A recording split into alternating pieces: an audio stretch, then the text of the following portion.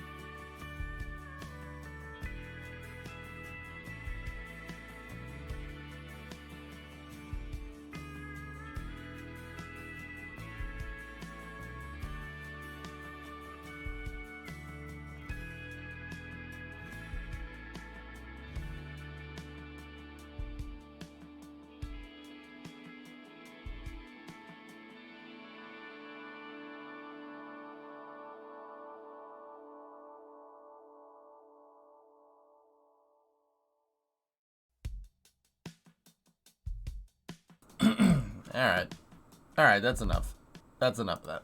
Okay. Good morning, everybody. How are you?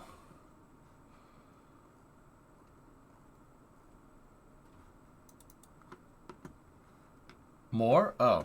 Alright, alright. Yeah, I can do that. There you go. There you go. Yeah. Yeah. Oh.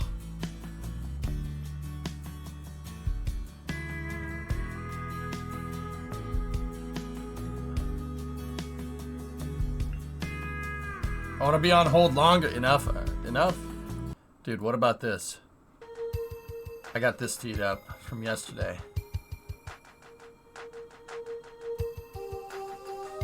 Oh. Doesn't this make you want to pull your hair out? What's this? Homemade documentaries. I know about this. Yeah, I know this channel. Very nice. Very nice.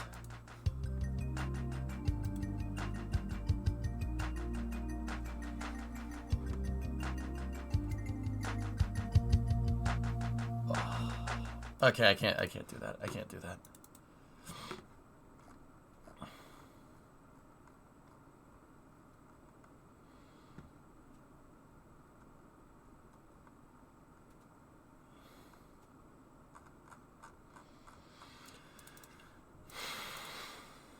Please hold. Your call is important to us. You are 50th in line.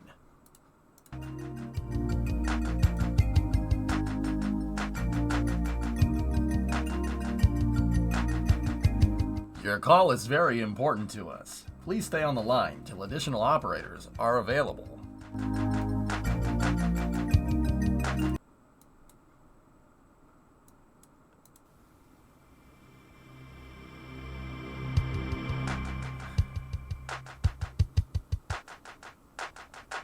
Don't you hate it when the music stops and you think somebody takes you off hold, then it starts again?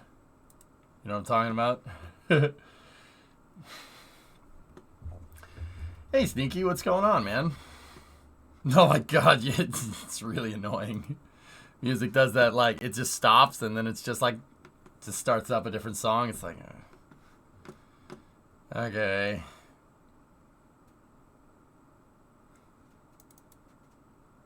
Hey, Whitney. Happy birthday. Well, belated. I've had my queue number go up well on hold. Oh, boy. All right. Today we got to build a lander. How about this one? What's that? What's that?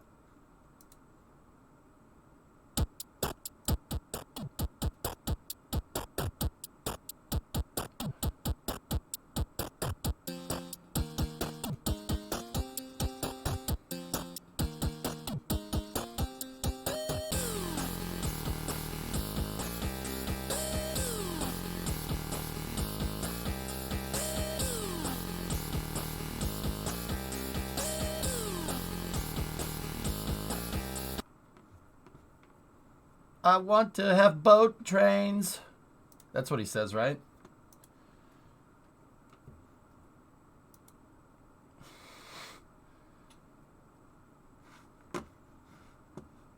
Woo!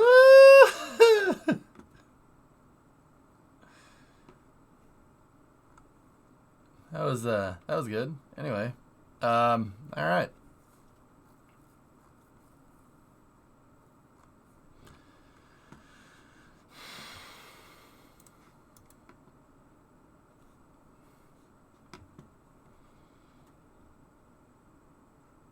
Kerbal time? But yes, the ST fired normally when I put it on the test stand. Man. Yeah, I mean, Nova, that's why, you know, I sit here till I'm blue in the freaking face and try to tell people about, like, vessel hierarchy and stuff. Because, like, you know, somebody comes back. I've been seeing this increasingly over the last couple of weeks. Like, someone comes into the stream, this game's still broken. And I'm like, let me see your craft file. Let me see your craft file. Turn your radio off. Wait, anyway, sorry. So they pop in and they They're like, the thing's broken. I go, what is it doing? They're like, oh, it's, you know, pulling from this and it's not doing it right. I'm like, you didn't make it right. No, the game's broken. I'm like, why does my stuff work then? My stuff works just fine. Hey, Kronos, what's up, man? Kerbal, we're here for summer car? Oh.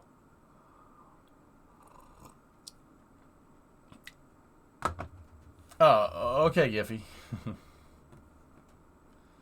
The game's not broken. You're no, I mean, okay, all right. Creeper, like I gotta make sure I'm straddling a fine line there because the game is broken, but also I have a feeling that the vast majority of glitches people are getting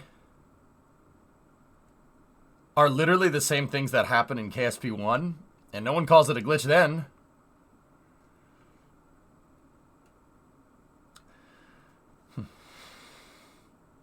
Spend 4 hours fixing other people's rocket. I mean, I could. Sweet potato. Want to hear a first-gen Mustang with some Lobe cams? Yeah. Yeah, I would like to do that.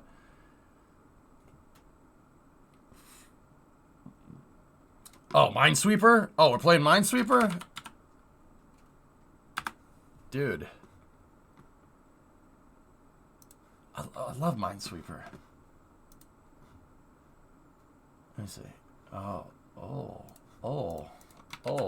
that is nice. Get the hell off the screen. We'll put the sound on in a second. Let me see.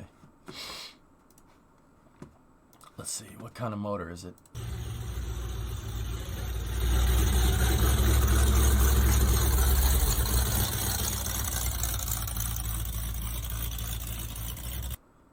$390. $390. Nice. Nice. It's a big block. Yeah, wait, hold on. One more time for science.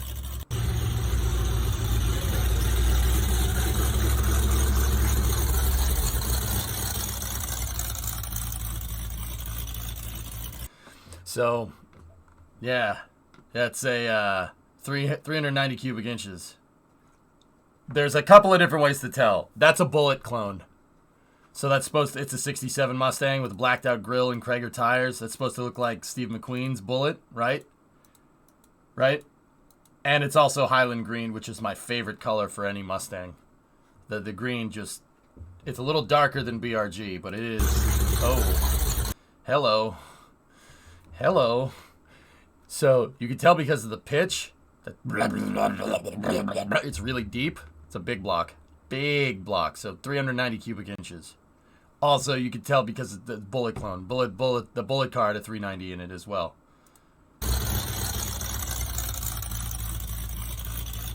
Like you hear how that's real big block. Very nice. Very nice. Rather have the 6. Sure, Jan. Sure, Jan. All right, now guess on the horsepower.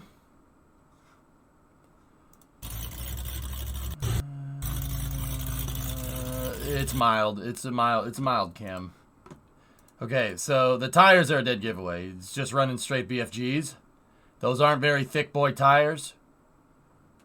They're not very wide, so it's probably just mild, probably making like 350, 400 horse or something like that. I mean, that's all you need for the street. That's fine. What would a V8 version of that sound like? What do you mean? A 390 is a V8. It's a big freaking V8, actually.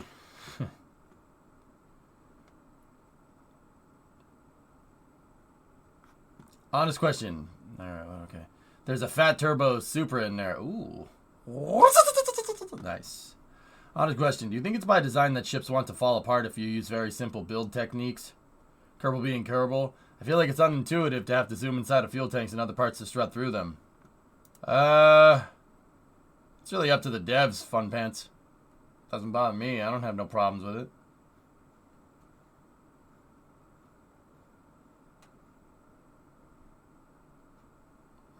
Oh, sorry, I didn't know. No problem. No, the 390 is a huge motor. Tesla sports car exhaust composition.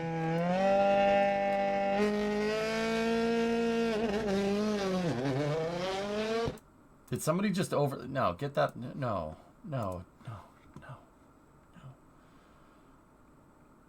Auto struts aren't in the game. No. I mean... Keep watching. No. I don't want to. Because if I sit here and talk about cars, we're going to end up talking about cars for the next 4 hours. And then people in chat are going to give me crap for talking about cars for the next 4 hours. I don't want to do that. Anyway. Sweet Potato's like, I don't object to that. Yeah, and Oculus, I agree. Minesweeper is a good game. Solitaire is a good game, too. They don't come on Windows anymore, dude. Cars are cool. Yeah, you're not wrong. But the yellow Tesla, though...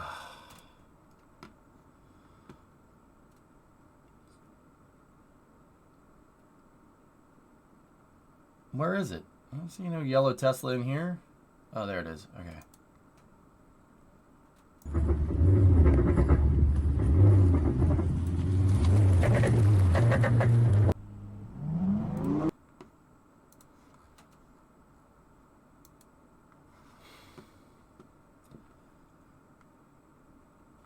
Yeah, Mikkel, you're not wrong.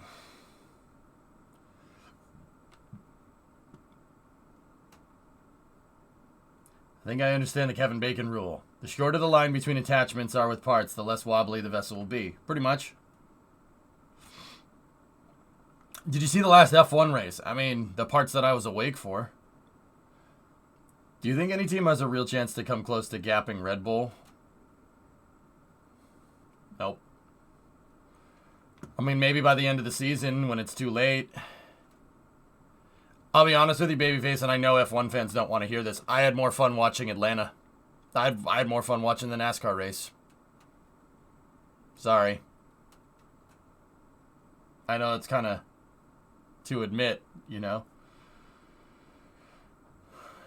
Sebring, yeah. I was working for most of Sebring North, but yeah, Sebring was cool.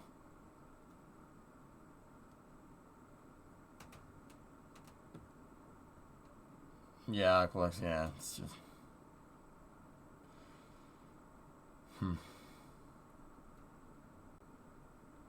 I forgot about the Grand Prix, no regrets. I mean, we got NASCARs at COTA this weekend, PY. Oh, and Kimmy is going to be racing in it, and so is Jensen Button.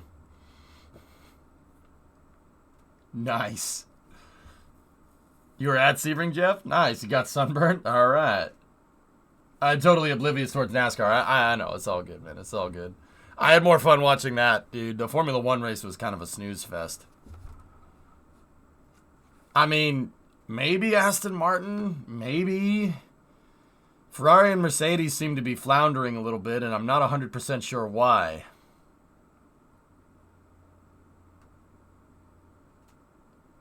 I'm looking forward to seeing NASCAR at Le Mans. Huh? What?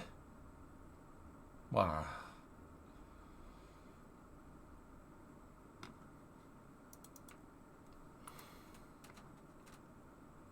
I'm surprised how bad McLaren is. Very weird.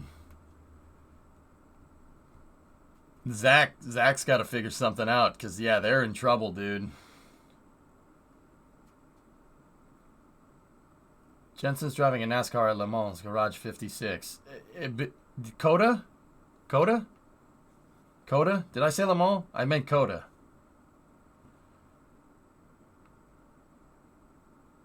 Yeah, sure. Like, I think that's the only big thing. I mean, Ferrari is just... I'll say this once, I'll say it again. It's my opinion. I think firing Binotto was a super stupid thing to do. That was really not smart. I don't think that was a good idea at all. And I'm not saying that Freddie Vassar is bad or anything. Freddie's good, but... Oh, he's at COTA, but he's also doing Le Mans in a NASCAR. Oh, neat. When's Le Mans? Le Mans is in June.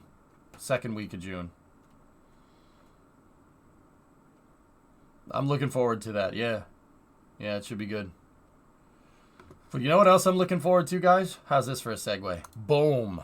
There you go. I'm looking forward to this for a segue. Check this out.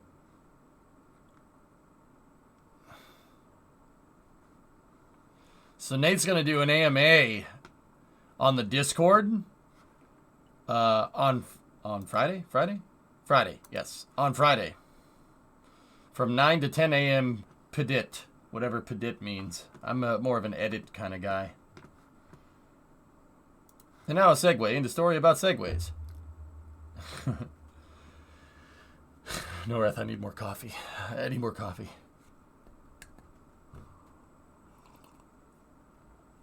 I'm sure it will be civil. Pacific Daylight Journey. I know it. Pacific Daylight Time.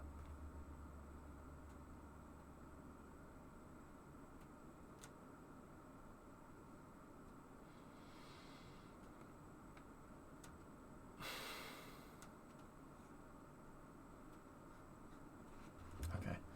I take you seriously all the time. Okay.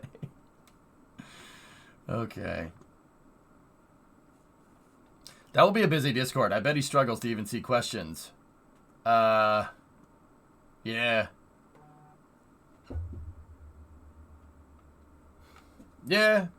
Coffee. Built for tough. Dude. Freaking truck, man. One of the shackles is not coming off. I have to grind the bolt off. I have to get the death wheel out. Oh boy.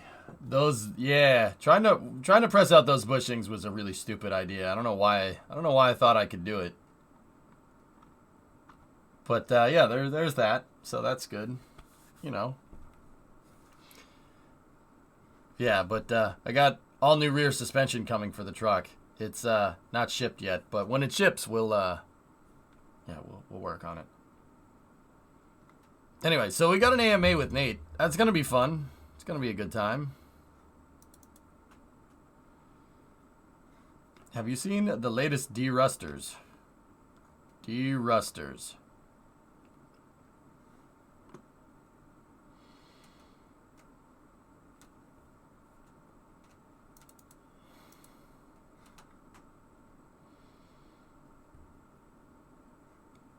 What a deruster?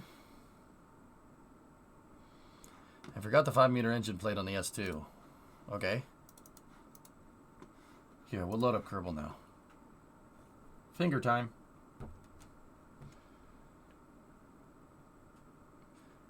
Important health warning, read before playing. A very small percentage of individuals may experience epileptic seizures exposed to certain light patterns of flashing lights, including some visual effects that appear in certain video games. Symptoms may even be experienced in individuals with no history of epilepsy. Okay.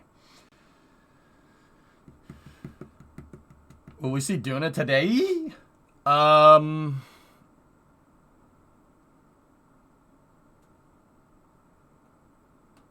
was aiming to get the Apollo 11 thing done today. We might see some Duna architecture. RS-25 hot fire news.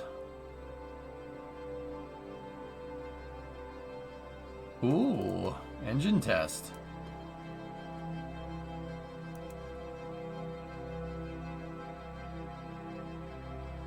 Oh, yeah, I've seen this. The laser, yeah. It's pretty good. But they're also super freaking expensive, Tessa.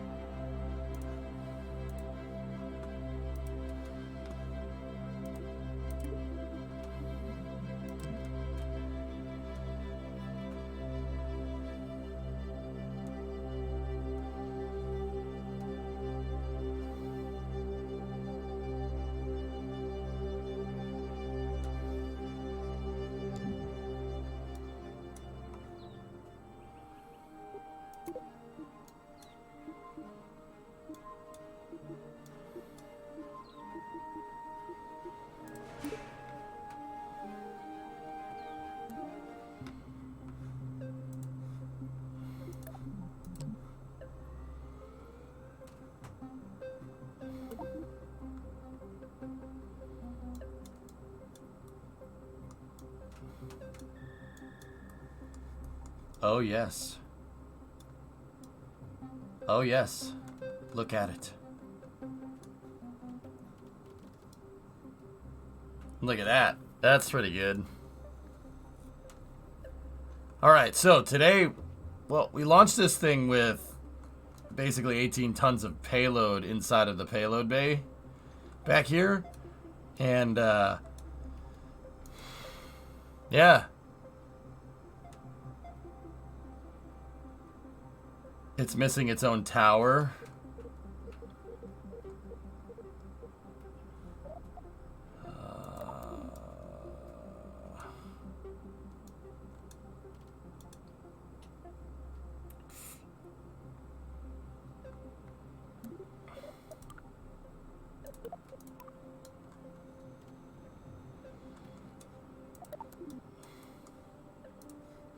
I needed to make that change real quick so the antenna works. So we did our Apollo 8 mission where we did a retrograde insertion around the moon. That was pretty good. Pretty good. Pretty freaking good there, man. You want to give it its own tower, huh?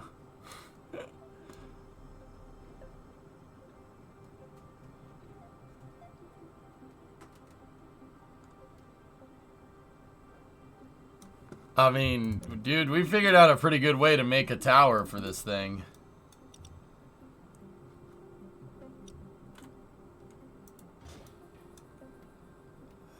It wouldn't take very long either. It would have to be,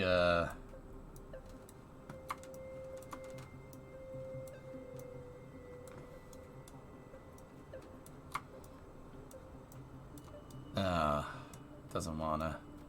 Let's redo that.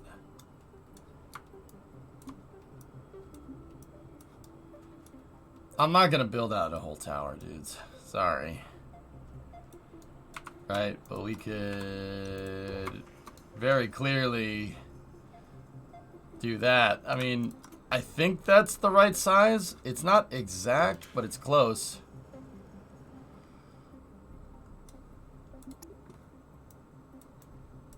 It has to be like red. Yeah.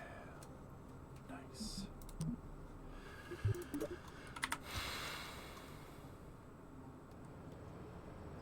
We'd have to put like panels and stuff in to make it look right, but it's pretty cool. I mean, you could do it. You could build way nicer launch pads and transporter erectors and stuff with this thing. But we'll do that another day. So we did our Apollo mission. Now we got to design the lander for this thing.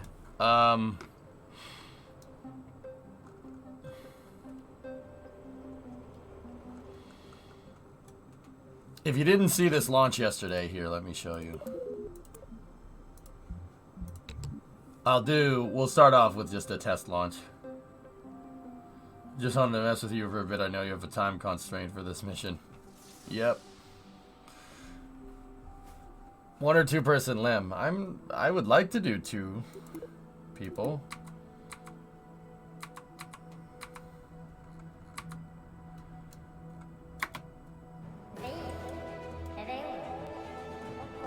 Battles.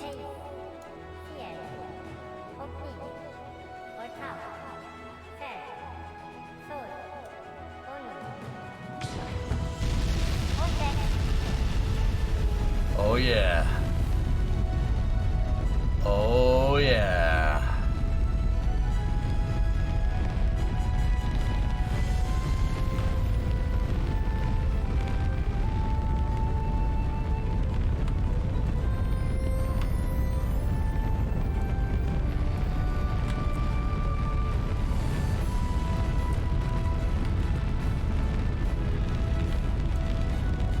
Not bad, huh?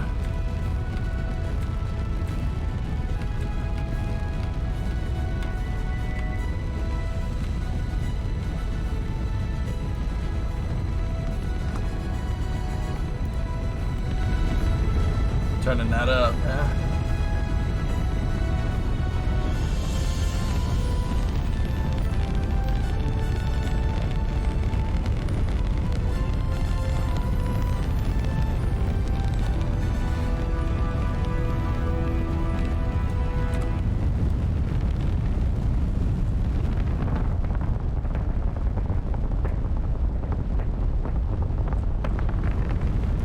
Thanks, Rendezvous.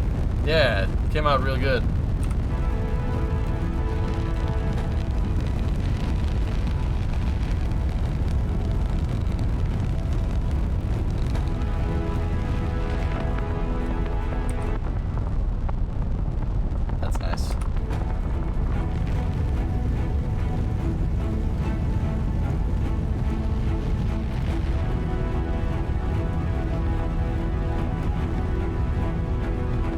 I told Nate that the first day, Dark Side, the sound guy's name is Howard. I'm like, give Howard a raise, please. Give him a raise, please.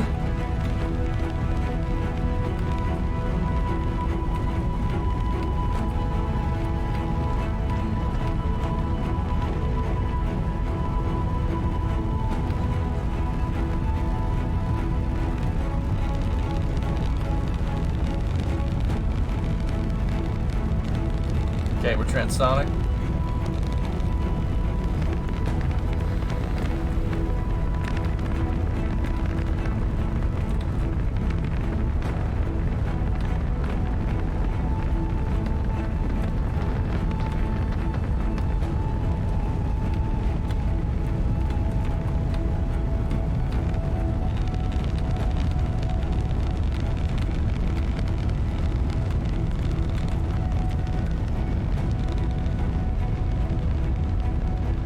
Contrails make that look so weird.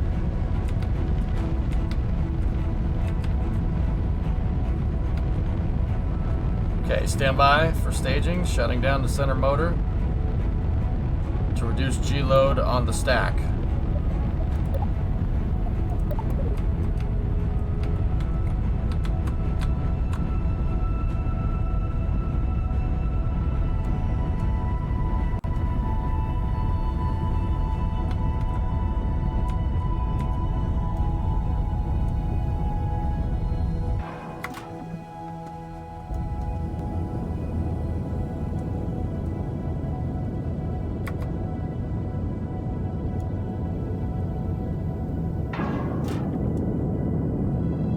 That's the best part. That's the best part. Dude, it looks like the Apollo 6 footage. Damn, that's cool. It's close, Hip. Yeah, it's close enough.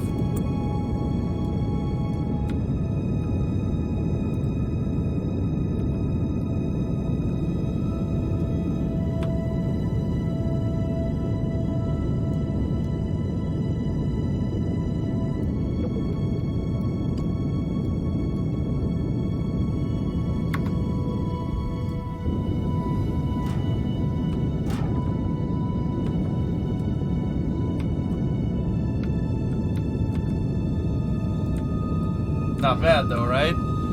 Gotta remember, this thing has 18 tons of payload and capsule on top of it.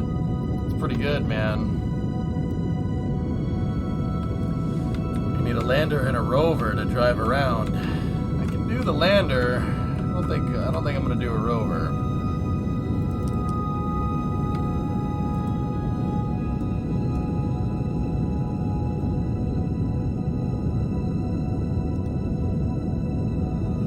Yes, those are square-eyed Marvins, that's right. Marvin's flying down there.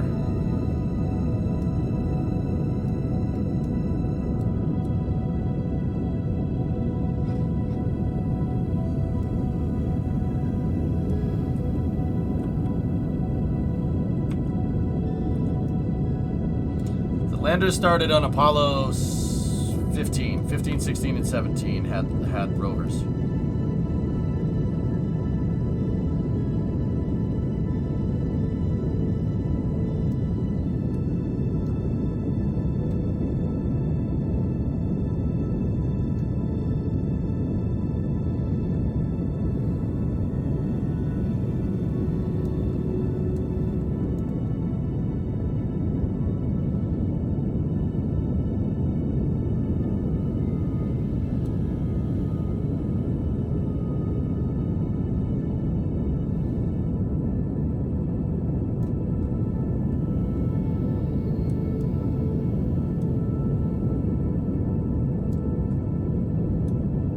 Why is the tank green? Anti-corrosion primer. The real one's green right there, guys. I hate to break it to you.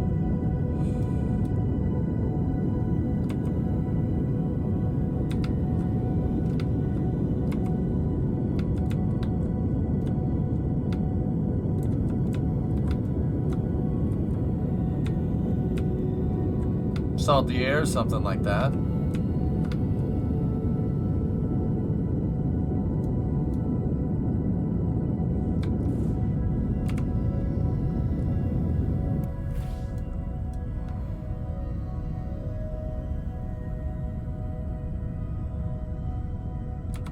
I have not built the lander yet, Nick. No. I was just showing people what we made yesterday.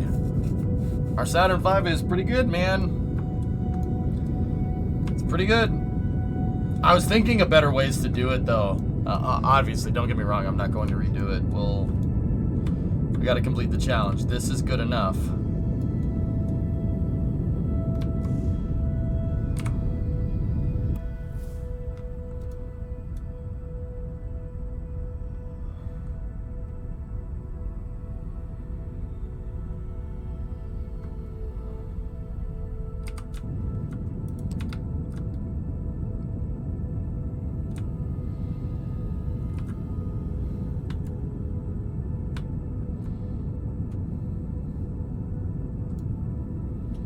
Yeah, it came out okay, yeah. The real way to do this would be to scale the tanks, right? The tanks need to be 6 meter for it to match the scale, but it's okay. We could always do fairing. We could always do the fairing thing, but yeah, it's all good.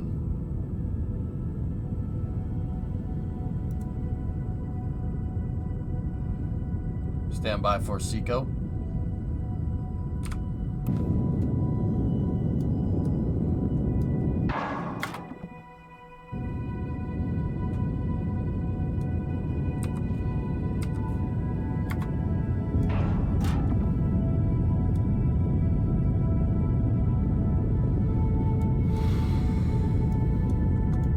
No, that's on purpose, Funky. I always have the S2 run out of, I always have it run out of Delta V. It's supposed to run out of Delta V right before circularization. That's what the real one did.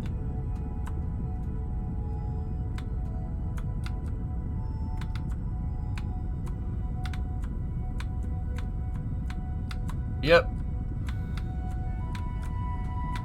You don't want any space junk, man.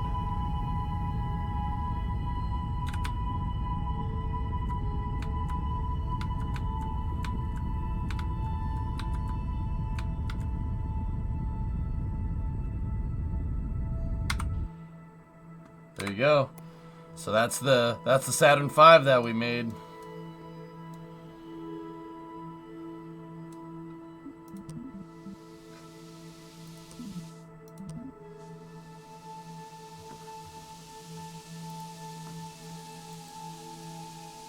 You designed a LEN the other day with procedural wings. Hey, that doesn't look too bad, man.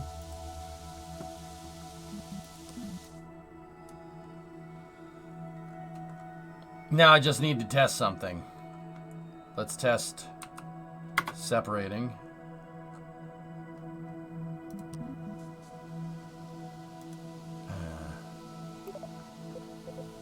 Okay. Well, that's not supposed to look like that at all, but does the antenna work? Let's see. Ready? Hey, it works now. But now we have that.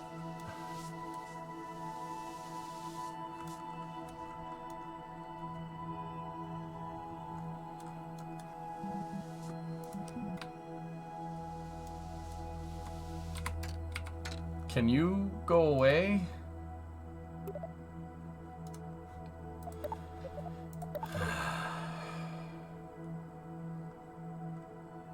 It's an experimental converging, no diverging nozzle. Anyway, that's cool. I don't think that's Apollo spec. Yeah. Something to keep in mind when making a lander. Oh, the orientation. Yep, I got you.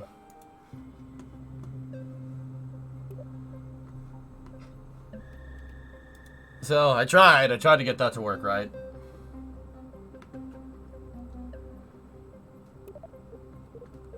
It didn't want none of it, though.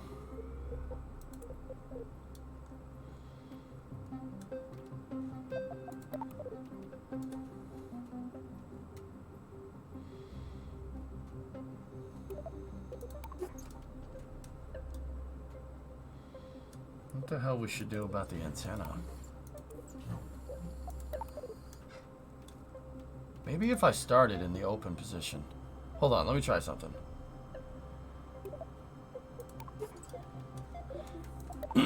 We've gotten 2 out of 4. Odic. We got to build the lander today, so that's what I'm going to do. But I'm just trying to fix some problems that we had with the Apollo lander. Or, not the lander, the Saturn V from yesterday.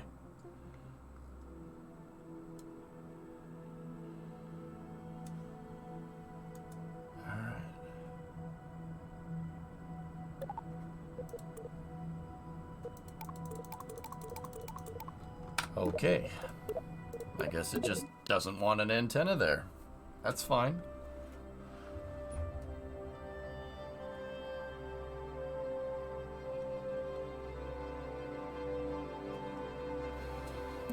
We could, Jackery, yeah.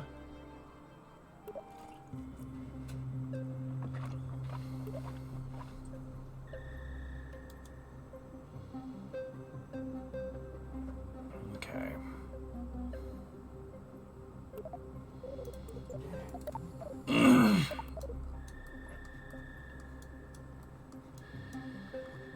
Yeah, if we wanted to scale these right, these need to be 6-meter tanks. They just need to be slightly bigger, but you know what? This is good enough to get the point across. Which is fine. Give me 1 second, fellas. It's getting too hot in here. It's getting too hot.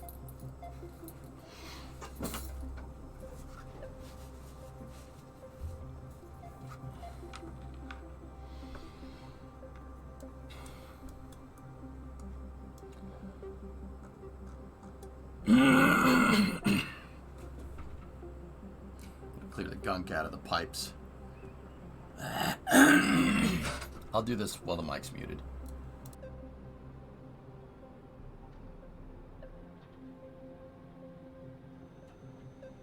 Yeah, too much smoking. Yeah, you're not wrong there, dear. No, I don't smoke. It's a disgusting habit.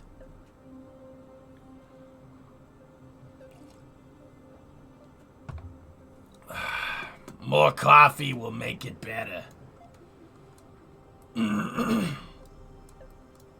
Smoke. Alright. Lander. So, how did I mount this thing in here?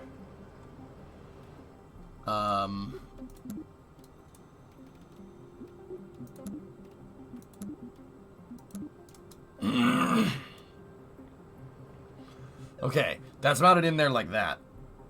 That's not bad. Okay, that should be easy. So we have a good spot for our decoupler here. So let me take... Dude, come on, voice. Let's go. Cooperate, please. Nah, I'm all gunged up today, Tessa, for whatever reason. Better not be getting sick.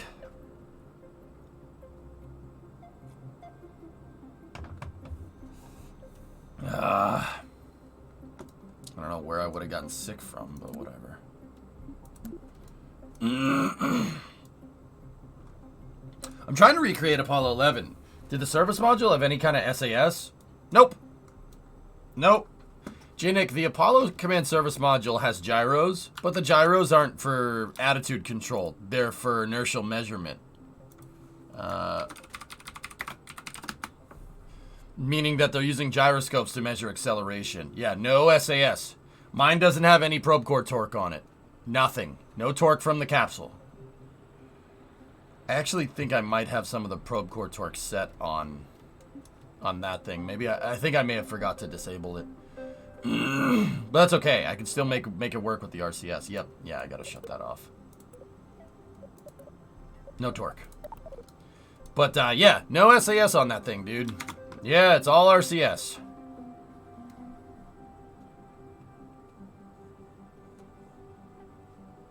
You're making me have to clear my throat? All right, give me 1 second. Let me go figure this one out.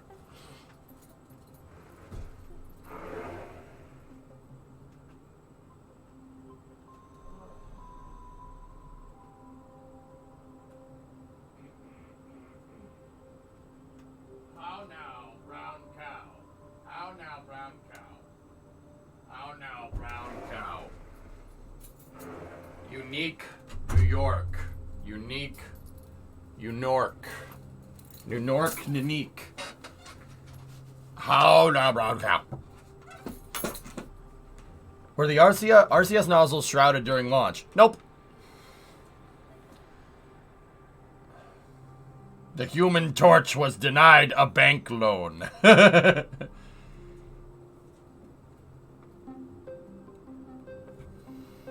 Shaka, when the walls fall. When the walls fell.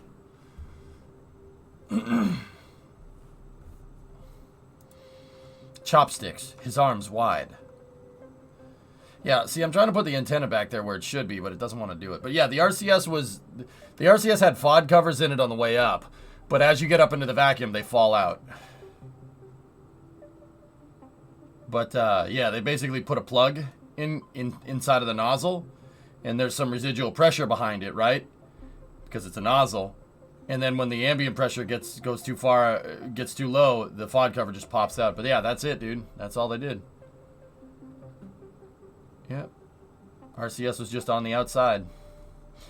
This RCS was used when the capsule was attached, and that RCS on the capsule was used when the capsule is flying by itself. It's a pretty crazy piece of equipment, dude. But we aren't building the CSM. We need to build the lander. The LEM.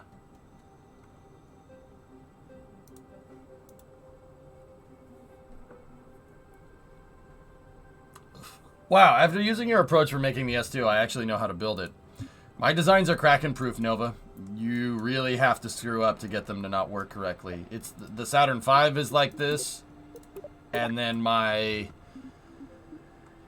the SLS-alike rocket is like this too. HLV Prime, dude.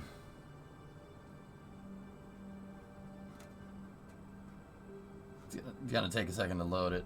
You gotta push the little yellow button to load it. This one. Yeah, baby.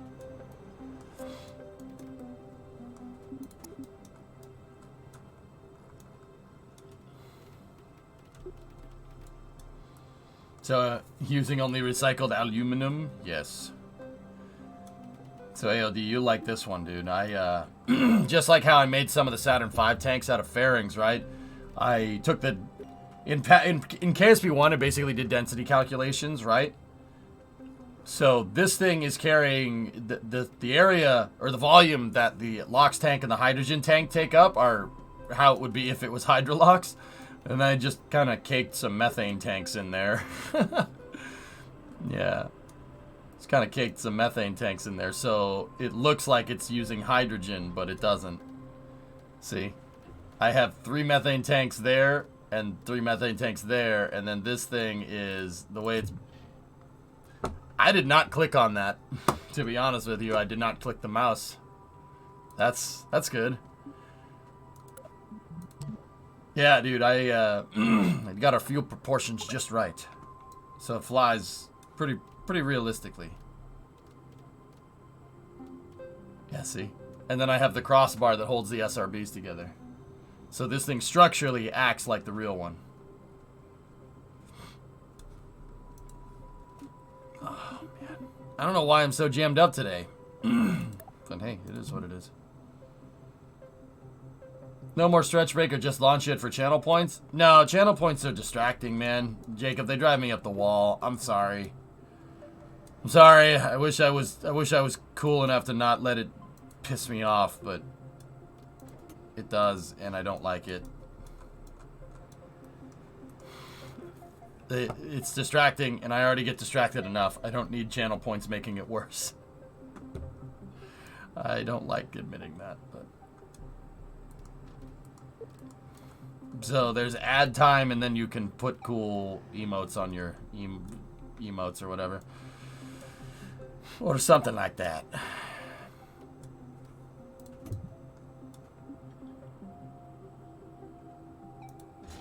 So, I don't like that we're going to have to do this way, but I'll have to put this outside so it actually looks like it belongs where it belongs.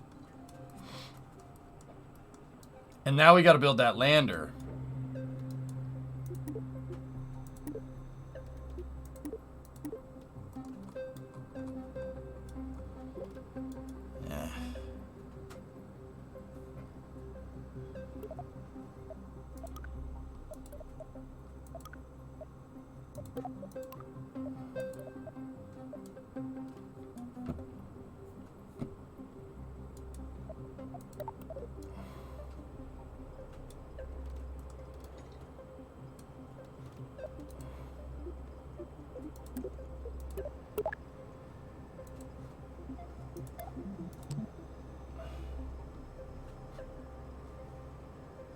Come on. Come on, let's go.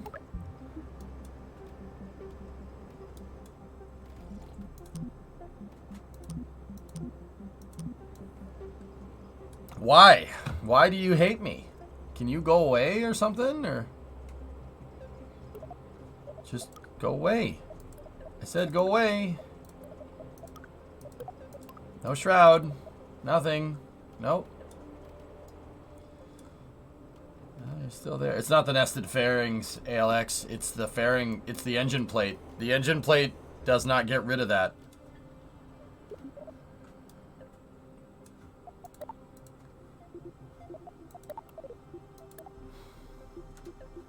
Let me just load up the gemstone from yesterday. Hey, Gene.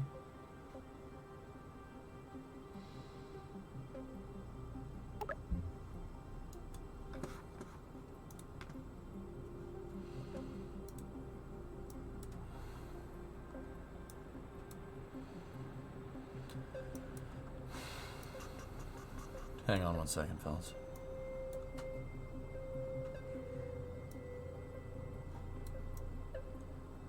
Alright, cool.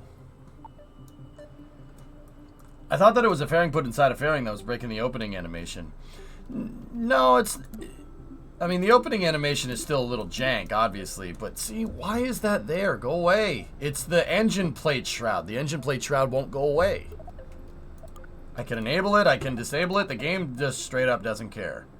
And that's just going to make putting the lander in here a little bit more, it's just going to make it that much more difficult. Editing the fairing and making no changes should fix it.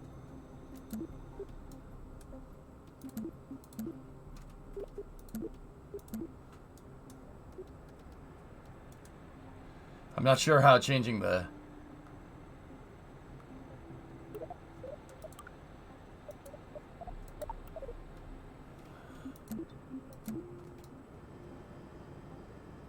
It's not the fairing, fellas. Nah, Electron, that's not going to be structural. Well, I mean, whatever. It's clearly not there. Like, as long as it's disabled.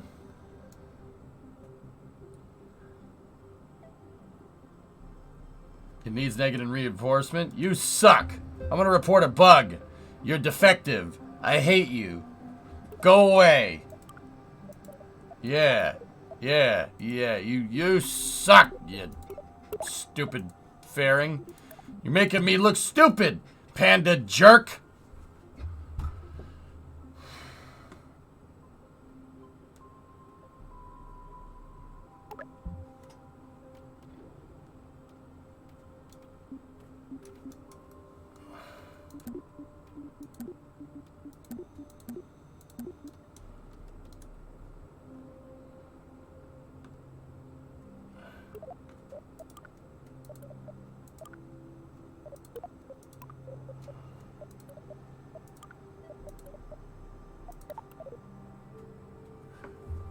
Whatever. I won't let it bother me too much.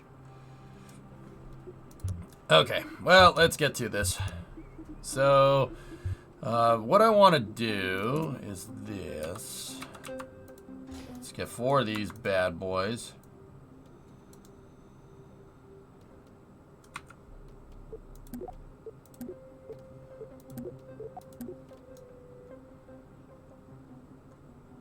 Oh, that's good. That broke that. That's nice.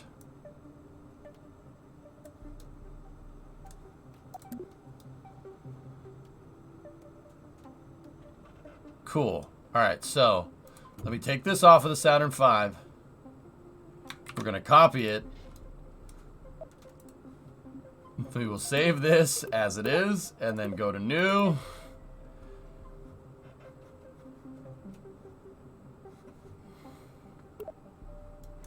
And then paste it. Hey, there's our dimensions. That's the dimensions for our Lunar rover. Cool. Excelente.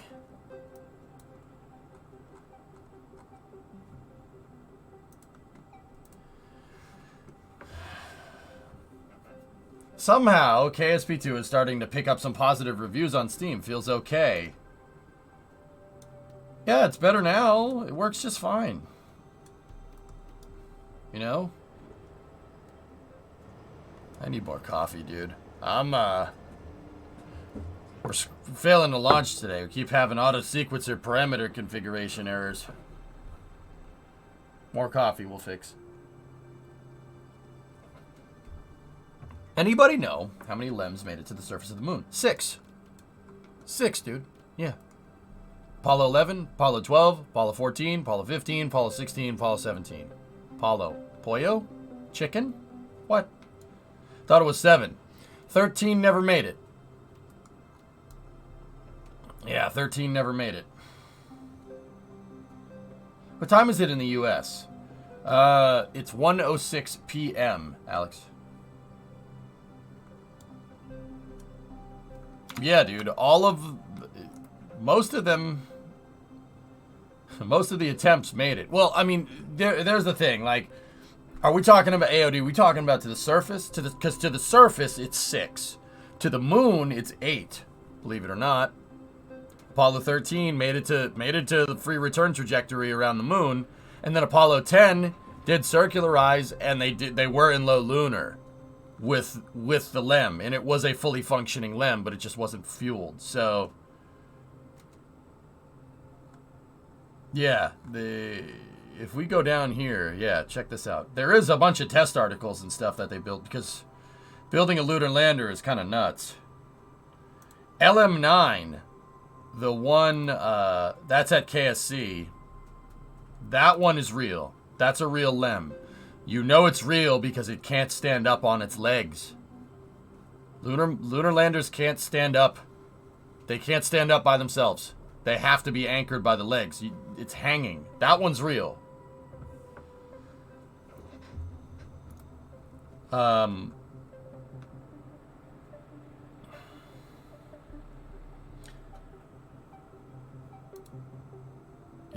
there's that one.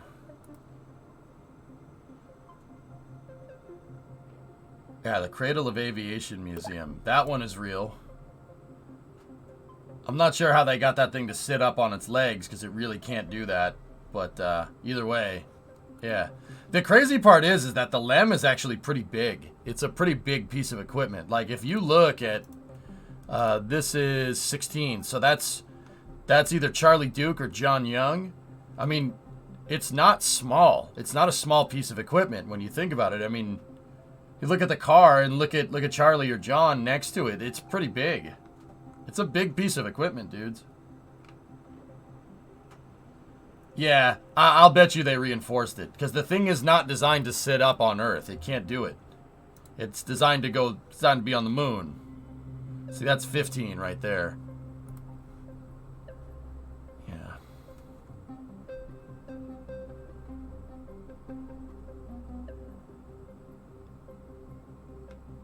Yeah, Naweed, why would you want it to sit up on Earth? That's just a waste of time. See, this one at the Smithsonian, that's LM2.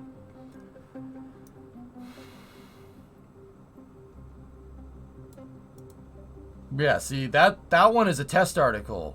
It was intended for flight, but then they changed it. It's got to be braced up with something. The thing can't stand. Or it doesn't have, like, fuel tanks in it or something. These legs can't really hold it up down here. Yeah, see, they carry it by... It has to be hung, or it has to be hanging from the landing legs, or it has to be, like, hoisted from a crane. That's the only way you can... That's the only way it'll sit up.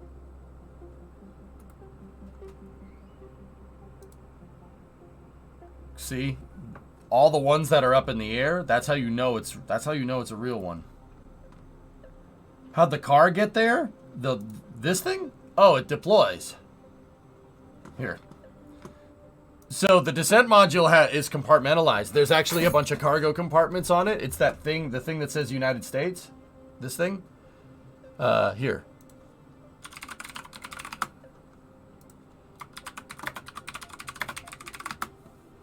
Watch this. So, check this out.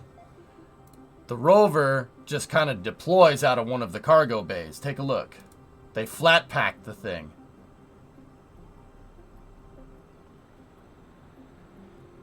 And that's what I mean when I say this is an ingenious piece of mechanical engineering, because all this guy has to do is pull on that string. That's it. All he's got to do, pull on that string. The more you pull on that string, the more it deploys. Think about the Rube Goldberg-esque stuff that you have to do to get that done.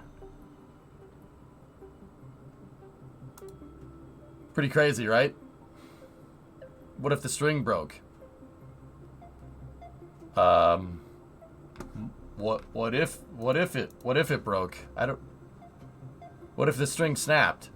I'm sure you could go at it with your hands if you wanted to, but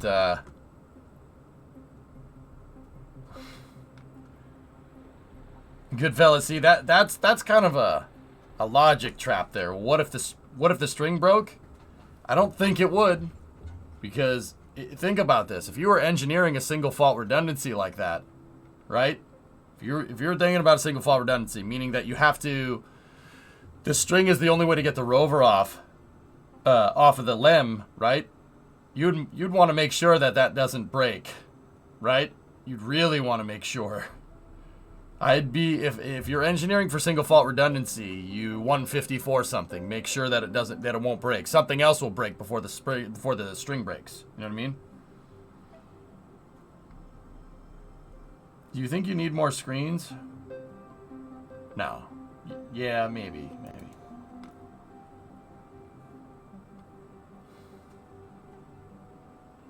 Unbreakable diamond tether from Futurama. So, like Goodfella saying, what if the string breaks isn't that's not the right question. The right question is to ask is, what did they do to make it so it wouldn't break? You know what I mean? Because if it breaks, you're screwed, right? It's going good, Demon. How are you? Did you get craft files sorted out, dude? Hopefully my building from yesterday helped. Can you believe that? I did this in KSP1. We can do this in KSP1, but without the robotics, it's going to be a little bit difficult. No? Oof. If it breaks, hold F9. Yep. I'm sure there was some kind of redundancy to it. If it breaks, whatever, just leave it there. I mean, honestly, that's probably what I would do if you want. Like, I'm not gonna go digging around on that thing trying to pull it out. Like, what if you puncture the suit? You're screwed. Like, absolutely screwed. Well, not absolutely screwed, but that means you have to go inside, and I wouldn't want to go inside, man. I wouldn't want to do that. Redid the S2. That ain't going nowhere. Very nice. I'd start cursing the string maker. Duct tape, and you're set. Yep. All right, how are we gonna do this? I don't know how we're gonna do a two-stage ascent module. The rover stays up on the moon. They're still up there, actually. Yeah, they're still up there. No torque. We don't do that.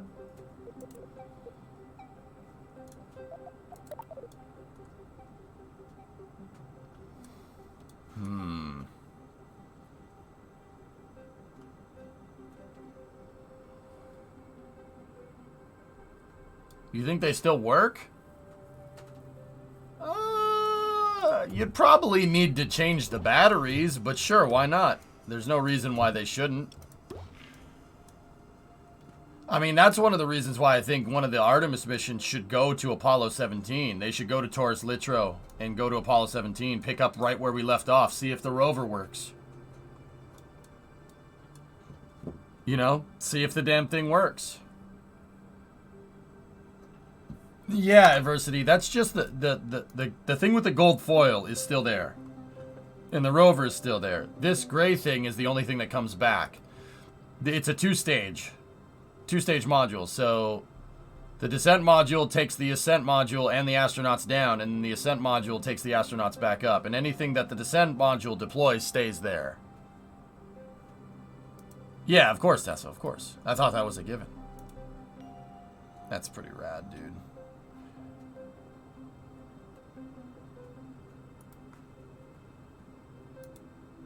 That's pretty freaking cool, man. Yep, see? The Ascent module. Yeah. Actually, you know what? I want to tell you guys about this real quick. 17 was actually an insane freaking mission. It's a shame that we didn't keep doing it with 18 and 19, cuz like Apollo 11 stayed on the moon for about 20 hours. They did 1 or 2 EVAs, and that's about it. Apollo 17 was on the moon for 3 days. 3 days, man.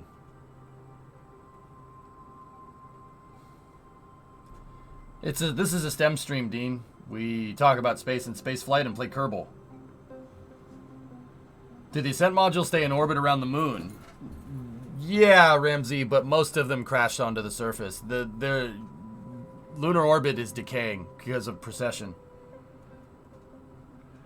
Just realized that the sky is black. How come you can't see the stars? Well, you can see the stars. Absolutely. The problem is that there's just one star that's a lot closer than all the others. And that one tends to drown out the light from the other ones. Because camera lens. There's starlight from one star that you can absolutely see. Yeah, Veljix, it's just the camera lens, dude. You can go look at pictures of like astronauts on the ISS, looking up at the sky at night when the ISS is on the dark side of Earth, right? So during the nighttime, and you could see the entire galaxy, man. It's pretty crazy. The reason why there's no stars, dude, is basically for the same reason why astronomers don't go out looking for stars in the middle of the day with their telescopes. Same reason. There's one star, and it's way brighter because it's a lot closer than all the other stars.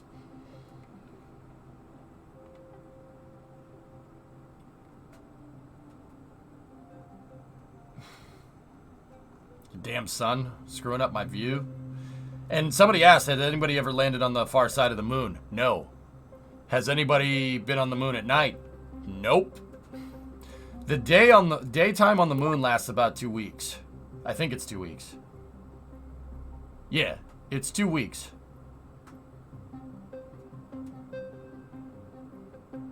Yeah, and the problem is that it gets really freaking cold.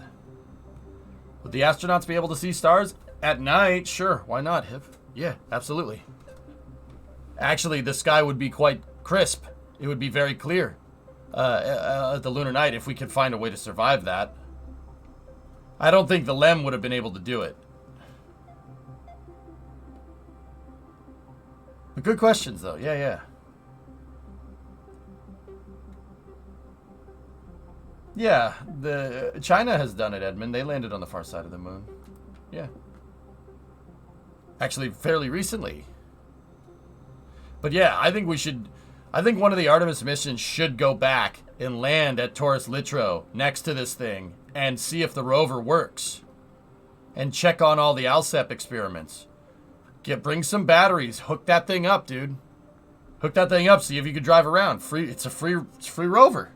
Free rover for you, NASA. Like, you'd be stupid to not do that.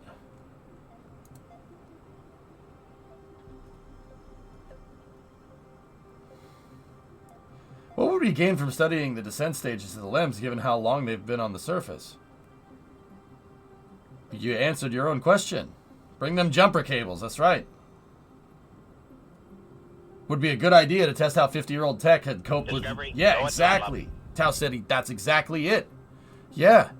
Dude, you wouldn't be able to do this type of science even if you wanted to. See how the rover holds up over long durations of time. Has the molecular structure of this thing been cooked by the sun? Like, what's going on? You know, I'd be really interested to see that. 40 years under solar radiation. Yeah, that's awesome. We should go check that out. Let's go see what's good. Yeah, Scav, it is. No.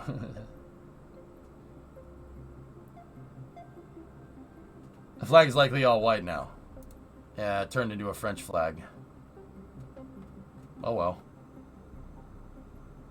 Yeah, exactly, and Grim. There's a ton of science to learn there. There's a ton of things to learn by going back, and obviously, it's really freaking cool. Yeah, Tech. I've seen the ascent footage before, but yeah, we got to build that. We got to build out our lander.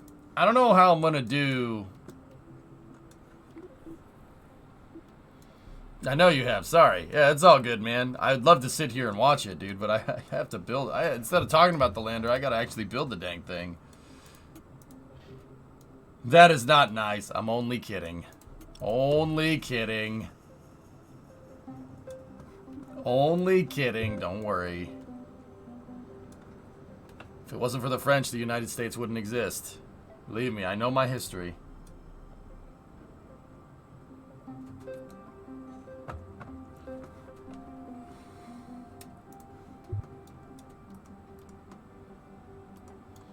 I mean, the second the French found out that we wanted to stick it to the British, they were like, huh? You do not like the British? We do not like the British. Oh, we can be friends now. Yes. It's pretty much how that happened. Yep. That's right. Lafayette. Good man. Yep.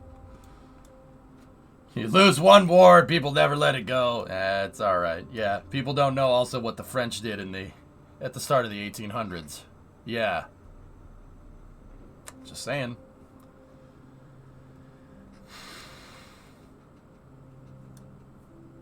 We did pay it back twice, so you know.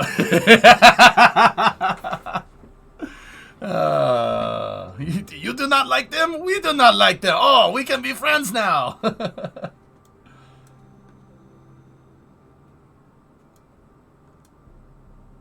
Yeah.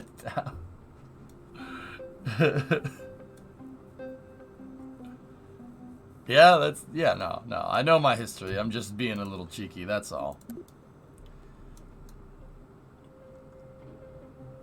Alright, so I was thinking a two-person lander would be better. I'm not making the LK lander. The LK lander is a death trap. Don't blame him, us Brits wanted his head. Yeah. Off with his head. Alright. They had to depressurize the LM every time. Yep, no airlock.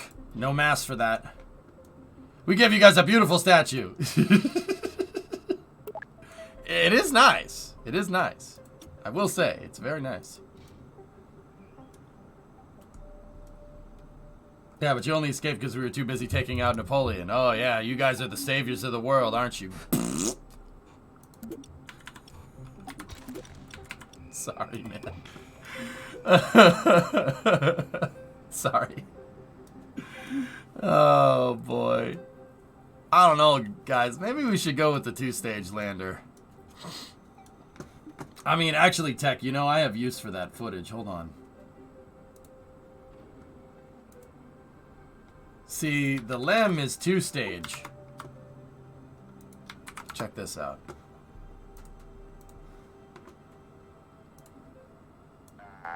Shoot. Okay, let's get off. Forget the camera. 10 seconds. 10 seconds. Port stage pushed. Engine arm is destined. Okay, I'm going to get the pro. 99, proceeded. 3, 2, 1. Check it out. Boom! Right away, Houston. Vector good. Ag thought. Damn, that's cool. Pitch over. Roger, you have good thrust.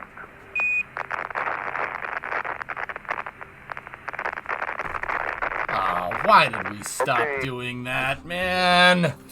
Ah! No. Oh, it's so annoying. It's so annoying. If you were offered a one-way ticket for the Mars expedition to further mankind's movement through the solar system beyond, would you take it, and if so, why? No. One-way trips... One-way trips isn't space exploration, Tau City. The only way I would go to Mars is if I had a return mission. Yeah. Think about it. Anyway. Either way. Like, the Pilgrims, we know when they came across the ocean on the Mayflower, you could always take the Mayflower home. That's exploration. Alright, that's... One-way trips are for lemmings. Easy answer, we got bored. 2, 1, ignition. Oh, that's so dope, dude. Come on, man. So, So, how soon will Artemis land on the moon, Ilya? It's supposed to be 2025, 2026, but who knows?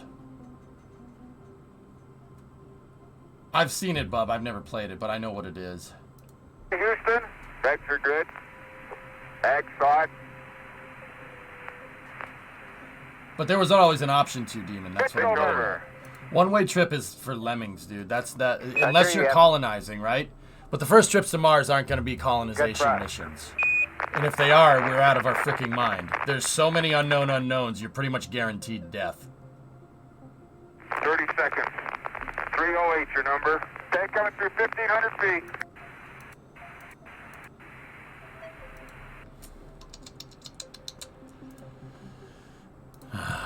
All right. So this is how I had this set up before. I used one of these things. I used the adapter, but maybe we can do one better here. No.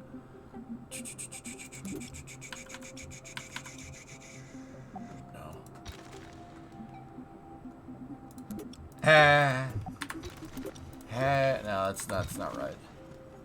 Button down, shoe, pan. No, that's not right. Oh, I don't mind that.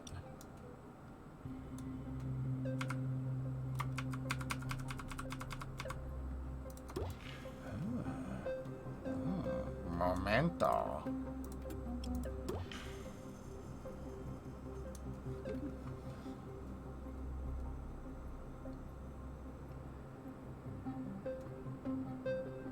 Oh yeah, Tao, I understand. One at a time, you got it. Alright, so what if we...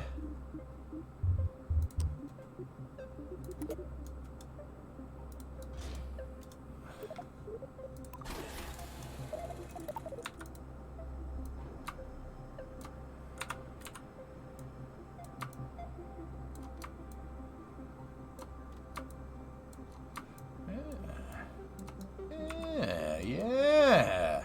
Not bad. Does that fit in our template? Let's take a look. Oh, dude. It absolutely does.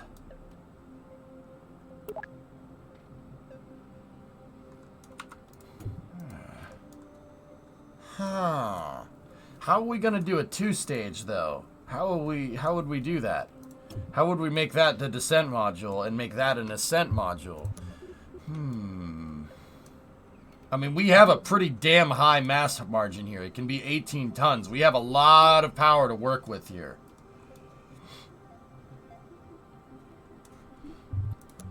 What about using a short tank with legs and engine for the descent stage, and then the lander can with a radial fuel tanks and engine for the ascent stage? I mean, Creeper, that sounds like a good idea, but my question is there any other way to do that? Like, is that adapter piece hollow? Sure.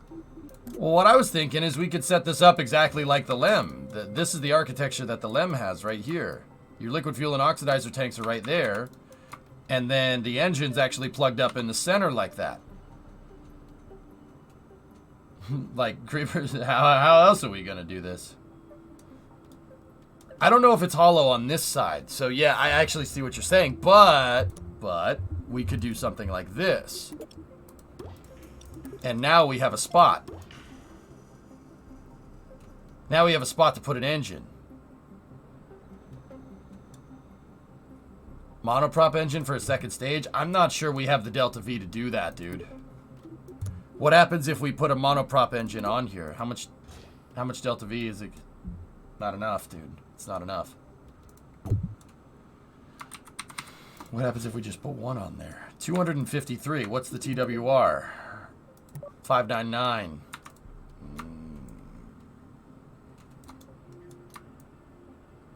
I mean, that's not bad, dude. That's actually pretty cool, but we could always put a smaller motor on here like that, right? Oh yeah, that's offset. Oh.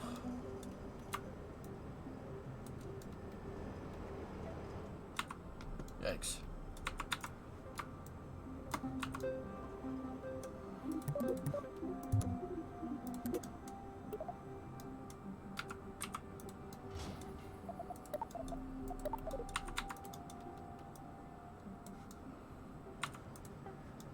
That's 912 meters a second for real. Oops, I hit launch. Why is it offset? That's actually a game glitch, dude.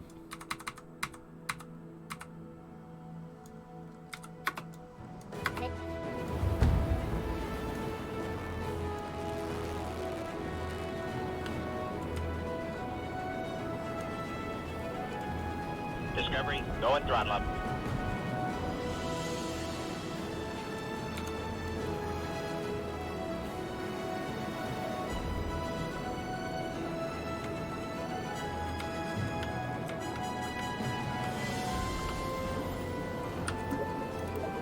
Okay.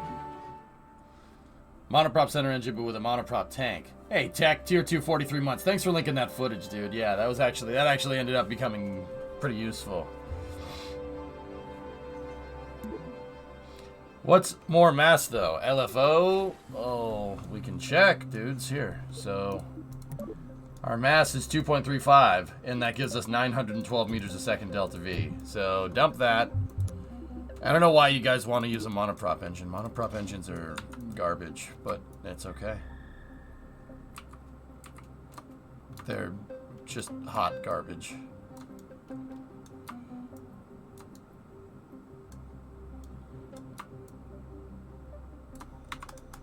So that's 253, and then you guys are saying put something that's a similar size on here.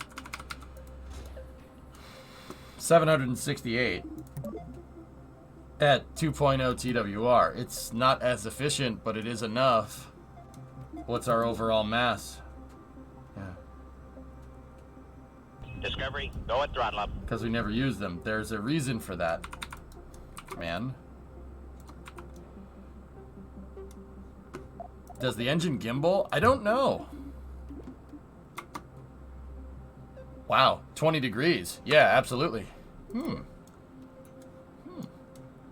We don't need 20 degrees of gimbal, though.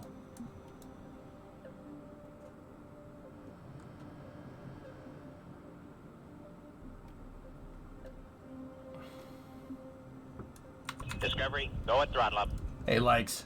50-month resub. Only 100 more months to go. Hotel 25 with the 22.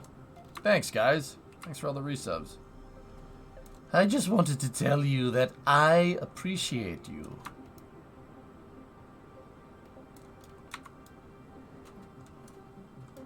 So that's 768 at 2.08.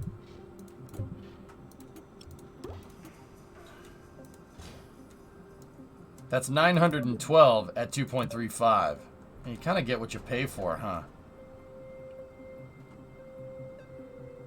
Hotel, I vote no monoprop. Well, I need monoprop for RCS. That's my problem, dude.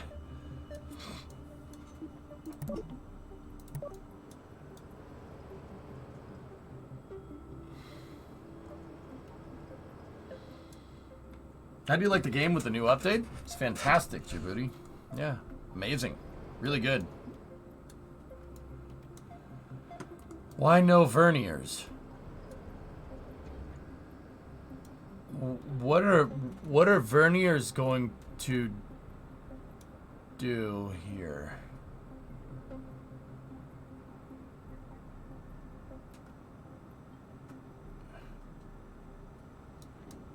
I don't understand.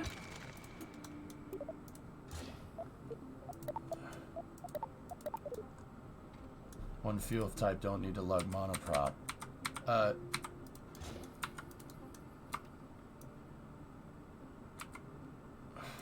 They drift, man. Those parts. Discovery, go and throttle We up. might have got the fuel consumption figured out, but they still drift like a melon farmer.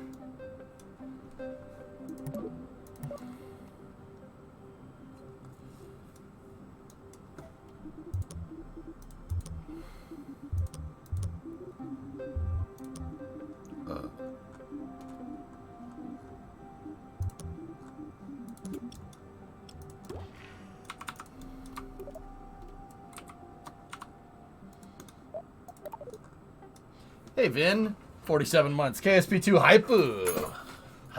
Hypo. Actually, speaking of Japan, anybody watch baseball last night? The World Baseball Classic was pretty good. Kind of sucks for Mexico. They kind of Kind of got wrecked. Riggedy wrecked.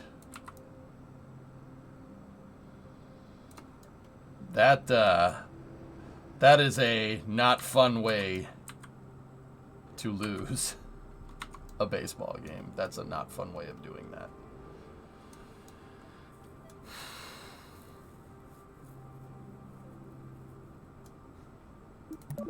One more monoprop tank and you should still be below the... Just don't really understand why you want to do this so much, but alright.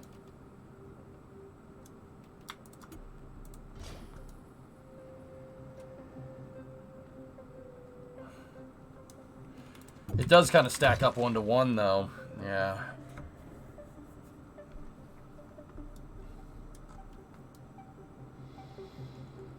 I'm still not over how my team threw against yours. We were so close.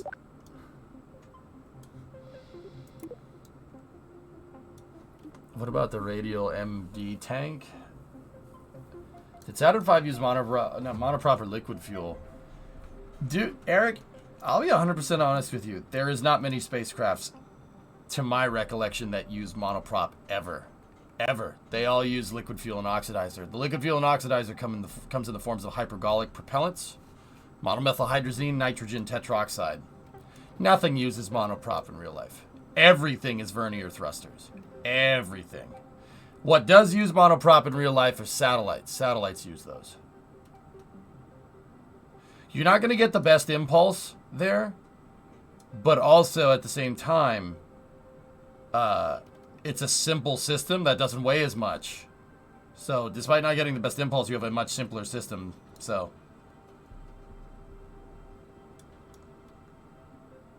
it's a single propellant flowing over a catalyst. Yep.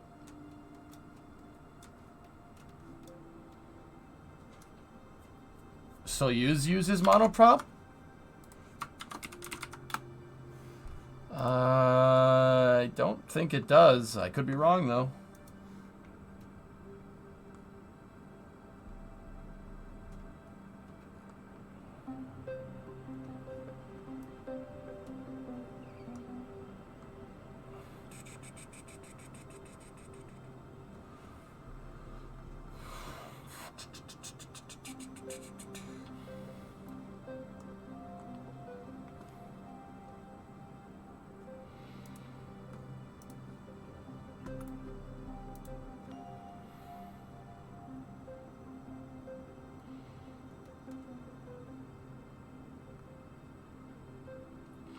A non-pressurized part of the service module propulsion compartment contains the main engine and a liquid fuel propulsion system using N2O4 and UDMH for maneuvering in orbit and initiating the descent back to Earth.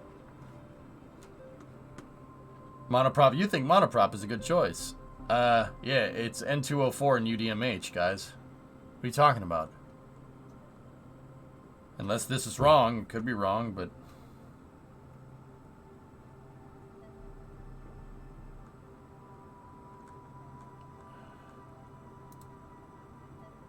Nice. Nice. Did the Soviets use it at one time? They use unsymmetrical dimethylhydrazine, dude. What does the capsule itself use? Yeah, perhaps this is where we're getting confused.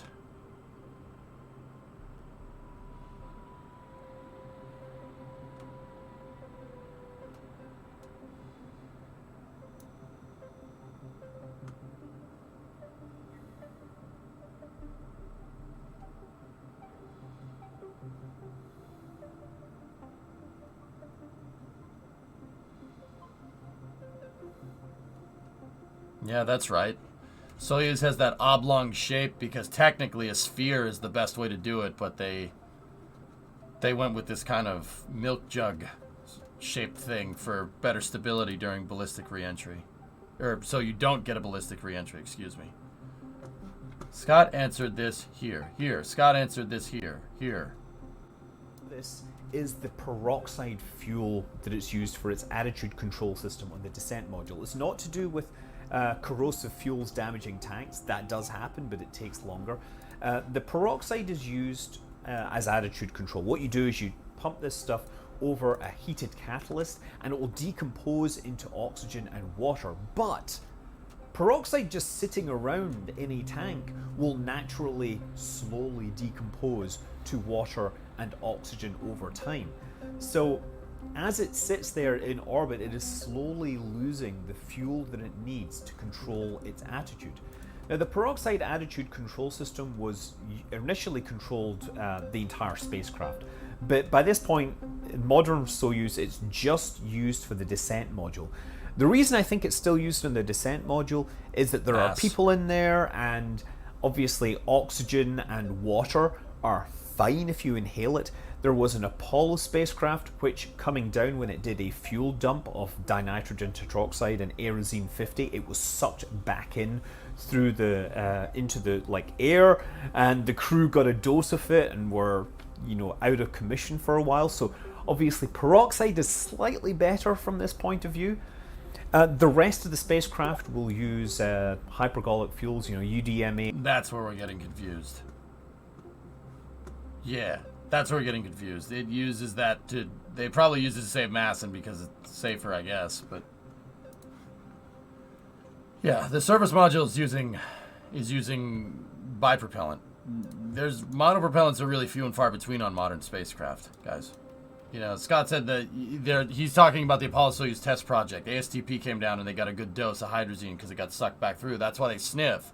But Starliner, Dragon, Orion, they all use that. They all use bipropellant engines. Soyuz is the Soyuz descent module is the only one that doesn't.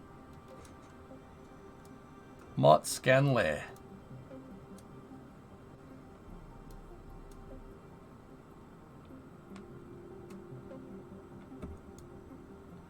So, yeah, I wouldn't. I don't know, dudes. I don't really see how that makes the case for our ascent module using it. I really don't want to. I'd rather have dedicated monopropellant for thruster control and then dedicated propulsion systems, even though the real one really doesn't do that, but I don't want to, end up using all the Delta V and then having no monopropellant and then not being able to rendezvous. I don't want to do that. That's not a good idea.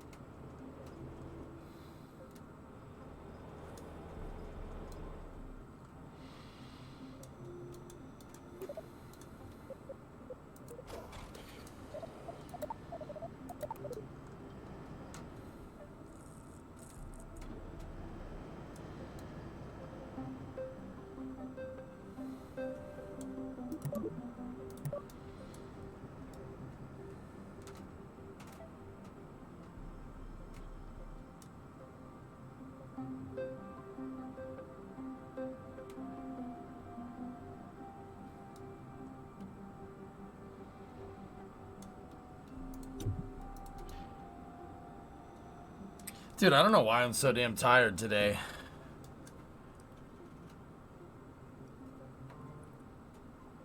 I need more coffee.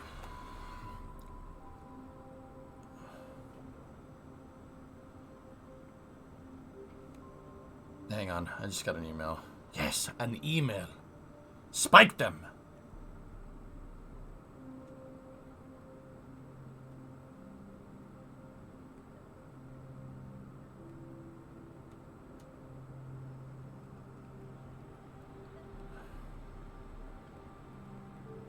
Give me 1 second. I gotta reply to this one. It's totally not the Space Force calling right now. It might be. You don't know. You don't know. Could be. It's not. Or is it?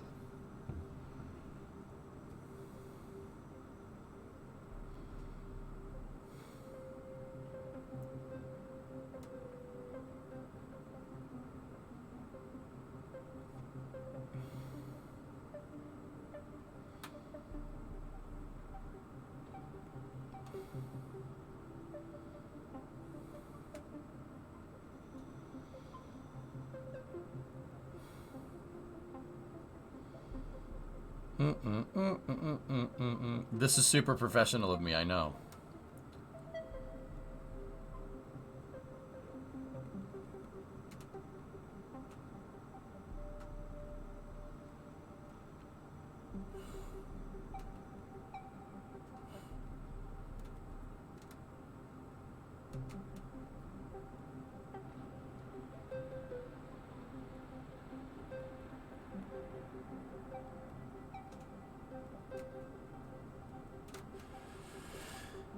Yes, I'm definitely interested in working with you.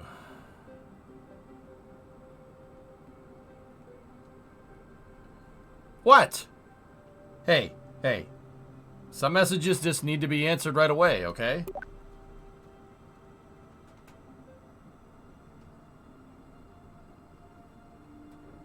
We just proofread. Always proofread your emails, boys. Do it.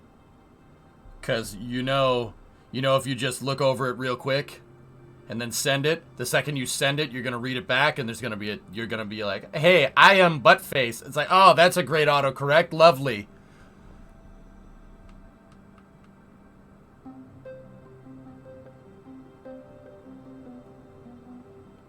Hello, I got your voicemail the other day. I'm interested for sure. Just been very busy right now with KSP2. That's not a joke. I can actually say that to people. Oh, sorry, I'm busy playing video games.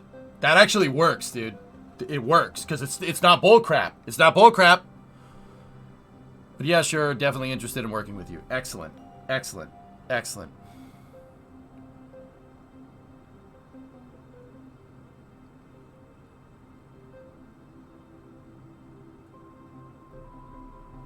Cool. Send. Word. Excellent. Ferrari is emailing me to see if I want spaghetti for dinner. I had spell check change inconsistent to incontinent, so yeah, that was awesome. Dude, I am like super paranoid about that tech. I'm super freaking paranoid about it. I hate, dude, it's like, in my younger days, I argued with people on the internet a lot, right? And if you make a typo, you lose. Like, it literally comes from that. I'm not even kidding. It comes from that, and I'm ashamed to say it. You made a typo, making me the victor. It's like, oh.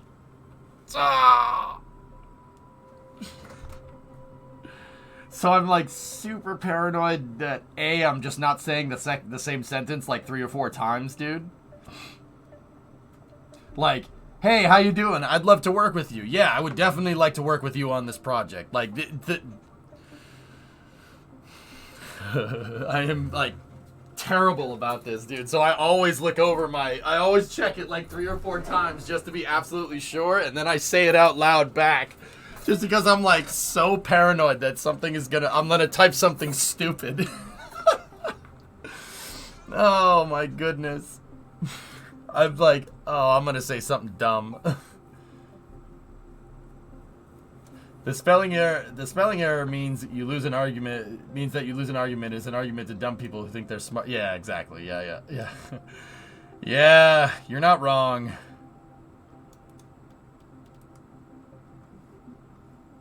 It's like when you have an awesome comeback, you've been instantly stuttered. Dude, it's like, oh, you haven't lost, but you lost. It's like, no.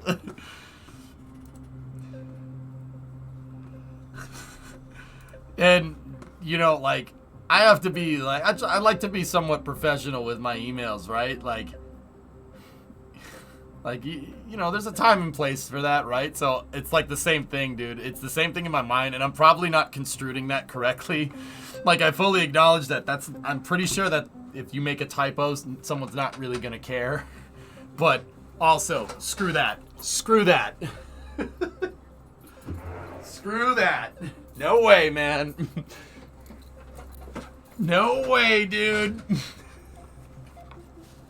No freaking way that's happening. Alright. Yeah, exactly. It's like submitting a resume. Yep, I make sure that all my formal communications are very well thought out and very astute and right to the point, but not saying too much at the same time. Is there a way to get Autostrut to play nicely with robotics? What are you trying to do, Pato? Yeah, of course there is. What are you trying to do?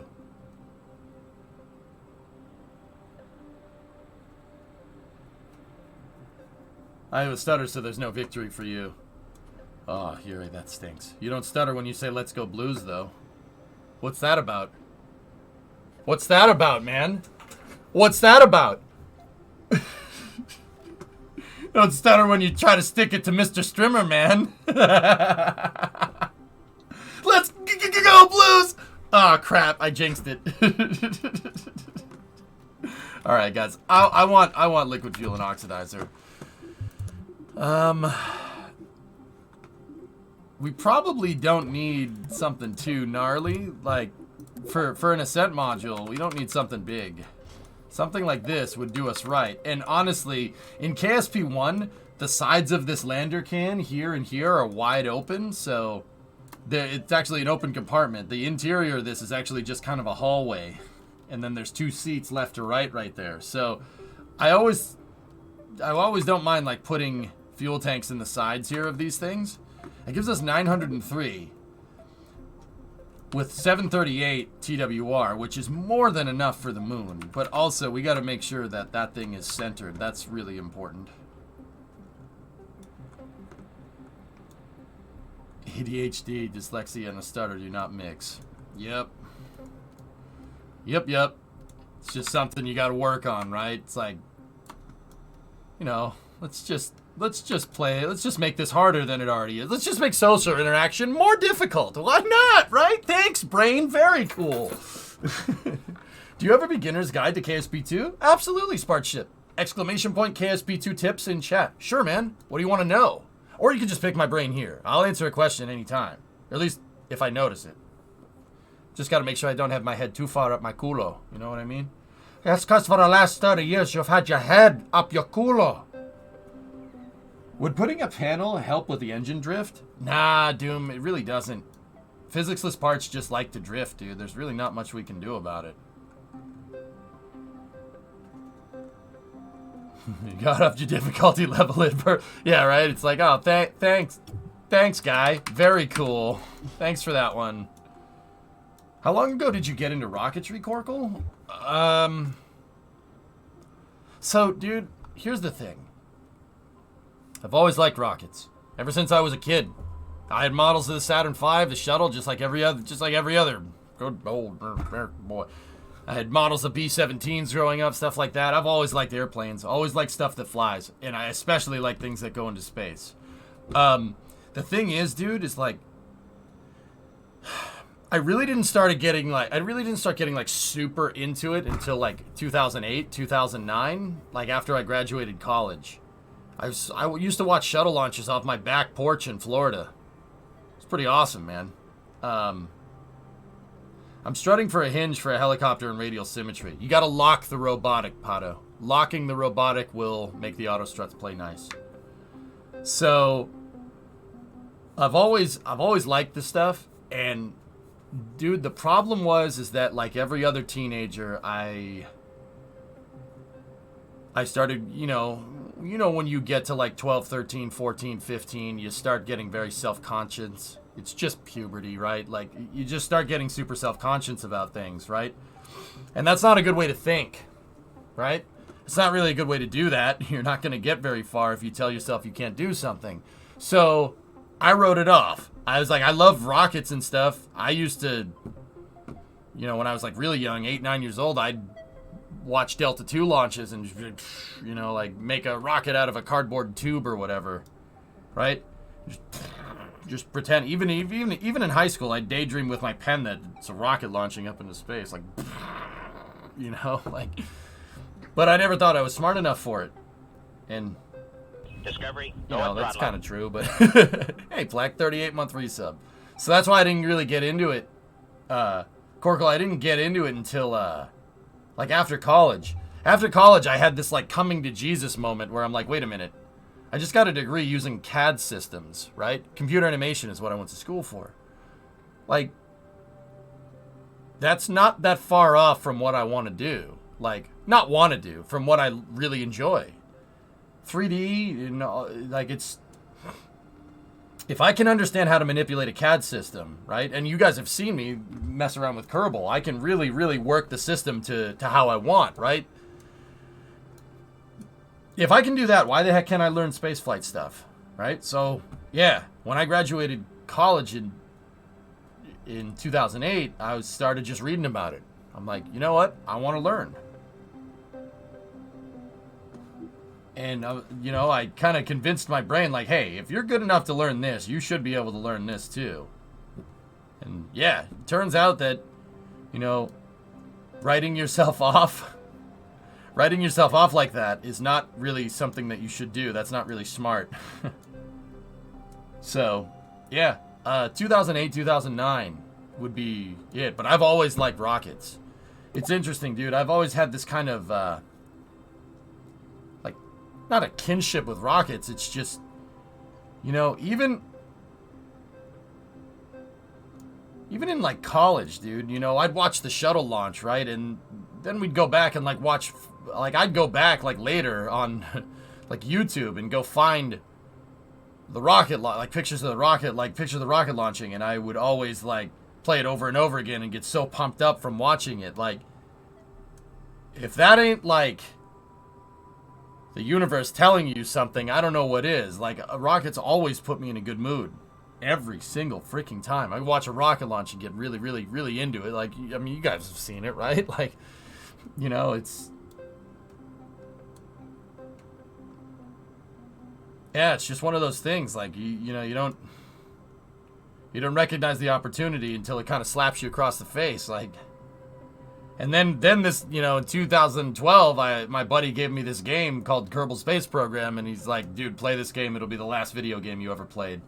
This game is you. This game is the game that you're going to play this. And yeah, that was the end of that. That was the end of that. Dude, I don't... Falcon Heavy was the one time where I just let it roll. Every time I see a rocket launch, what happened during the Falcon Heavy footage is what's going on in my head. Every single time without fail. Like, if that's not like destiny staring you in the face, I don't know what is. Rockets, they make me feel emotions that I would not feel otherwise, you know? No, they always put me in a good mood. Yeah. Of course it is. It's a round grab.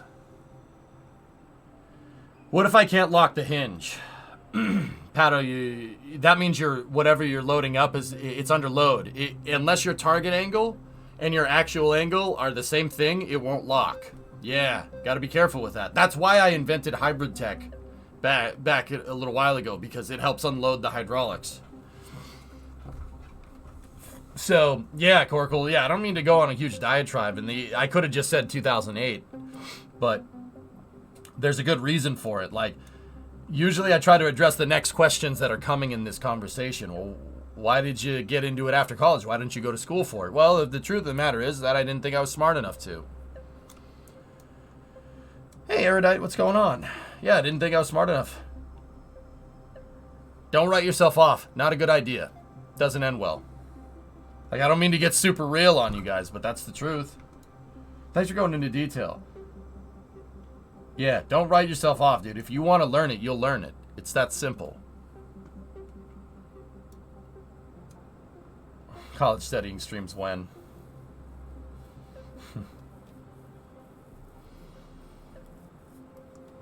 I can't afford it, man. Can't afford school.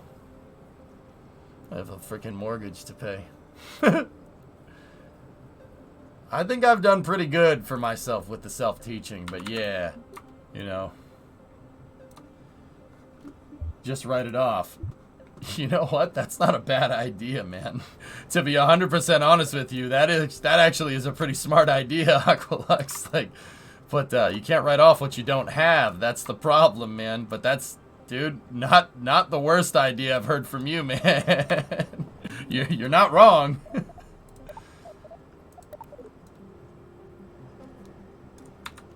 You can do college remotely. Yeah, maybe, guys. I don't know. See, here's the thing. I suck at time management. I'm not very good. I've been really trying to make an effort to be more punctual with my streams, and I'd like to think that we've done it, but I am not good at that, man. I don't know if I'm smart enough right now to be able to, right now, and I stress right now, especially after what I just said. I don't know if I'm smart enough right now to be able to manage something like that, to manage going to school and streaming as much as I do. You know what I mean?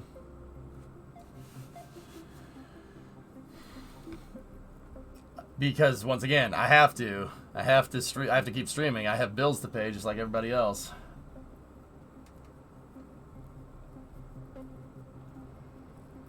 And once again, I'm not writing myself off like what I used to do. Maybe I'll be able to do it at some point, but right now I kind of got a lot on my plate.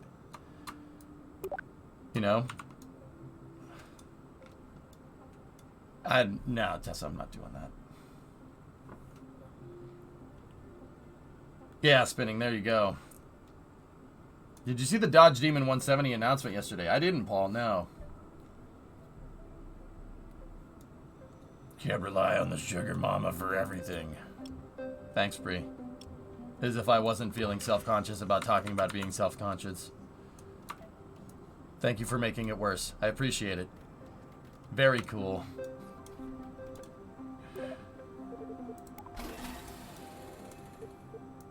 Thanks, Primo. Very cool.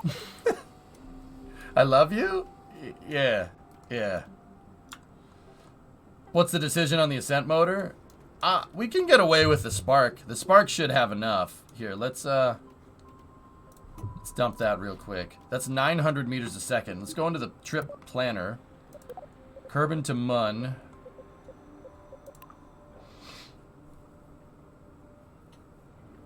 No, not U-Spark. The Spark engine. No, not U-Spark chip.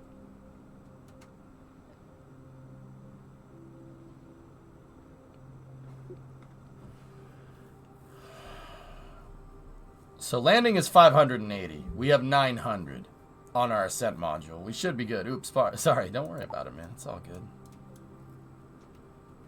And then, if we go ahead and attach this like that, that gives us 1839. So that means this thing has a ton of delta V, but we still have to put our monopropellant systems in.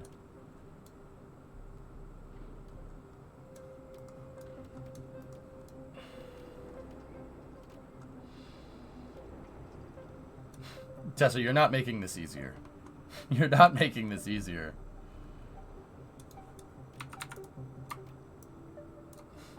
You can't make this easy, can you? Yeah, we gotta have batteries chilling for sure. I was thinking we could bulkhead this thing up with procedural wings and make it look like the real thing, and we got plenty of mass.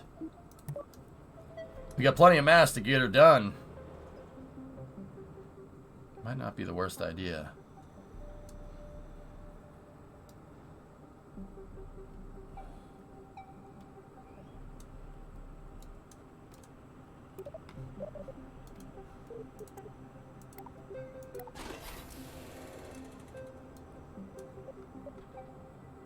Well, if it carries any meaning, I look forward to the stream coming on every day, especially when I work from home. I get to work and help people in the medical field and learn about my other favorite thing, which is rockets in space. Best part of my day. Right on, man. Yeah, no, that's super helpful to know, dude, for sure.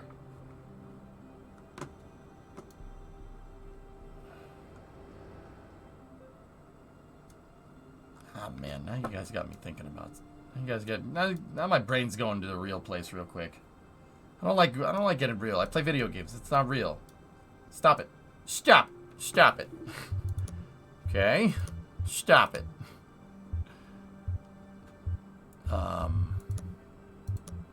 Damn it, brain.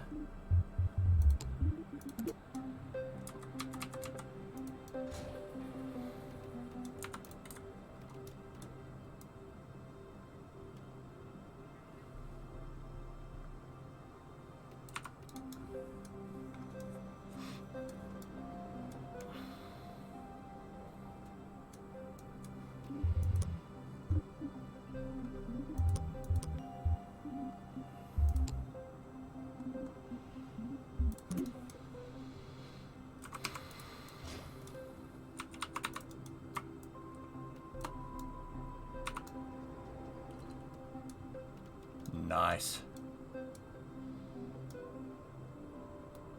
I was wondering, with the way KSP is, would it even be worth it to do 2 stages, or would it be better to do a single stage with relight? Henderson recreating Apollo in looks. I was just wondering about what's actually optimal in the game. Well, Aqualux, okay, so here's what I'm thinking. Actually, that's a good question. That'll help me kind of get back into it. Are you excited for the lawn mowing season at the new house? Yeah, absolutely, man. I got a ride-on mower, homie. Of course I'm excited about it. So, fellas, all right, let's go look at the challenge real quick. Here, let's go to Kerbal SPAC program. I love it how their media is just Nate, Jeb. In this thread, Nate looks up at things with a pencil. Beard game on point. Very good. Very good. Wings.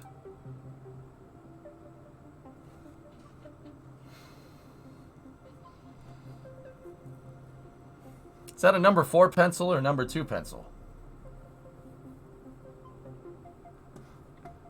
You didn't opt for an auto mower so you can fiddle with it a bunch?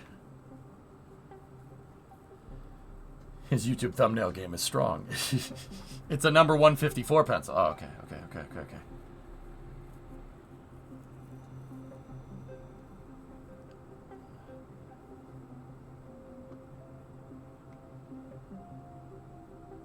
Oh, man. My brain went real again. Damn it. I try not to be this self-conscious on stream. Okay, do something stupid to double down on it. Okay, we're good. All right, excellent. So, okay, Aqualux, the challenge. That's what I'm doing. Sorry, I needed to... Got too real there for a second. Sometimes when I start thinking about, like, past and stuff, and, dude, I get self-conscious about how I was so self-conscious about being self-conscious. Stop it! I'm in my own personal hell right now. I'm in a glass case of emotion. Anyway. That's how my brain works. Yeah, it happens to everybody, too. Even Mr. Strimmer, man. Alright, so... Aqualux, I'm trying to design the lander for this. I'm trying to design it for Duna as well. That's denoting my design criteria for the LEM. 2-stage. 2-stage doesn't really make a difference on the moon, but it's absolutely going to make a difference on Duna. That's why I'm doing it this way. That was my big thing to want to go with 2-stage. Does that make sense, dude? You lost the bleeps, the sweeps, and the creeps. Yeah, relatable. It's like a mind worm, Corkle. I can't get it out of my freaking head, dude. And don't get me wrong, you didn't do this. This is just that's me. Like, dude, everybody has demons, right? Like, that's a demon for me, dude. Going back to school is a big demon. Big one. Discovery, go and throttle up. Yeah, it's a big one. Don't worry. But I'm not running away from it. I'm running towards it. If it's one thing that I've learned, run towards the damn chaos. All right? Everybody else runs away. Run towards the chaos. All right? Go face your fears. You know? Hey, Tara. 70-month resub. Launch it. Wait, wrong Hutton.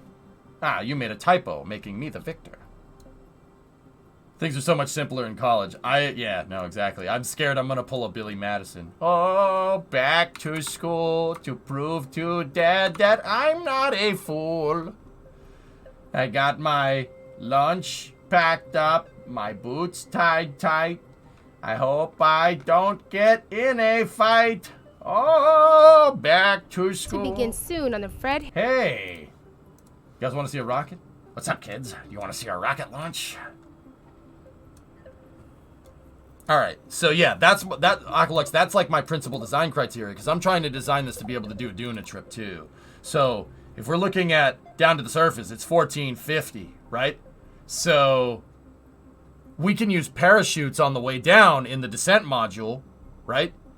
And then we can use the descent module to get up in the air, and then we could use the ascent module to finish up the rest of the Duna orbit. 1,700 meters a second. That should be enough to get me a small propulsive landing down onto the surface of Duna, right? And then we should be able to get back up. That's what I'm designing it for, because, yeah, we have to do this way. So this isn't going to look exactly like the LEM, but it's going to be close. Now, if we wanted to go over... If we wanted to try doing an SSTO style vehicle, yeah, we could do that too. Yeah, yep. 300 is super tight. I know. It's very preliminary here, but that's what I'm aiming for, and that's why I'm like, maybe 2-stage would be better, because we have tons of mass margin. You guys got to remember, I probably should have explained this. I rated this thing for 18 tons of lander, knowing full well we're gonna make a Duna ascent vehicle and a descent vehicle. Knowing I know full well we're gonna do that. That's why when I put the Saturn V together, you know. And once again, I should have mentioned this. It did go through my head yesterday, but I didn't say it. I designed to put it, you know, I said, screw it, let's put 18 tons in there. If it can move 18 tons, that should be good for a Duna lander. But I think I thought it, but those words didn't come out of my mouth. Sorry.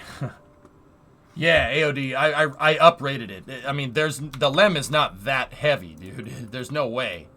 We did check yesterday. The LEM is... It's chunky, but it's not that chunky. Yeah, the extended duration is 16.4. And that's human scale, right? That's not Kerbal scale. Kerbal scale, if it was Kerbal scale, it'd be a 10-ton lander, right? We're good for 18, meaning my Saturn V could move an actual LEM into space in KSP, right? Like, it could move the actual one, you know? RS-25 test happening very soon. Okay, all right. Engine go brrr. All right, let's see. So, yeah, that's what I was thinking. Sorry, I had to kind of blurt that information out real quick because, yeah, I'm trying to get back into gear here. Sometimes I get flustered on stream. That does happen. That's just streaming. All right, so let's go over here. Let's get up to speed. Fast forward us. So check this out. We're going to take a little bit of a break here to watch NASA test a new SLS engine.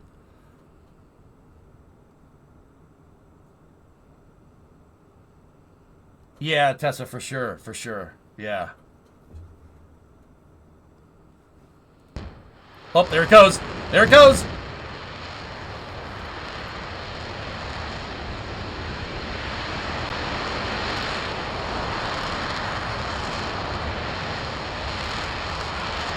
I'm turning it up, dudes. I'm turning it up. I don't care about you. Headphone users, it's going off.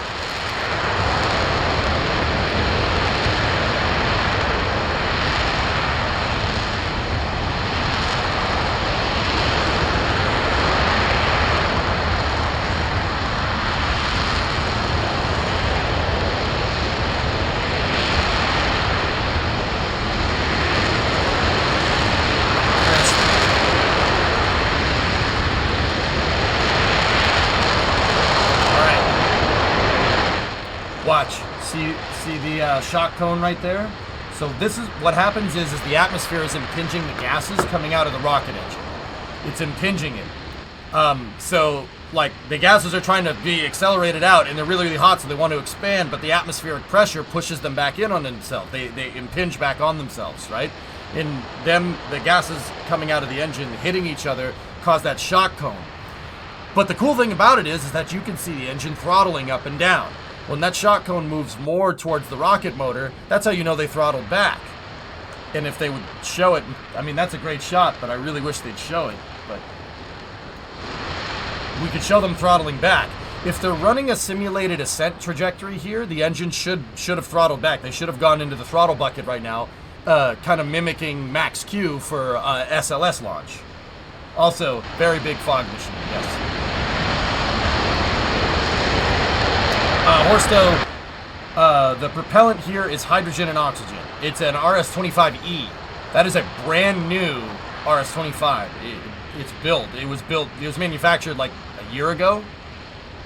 Compare that to the 20, 30-year-old engines that flew on Artemis 1. Yep, turbine machinery looks good. There's the low pressure, there's a low pressure pump. And then the main power head is right here. It's 90 degrees offset. So you have your low pressure hydrogen and low pressure oxygen pumps on either side, and then they do a 90-degree turn, and then they go down into the main power head. The two main power heads are north-south, so the high pressure pumps are north-south. and the low pressure pumps are east-west.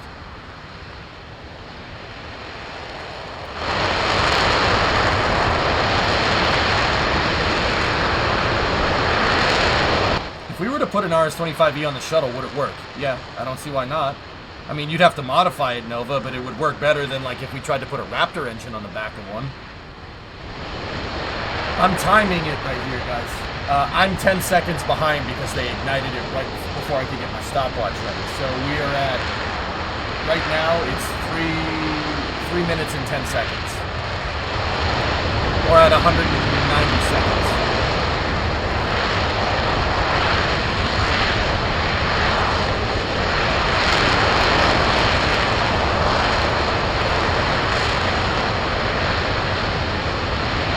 Pretty awesome thermodynamics test, isn't it? 5-minute burn or 10 minutes. So last time, Demon, they ran well past 8 minutes, which my guess is that they're simulating a MEO ascent for the SLS core stage for future Artemis missions. The first SLS put Artemis 1 put the Orion capsule in the ICPS, something's flapping around over there. Put them into 1,000 nautical mile apogee orbit, which is 1,600 kilometers up. That is a medium Earth orbit insertion. My guess is the added burn time from these RS-25s are simulating a MEO insertion, which is unreal. That is unreal performance. There's not many rocket engines that can fire for 10 minutes straight. I mean, don't get me wrong, there are, right? Solar Electric, smaller hypergolic propulsion thrusters like RCS, they can fire for that long. No first stage engine that I know of could do this. That is a very, very long burn. I'm not even sure Raptor might have trouble firing for this long, but then again, I haven't been keeping up with the McGregor tests. A 10-minute burn is absurd. That is an absurd thing to ask a rocket engine to do. They're not really designed to fire for very long.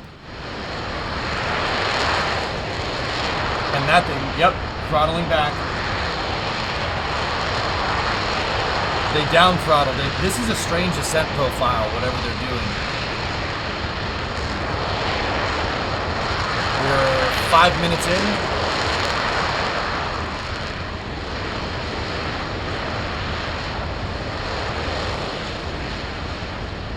Is there a theoretical limit? Yeah, of course. Yeah, super. Eventually, if you fired it just as long as, say you had the propellant to fire it for like a half hour straight, eventually it'll break. Something will break. This is an acceptance test campaign. I mean, Novus, they're really beating the snot out of that motor.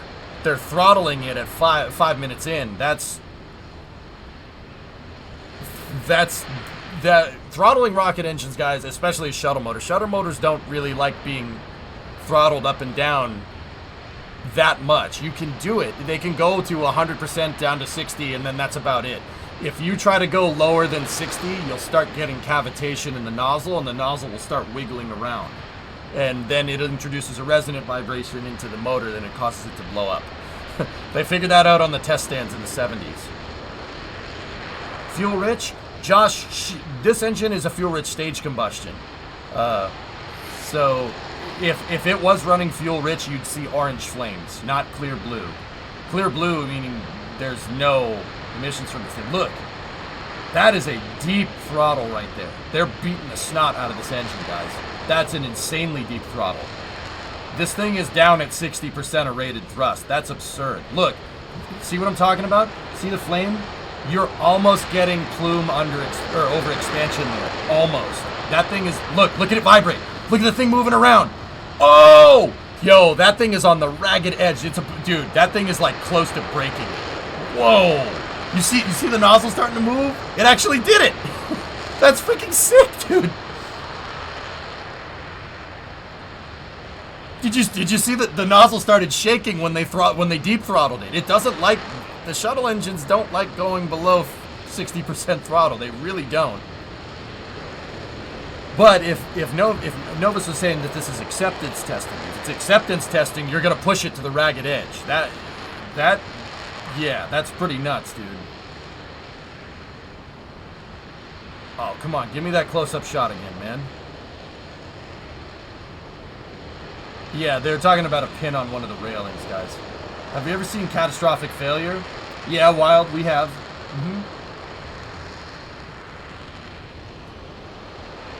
Yeah, we don't actually know how long the Raptor could fire for. The longest single fire was 100 seconds. Yeah. I don't know. I mean, maybe a Raptor could, dude, but with that high chamber pressure for that long, you're gonna break something.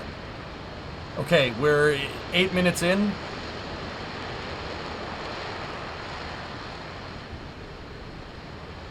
I mean, dude, this thing is still going strong. That's unbelievable.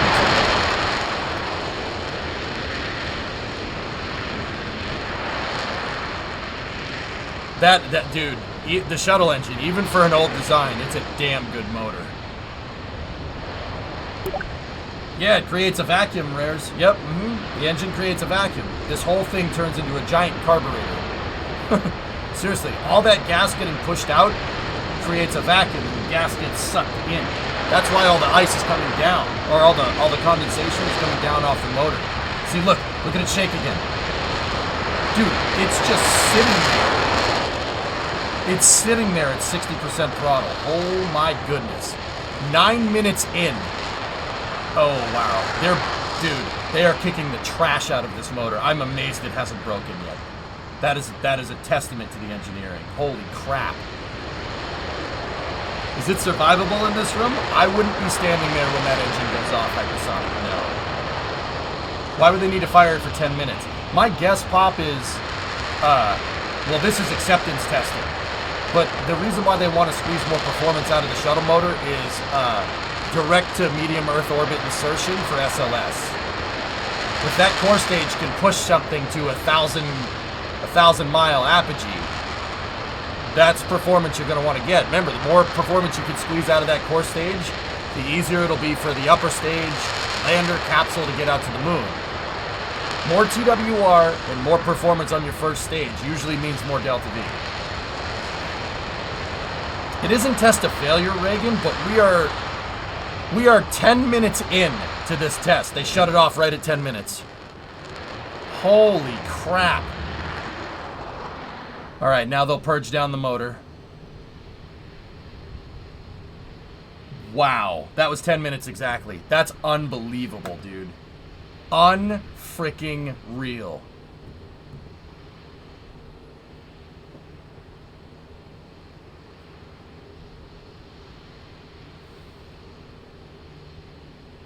It's not even going to get to the ocean, Jim. They burn up.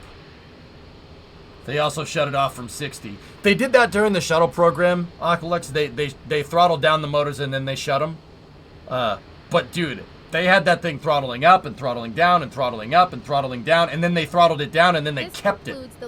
And then they kept it down. It's like, see, these guys are just saying, oh, this concludes the live broadcast. Dude, why don't they talk about this, man? Oh. That engine got the trash kicked out of it, and it's fine. Discovery, well, you're gonna have to make sure that it's fine, but yeah.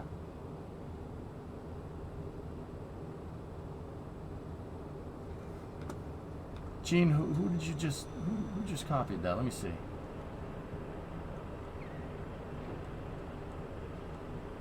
I saw you post that message on the mod cord.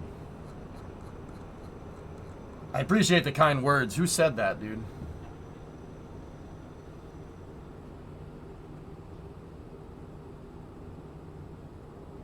Badabwi. Man, I've been watching a couple times your stream. I must say I love it. Really nice to have you know so much about the real stuff. My pleasure. My pleasure. That's cool. Very, very cool stuff, dude. That is absurd. Ask anyone that works in the industry. 10-minute firing is on a big engine like that is no joke. So that's a qual testing. It's a certification testing booster, Keen. So yeah, probably it probably has a bunch of developmental instrument recorders on it. Developmental instrumentation is what it's called in the industry. Yeah, that I can't believe that. Did you see the nozzle start to? Here, let me show you guys something. Discovery, go and throttle up.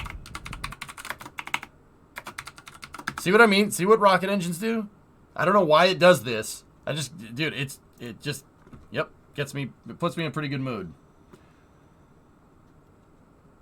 Would they need to do another green run test for the new RS-25Es? They're actually going to make a main propulsion testing article Ordon, which is basically just an SLS engine section, and use that for accepting new motors. Basically a dedicated engine section for green runs.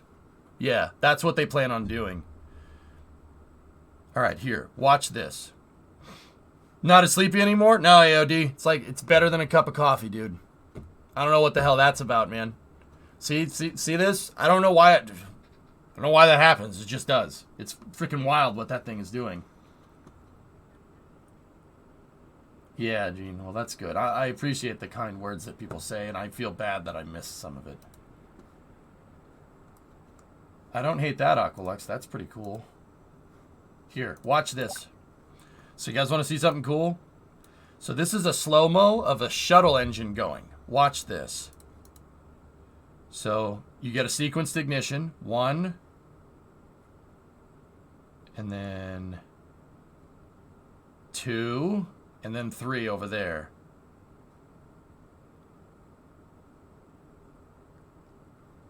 Now watch. Watch the number 1 engine.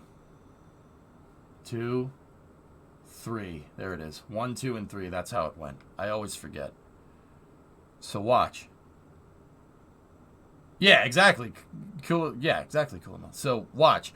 As the engine is spooling up, and this is how I knew about the nozzle going when you throttle them. There's a resonant frequency down at like 50% throttle, 50, 55, somewhere in here, or somewhere in there. Watch this. So as the engine's throttling up, you'll see exactly what I'm talking about. So you can see the combustion chamber is pressurizing right there. See all the flow phenomena that's happening in here? See those white lines? That's flow separation. So what that means in plain English is that the explosion that the combustion chamber is making is not enough to fill up the entire nozzle. And some of the atmosphere is creeping back in there.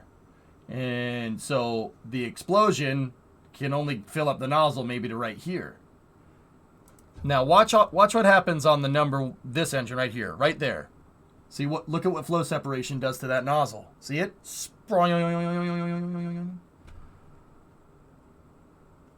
that? Cool, right? They got it right to the point where it was trying to do that. Right here. Watch the motor again.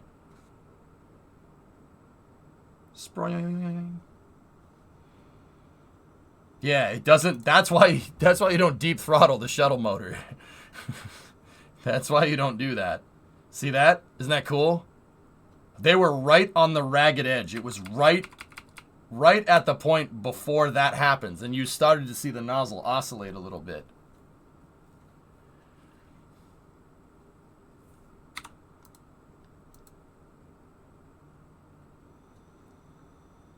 Look at how violent that freaking event is. That's unbelievable. And yeah, see the cone right there? It was really close to the nozzle in that test firing. I see we're looking at shuttle prawn. Well, Vulcan, we just watched NASA do an RS-25E test, and it was a 10-minute firing. 10 minutes on a shuttle motor, and like half of that was deep throttled for the shuttle engine. I mean, the shuttle engine can't deep throttle by definition, but they basically throttled the engine down to it was somewhere around 66% throttle. Like, it was at the very ragged edge of the engine just obliterating itself because we started to see nozzle oscillations.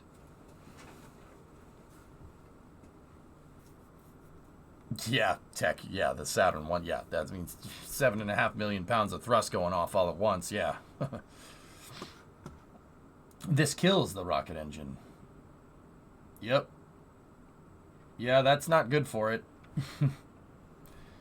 Yep. The explosion can't fill up the combustion, or it can't fill up the nozzle. So the engine starts rattling around. That happens.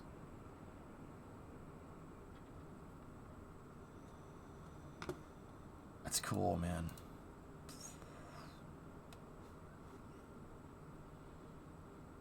And all this happens in a couple of seconds, dude. We wouldn't be able to see it. We can't see it with our own eyes. We need the engineering cameras to see it.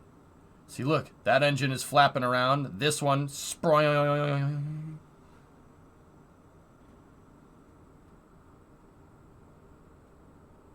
And when the explosion gets to be enough to fill up the nozzle like that, right? Then everything kind of evens out. It's wild, man. All 3 engines up and burning. Oh, that's so damn cool. Sprang!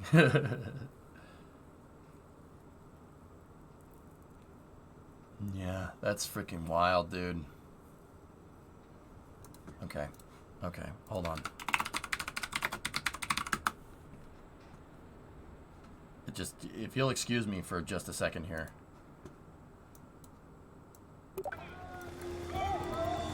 Just give me a second. Minus 5 minutes and counting. Go for order 18 start. Headphone users. Headphone users. Yeah, you in the back. Yeah, that has my stream open in another tab. Click over here. It's gonna get loud. Have a range clear launch. And CDR. CDR and entire crew is go. Okay, Scooter, well, look, it's a great day to go fly. On behalf of the KSC Processing and Launch Team, I'd like to wish you, your crew, and the whole Hubble Space Telescope team a great mission. Good luck, Godspeed, and we'll see you back here in about 11 days. Enjoy the ride, pal. Nozzle check of the SRBs. Firing chain is armed. Sound suppression water system armed. It is T-minus on. 10, 9, 8, 7, 6, 5, 4, 3,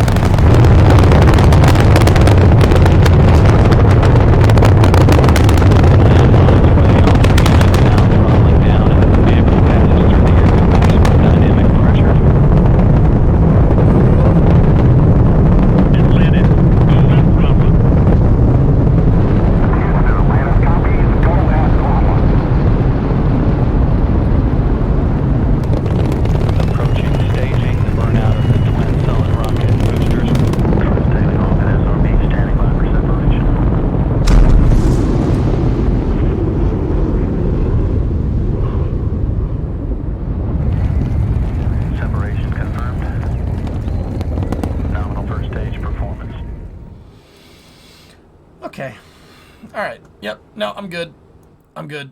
I'm good. I mean, we could throw a Saturn V launch in there. Hang on. I got something for you, Tech. I got something for you. Just give me a second.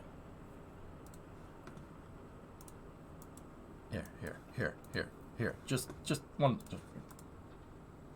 We have been given the scientific knowledge, the technical ability, and the materials to pursue the exploration of the universe.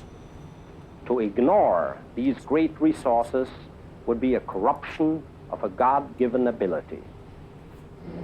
10, 9, ignition sequence start. 6, 5, 4, 3, 2, 1, 0. All engine running.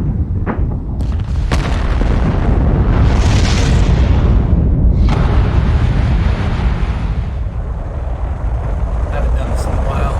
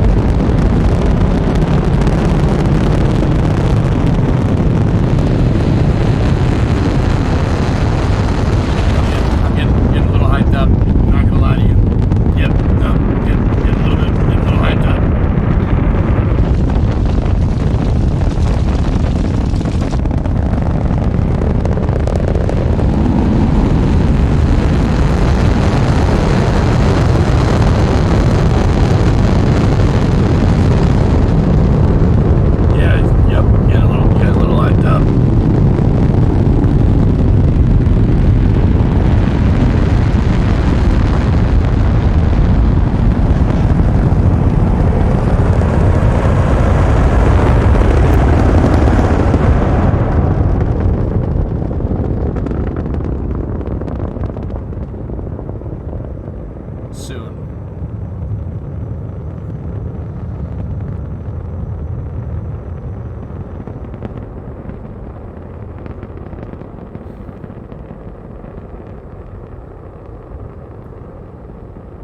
Oh, this makes me feel feelings. I don't know.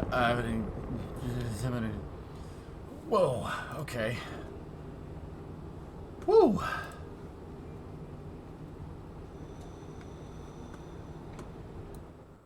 Okay. All right. Yeah. No. Yeah. No. We good. We good. Yeah. We're good. We good? You good? I'm good. I shall retire to the lurks. All right. All right. Yeah. Yeah, I'm good. I'll be in my bunk. Wow.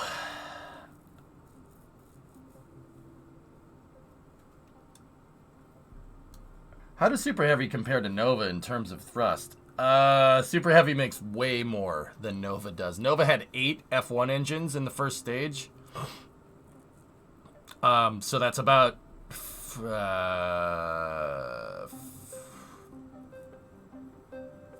it's about 50 meganewtons, if I'm thinking about that right. A little under 50 meganewtons. Super Heavy is 70 meganewtons. So, yeah. Super Heavy is like 1.5, 1.6 times Nova's thrust. I mean, I'm telling you, Super Heavy is ridiculous. It's gonna... Super Heavy launches will be like that, guys. It'll be just a violent event. Yeah. We need the third one as well. Boosters and ignition. Okay. Okay. No. Okay. I'm going to set the building on fire.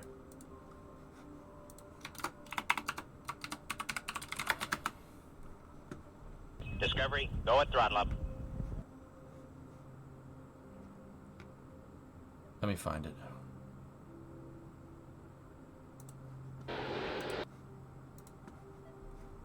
Oh.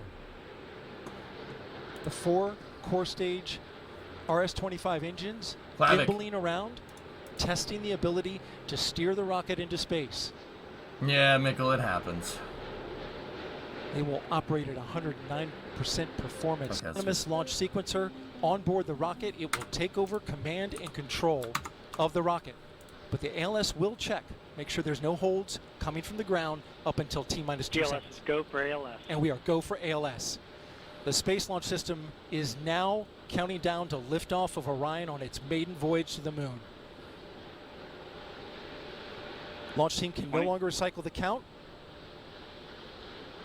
Sound suppressor water now flowing 15. under the ML.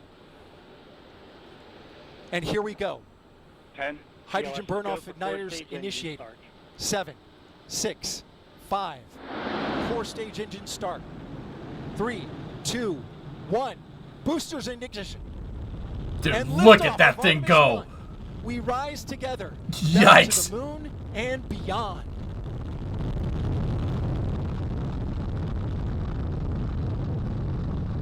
Yowzer. Man, that thing really gets out of the hole fast, dude. Holy crap, that thing books. That's fast. That's faster off the pad than the Saturn V was. Absolutely. That thing is hauling, man. Houston, all good calls so far. Now 30 seconds. TWR, it's 1.4. 1.3, 1.4, Ned. I mean, she's booking. The Saturn V was 1.1. Yeah, the Saturn V was barely made it off the pad. That thing just... Bye-bye. SLS now traveling 607 miles per hour. Yeah, that's for sure. It'll be like... I mean, it'll feel like a shuttle launch, dude. You're looking at 8.8 million pounds of maximum thrust. Quiet here in the loops in mission control. The 4 core stage Can you look at my sub message? Sure. Maybe you should tell Nate you want to have engineering cameras from the launch tower. How many G's? 4.5 on the set for human rating, maximum. But G-load varies depending on where you are in staging, right? So like after the SRBs separate, you're obviously not going to pull as many G's. But as the core stage drains more fuel, and the engines are at the same thrust, right, you're definitely going to end up pulling more G's. You will accelerate faster because there's less mass, there's less wet mass to move. Quiet here in Mission Control Houston as teams continue monitoring the flight of Artemis 1. Not quite Arian levels of Sia, now though. 16 miles down. SLS is faster, Tessa. Way faster. Yeah, like way faster. Especially in the Block 1 configuration with like a tiny little payload on top. Yeah, it's faster. It just doesn't look it because it's way bigger.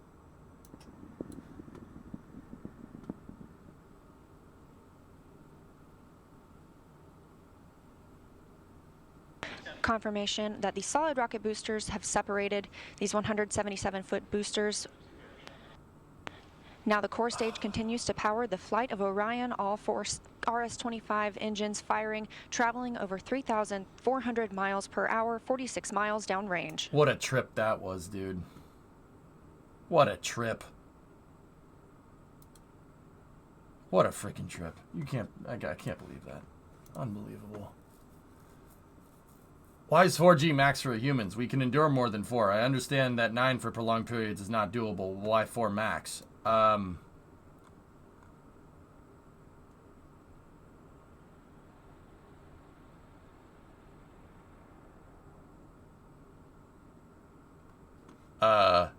9Gs will really hurt you.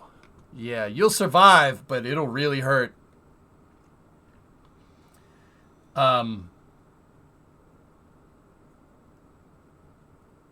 It'll hurt. Do I have any take on Ariane rockets? I don't have a problem with them. It's a good launch vehicle.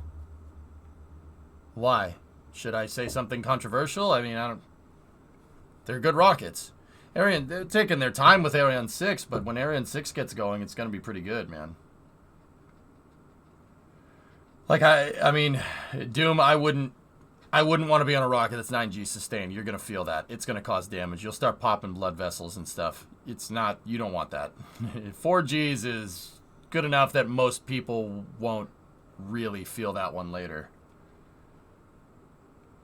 So my F-22 analog pulling 27 Gs in a turn is bad. Well, you could take 27 Gs for a second, not sustained for 8 minutes. That'd really hurt.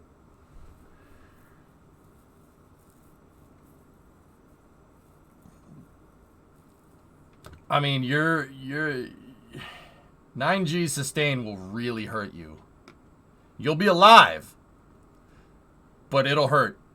Yeah. 8G hurts bad. That was the max G load of the Harrier. That's what you flew, Twisted. 8G sustain? No, thank you. Yeah. Twisted, I went on that mission space ride at Disney World, and that's like 2 to 3 Gs. That hurt. It hurt. Like, don't get me wrong, I wasn't like physically in pain, but dude, I was feeling it even into the next day. I'm like, what the heck just happened? And don't get me wrong, I'm not in any like shape to fly an airplane or anything, right? Like to fly a fighter or something, right? Also, shout out for the AV-8B. That is an awesome piece of equipment.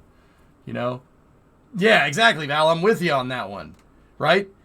But man, we flew the whatever the more hardcore one was, the green or the orange one or whatever the one was that was more difficult. Brimo and I went on that one and we felt it. It hurt. That hurt, man. Training helps significantly, but 8 Gs for more than a few seconds. Ow. Yeah, dude, even 3.5 Gs for me, like being out of shape. 2.53, that hurt, dude. It felt like I ran a marathon without running a marathon. I was like, oh, God. Ow. You know, Brie and I got off the ride and went, what the hell was that? Dude, I remember when we got in line and we were getting into the mission space ride, and we walked in, right? And for a split second, you could see the exterior of the ride that you're about to go on. I walked in, and I looked at Brimo and went, uh-oh. And Bree's like, what's wrong? I'm like, this is a centrifuge. This is going to hurt a little bit. You know, I saw it. I'm like, oh, this is bad. What did we get ourselves into here? Yep, after a tactical flight, you feel like you just went through a UFC match. Yeah, exactly. It feels like you just got the trash beaten out of you. Or like after you ran a marathon. That's not good, dude. That's not something you want to feel. You don't want to feel like you ran a marathon without running a marathon, but that's what it feels like, dude. That's from my experience in the centrifuge, right? Like, it does not feel good, man. 4.5 Gs is asking a lot for your body. That's asking a lot.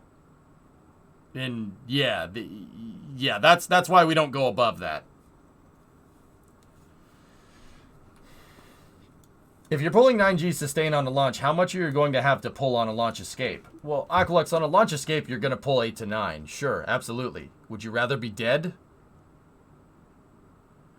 It's either pull 9 Gs and have it really hurt you for a little bit, or die.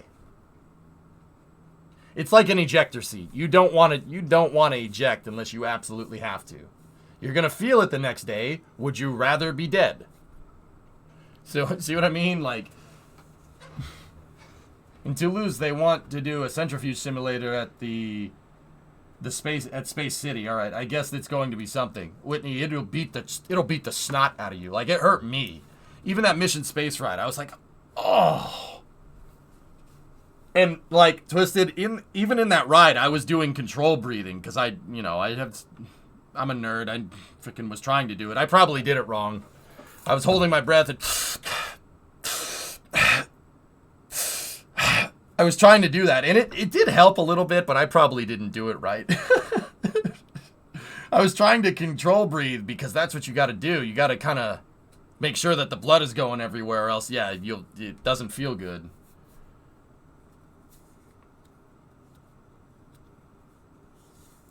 I was trying to do that, but I didn't have like a G suit on. I was just wearing jeans and a t-shirt. Inhale, strain like you were trying to take. Yeah, that's what I was doing, right? Yeah, I was going. You know, like, I was trying to, and it, you know what? It kind of helped, but I probably didn't do it right, dude. Like, I don't know if I was getting the timing right. You have to time it correctly, right? I think I may have done it too fast because I still felt like crap after, dude. Yeah, Ned, dude, I'd like to try it again, dude. If anybody has a centrifuge out there, like a test pilot centrifuge, I'd do it. It'd hurt, and I'd feel it later, but I'd do it. Yeah. Have you done the shuttle launch experience at KSCVC? I think so. Yeah. You hurt because you weren't used to it. Yeah. Yeah, for sure. But, yeah, G-forces hurt, man. Yeah, it's a weird feeling. It's a weird feeling, dude. Yeah. Yeah, that was strange, man. Strange feeling. Anyway, let's get back to building our lander. Now, do we want to go with 2-stage or do we want to go single-stage to Duna? I don't know, dudes. I'm thinking 2-stage might be better, especially since we have an 18-ton margin. What's the purpose of SLS when Starship will be much cheaper in the long run?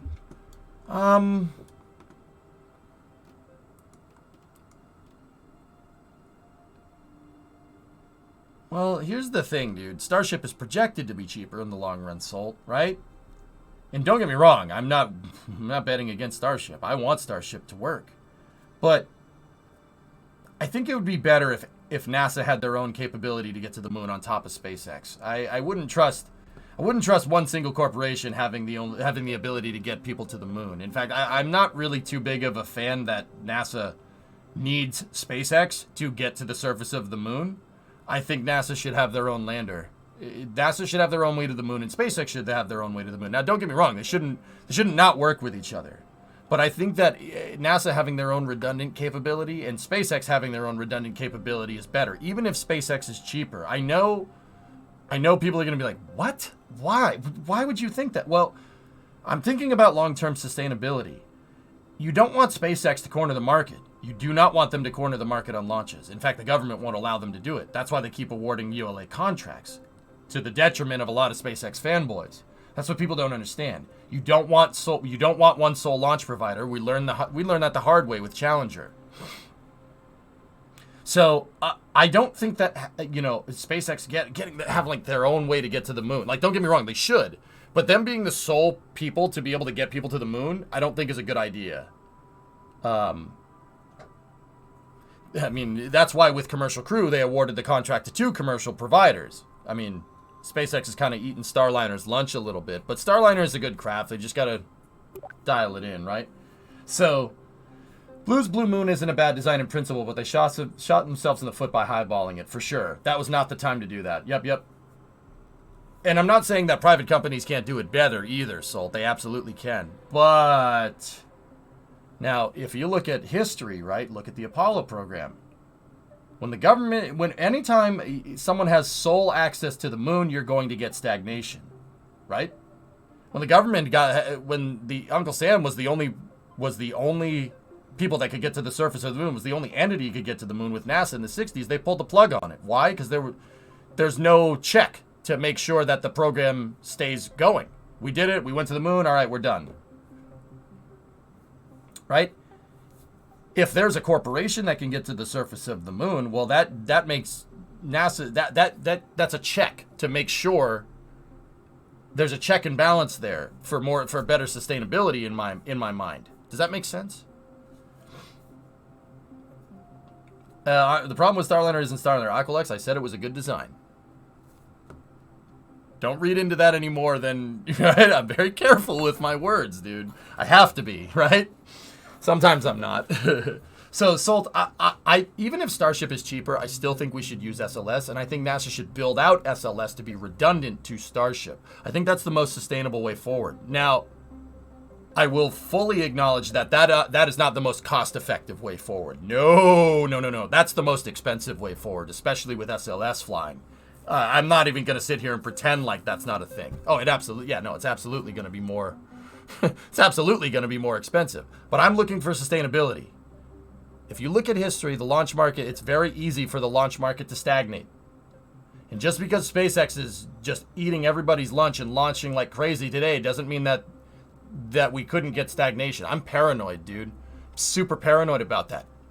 Everybody in the 90s thought that we were going to be launching every day into space. And then the dot-com bubble burst and literally the launch market dried up in about a week.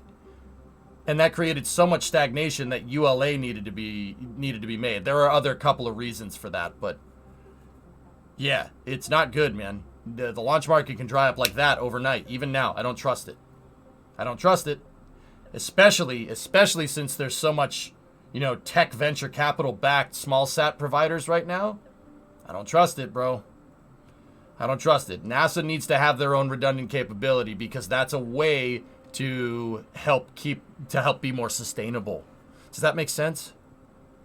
Like, once again, I know that people are going to disagree with me on this, and that's totally fine. That's totally fine. I'm not saying that SpaceX can't do. I'm not saying that SpaceX can't do it for cheaper. They absolutely can. Oh yeah, sure, absolutely. I'm not. Duh, you'd be stupid. You'd be burying your head in the sand if you didn't think that, right? Like, but also, I'm thinking 20, 30 years down the road. Does SpaceX corner the market? If they corner the market, what's stopping SpaceX from jacking the price through the roof and then purposefully stagnating the industry? The check to that would be NASA. It would have to be, especially if they corner the market. What are we going to start doing? Antitrust laws in space? That doesn't sound right. No, we shouldn't do that. That's not a good idea. I wonder why NASA didn't design it to be reusable. Well, so here's the thing. Reusability doesn't necessarily mean the launch vehicle is going to be cheaper, okay? It doesn't necessarily mean that. If you have a rocket that's easier to manufacture than it is to reuse, then reusability doesn't matter. You can underbid people. Think about it for a second. If you have a solid rocket booster first stage, so if you have something like Ares 1, right? And you're parachuting down SRBs and landing the SRBs and reusing them like they did during the shuttle, I guarantee you could get that cost down.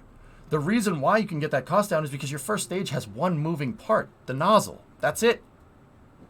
There's no way you could, that's even reusing and refurbishing SRB casings, right? Even if you expended the SRB, you could still underbid. You could still make it cheaper because your first stage has one moving part. I firmly believe that expendable vehicles done right could actually end up being cheaper than reusable vehicles. Now, don't get me wrong. Right now, where we're at, reusability favors cost. Absolutely. I think SpaceX is a pretty damn good example of that. But You could theoretically make a booster, make a solid rocket first stage booster and a liquid fuel second stage booster that could it could underbid Falcon 9, absolutely. You can't get around the fact that your first stage is so much simpler than a liquid fuel motor. It's just an igniter and a nozzle, and that's it. That you could underbid. Reusability doesn't necessarily mean lower cost. It's an interesting thing. This is the kind of stuff I toy around with in my head. I think it's, reusability doesn't necessarily mean, that you're going to save money. Like the space shuttle is a good example of that. But yeah, it's just an interesting thought exercise, I suppose. But you also got to take into account the flip side of that argument is that the government stuff is always going to seem more expensive. The reason why it's going to seem more expensive is because NASA has to tell you how much it costs. SpaceX doesn't have to tell you how much it costs. Now, what does that mean? In economics, there's an idea called total cost involved, TCI. Okay, TCI is how much it takes to do everything.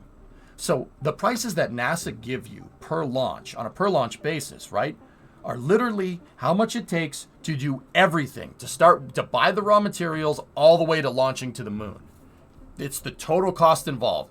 Keeping the lights on in the VAB, building the mobile launcher, retooling the crawler transporter to move it, keeping the pads operational at 39, keeping 39B operational even though nothing's launching on it. All that stuff adds up, and it costs a lot. That's why SLS is expensive, because you're looking at, or seems to be expensive, because you're looking at the total cost. If we compared unit price, which is what SpaceX gives, 60 million, right, for a Falcon 9. It's actually a little bit lower than that. I think it's 55 nowadays, right? Or even 40 with a reused booster. The other thing is that this is a complex sale. It's not like the per unit price is negotiable because you're dealing with contracts, right? That's an important thing to understand. So if we're just like comparing per unit costs, I guarantee you that SLS probably costs about like 450 million per launch, maybe 500 million just to do the launch, right? So that means like rolling the vehicle out to the pad and launching it probably doesn't cost any more than 450 million. And this is based off of like budget funding and numbers. I've crunched these numbers before. Now, the interesting thing here is that if you scale the capability on a per launch basis, right, you get what you pay for, which is just an interesting thing to kind of turn in your head. It's an interesting thought exercise. Everybody says, oh, reusability. And here's the thing. I don't disagree with that. I think I want the Millennium Falcon. I want to be able to fly up into space and come down. I want people commuting into space, like what Starship is. That's the future, man. That's what we got to do. Right? Expendable launch vehicles in the future, like, give me a break. But also at the same time, it's really important to acknowledge this. Falcon 9, its sticker price is somewhere between 40 and 60 million. What can it do? It can move 20 tons into low Earth orbit. And you do get the first stage back, which is great. SLS, probably about $500 million if you're comparing a not total cost involved. We don't know what SpaceX's TCI is, but from SpaceX's unit price, you can extrapolate what the unit price of SLS will be, because guess what? There is a linear scale out there. There's a linear correlation to how much your rocket can do and the unit price. This is something that I've been kind of tracking with here over the years that I've been following spaceflight, right? There's a correlation here between how much a rocket costs and what it can do in space. i.e., if your rocket can do more things in space shuttle, it's going to cost more. And the space shuttle did carry a hefty price tag. But when I tell people that the space shuttle stack and operations cost itself are about $400 million, well, guess what? Let's compare. What can Falcon 9 do? Falcon 9 can move about 20 tons into low Earth orbit while reusing the first stage. The space shuttle can move 25 tons of cargo, 7 people, right? 7 people, and 12-ton down mass, okay? All that capability adds up. How many Falcon 9s would you need to do what one space shuttle does? Now, here's the thing. Once again, interesting point. So you'd need 2 Dragon capsules, and you would need 2 cargo Falcon 9s to do what a space shuttle does. That's 4 Falcon 9s total. Well, per commercial crew, Dragon 2 launching 4 astronauts is about 120 to 150 million. This is per the commercial crew contracts. It's expensive to launch people into space. It doesn't matter if you're reusing. It doesn't matter if you're using Falcon 9. Now, don't get me wrong. These contracts are... I don't have the exact contract pricing, but we do have commercial crew where SpaceX had to disclose some unit costs, right? So, okay. Let's just say that Crew Dragon is 120. So that's 2 Crew Dragons. So now you're at $240 million, right? Now you need 2 cargo Falcon 9s to be able to do what the shuttle can do, right? To get the same amount of mass up as the shuttle, right? Because it's 25 tons on the shuttle and it's only 20, so it's only 22 on Falcon 9. It's 22 if you expend Falcon 9, right? So you need 2 Falcon 9s to do what you need to do there. That's another $80 million. That's even taking into account that you're reusing the booster. $40 million. So you have 240 plus 80 million, right? And now you're getting up 320 million to do just what the shuttle does. That's 4 different launches just to do what one shuttle launch can do.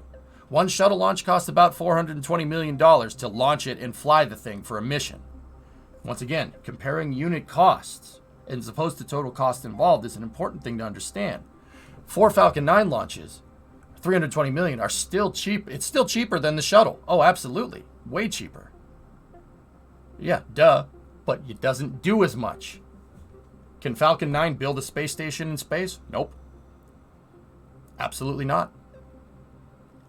Could Falcon 9 bring stuff back down? Yeah, sure. Dragon, the uncrewed Dragon capsules can have a pretty good down mass capability. Is that anywhere close? Is that anywhere close to what the shuttle can bring down? 12 tons. The shuttle could bring down an entire Dragon capsule with trunk.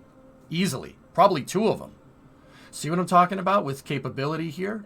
Capability on a per unit cost scales with how much you want your spacecraft to do. And that really doesn't matter. Reusability doesn't matter too much in this analogy here. Now, don't get me wrong. Economy of scale is what's going to bring the cost down. It doesn't matter if you're reusable or not. If they launch the shuttle as much as they launch Falcon 9, I guarantee you the shuttle would scale perfectly with capability there. But Falcon 9's high rate of launches is what makes it a better option than the shuttle. Because the shuttle only launched 1 to 2 times a year. 3 times a year if you're lucky. 4 times is kind of where they ended up, right? The shuttle was supposed to launch 4 times in a month. The shuttle was supposed to launch on the frequency of Falcon 9. And if the shuttle was launching on the frequency of Falcon 9, I guarantee you its cost per launch would scale perfectly with Falcon 9's capability. Some interesting thought exercises.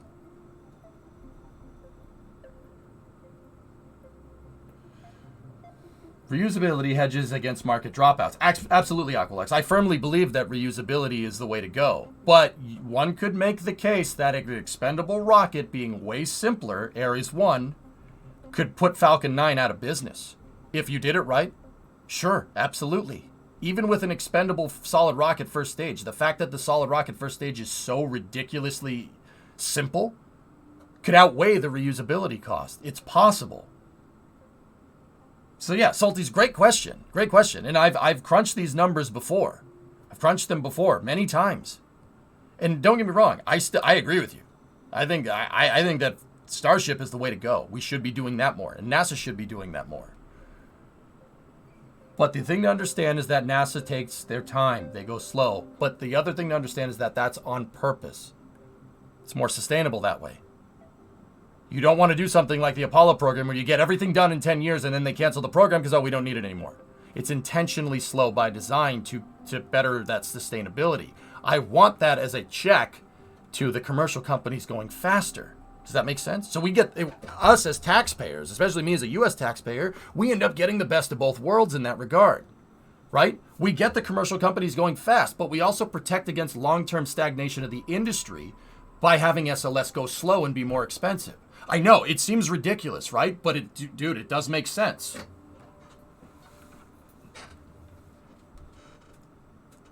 Just kind of interesting thought exercise, no? For what it's worth, this is what I do in my spare time. When I say I'm a dork, I very much mean that.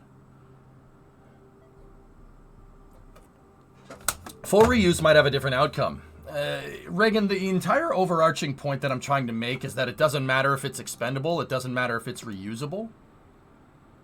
Scale is what matters. Flying a lot. If the shuttle flew as much as Falcon 9, its capability would scale perfectly with cost with Falcon 9. Why? The shuttle would still be more expensive, but it does more. Does that make sense? Even when you're comparing 4 shuttle launches a year to 4 Falcon 9 launches in a month, that cost still scales, right? It's still, the shuttle is always going to be more expensive, but the shuttle does more, right? So if it takes about 4 Falcon 9 launches to do what one shuttle does, that means that you would need 16 Falcon 9 launches to equate out in terms of tonnage and personnel to space, right? You would need 16 Falcon 9 launches. That's a lot of reuse. That's a lot of time. That's a lot of boats, the barges, the Go Searcher, everything. It scales. It always will. Because at the end of the day, you know how I know? At the end of the day, you can't beat physics. There's no way we can just will a cheaper vehicle into space. You're always going to need a certain amount of characteristic energy in your rocket, a certain amount of delta V. And that's always going to cost a certain amount of money because rockets are bound by the laws of physics. But the reliability of the shuttle was a bit lower. The reliability? The shuttle was a complicated vehicle, of course. But if scaled correctly like Falcon 9, it could have been just as reliable as Falcon 9 is, of course. Thanks for the info. Yeah, no problem, dude. I firmly believe that, you know, okay, so first and foremost, one, it's okay to like more than one launch provider. It's okay to like more than one rocket. I like all rockets because more rockets, ain't nobody going to convince me that more rockets is bad for the industry. That's the dumbest thing I've ever heard, right? That doesn't make any sense. We want the launch industry to always be expanding, right? And we want always more competitors. We want more startups. That's why it sucks because Virgin Orbit furloughed all their workers the other day. That's not good. That's not a good thing. And especially since a lot of these companies are venture capital backed. That's not a good thing. You don't want that. That's bad for the industry if launch providers are pulling out, especially since they just got operational, right? That's not good. Less rockets are not good for the industry. It doesn't matter if it's commercial or government. That's bad. That's a bad thing. We don't want that. Right?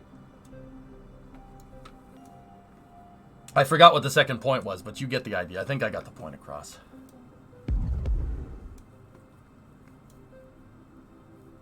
That's right, Firework. You always have to have 9600 Delta V on your rocket. It does not matter. You can't just will a 5,000 meter a second Delta V rocket into space. It doesn't work that way. That would be nice, right?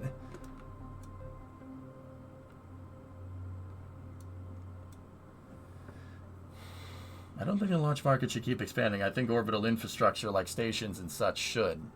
Yeah, but Hellfish, obviously that's like the end goal, right? Like, if you didn't infer that that's where I want to go from what I said, like, I don't know what to tell you, homie. That's what I mean. The industry should always be expanding. It doesn't necessarily need to be launch vehicles, but I guess inferring that didn't get the point across. So, yeah, I mean, Soltis, like I said, it's better. It's okay to love more than one rocket. I like everything. I'll root anybody that has the balls to do this. Anybody that has the stones to try and attempt to launch something into space, I will be their cheerleader. Abso-freaking-lutely. Because this stuff is difficult, man. It's difficult. And nobody going to convince me that less rockets is better for the industry. That doesn't make any sense.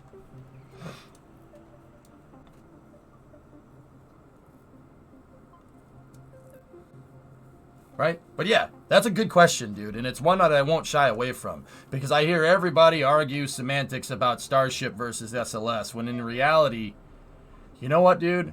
We are just lucky to have 2 super heavy launch vehicles being engineered by the U.S. right now. Not that the U.S. has such a... We live in a time where we have the best of both worlds. We have something like the Space Shuttle that's going to correct all the problems from the Space Shuttle program being made. And also something like the Saturn V. We literally have a Saturn V and Shuttle 2.0 being built right now. Why are people upset? What the heck are you upset about? Are you kidding me right now? Like, how could you be upset? This is great. This is great, man. This is great. How can someone look at that and be like, that doesn't make sense in my head, dude. Like, what? Like, I don't know. What are you, nuts? J-Speed, right? Yeah, Acid, even building high-powered rocketry, that's really difficult to get right. Cool. I wasn't sure if it was a good question. I asked last night, but I'm sure you missed it. Sorry about missing it, man. There's a lot of you guys in here. But yeah, that's important stuff to understand, dudes. Angry people think it could be done better. Well, that means they're not well researched in the topic, 04, so why are we listening to people that have no idea what they're talking about? Right? Like, you're not going to take calculus help from your 5-year-old, you know what I'm saying? Not because they're 5, it's because they don't know calculus. Like, I'm just putting it out there. Like, I'm not trying to be mean. All right, anyway, let's get back to our Duna lander. Well, Duna and Moon lander. So, on the Moon, our Delta V requirements, which we can't beat because Delta V is a pain in the butt. Just saying. We need 580 to go down to the surface. Because those people's votes count as much as yours. Well, Hellfish, here's the thing. If you want to get real like that for a second and call me a sucker for falling for it, right? Like, I try not to do this too much on stream anymore nowadays. It's not good for the stream sitting here. No one wants to sit here and hear me rant about rocket launch costs. Sorry, the view count doesn't lie. But if we're going to be like that, the best thing that I can do is teach people about this stuff. And that just goes to how I teach things, all right? I'm not trying to get you to think a certain way. I'm getting people to consider the options. I don't sit here and say that SLS is a stupid idea or Starship is a stupid idea, because that implies favoritism. That implies I have an axe to grind. I don't. I want more rockets. That's my axe to grind. That's why I don't sit here and I don't try to force stuff down people's throats. You ask a question, I answer it. And if you don't like my opinion on things, that's totally fine. But I'd like to think that, you know, because people listen to me, everybody drones on and on about if you have a platform, right? If you have a platform, you have a duty to make sure that your information is correct. And that is absolutely 100% true, especially if we're talking about something like that. You know, I make sure to teach people. I don't force things down people's throat because that doesn't change minds. What I just said does. That makes sense, dude? I'm very careful about that. And also I said duty. Nice. Sarah's converted Prime to a tier 1 sub. Thanks, man. I appreciate it. 10 seconds of KSP gameplay. Yeah, I know. I've been trying not to weigh in too much on stuff lately, but that was a good question, Soltis. Go at throttle up. Piano Man. Welcome to Mission Control. You're go at throttle up. Thanks, man. Sorry, guys. I something I've been trying to do, especially since when KSP 2 came out, is not to get too preachy about this stuff. No one wants to sit here and listen to me on my damn soapbox. You know what I mean? Let's just play the game. Did I miss Apollo 11 yet? I'm still designing the lander, believe it or not. I kind of like soapbox, EJ. Really, DK? Really? Look, I told myself, like I said, I have a platform and people listen to me, so I have the burden of truth is something that really weighs heavy on my heart. You have to do that way. I'm not gonna try to spread lies about this stuff. I don't like that. And worse, there's intentionally misleading people, and then there's just stating your opinion, dude. That I gotta be careful about that because people listen. People listen to me. I'm not about to make a bunch of fanboys, dude. I want the best. I consider myself a teacher of some sort, right? In some weird, messed up way. You know, we're a teacher here. And if you're gonna listen to me, I'm not gonna just force something down people's throats. Being a rocket scientist and learning how to do this stuff in real life is all about considering every option and weighing it.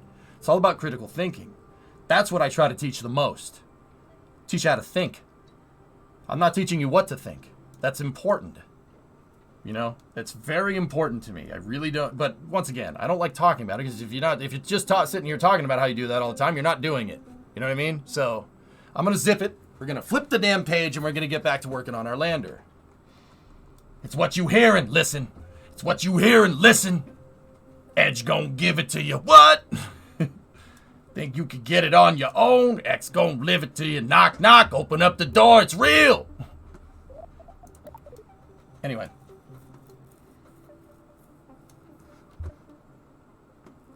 I really enjoyed that talk, though. I'm new to this whole thing, and you do a good job explaining things. Awesome, Ramsey. I'm glad. Who is it? I hope you listen. I hope you're listening. Listen. Listen, Linda, listen. But yeah, I've been trying not to get too crazy about that stuff, you know. Rip DMX. Straight, man. Dave, I'm not gonna lie to you. I'm not even the biggest like rap and hip hop dude, but when he passed, it did screw with me a little bit. I'm like, ah, man. I love that guy's music. I'm not even that big of a hip hop dude. I like classic rock, but dude, X go give it to you. What? Stop. Drop. Great songs, dude. First we gonna stop, then we gonna roll. Dude, those songs get me fired up too, man. I'm like, yeah, I want to fight somebody. Oh, wait, no, we probably shouldn't do that. All right, no, let's get back to working, dudes. Discovery, go Battle. up. Hey, welcome back, man. 7-month resub. But yeah, I hope you guys enjoyed that. I'm not trying to get too preachy. Let's get back to work. So, the challenge here, right? Hey, Artemis. Hey, Lim. The challenge here is we're on Jeb level right now. We need to do an Apollo-style mission. But what I'm trying to do is think about this for a second. If we want to go to Val level, that means we're going to need a lander that goes down to the surface of Duna and plants the flag, right? We're going to need to do that. That's important. So, I think it would be good to make something that can land on the moon, but also can land on Duna at the same time. I think that would be good to try. That'd be good to try and engineer one lander that does all of it. Because if we're going to make like a LEM-style lander here, and then that doesn't work on Duna, then I'm creating redundant work. We only have 2 days to do this. So building one lander because of the deadline is probably for the best. Like, does Duna have water? It has ice. Oh no, Clang, we're screwed. Hey, Zazaraz, 45-month resub. Dad joke, what's going on, man? We got entertained, we got educated, we got KSP. What else can I ask for? Discovered and I'm staying here for good. All right, Extra. Right on, man. Thank you. I appreciate it, guys. Yeah, but I'm not trying to get too crazy like that. It's easy to take those explanations and, turn into a cynic, you know what I mean? So I don't try to check myself before I wreck myself, you know what I'm saying? Because FOD in the engine is bad for your health. Bit too late for that. Shh.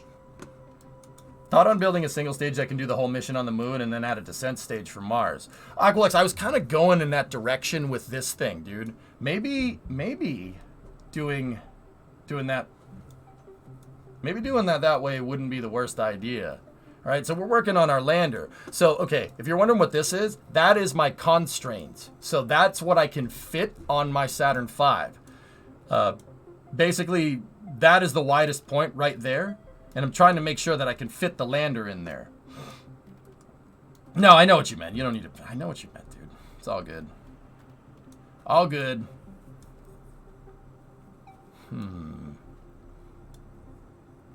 So, what's our delta V difference here? So, if we're going to land on the moon, all right, landing on the moon needs 580 down and 580 up. Why? There's no perturbing force like an atmosphere that's going to slow you down here, right?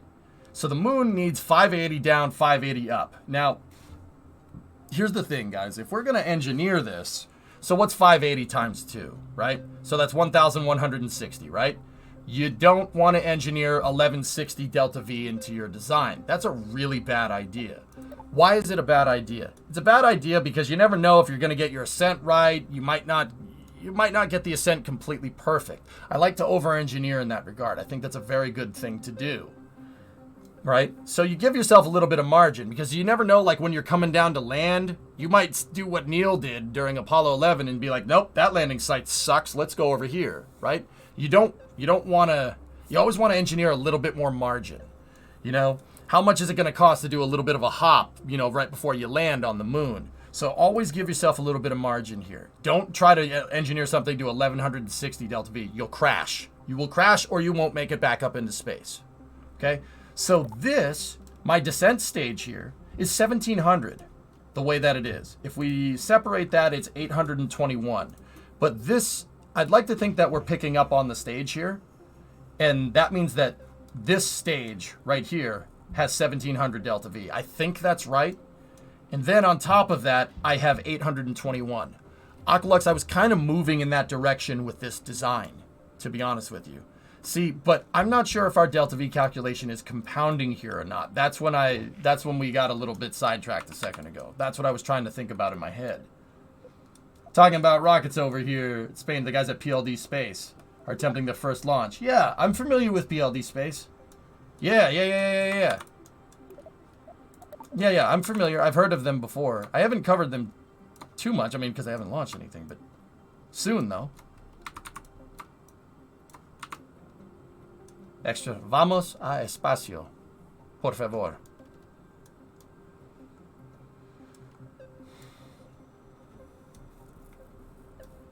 Going from Delta V to DMX and back again. Yeah, man. It's not what you heard. It's what you hear and listen. It's what you hear and listen. I freaking love DMX, man. So, could expand the tab. Oh, 821 and 893. Yeah, expanding the tab. Oh, yeah. So that's compounding. It's total from the upgraded Delta V thing, right? Upgraded Delta V. See? So that's total Delta V. That's not what we want. So once again, when I went to engineer this thing, dudes, our Saturn V can move 18 tons of lander into space and be able to get to Duna, or it could get to the moon, or it could get to Minmus, or wherever. It could go wherever we want, right? So we have 18 tons of margin. Our lander is 5 tons right now. So we could get away with doing something like this. So we could go for a single stage to orbit scenario for the moon, and then we could do a 2-stage to orbit scenario. We could do TSTO, 2-stage to orbit for Duna. Now, would that get us enough? Now, we got to compound. We got to check to see what our Delta V is, right? Like, what's the Delta V? So now we have 1,500 on top of 821. Now, what's to get down to the surface of Duna? Now, on Duna, we have a perturbing force here, 1450, to get down to the surface. But that's not necessarily exact. We can aerobrake on Duna. You can aerobrake. No problem, right? It's not going to cost us 1.5 kilometers a second Delta V to get down to the surface. It'll slow us down for the most part, especially if you land in the lower parts of Duna. Literally find a canyon and land in it. If you do that, right? If you find a canyon, you land in it, that's more time you plopping through the atmosphere, because the atmospheric density gets higher the lower you are, because gas has mass just like everything else, and the heavier gases will be closer to the surface. The same is true on Earth. That's part of the reason why if you let a helium balloon go, it goes up. Helium has less mass than air. Whoop, it displaces, like air bubbles in water. Same idea. It's reverse buoyant, if you really want to know. Like, if you really want to know the definition, right? Not to get off track, but did you enjoy Jeddah? Jeddah was boring, man. I had more fun watching the NASCAR race at Atlanta. And Atlanta usually doesn't give a good race. It was boring, man. Alonso was the big news. I don't, like, if this just turns into Red Bull 1-2 all day, I'm just, frick that, man. I'll watch something else. I have better ways to spend my Sundays. Okay, I came for DMX, but I stayed for the science. Right on, man. DMX is legit, bro. Miss that guy. So, we don't necessarily need 1450 down to the surface, but we absolutely need 1450 up.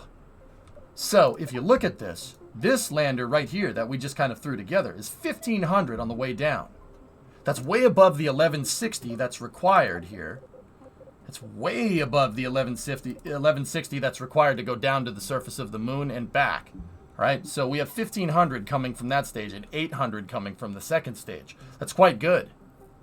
That's quite good. Even our ascent stage is enough to get off the surface of the moon and have a little bit of margin left over for rendezvous and whatnot, right? We have a good amount here of margin to do whatever we need, right? That's not bad. This will also get us down to the surface on Duna. And this should get us close to orbit, but we could stage it and get rid of the descent module on Duna and have it just crash back down, like a first stage when you're launching in Kerbal. Because we don't need 1500 to get down to the surface, right? We might need to burn a little bit to slow down, but we don't absolutely need 1500, right? We don't absolutely need 1500 to get to Duna, to get down to the surface of Duna. We can aerobrake, and the aerobrake will help us. It'll slow us down. Doesn't Duna atmosphere means it takes more delta V to launch, though? That's the other thing to take into account, Pavel. Yeah, absolutely. Just that, I was getting to it, dude. Just because that's 1,500 doesn't necessarily mean that we're going to be able to get on the surface, because the same thing that we use to slow us down is going to slow us down on the way up, right? We're going to be making drag because we're flying through a gaseous medium, right? As opposed to flying around in the vacuum where there's no gas, right? Or negligible amounts like real life. So taking that into account, right? Even if this was 1,000 right here, so say we use 500 delta V to get down to the surface, we still have 1,800 to get back up, and that should be good enough. This lander design that we have going here is actually a pretty good combination of parts. It's not bad. That's a drag, man. So this isn't bad, but you know, I'm not just gonna send this the way that it is. What's our mass? 6.39 tons. We still can make this heavier. 18 is our maximum. We can make this way heavier. We could give it the amount of delta. We could give it enough delta V to SSTO off the moon or Duna. It doesn't really matter.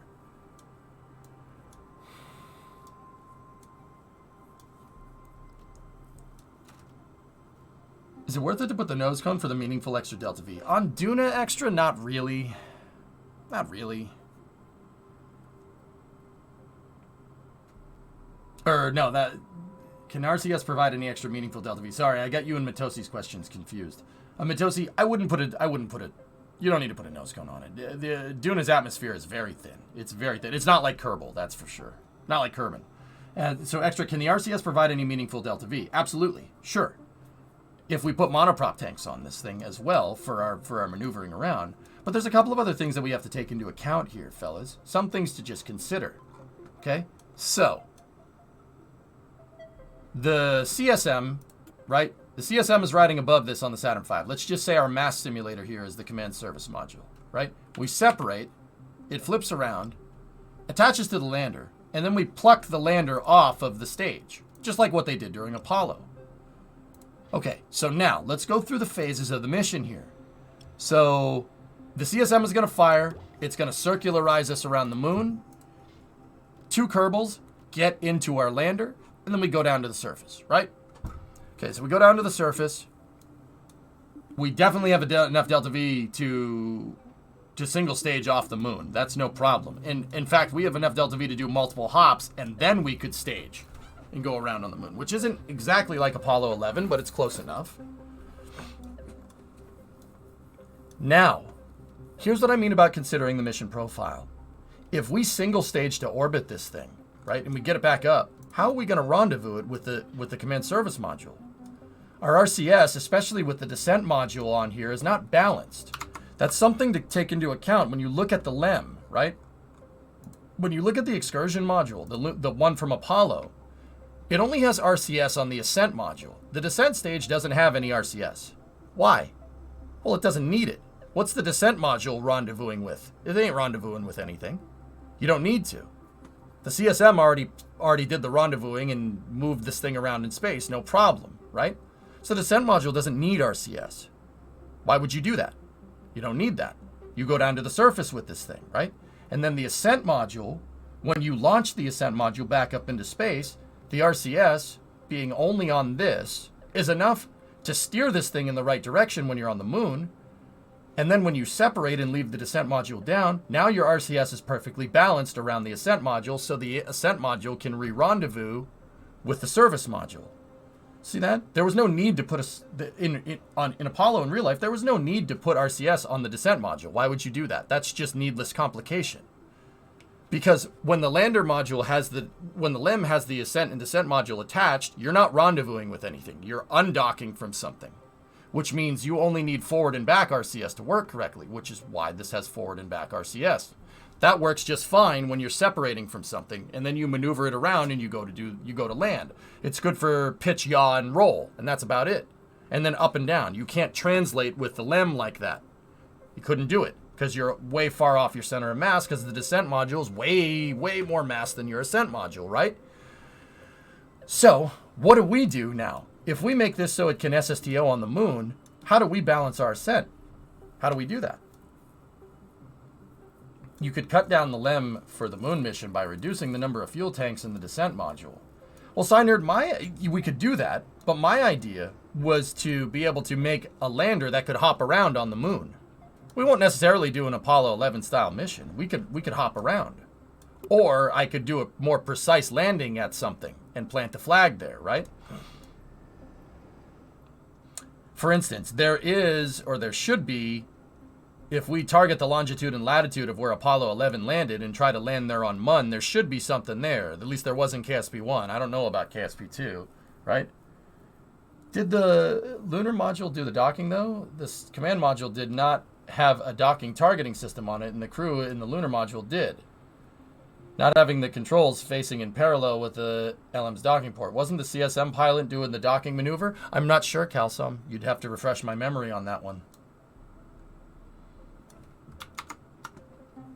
Here, let's go Apollo 11. Let's go right here, Apollo 11.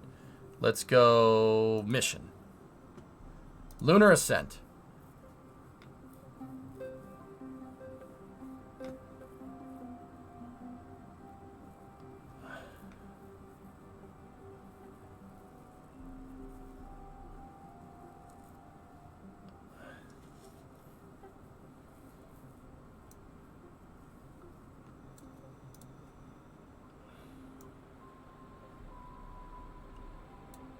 They lifted off on Eagle's ascent stage to rejoin Collins aboard Columbia in lunar orbit.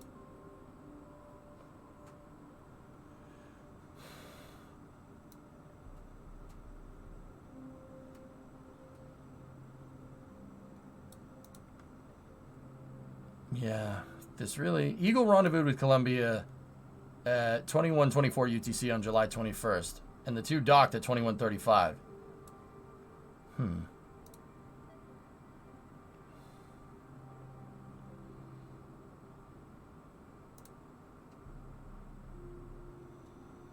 I mean, it would kind of make sense, dude. It would kind of make sense that the CSM is the only thing with docking equipment on it, and you'd want it to dock to the LEM. That way you don't need a docking system on this. But also at the same time, I wouldn't want single redundancy like that. I would, if it was me designing this mission, I would want both of them to have a docking system. Like, make an androgynous probe and drogue. But then again, the probe and drogue was not androgynous. It was absolutely...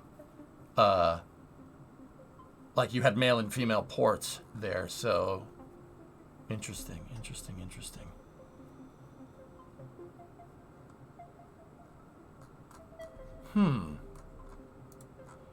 Calsom, now you have me second guessing myself. I mean, either way, this is something we got to figure out, like, regardless of how they did it in real life. See the probe and drogue? Hey, Will, what's going on? What is the diameter of the shuttle SRB? 3.7 meter.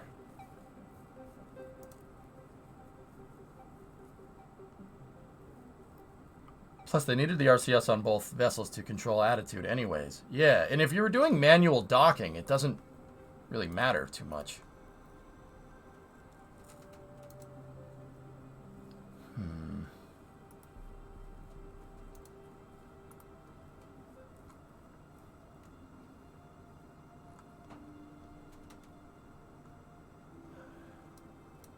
The Apollo mission required the lunar module to dock with the CSM on return for the moon, and also in transportation, docking, and extraction maneuver at the beginning of the translunar coast. The docking mechanism was a non-androgynous system, consisting of a probe located on the nose of the CSM which connected to the drogue, a truncated cone on the lunar module.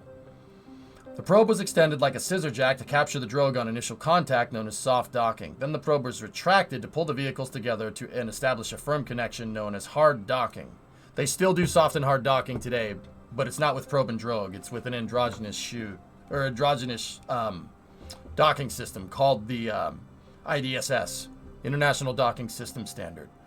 The mechanism was specified by NASA to have the following function: allow the two vehicles to connect and attenuate excess movement and energy caused by docking, align and center the two vehicles for capture, provide a rigid structural connection for both vehicles, and be capable of removal and reinstallation by a single crewman, Provider means a remote separation for both vehicles for the return to Earth using pyrotechnic fasteners at the circumference of the CSM docking collar. Oh. Provide redundant power in logic circuits. Redundant power in logic circuits for all electrical and pyrotechnic components. Calsom, I'm going to say that they're redundant.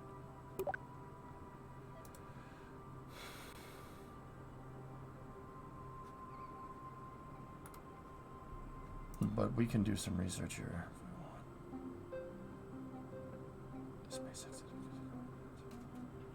Okay.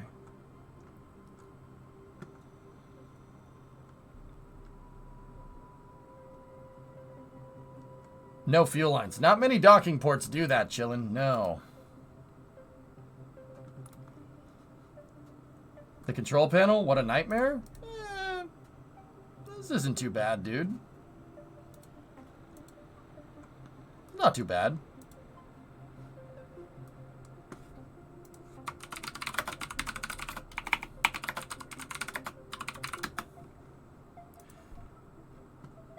Not too bad compared to that.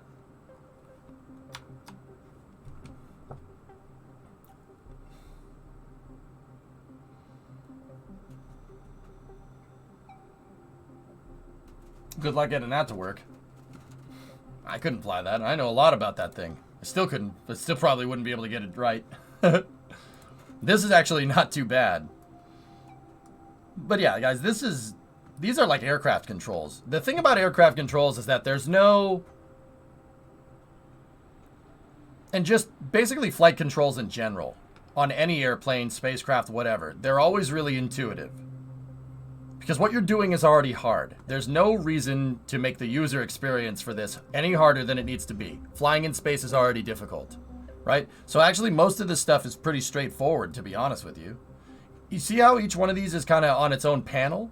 Each panel does a different thing. There will be groups of functions on each different panel. And all you got to do is just read what they do. So down here is power for most components. There's S-band antenna stuff right there. VHF. Tape recorders. Signal condition electronics. So antenna power. This is all. This panel is all for your antennas. Power and but not power and telemetry. Power transmission. Right there. AC inverters, AC buses. This is all power stuff over here on the side. Fuel cells are over here. This is, I mean, this is pretty straightforward, dude. It's not that much. That's your fuel right there. SPS quantity, service propulsion system. SPS engine injector valve primers right there. There's your fuel tank levels right there. And it looks like they have a digital, or a, well, digital readout on top of the analog gauges, which makes sense. Good redundancy. H2 was on there because of the fuel cells, like those cryogenic fuel cells. Yep, there's the O2 heaters. This is fuel cell stuff right here. Cryogenic tanks, that's all fuel cells. Right? There's your mission timer. Mission elapsed time. Master caution, just like an airplane. Lights, light control. So over here is your helium tanks. Your helium tanks are what pressurize your fuel systems. They use a helium purged out system. Right there, that's all the helium controls. And they use it for fuel cells too. It's pretty straightforward stuff. The nav ball and rate controller is just like KSP. Same thing. Where do you think KSP got the idea? That does the same thing. I'm not sure what this is, what this up here is. I think Delta V. Oh yeah, your Delta V indicator. There's your Delta V readouts. We could get this right. Where's the main bus B undervolt? Signal condition electronics right here. Undervolt was the error that it threw. Signal condition electronics. Move that to auxiliary power because you basically fried the batteries because they got hit by lightning, if that's what you're asking. It's pretty straightforward stuff, guys. Command module pilot is obviously sitting left seat. Right? CM pilot's left seat. LM pilot's over here. And then I think the commanders sit in center seat. I think that's right. I could be guessing. After a day of work, I'm ready for my dose of nerdy rocket stuff. Oh yeah, Apollo 13. Where's the bidet flow rate controller? There's no toilet on the Apollo service module, dude. They didn't have the mass for it. They had the mass for some Ziploc bags.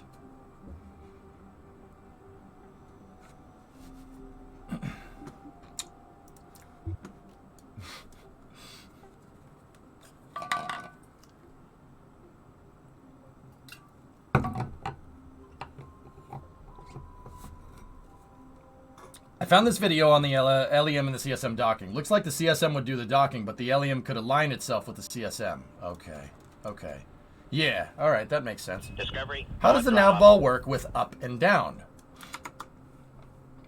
The nav ball? It works localized to the celestial body that you're around, Antenny. The same thing happens in KSP. And this is why they needed this is why they had gyros on the craft. It wasn't for vehicle orientation. It was for your guidance system. You could switch what's called a reference frame in aerospace engineering. You switch your reference frame. Your reference frame is basically your datum. What is your nav ball basing off, right? And when you got out near the moon, they could switch. You could switch your reference frame from Earth to the moon because of your inertial guidance system. The gyros are basically, the craft could figure out where it is because of the acceleration of the gyros. Yeah, reference frame. Mother goes, hey, thanks, Middle Dish, for the gifted sub. Just noticed you focus on the killer KSP content. Oh, right on. Yeah, Middle Dish came in here and dropped 20 subs the other day. It's too good to me. I've rated him a couple times. He's over here freaking paying my paycheck, dude. I'm like, no, I you don't need to rate me. You don't need to pay it back. I like rating you because you're a good streamer. Damn. Your phone can figure out where it is too because of gyros, and that's why I can play Pokemon Go.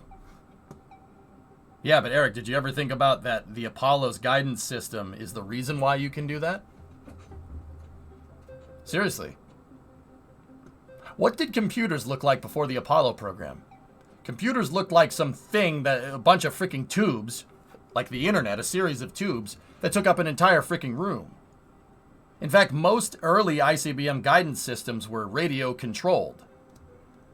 They had the computer on the ground near the launch pad, and they had an antenna relaying the signals to the rocket because you couldn't put a rocket on. You could put a computer on the rocket; it's too heavy. Computer miniaturization, and pretty much the reason why we have this, right? The reason why we have this thing is like this thing can trace its roots directly to the ideas that were thought up during the Apollo program to miniaturize a computer enough to put it on a launch vehicle. That was not a thing before this. It was too heavy. Now think about after the Apollo program. After the Apollo program, you started seeing people build computers in their garage in the 70s. Because the miniaturization was there. From the Apollo program, we figured out how to make a computer and put it entirely on one PCB. And then you get the, what is it? What happens after that? EEPROMs that happen after that, and then digital, like modular digital processors. You notice how like computer miniaturization and home computers kind of just became a thing after the Apollo program. It's because of the technology that was invented during the Apollo program. Because one of the problems that they needed to solve was, well, how the heck what are you gonna do? Have somebody fly by sight when you get out near the moon? What happens when it's dark? You can't see anything.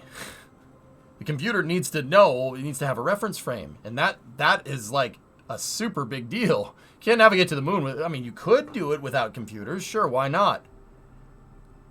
I mean, you could use the stars and you could use a sextant as a backup. If you're a sailor, you would know how to do that, right?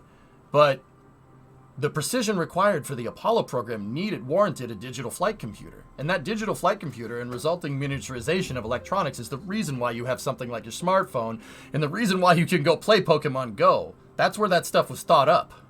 It's really important to understand. You know, people ask, oh, what has NASA done to make my life better? Well, that smartphone in your pocket is, for one, yeah, that's kind of important.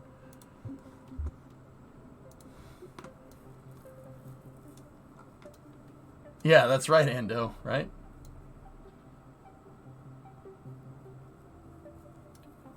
Did the Soviets create small computers as well? Yeah. Pop, they were a little bit behind us, but sure, absolutely. One of your favorite one of the classic arcade games, dude, was coded in the Soviet Union. Tetris, man. Tetris was coded by a guy who worked at the Soviet Academy of Sciences, if I'm remembering right. Yeah, of course. And Tetris is dope, man. I love that game.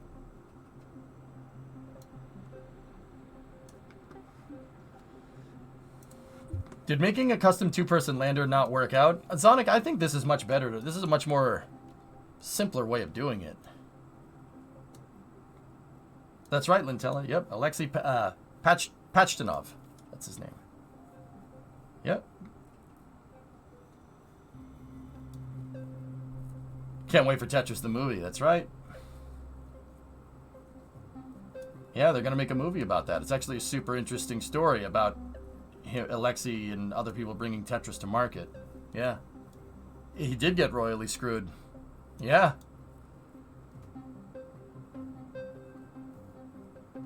All right. So this lander should be good. We should start outfitting this thing with stuff. Let me start looking at more LEM drawings here. Yeah, the surface sensing probe. Yeah, yesterday I said those are for staking, and they kind of are, but also that's your contact light sensors. You guys were definitely right on that one. I forgot to say that.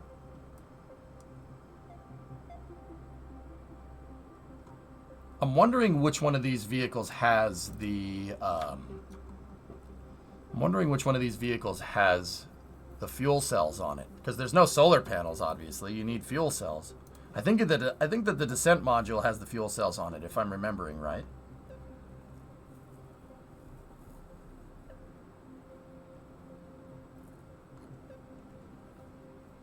Here, let's do it. Let's do it this way. Fuel cell.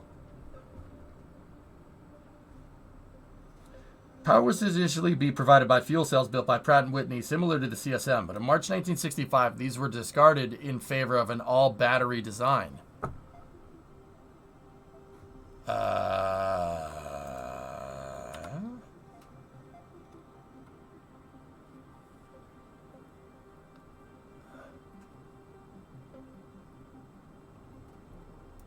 Huh.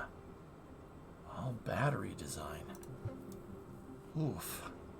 Hey, Sim, what's going on, man? How are you?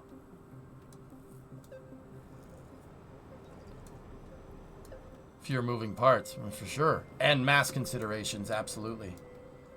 No fuel cells, huh? Only batteries? Okay, okay, okay.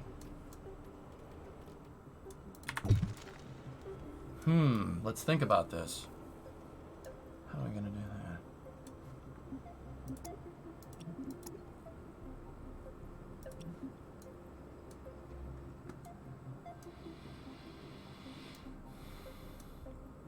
Yeah, Cosmo, I'm not 100% sure.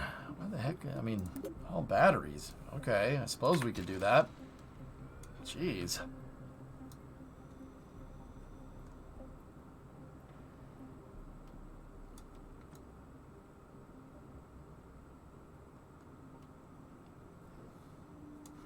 All right, well, let's put on stuff that we know we need.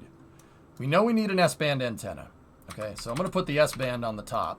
That's the short-range antenna. S-band is short band, right? So the CB radio.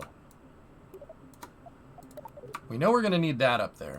And then we need a VHF antenna.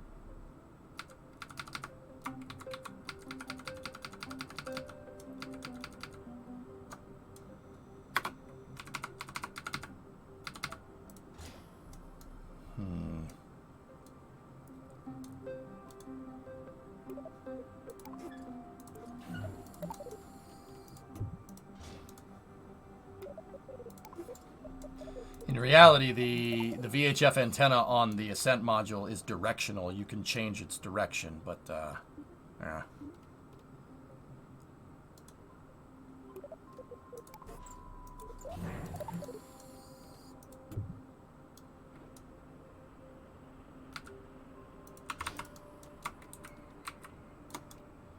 think doing that like that would probably be a good idea. What about the 4 XS antennas? What about the 4th XS antenna? That's a relay. Or is it not? I don't think I have any space for that thing. Yeah, you know what? I'd prefer the non-deployable one. Just for raisins. Then we could push that off to the side like this. Yeah. We might have to be careful about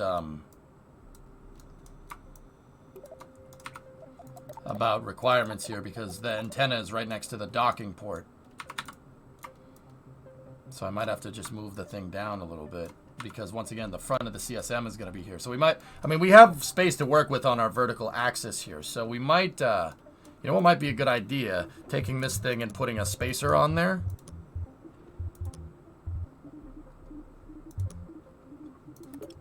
Something like that. Obviously, no, not exactly like that.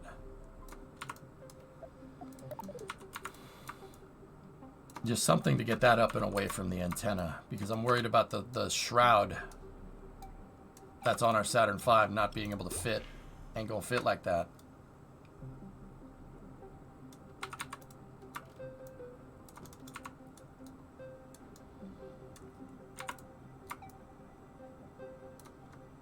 You could always angle the thing off to the side a little ways. Actually, you know what? That might work. Yeah. Yeah, we could, Aqualex. Yeah.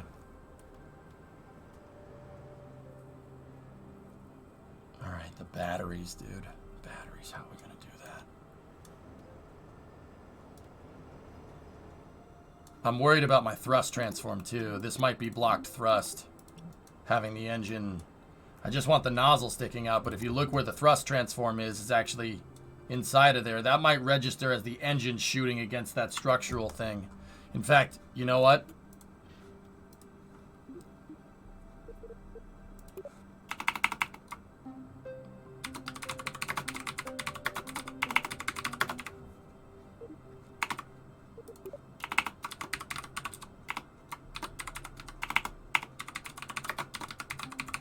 Lunar Dooner Lander.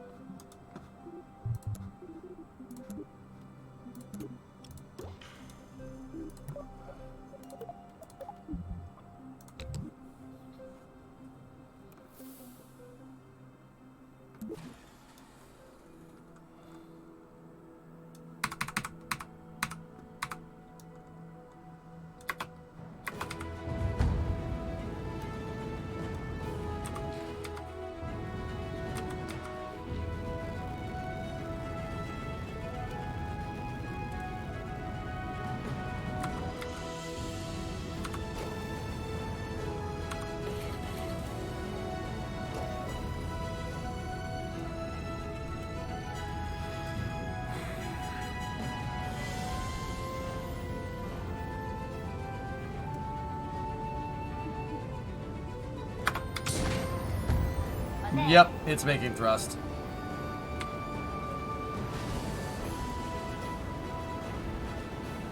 Yep, I'd say that's making thrust just fine. Bye-bye. What? I didn't have another way to test it, man. that was the best way to do it. I think it's making thrust. I think we're good. I'm not dropping any frames on my end, guys. Clearance, though. We might need to mess with the legs a little bit, Cat, huh? I mean, once again, we're in Kerbal gravity here, so...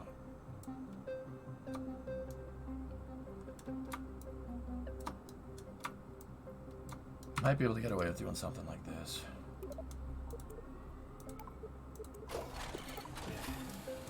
On the moon, that's not going to make that big of a difference.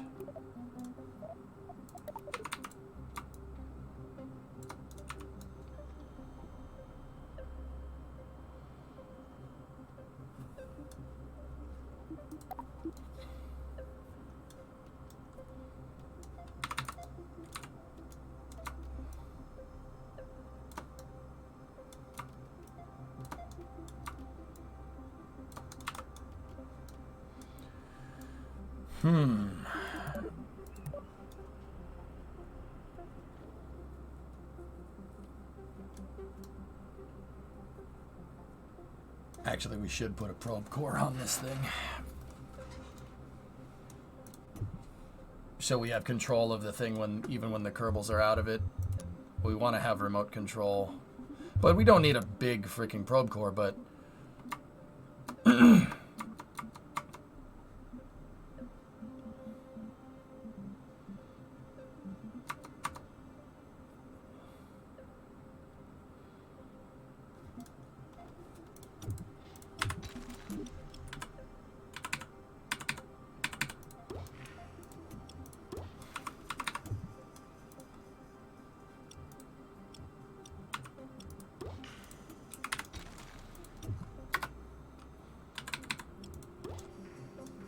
Okay, yep, I'm just going to pretend that that didn't happen.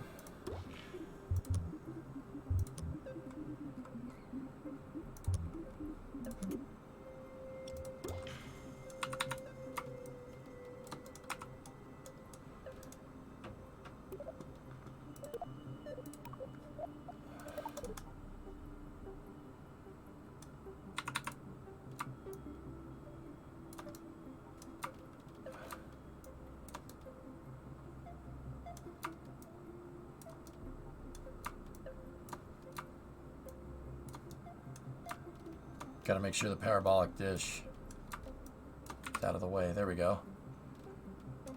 And we can put the S-band antenna on the side like that. Oh yeah. Now, if we wanted to get, I'm wondering if you can radial. Can you radial one of these things? No, you can't. Okay, cool. Good to know. All right, cool. That's pretty good. Now, let me just check to make sure that this fits.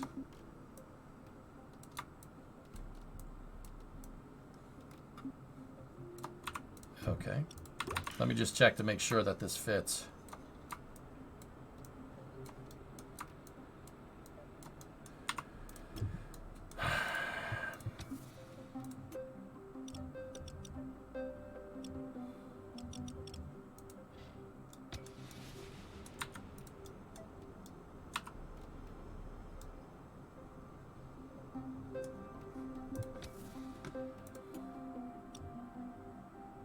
Might stick out a little bit.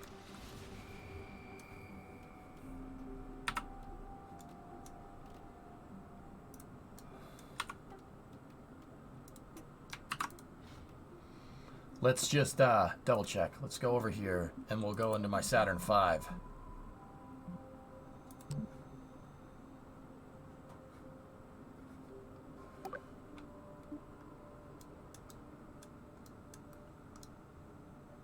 If I want to make my own space-worthy rocket, I just have to put KSP on this laptop. It's a dual-core 1.6. Eh?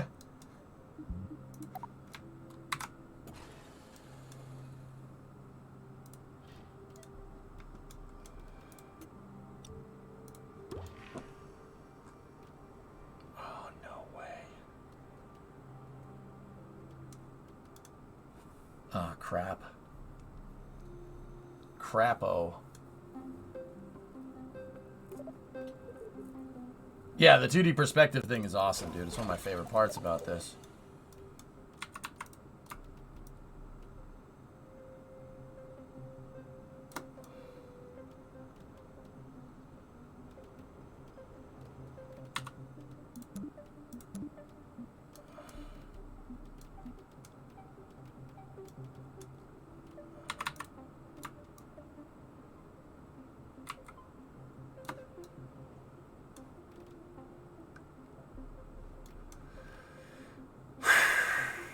We're gonna need to start over.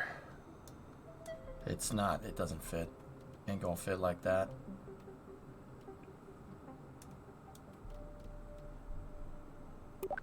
It's close.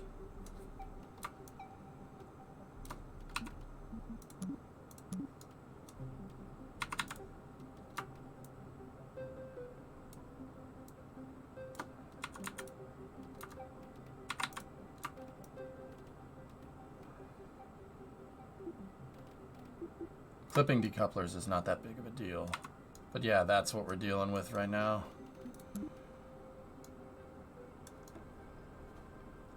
It's close, dudes. Yeah, real close, but it's not gonna do it. We might have to get a little fancy with this thing. Like, if this truss segment was mounted down there, do we have enough space? Nope.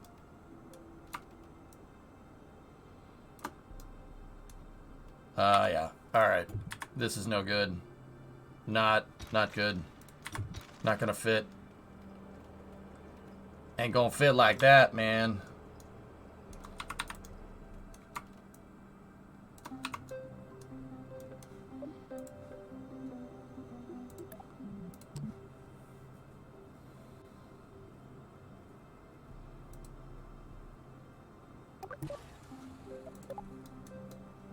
Crap. Check out what I just found. An entry and landing capsule. Neat. What era is this from?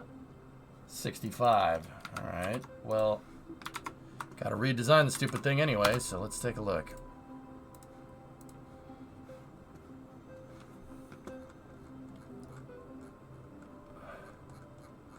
So, guys, what this is NASA technical reports.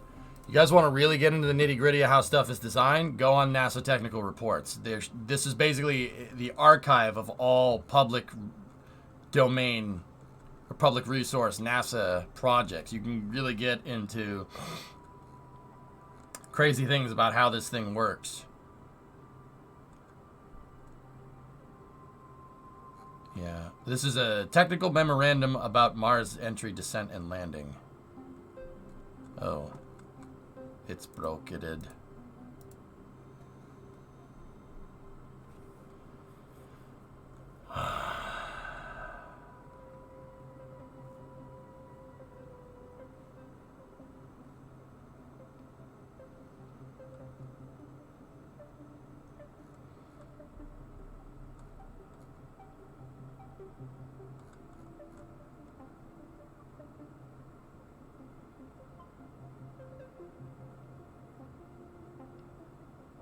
Okay.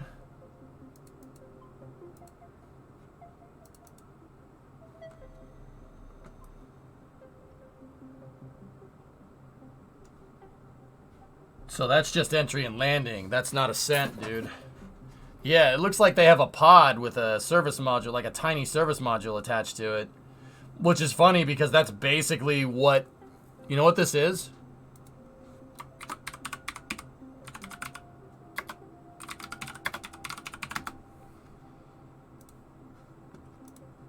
That. It's basically that. Pod-shaped vehicle. Lander, in this case, the rover's inside of the pod, and then you have a coast service module. In their design, though, the service module was in front of the heat shield. On this design, it's behind the heat shield. That is the spacecraft that delivered Curiosity and Perseverance. Well, it wasn't the same spacecraft. It was two versions of the same thing, two different craft. See, it delivered that thing. In this case, the capsule's carrying the sky crane in it. See, there it is.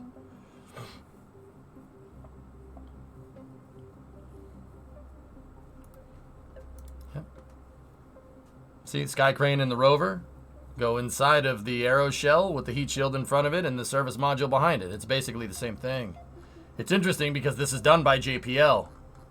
They basically knew exactly what they needed to land the rovers down on the surface of Mars in '65, which is pretty funny to me.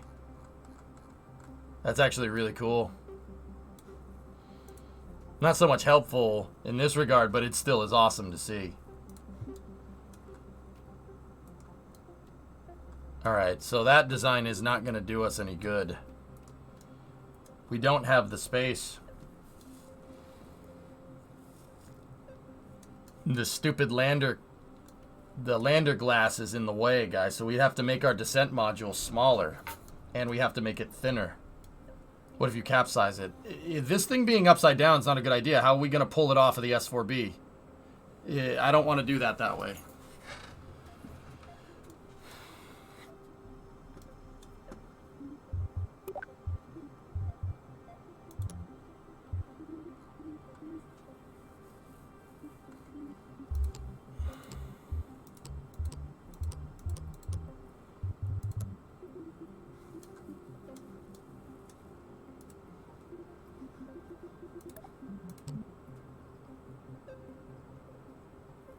Yeah, Mad Humph, that's right.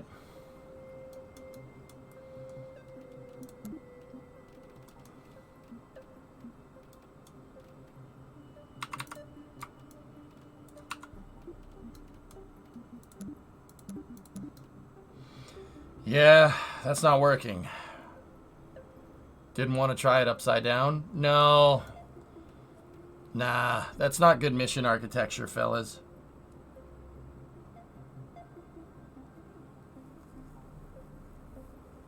If you made your own pod with the grumble seats. We could, champ, yeah, we could. Like, where does this thing need to ride in order for it to not clip into the shroud? Oh, boy. Oh, boy. Okay.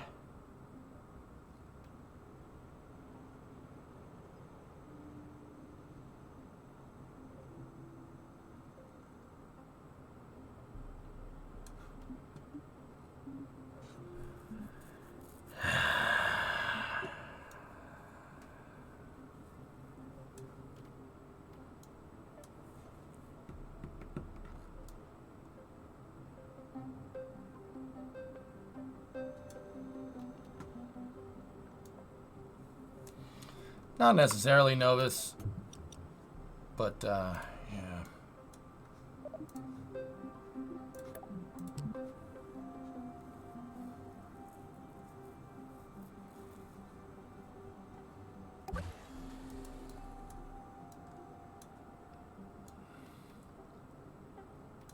Alright, let's just put that over Go here. and throttle up. And let's play. So we need a smaller descent module. It needs to be thinner. We'll see if we can sandwich something together here. Let's try. I think it'd be a fun little exercise to mess with here. Maybe this will help. Hey, Poop, 33-month resub. Do you still need to poop? I'm aiming for more Apollo applications with my design requirements, Novus, so I'm not sure what we're going to see in this PDF is exactly what I'm looking for. It is cool, though. Oh, yeah, there's your system right there.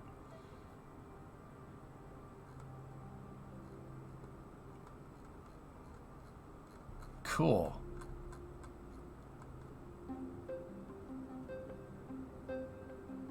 Oh, yeah, okay. Okay. Yep. Yeah, I see what this does. That's cool, man. Yeah, I'll keep that one up, just in case. Was Skylab part of the Apollo applications program? Novoraptor Skylab was one of the only parts of the Apollo applications program that actually that actually was done. If you really want to know. Yeah, that was like one of the only ones, dude. Yeah, it needs to be thinner than that. Nope.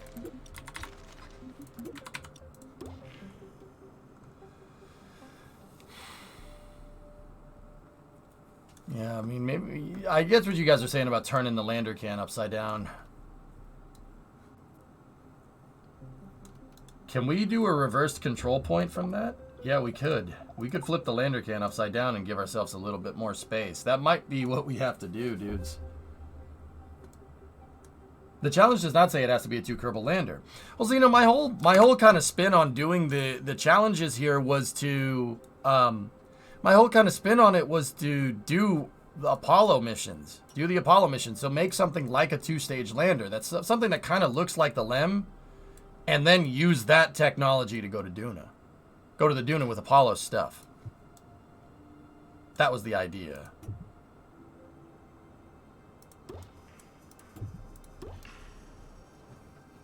Found it. Bottom of page 18. What are you... Found what? What are you... You're not... I don't know. What is this? It's not loading, dude. I'm clicking on the link. It's not popping up. Oh, there it goes. The LEM familiarization manual. Oh, yeah. We'll use that. That'll be useful. But I'm not sure that. Once again, I'm not sure that's exactly what I want to do.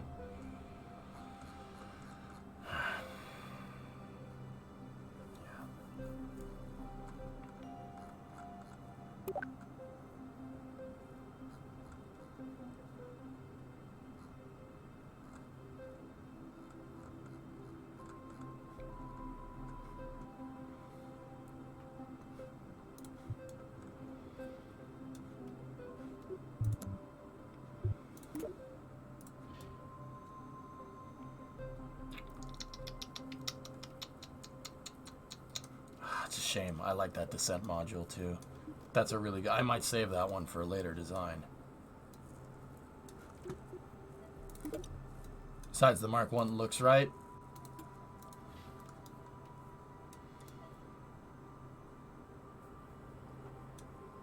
But it's not two people, dudes. I don't like that.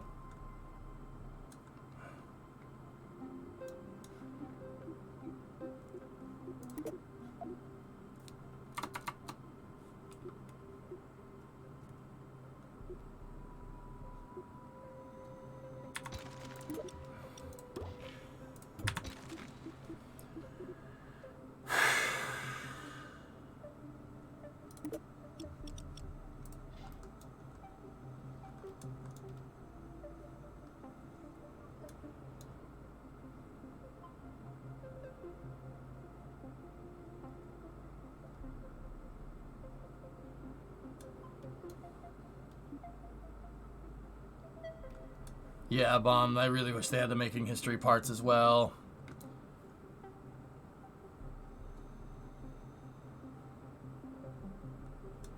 All right, let's let's check this out.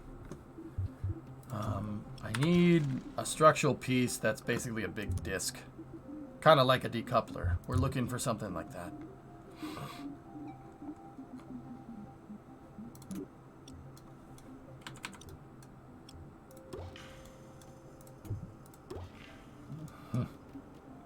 Tube.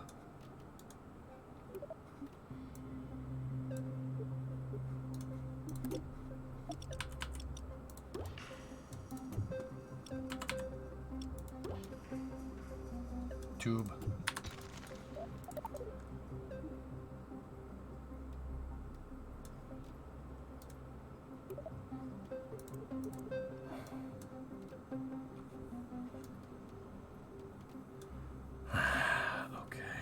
Or we could just eliminate that and just use the damn decoupler as our structure. I'm not against doing something like that. Let's see. Let's see. Let me start playing here. What can we get away with?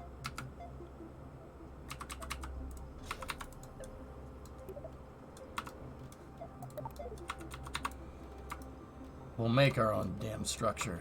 Blackjack. And Kerbals.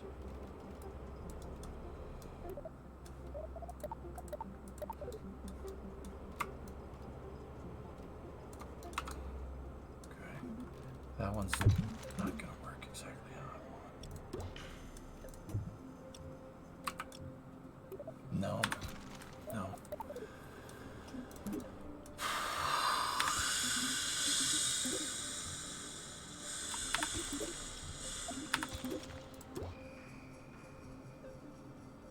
We already know that. Is that much bigger than this? Hold on. Same size. Crap. That isn't gonna work.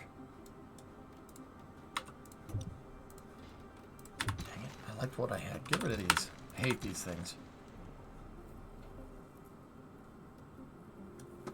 Does the game still lag out if you make a lot of parts like this? Of course, it's a simulation. Yeah.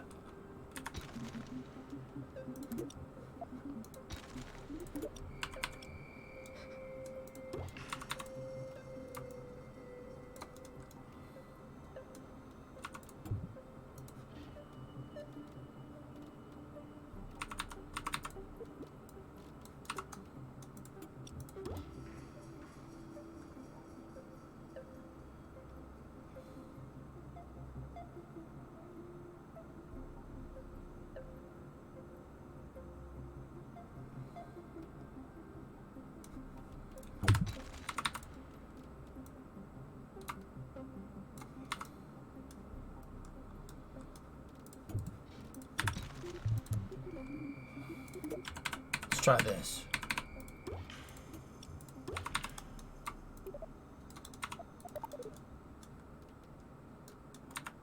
we gotta take that, move that back into position like that.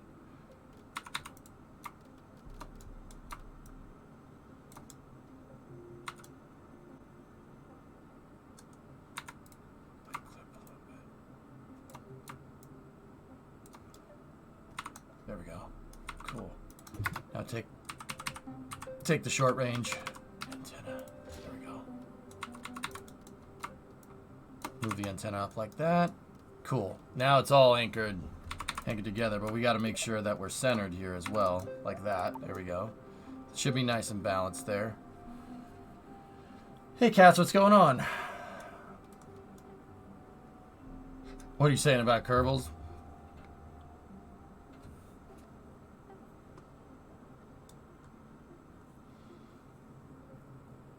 How about a vertically mounted large rover cabin? Nah, it's not really. I don't do giveaways and I don't have NFTs.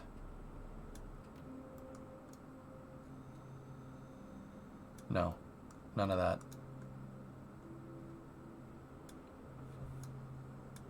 So I was thinking we have to really condense down our descent module, which is not that big of a deal. Let me take a look here. If the proportions between this and this is 1-to-1, we should be able to do this right. I'm just not 100% sure about. I need like a good structural piece here to anchor everything to. I'm not sure about anchoring things to decouplers. If I remember right, you anchor something to it and hit the decoupler, the whole thing comes apart. We'd have to. You know what? Hold on.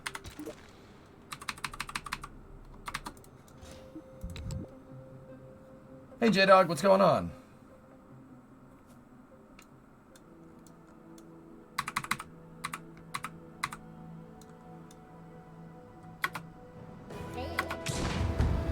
Nope.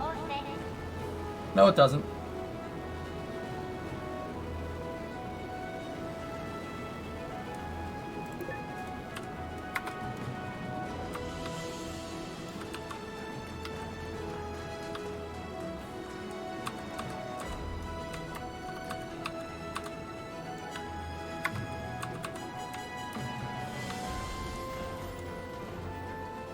Cool.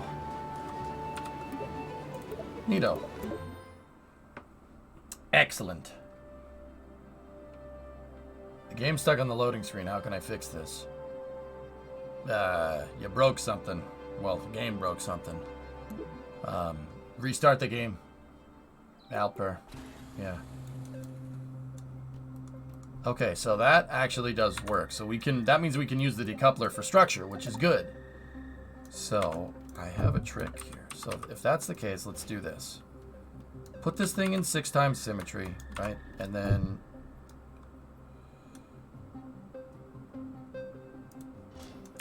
now we rotate it 15 degrees.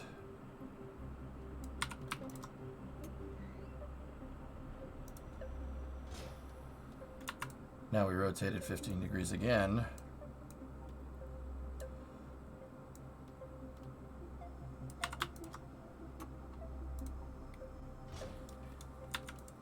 Now we can rotate it 15 degrees again.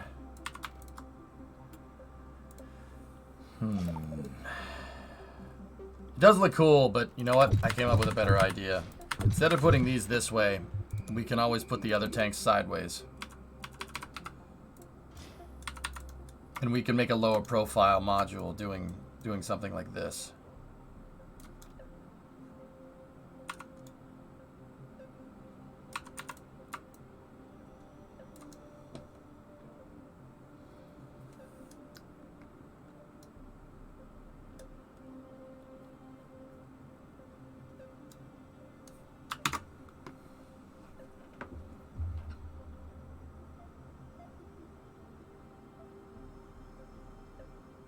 Hey, N9, you like the hat? Thanks, man.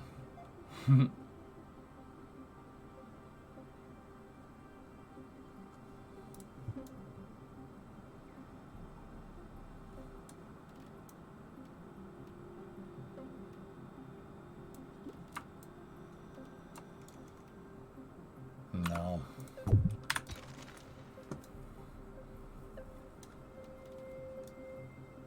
You have that logo on your car, N9? No, that's cool, man. Right on. I don't hate that.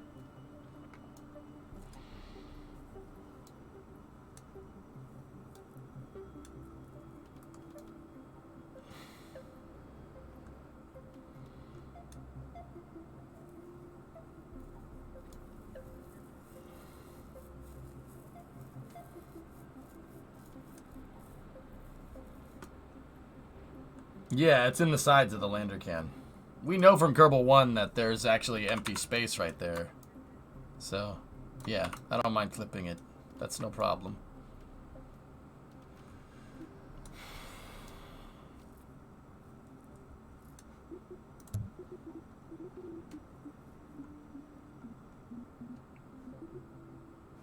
The other thing we could do is build a capsule-derived lander.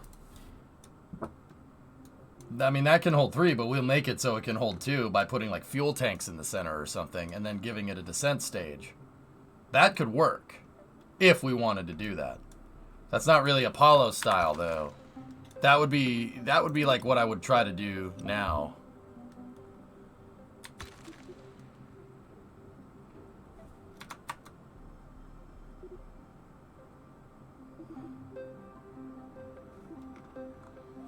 Make the fairing just a touch thicker. How? How would we do it? Hey, Jigsy, the patch is great, man. Really, really good. I'm trying to, like, make the descent module as low profile as possible. Because that, even that was too much. We have to make it, like, half of that. So, like, we're talking something like this would work. Ready? Like that, and then...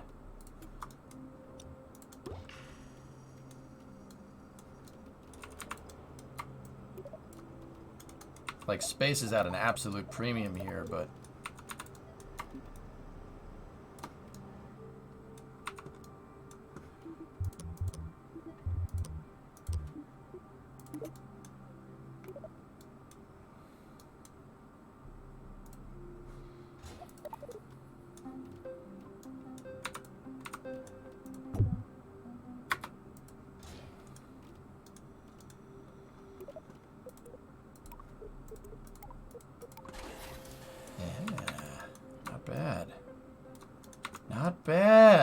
Not bad. I don't mind that. I might do it. And we do have space there. Yeah, okay. Okay. We might be able to get away with this. The only problem is that we don't really have a lot of Delta V here.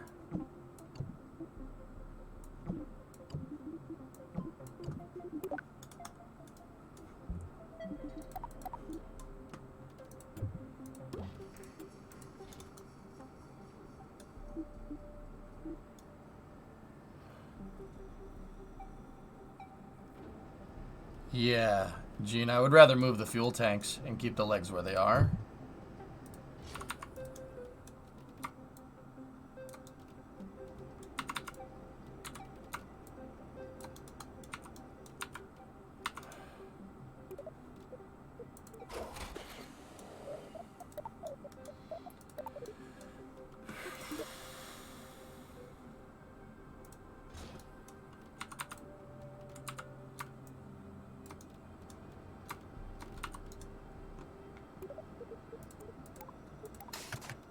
Oh, that's actually way too much. We don't want that at all.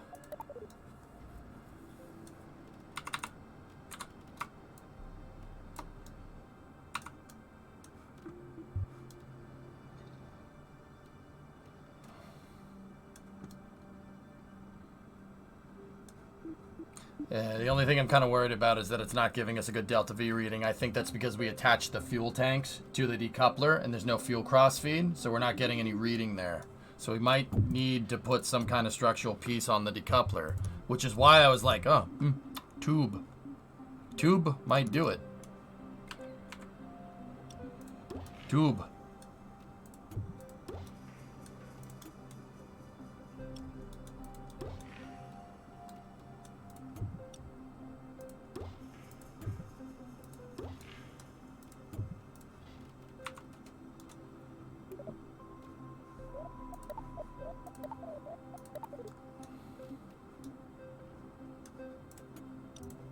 Tube.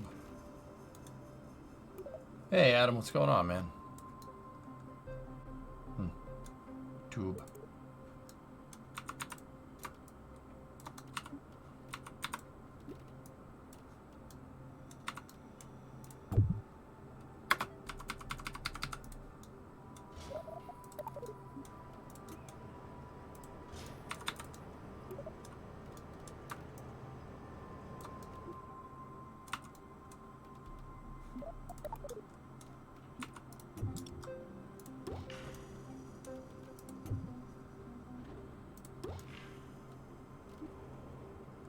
820.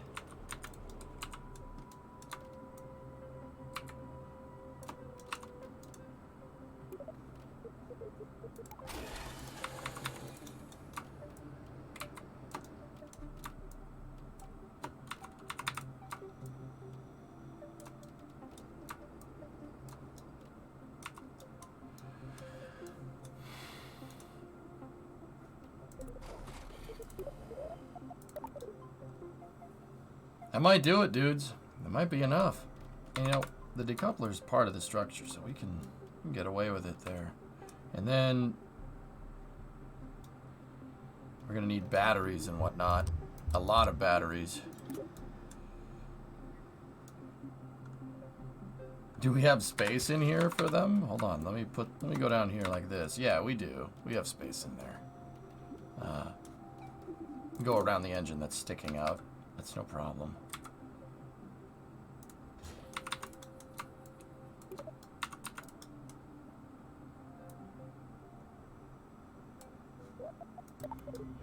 Are you gonna rotate the legs so that they are under, it's not under the window? That's how the real one was, dude.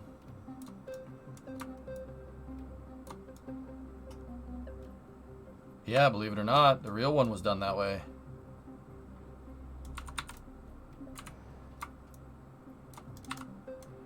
It has the legs in front of it on one side. And that's why the LEM has windows on either side of the legs. It doesn't have one big freaking window like that. Do you actually need the batteries, though? Is that for RP? What do you... Yeah, of course we need the batteries. yeah, of course we do. We gotta... Moon. Gotta do that somehow. Well, you could do it like this if you want, but...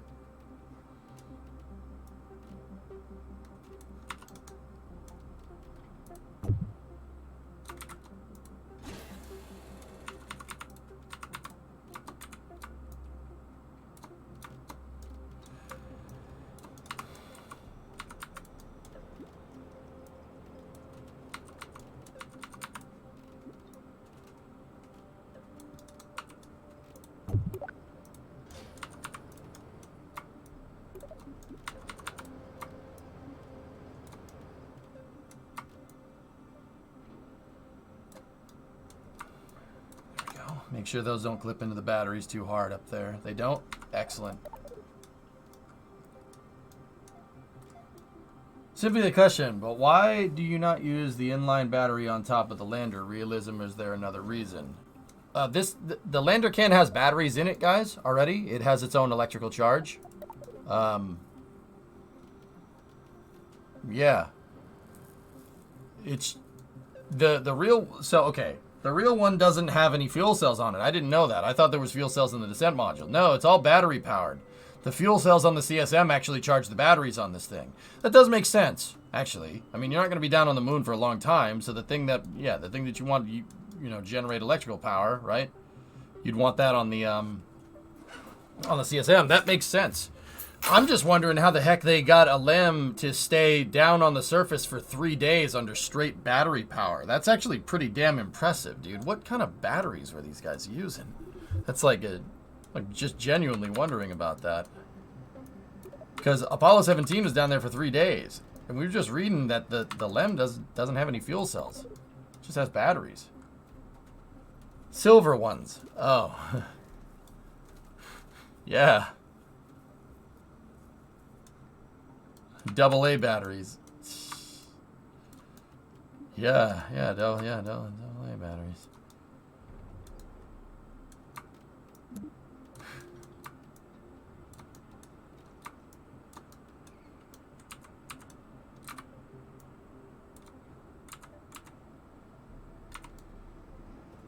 Silver zinc.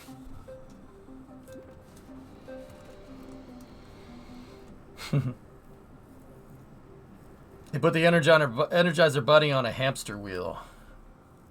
Okay.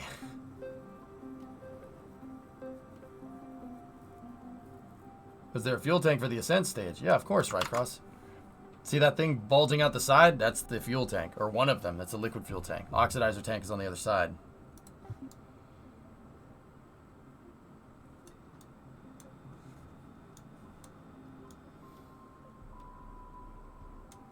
See, this is 800 and 719. That's 1519. I'm really kind of worried about a Duna ascent with this.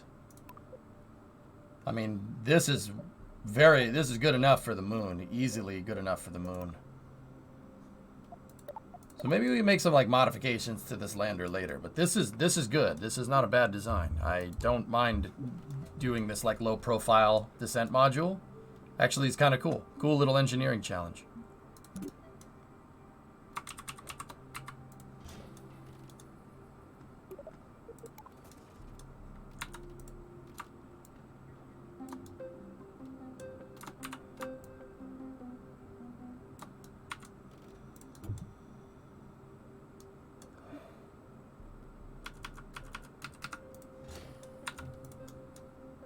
Actually, we might be able to go with a smaller ladder than that.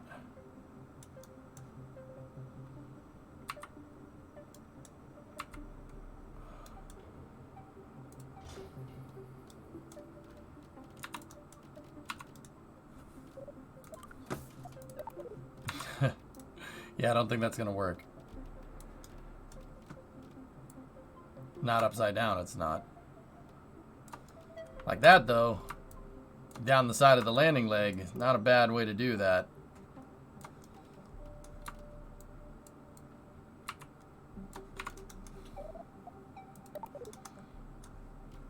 Cool.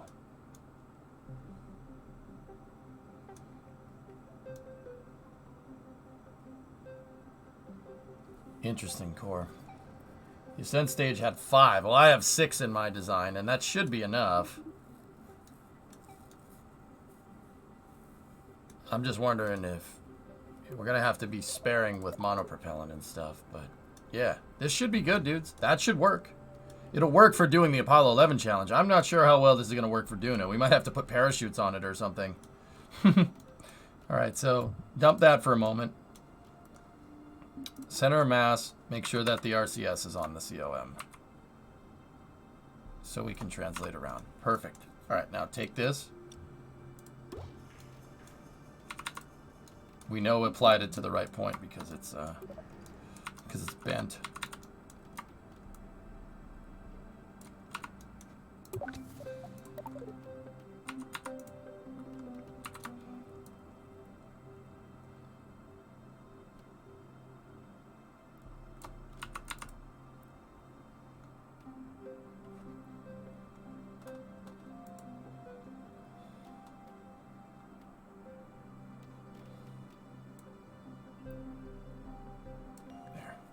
I totally didn't just put my finger up on the screen right here to align that. I swear. I swear I didn't do that.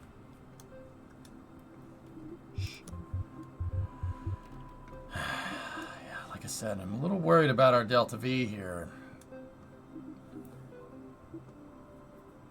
So it's 800 and 700, so we're at 1519. Like I said, that'll work on the moon, but it definitely won't work on Duna. But it will work on the moon, easily. What's the box on top of the pod? Probe core.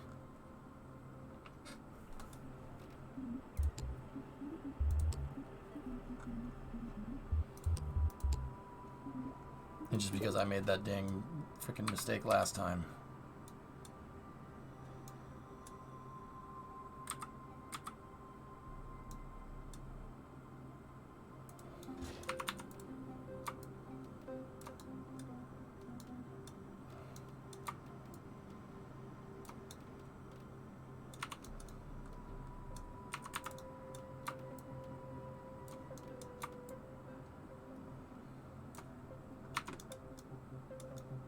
There we go. Lights.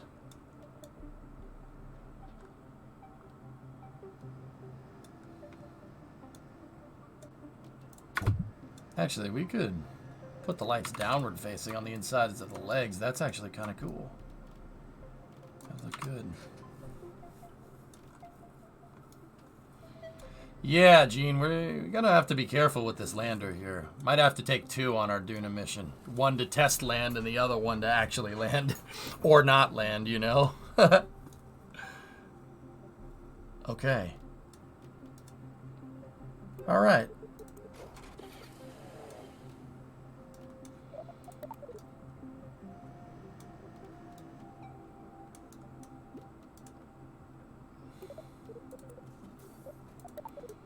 There's our little tiny thing. How much does this weigh? 5.6. Oh boy. We yeah. You don't yeah, it's gonna be good, man. Okay, so let's take it, copy it. Then let's load up our Saturn V gemstone.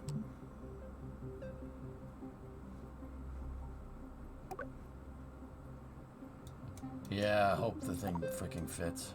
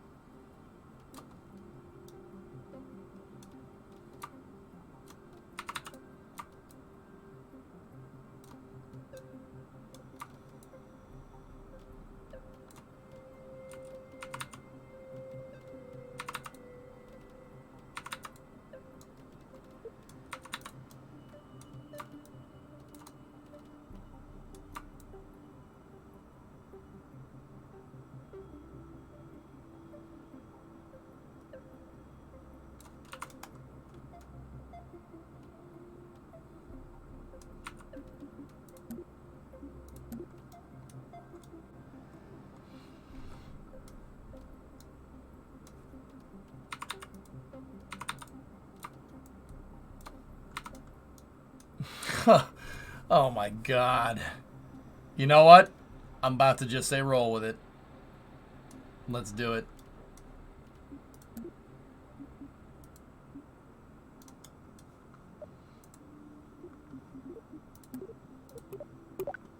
Try it upside down. No. No, I'm not doing that.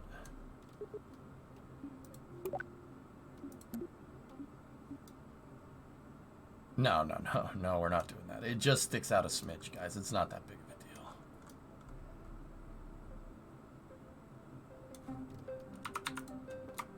deal.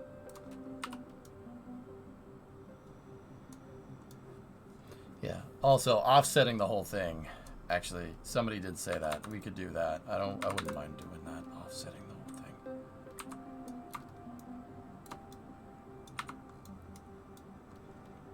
Might have to be a little bit worried about how the thing's gonna fly, though. So you know what? I'll take the clipping. Just very, very slight. It's okay. It's not that big of a deal.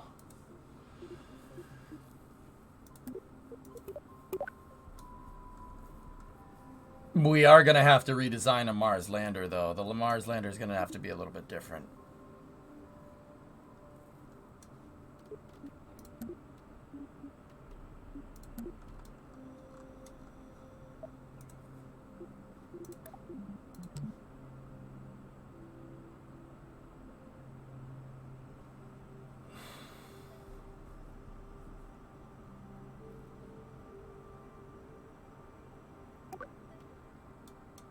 Okay.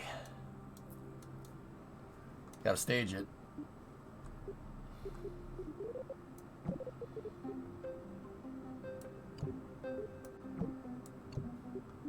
So that's LM separation. We'll put that up there. What is this? Yeah, that's the decoupler. That's lunar module decoupler. We don't want that, so That is the ascent stage. That can go up here.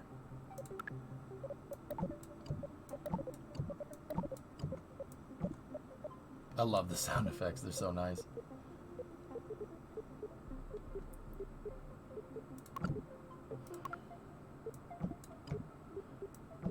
Pod parachutes go all the way at the top.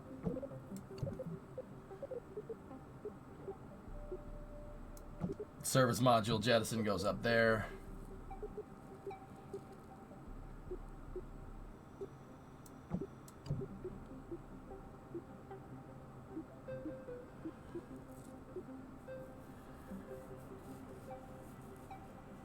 Did we strut the lander? Oh, no, not yet. We shouldn't have to do many struttage here, to be honest. It doesn't need much. We can still do it though. Sure, why not?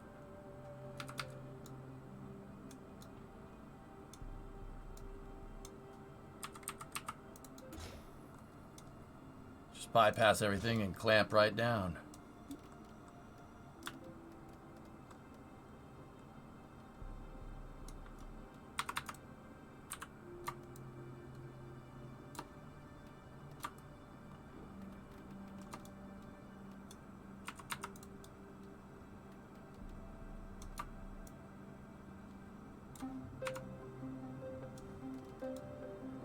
Alright. Yep, that's clamped. Okay. Apro, how you doing? Yeah, I'm the spaceman.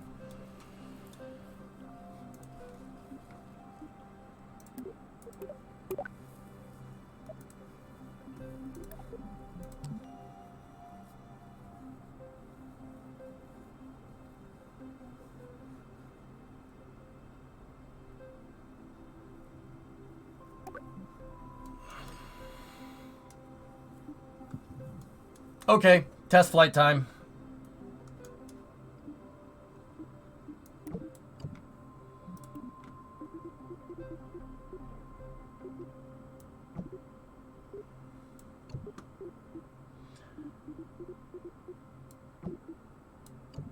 Okay.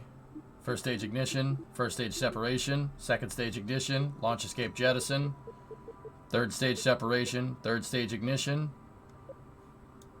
jettison, fairing jettison.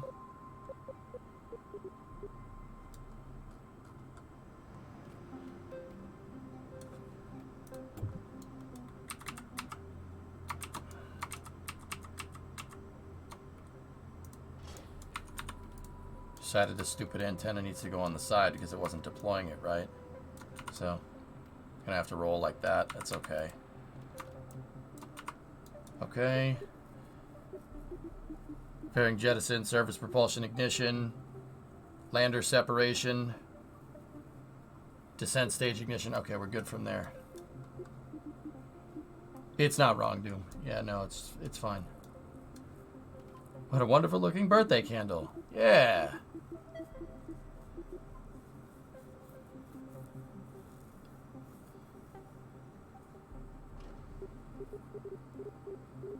Okay.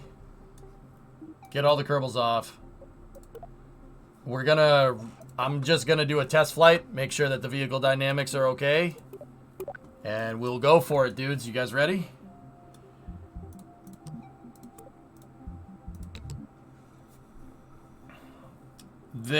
From our testing, there should be no problems here. Like, no problems at all. This should fly just fine.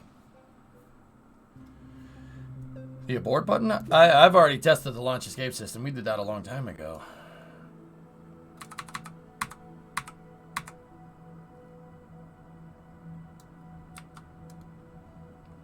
All right.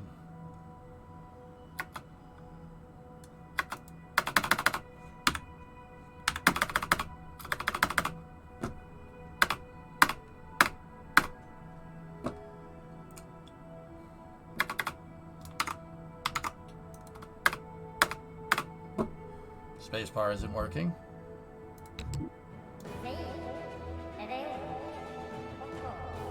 I have to manually stage it. I'm not sure why the spacebar doesn't work, but alright.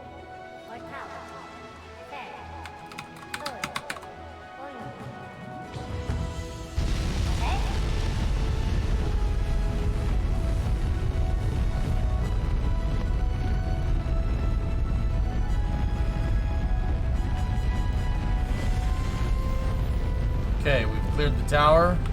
Roll pitch program.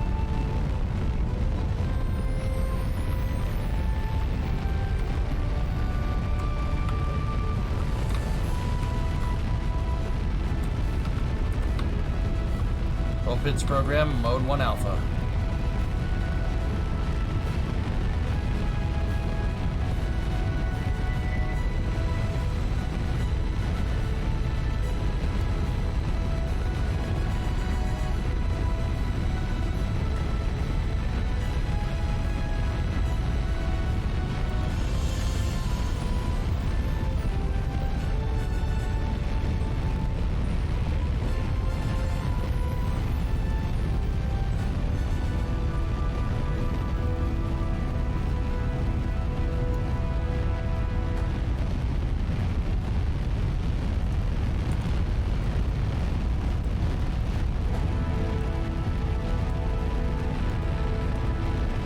Kind of, Drac.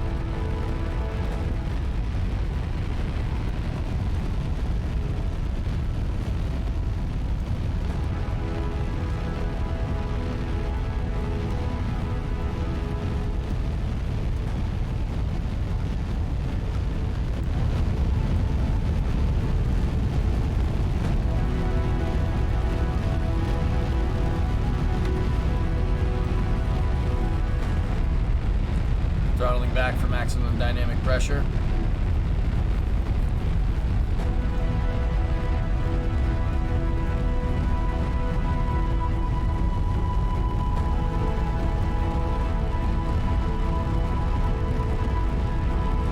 Max Q. Or no, it's going up. Oh, there we go, max Q. Or it went up again? I'm confused. That thing's jumping all over the place.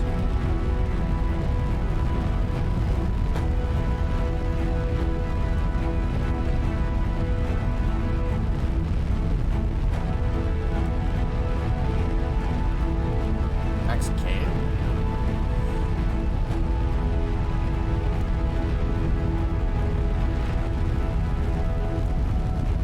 We're past it now. Mode 1 Bravo.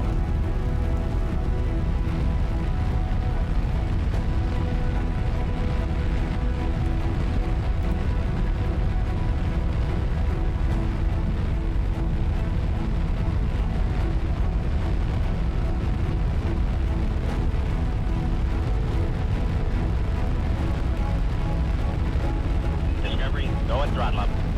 Well.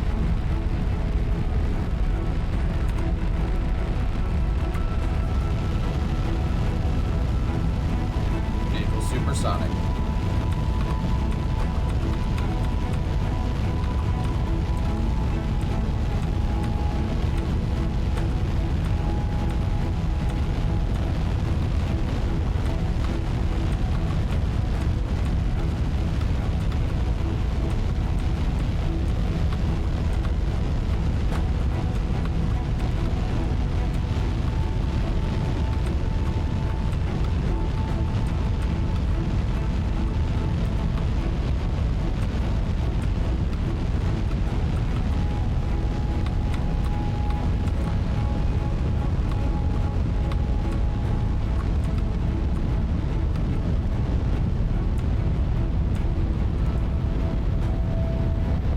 Shutting down center engine to reduce G load.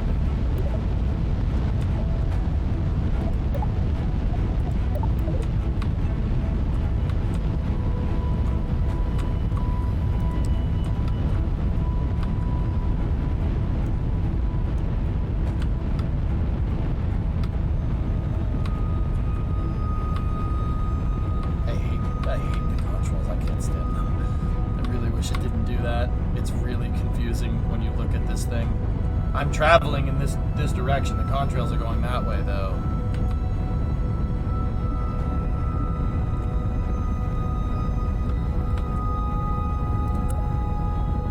See?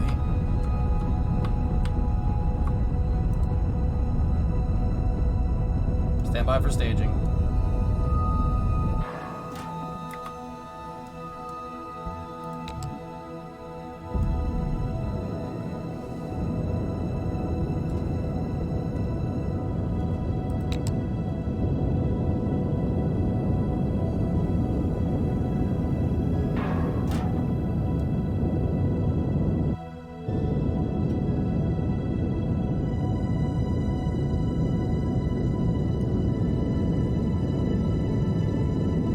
Okay, we're 2 Alpha.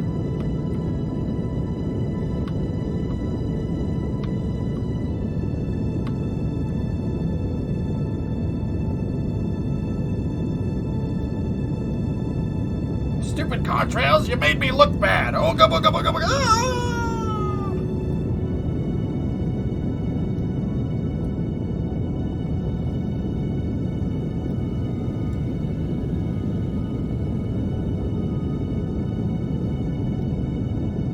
They did fish, for sure. Okay. We are mode 2 Bravo, launch escape system jettison.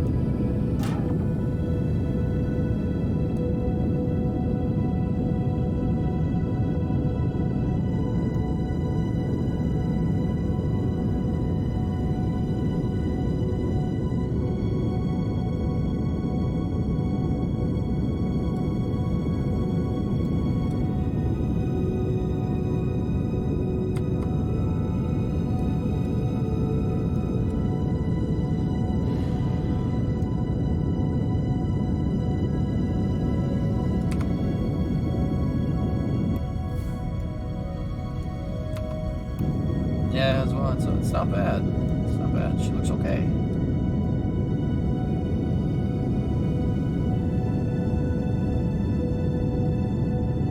I just need to make sure that we can separate the limb and everything and the fairing works, and then I'll put Kerbals on it and then we'll go.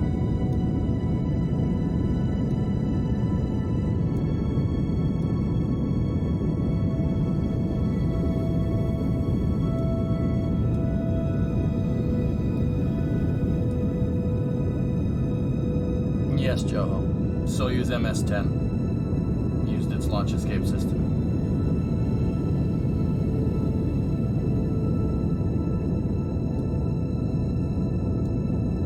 We watched that launch live, dude.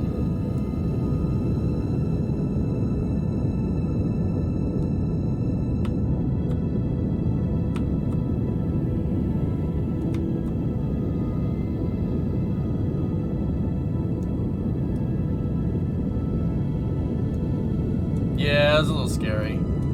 I thought we watched Nick and Alexi bite the bullet, PY. I was a little worried, man. And then, yeah. And then when we got word that they came down near Jessica's gun, I was like, oh, that almost sucked.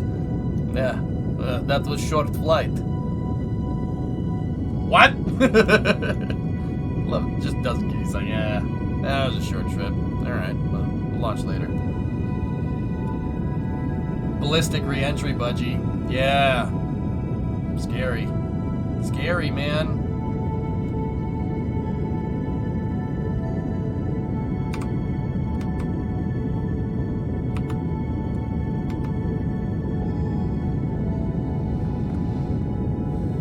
Pretty much, AOD, yeah. Holy crap, this is Apollo? Yep. Just keep class in my chat, fellas. Yep. We still got a little bit of a burn duration here. This is just a final test flight. Consider this Apollo 9, okay? I'm basically going to do exactly what Apollo 9 did, but with nobody on board.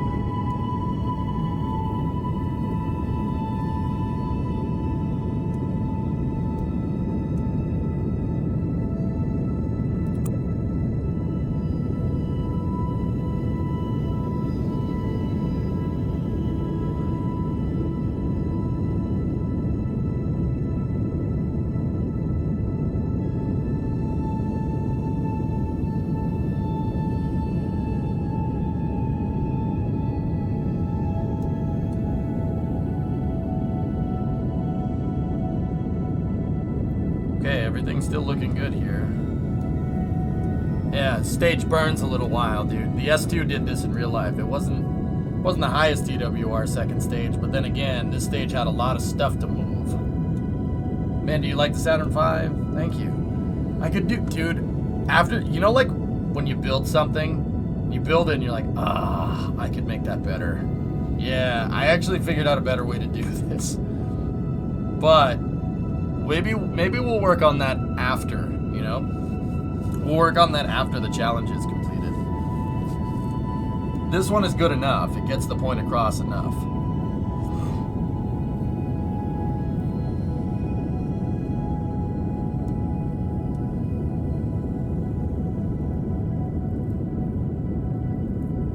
Why are the Apollo mission numbers so random? A lot of the Apollo missions were retroactively named that, Zymus. But there was Apollo 1 wasn't Apollo 1. It was not called that. They retroactively named it. They basically really started with the naming convention after Apollo 4. So there's Apollo 4, Apollo 5, Apollo 6, Apollo 7, Apollo 8, etc., etc.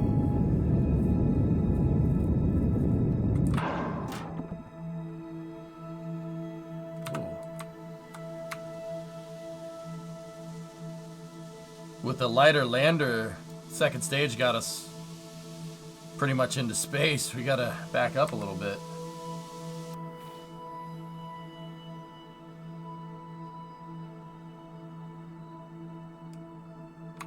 Nah, it doesn't matter too much for this test. Go at throttle up.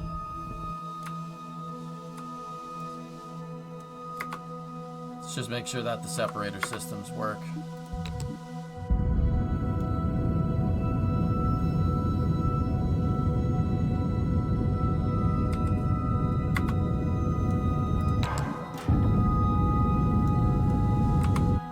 Okay.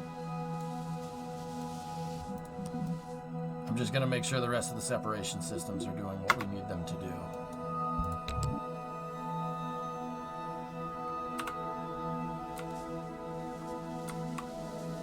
That did not do what I needed it to do.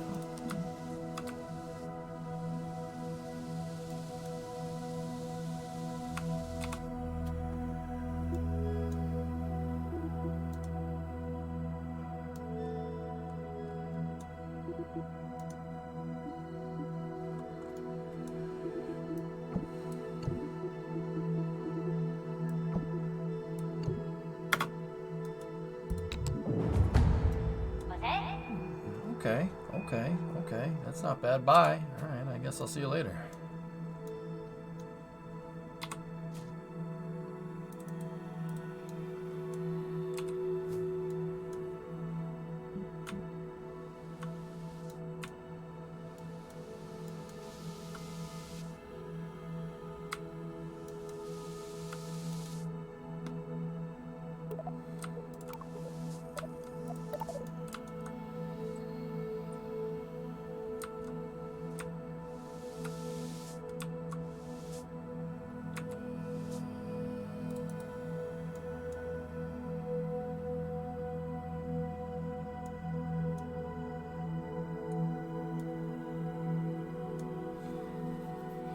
Now we just got to make sure we can reattach and pluck that lander off. Here. Hey, Spoon.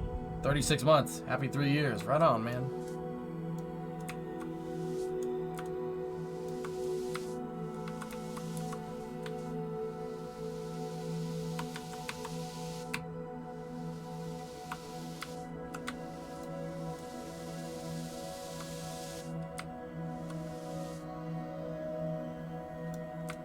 So, you guys have seen this before. I've docked things in space all the time, many times. The real key to do it is to just park your vehicle right out in front of the docking port that you want to get to. Then orient your vehicle, right? Orient the vehicle where you want it to be. Yaw, pitch, and roll. Translation, right? Just get it where you need it to be. Like in this case, I want my RCS to be lined up with the ladder, right? So we just gotta dial in a little bit of yaw here, a little bit of pitch. Only move one axis at a time. You have 6 degrees of movement here. Pitch, yaw, and roll.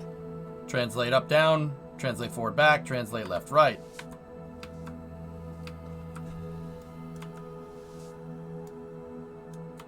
So try to line up one at a time.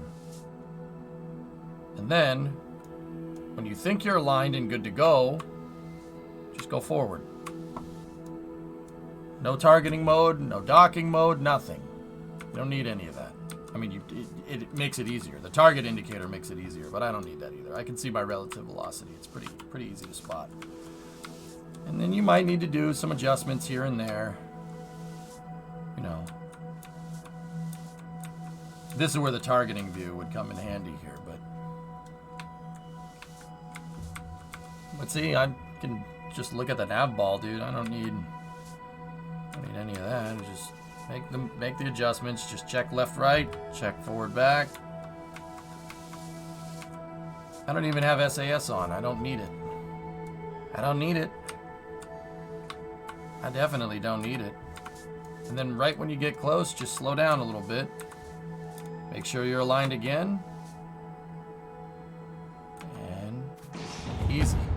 No SAS. Didn't even use the SAS. Didn't need it.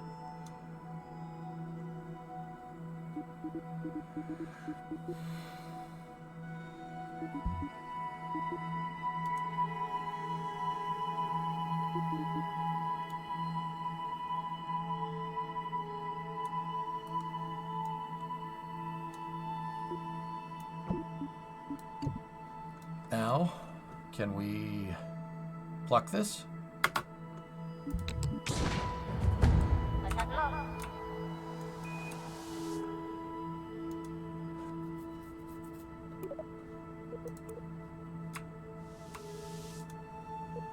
Discovery, go at throttle up.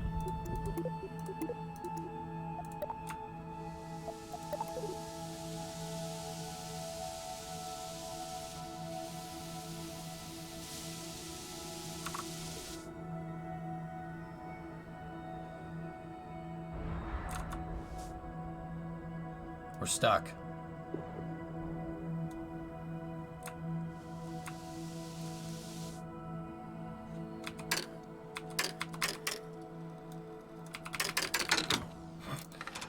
Works every time. I don't know what we got stuck on there. My guess would be that the engine.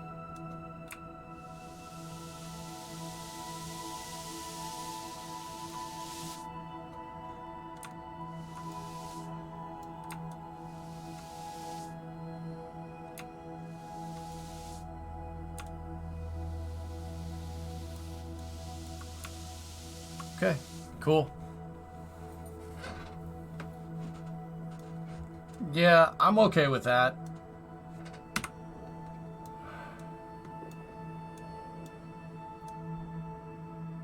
There's the Kraken strike from the damn lander.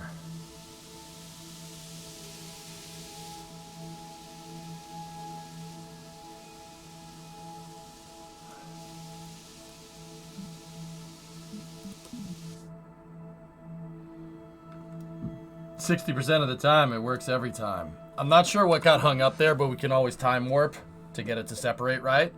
That's no problem. That's the only thing where I'm kind of like, about, but I think we're okay.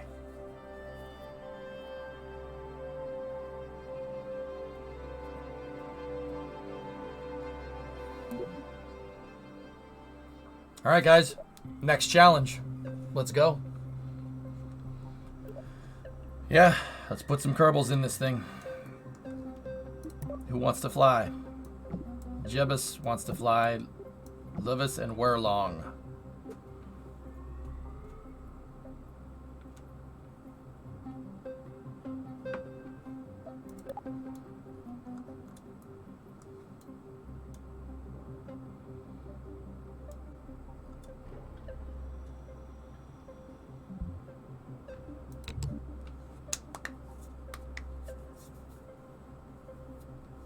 Okay, here we go. Kerbals are aboard. We just got to be careful. We got to be cognizant of that separation system. That's all. When we go to pluck the lander off. But other than that, we're good.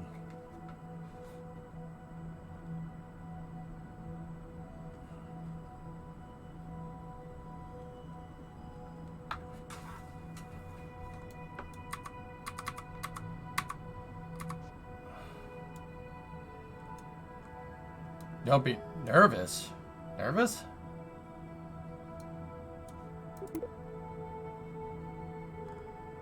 I'm good. Yeah, all flight controllers go for landing retro. Fido go, GNC go, Eagle go, go at 40 Capcom. Wait, what? Sorry. You said Def Leppard, the Rocket song.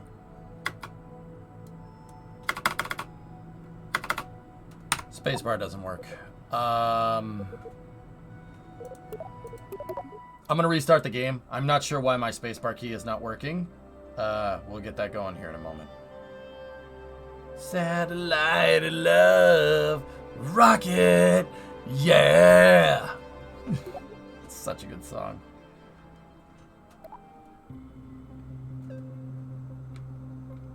I will be your, I'll be your burnout rocket burn. Yeah. Satellite love. I'm gonna stand up for a second, dudes, while the game is restarting.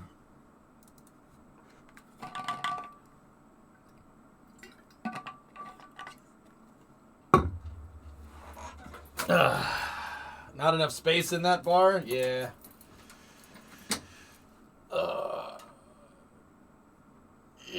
You just like, I get up and nothing gets me down. You gotta touch. Boop, boop, boop, boop, boop, boop, boop, boop, boop. Why do you wear jeans at home? Because I'm out in my shop, Pierto. Yeah, no wrath for sure.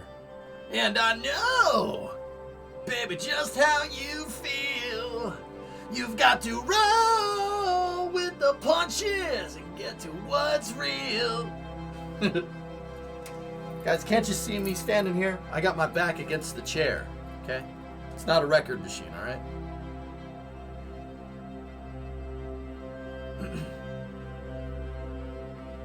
How about a standing desk?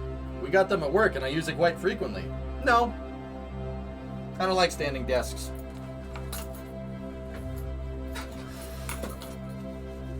Not a fan. Scary, what's that?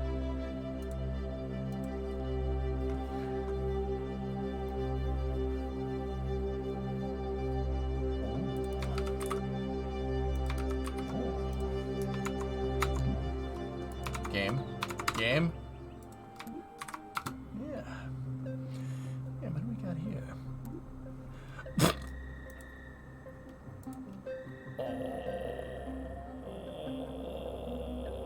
Oh, that's pretty cool. Well, that's pretty neat. Of course you're not a fan. You're a person. Yeah. Yeah.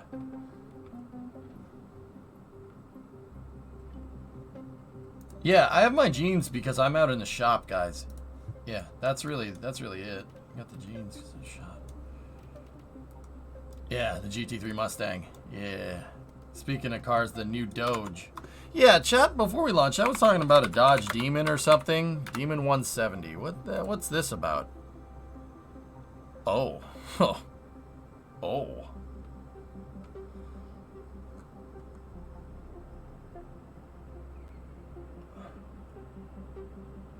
What are the optimal specs to play KSP2 with, in your opinion? I don't know, Squishy. I like my setup. My setup's pretty good. I'm having a pretty good time with it. Hello. The last Dodge Challenger makes 1,000 horsepower and has a parachute as an option. They're not going to make the Challenger anymore?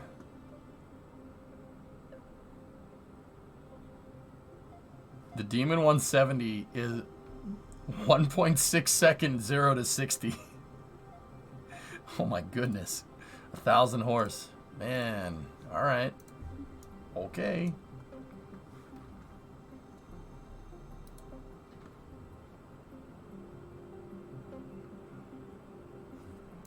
The Dodge 170 first public quarter-mile run. Okay, let's...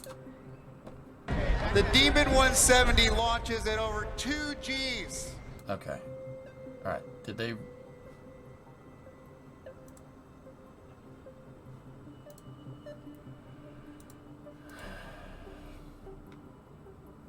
Okay. Let's just... Where's the part where it goes fast? Okay. Over here.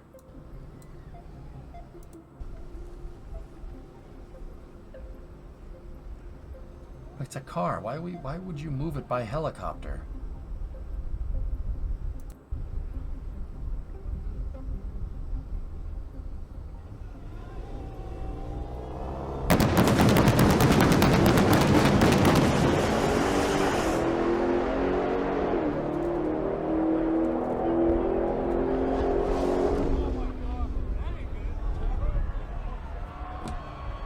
Gonna show the tree.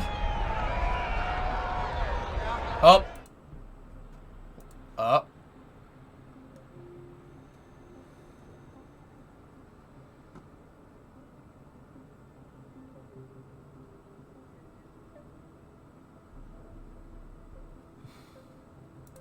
Yeah, why did they do explosions? I'm so confused. What? Cross the line. DQ'd.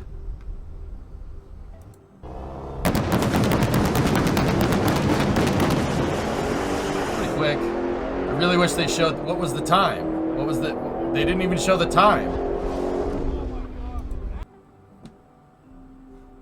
It did $8.99 out of the box. What's $8.99 at... What, 170 miles an hour? Actually, it's got to go faster than that. It's breaking the sound barrier. Yeah, I know. It is kind of lame.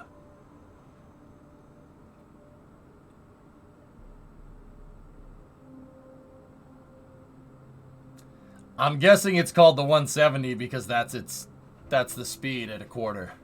That's my guess. So $8.99 at 170 sounds right. That's correct. That's about the speed you need to go to get to a sub 9 second quarter mile.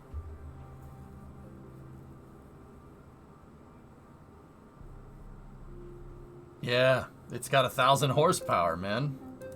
It's a beast. Current record is 991 at 151. Interesting.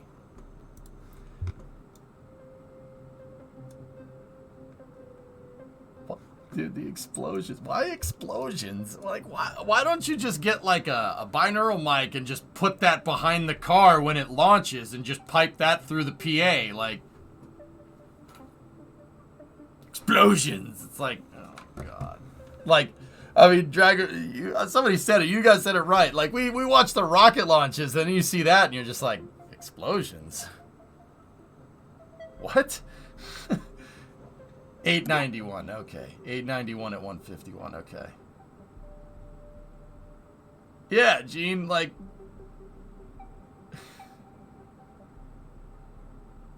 They need explosions because deep down they know it's just a Dodge.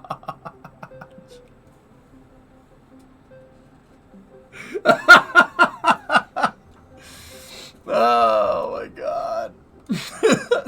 Let's go to the moon, shall we? That's hard. That's harsh, man. That's harsh. All right, let's roll. I don't know. Maybe the Kerbals will populate it. We might need to come. Oh boy.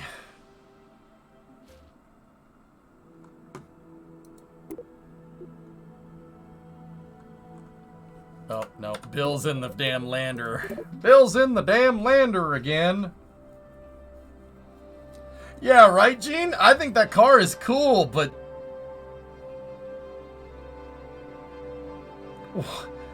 Alright. Dodge leans heavily, maybe too heavily, into E85 as a branding theme for the Demon, as in the 170 name comes from the E85 being 85% alcohol, or 170 proof in the world of liquor. What? No. Discovery, go at throttle up. Dodge leans heavily into E85 as a branding theme for the Demon. The 170 in the name comes from E85 being 85% alcohol or 170 proof.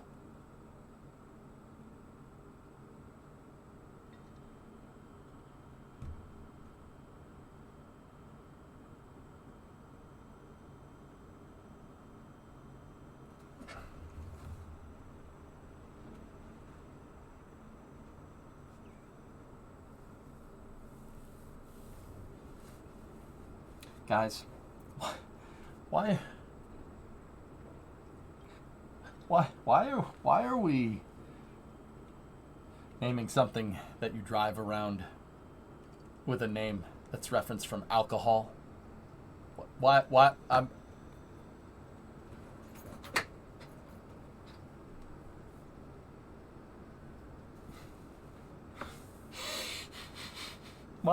why are we doing this? Why are we even inferring anything that has to do with proof with the branding for an automobile? Did they even think about that? Like, did...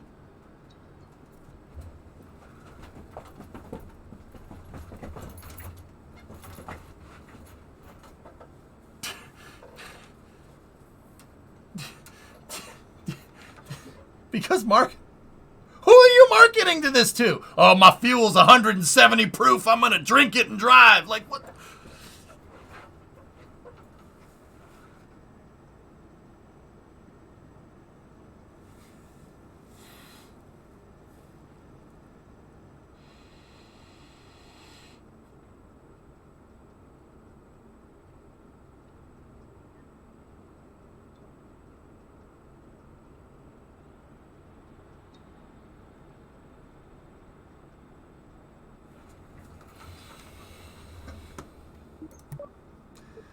Okay. All right. If that's kind of cringe, bro. Even for me, that's kind of like, oh, all right. Let's mun. Third challenge of the day. Yeah, Arcolex, that's why I'm doing the just. Discovery, go at throttle up. I just said I only want 4 Kerbals on this thing, man, or 3 Kerbals on this. You seen the gasoline they're making out of air and water in Chile? No, I haven't. Why would you even infer that the car has anything to do with consuming alcohol? Are you dense? Like, what the...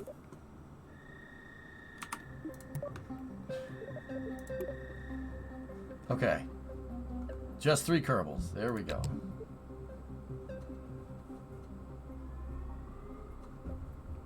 What are they doing up in Auburn Hills, Spoon? Like, who thought that was a good idea? Like, all right. The marketing department was drunk. Oh, yeah, that makes sense. Why don't... Demon 1000, maybe?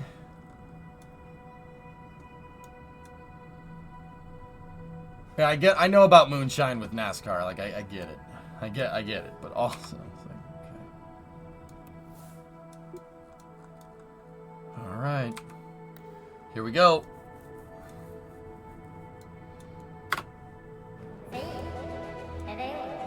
Discovery, go at You want explosions. Spoonman, thanks for the prime sub. Here's some explosions.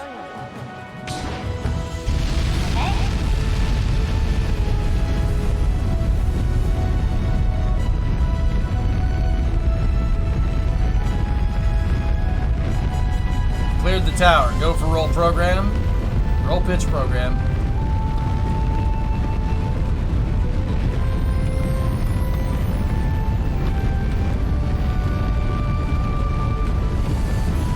Roll pitch program complete. Mode 1 alpha.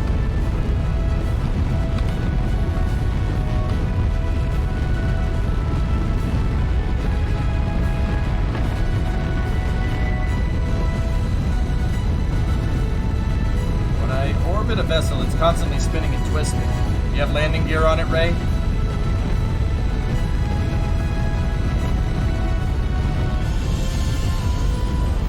That's a stretch, Deadly Chicken. It's a stretch. I'd fly pretty damn good, okay?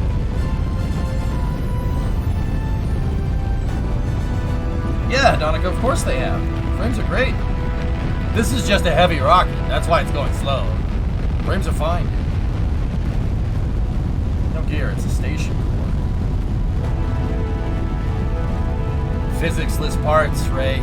You got physics-less parts. Any micro nodes on there? Really small parts? Physics-less. The game doesn't play nice with physics-less parts right now. Is it supposed to be man? Not supposed to be. It is.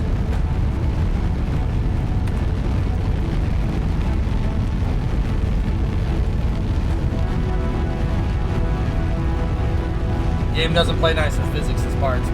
Yeah, Nate's trying to figure that one out right now. I've had several conversations with him about what I think's going on. Lander's on board, Kren. Just in time. Throttling back. We have max Q.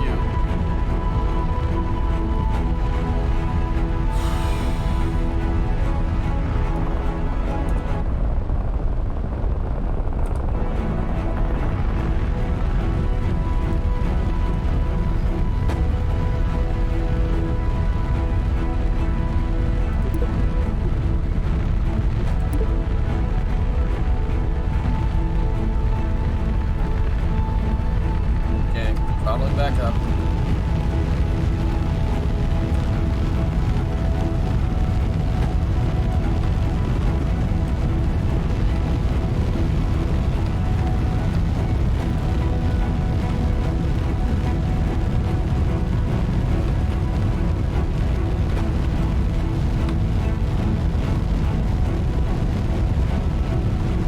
Okay, we're supersonic.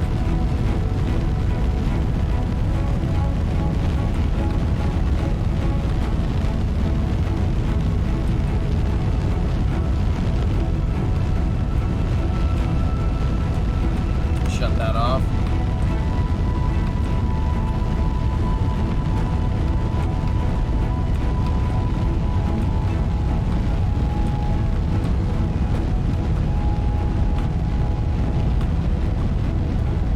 Shutting down the center engine here momentarily to reduce G load.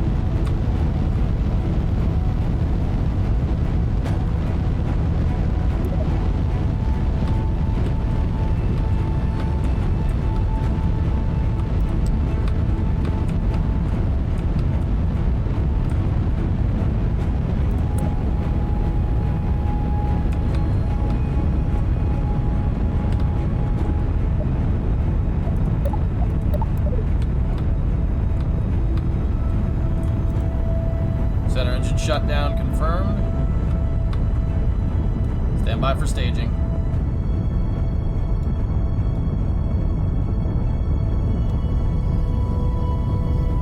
I hate those stupid lines.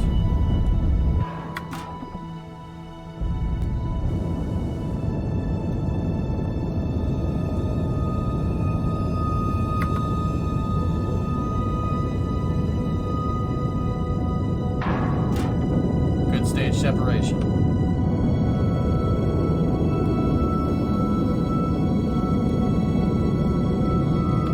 2 Alpha.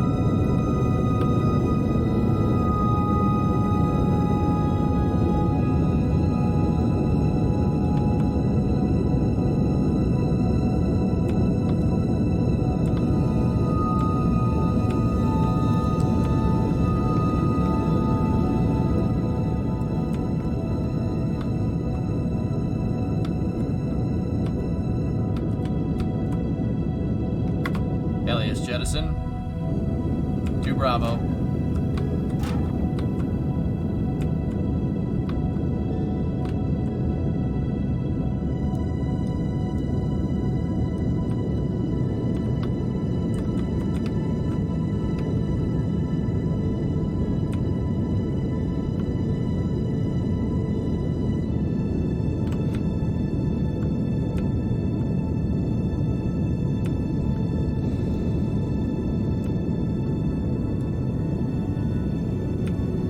No, that's good, guys.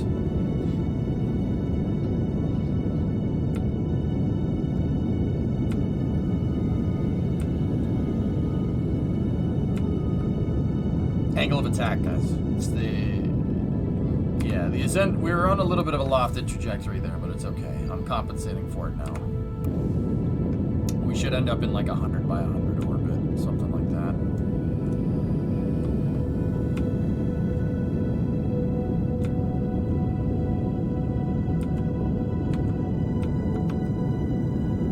In fact, that should do us right here. It's all good, Quinn. No problem.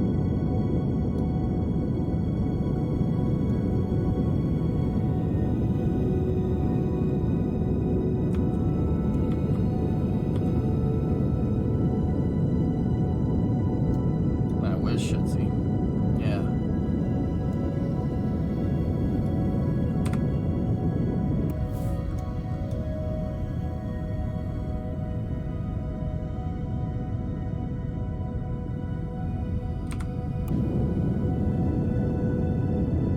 We are using the Australian nav ball though, so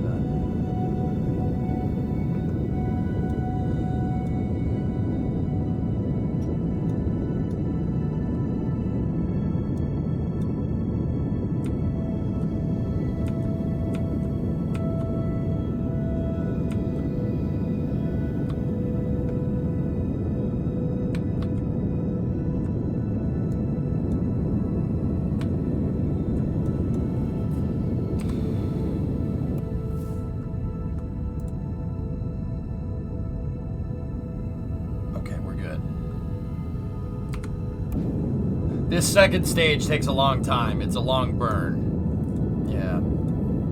It's a very low TWR second stage because that's what the Saturn V second stage was like. It's pretty low TWR. I'm glad, Chief. There you go. Have you noticed you need to loft the ascent more in KSP2? No, not really. Thanks, Grant.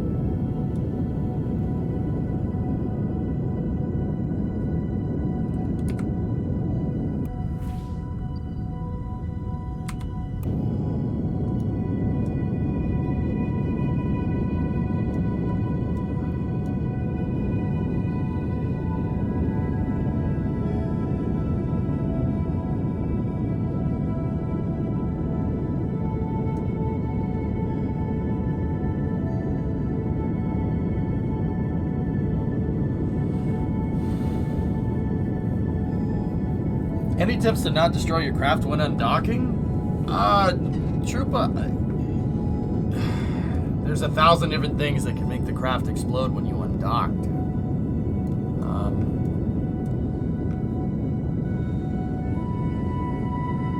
Maybe pause the game and then tell it to undock? I don't know. It really depends.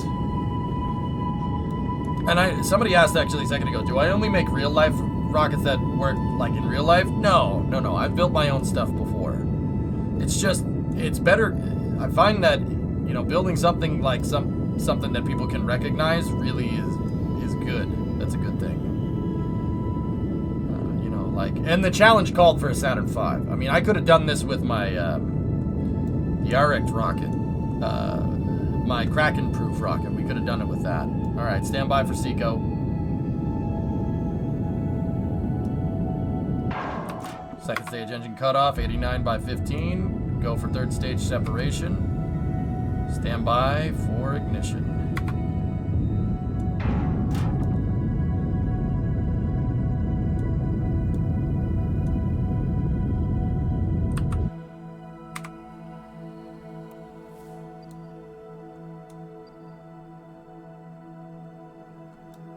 We got a little bit in front of the AP there, but that's no problem.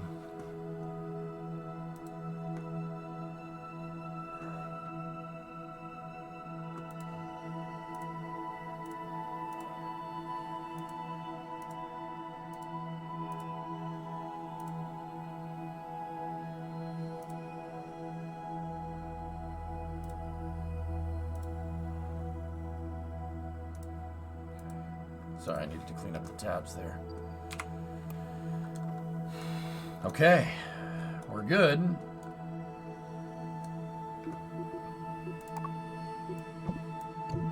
Got to set those guys apart there, and yeah. All right. So the vehicle like this should be able to go for TLI here. We're 1.6 off. Might need to do a little bit of a course correction there. That's no problem. Let's use the updated maneuver nodes, which are just absolutely fantastic and basically like a 20-fold improvement.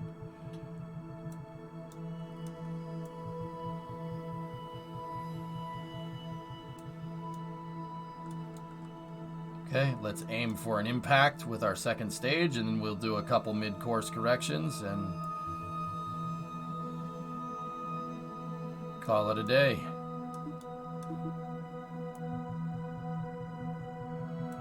Aim it for a free return insertion here.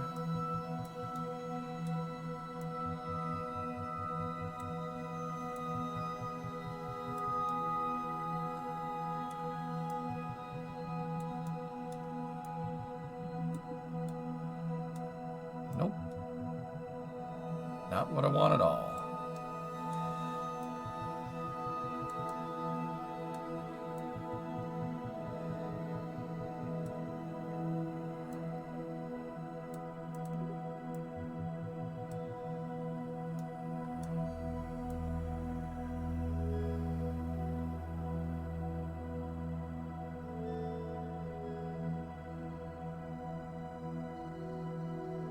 That's the phasing for free return, but that's not really doing what I want here.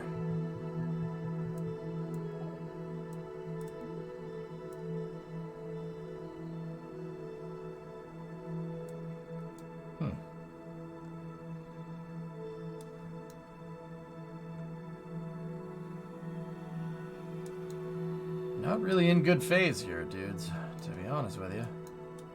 We might need to go a little ways over here. And then do a little bit of this. There we go. There's the phasing that I'm looking for. Yeah, I was off. My ejection angle was bad.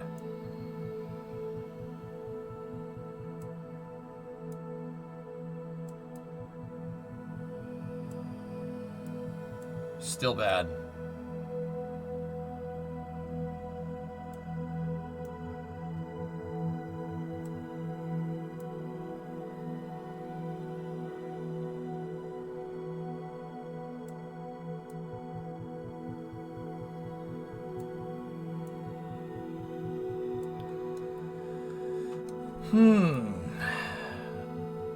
What am I missing? I think I saw it there for a second. There we go. That's a different type of free return. We need a retrograde free return here.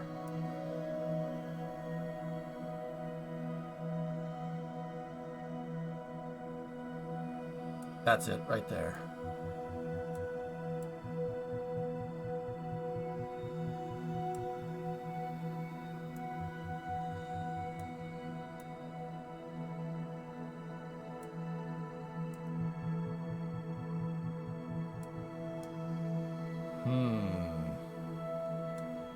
Yeah, free return in case something goes wrong, Atlantic. They had to utilize that once during Apollo 13. Yeah, the free return will basically get you back. You use the moon's gravity to retrograde graviassist, and instead of slingshotting you outward away from Earth, it slingshots you back to Earth. Free return. Hence, that's why it's called free return. So basically, guys, how a free return works is that you can use the moons. So the moon is spinning, okay? The thing is, it spins one rotation every month for the most part, give or take, right? It's one rotation every month because it's always pointed at Earth, right? It's tidally locked. That same non-uniform gravitational pull, right? If you go, I mean, basically means that the moon is spinning. It is spinning in one direction. It's just that the revolutions per minute is extremely low, right? But you could still use that spinning force to slow yourself down. You can use the precession of the moon along with that slow rotation because of tidal lockage, right? To actually, instead of slingshotting you off the moon and slingshotting you further, you grav assist, right? A prograde grav assist, so a slingshot. You could use a retrograde grav assist, and it'll shoot you right back towards Kerbal. It'll actually slow you down instead of speeding you up. It's not very much, but it is enough to make a difference. Absolutely. Super, super useful. Ideally, I would want to be in the right phasing to get my perigee as close as paraloon as close as we possibly can.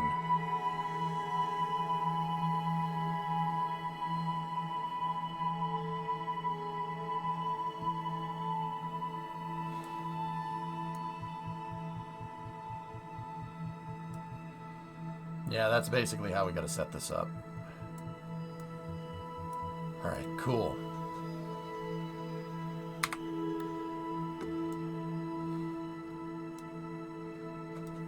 I don't think free return has to do with the moon's rotation. If it doesn't, then why why can you slingshot off the moon if you're going in the direction that it spins? It does consort. It is about precession, though. It's about the moon's non-uniform gravitational pull, but the moon's non-uniform gravitational pull is what keeps it tidally locked, you can use that force to your advantage to slow you down. It's a perturbing force. You can use it to either accelerate or you can use it to slow down.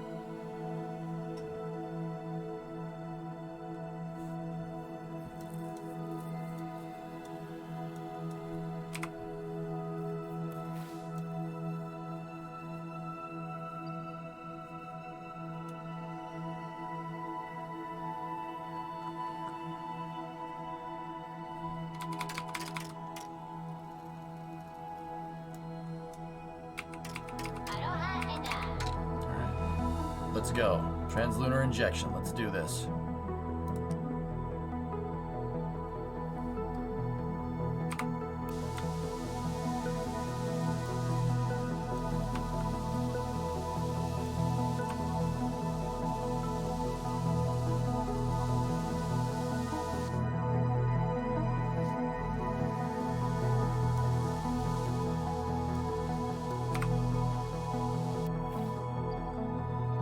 Don't know, Hellfish. Okay, we got a good ignition. Here we go.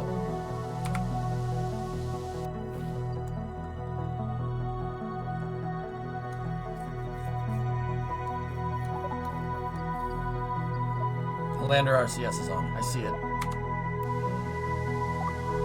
I don't know why it's on. It's definitely inside of the stupid fairing, but it's okay.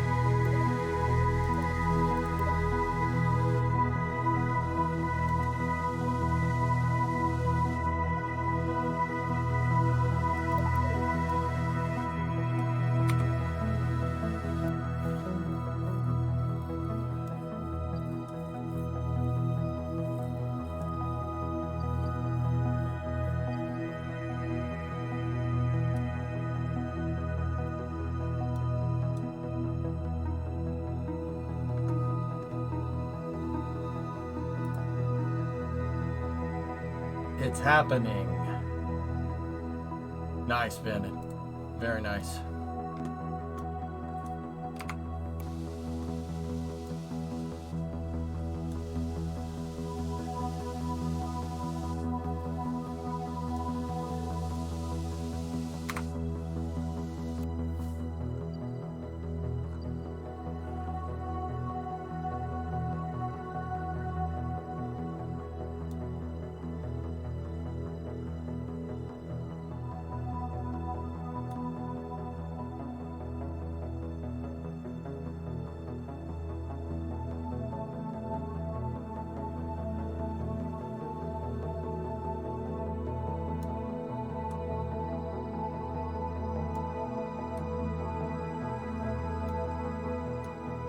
Yeah, the update came out last week, Protecting. Yeah, it's really good. I don't want the RCS on, for Pete's sake. Okay, so what we're gonna do.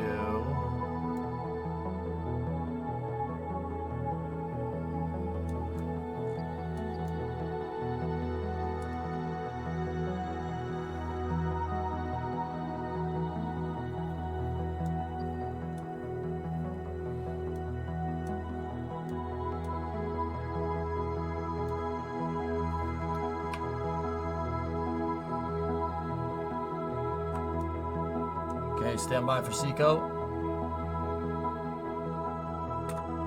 Seco 2. Excellent.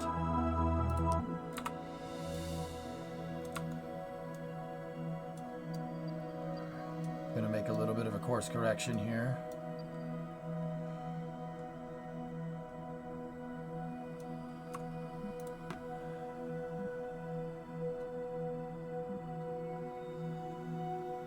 Moonrise method still works, Pi. Yep. Mm-hmm.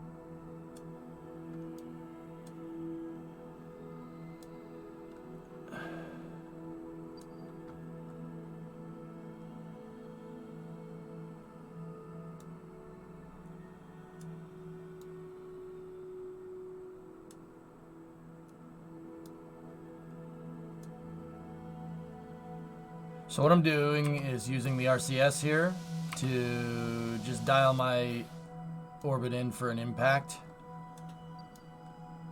Because I want to dispose of the second stage. You know, we can just give the engines a little bit of a pulse there. There we go. Cool. Okay. Excellent. All right, so let's coast out a little ways.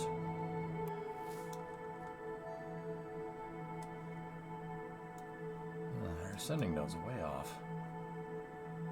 3-degree inclined. Probably going to have to make a little bit of a course correction there, but that's no problem.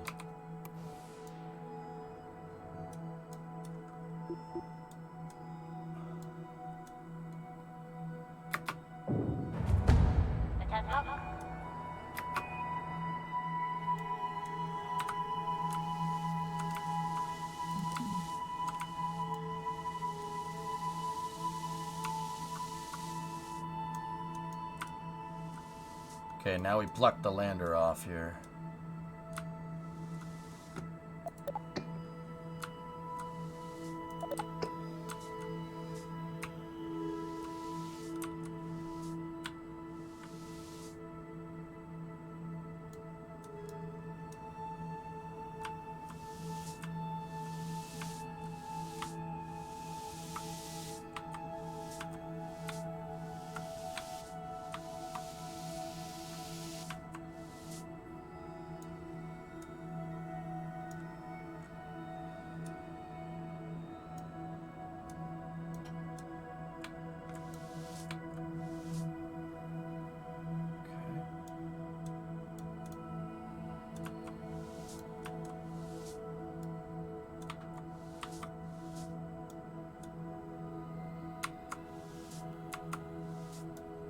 Just go slow when you're rendezvousing, fellas.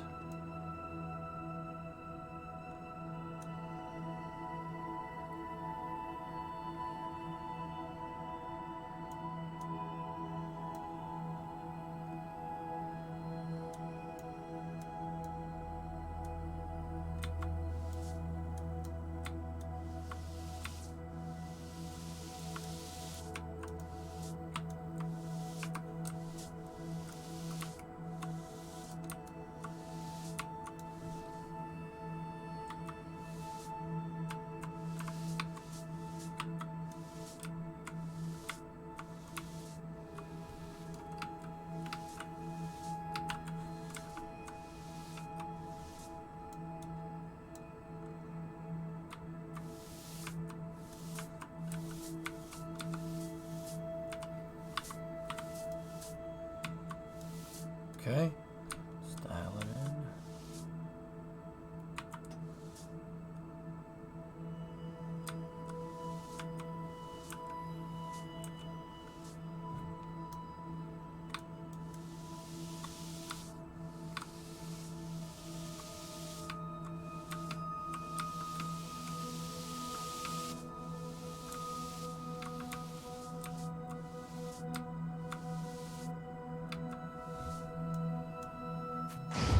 Okay. We're good.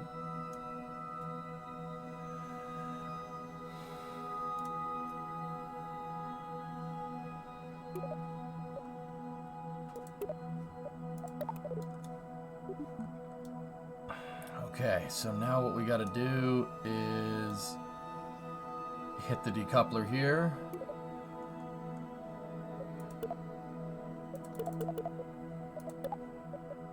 Hit the decoupler here.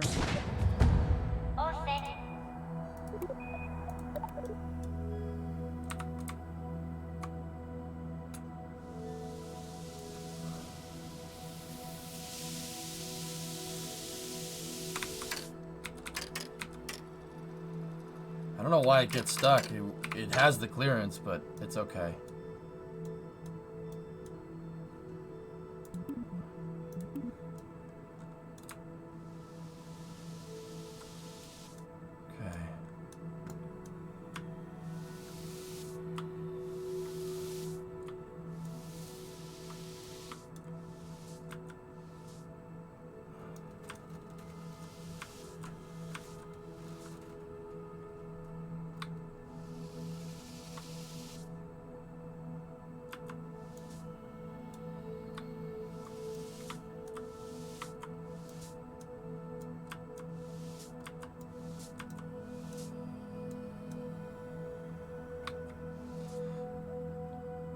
Will that be deorbited? Oh, it's gonna crash into the moon. Yeah, that's my disposal method. That's what, well, that's part of what they did in real life. The Apollo program actually, some of the S-4Bs, they crashed into the surface. Some of them, they let go into the sun. They just let it go. And it just kept going.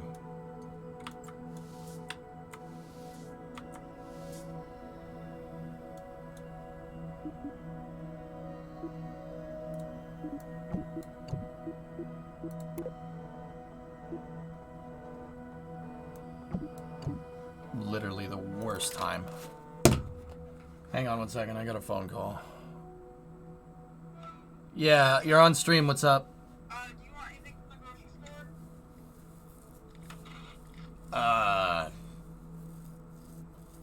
I don't know.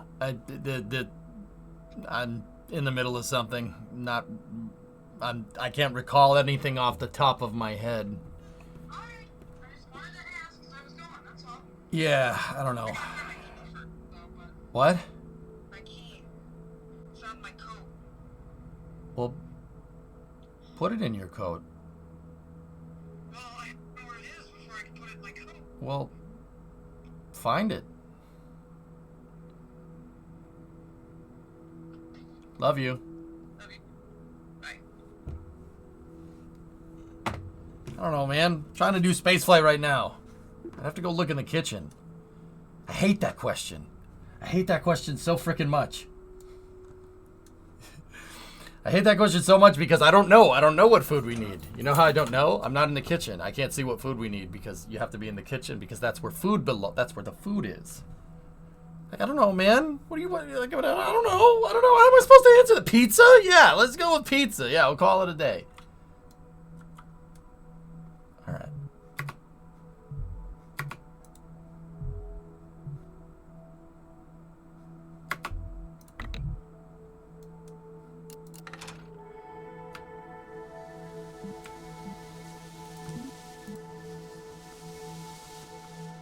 Yeah, Nagwal, right? Like, I don't exactly make a list, right? Like, all right, so now we got to do a course correction out here. We're going to do 2 of them. First course correction is to put us into free return. Like that.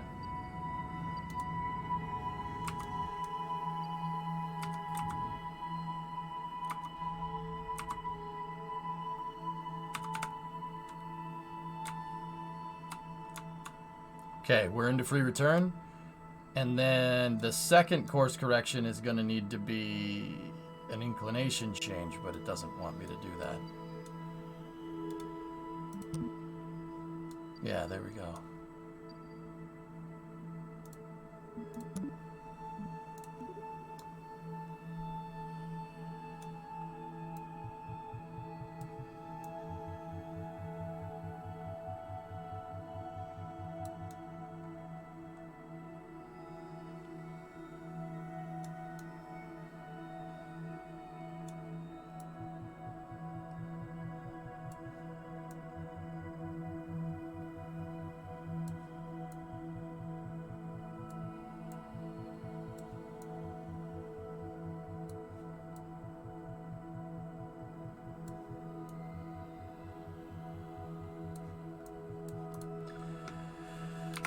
That's good.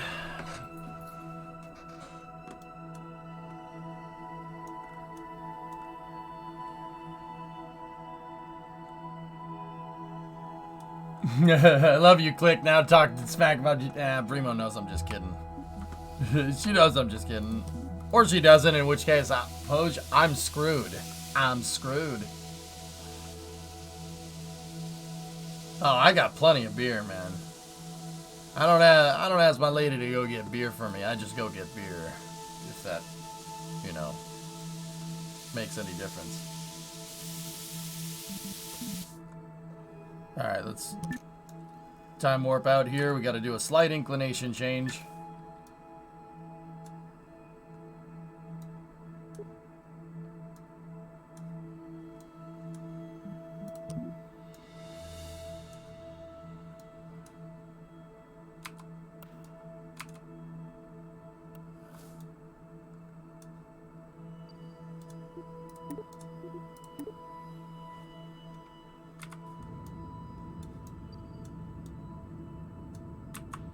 There we go. That should be good.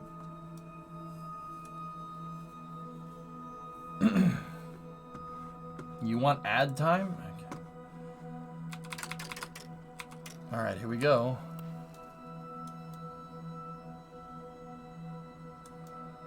Where's the moon? Moon, hello?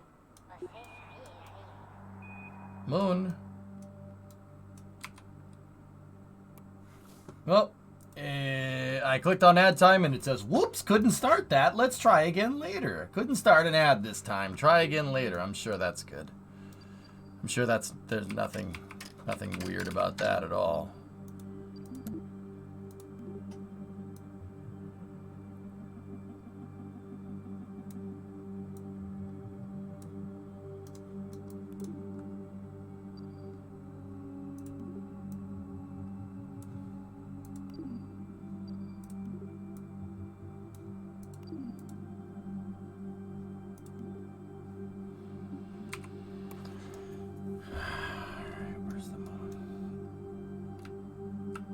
Discovery, go at throttle up.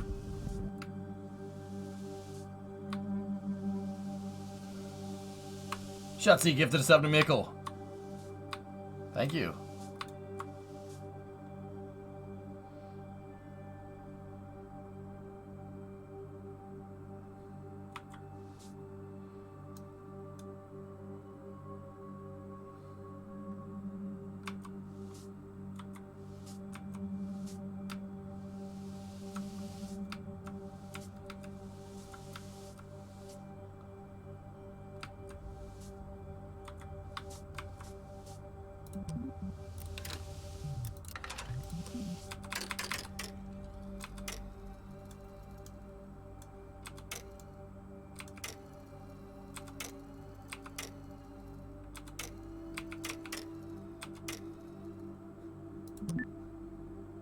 Nice shot.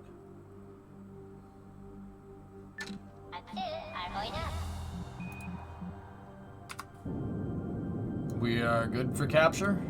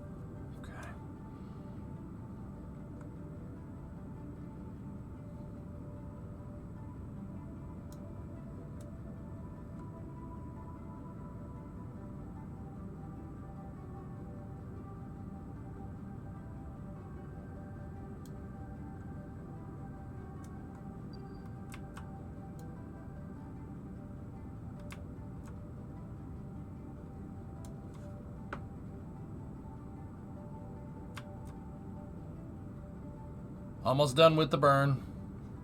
I'm gonna X that out.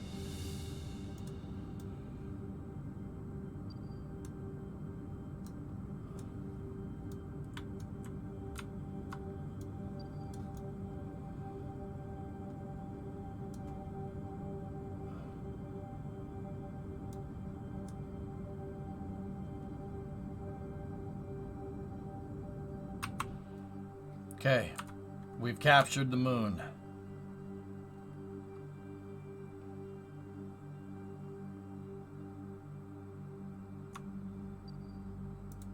Let's do a quick circularization around here.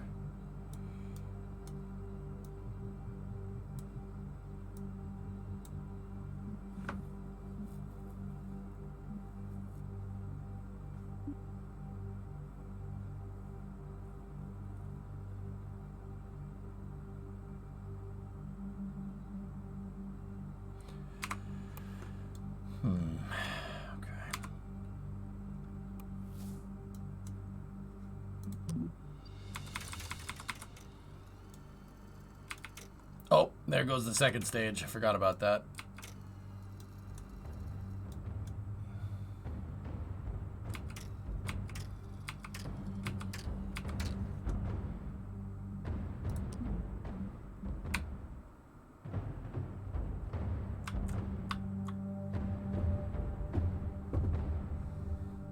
I forgot, Blackness. I'm sorry.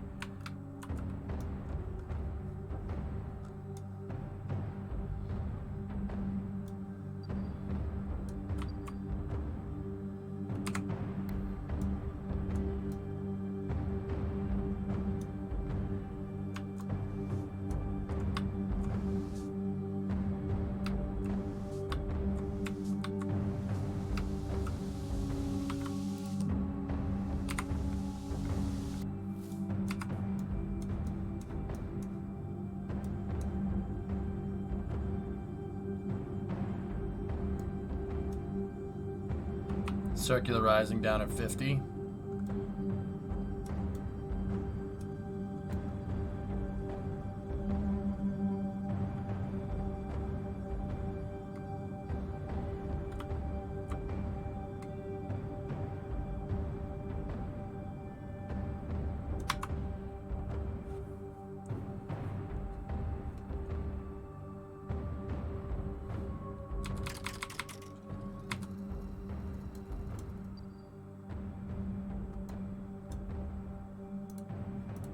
No, Delta V, consort. I'm not doing that.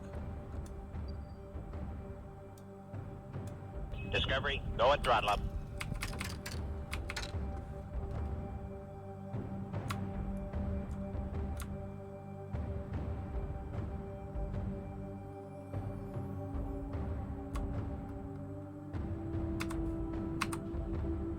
$60 by 55 is good. All right, we're here. Cool.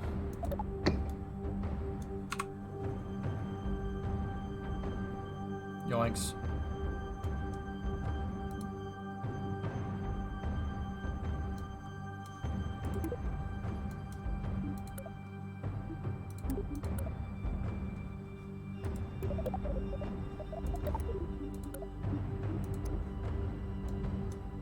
Is fuel an issue?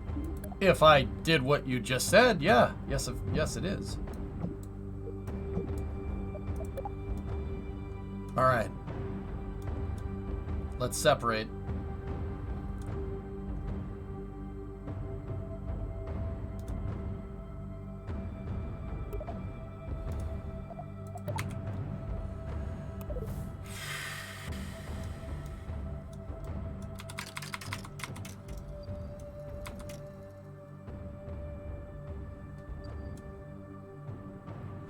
We're retrograde.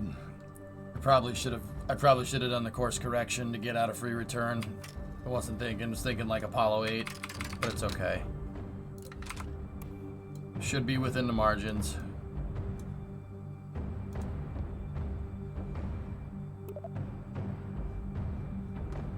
The multiplayer isn't in the game yet, Repairy.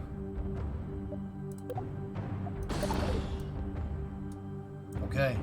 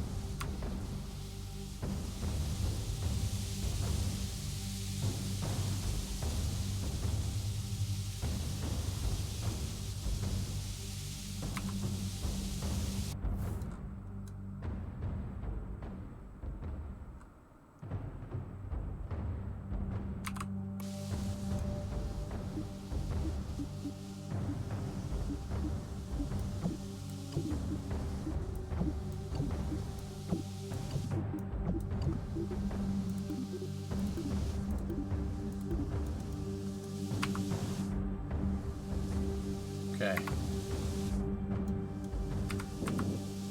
Give it a quick boost.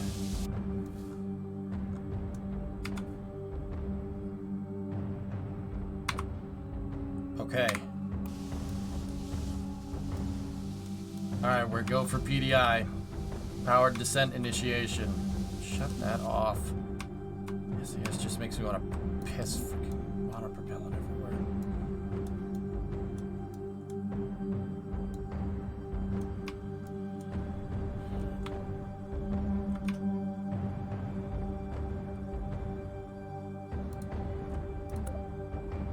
Surface and ground altimeter are on. I'm gonna aim over here somewhere. Let's roll.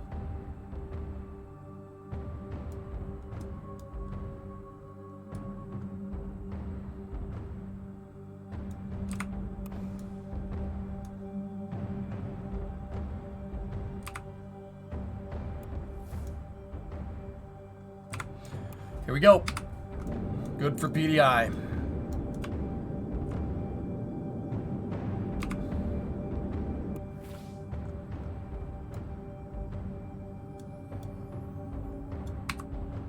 Okay, power descent initiation 1 completed. We're suborbital.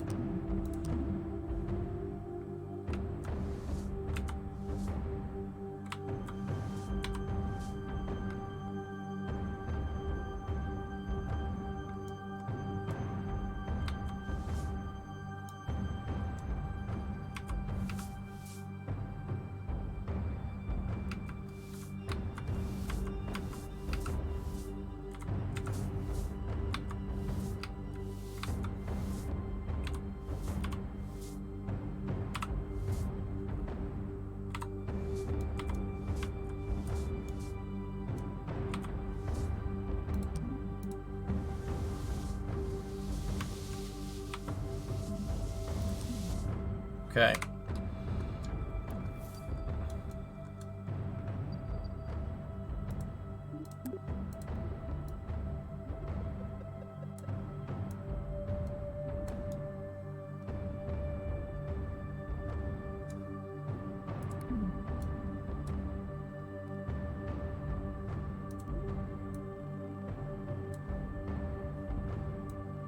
Okay, good for PDI 2. T-minus 5 minutes. That's right, Amazi. Program 6-6. That's right. You guys know.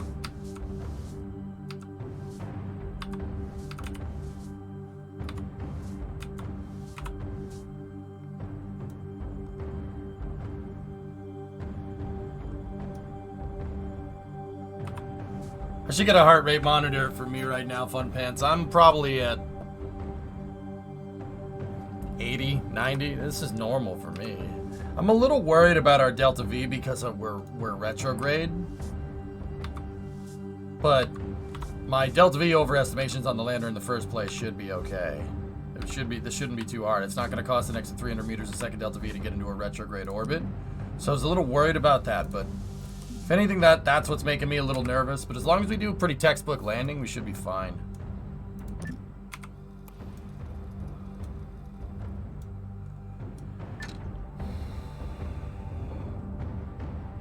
Okay, stand by for powered descent 2.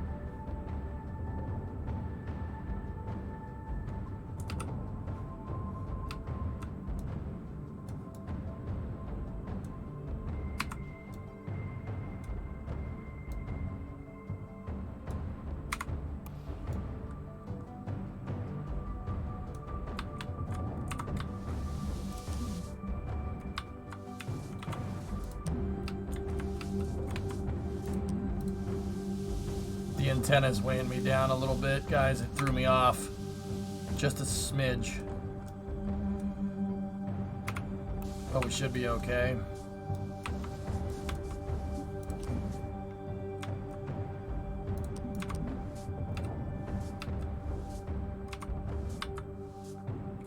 Ground altimeter is reading 11 kilometers at 180. Quick save? No.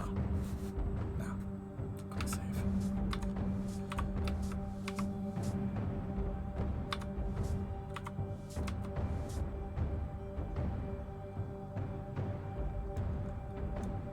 Take any stamps with me to the moon shops? Nah. Okay, surface velocity is good.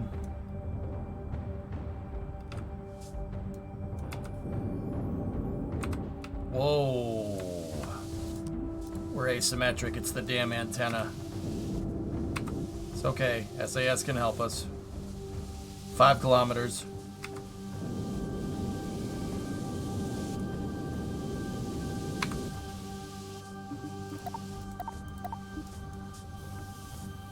I mean, the real one was asymmetric too, believe it or not. They had to use RCS to get it to fly straight. 3,000 at 116.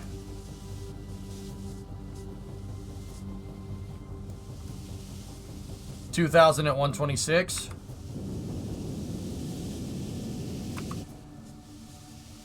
$1,500 at 90.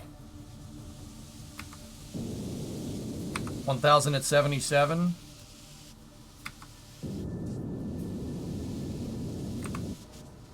$600 at 43. 500 at 40.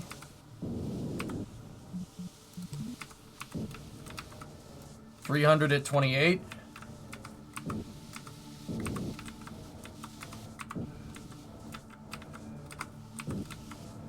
We are 100 at 12. Coming down. Plenty of fuel left.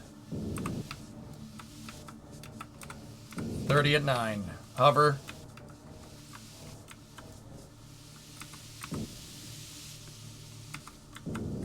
Oops. Damn. Okay, we hopped a little bit.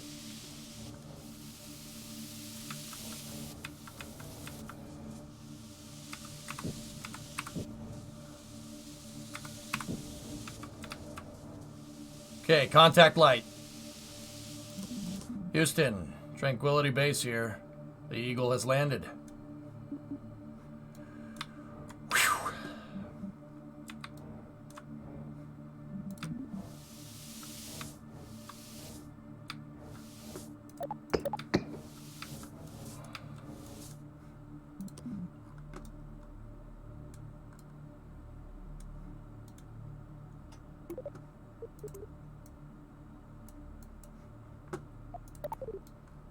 We're down.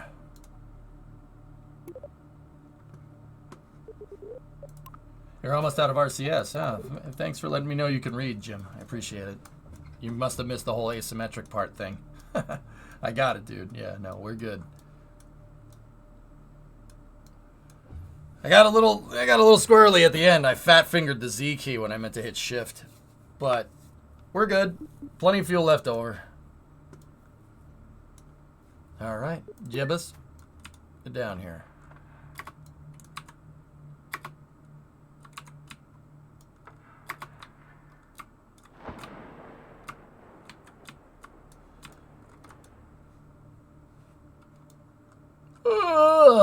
Yeah, okay.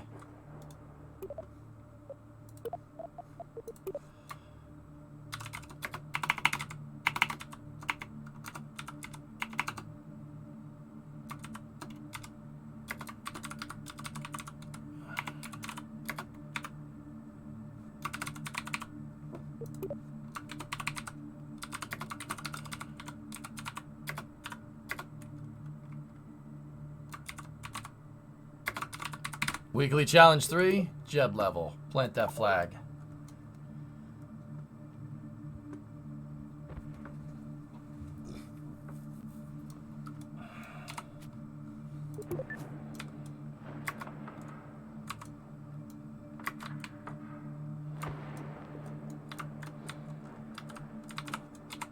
Yeah, Flykin, we're not doing Lost anymore, man. Or Last anymore, okay?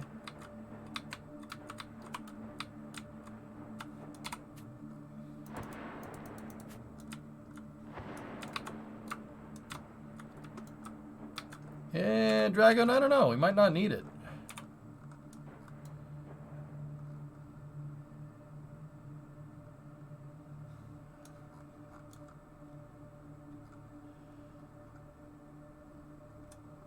But how will you ever survive, you kid?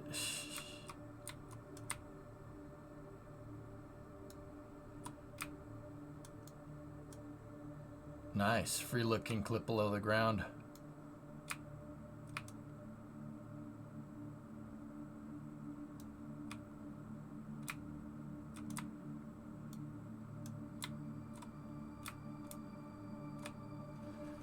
I was asking if the rear lander stabilized itself using landing legs to keep it upright. The landing legs don't have suspension like this, if that's what you're asking. No, they don't have that. The real LEM has a crush core, believe it or not. A crush core and a pintle-injected motor. In fact, Falcon 9 can trace its lineage directly to the lunar lander from the LMDE and the landing legs. Landing legs work more like Falcon 9's, dude. It has aluminum crush cores built into the legs. The legs don't compress.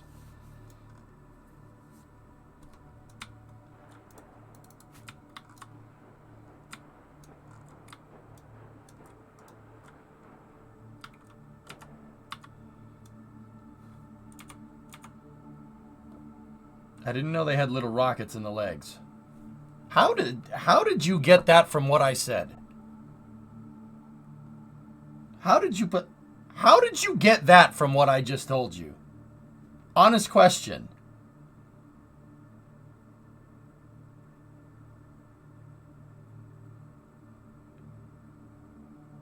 I said pintle injected motor in the LEM, not legs.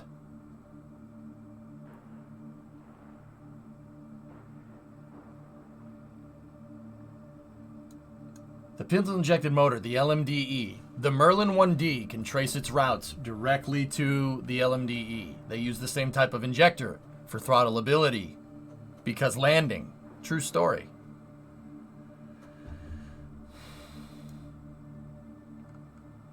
So, Flykin, the funny thing is that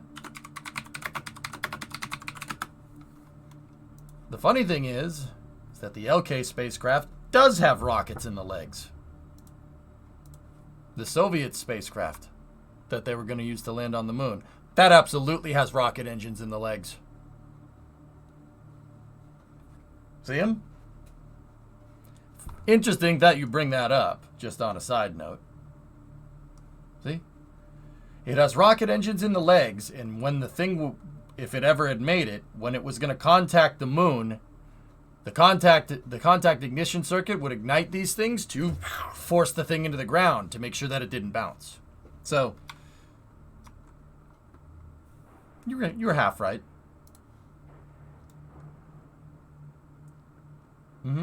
Are they upside down? Yeah. That's the LK lander had a super high center of gravity for the moon. It looks heavier up here. Well, that's because it is. So they were worried about this, so their solution was literally put separatrons on it, and when it bumped the ground, the separatrons go off and fire it and force it into the ground. Yep.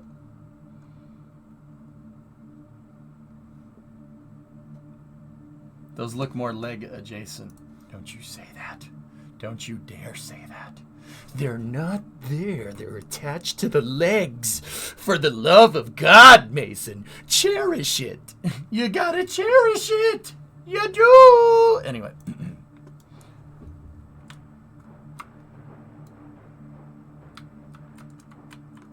Don't you say that. Don't you ever say that.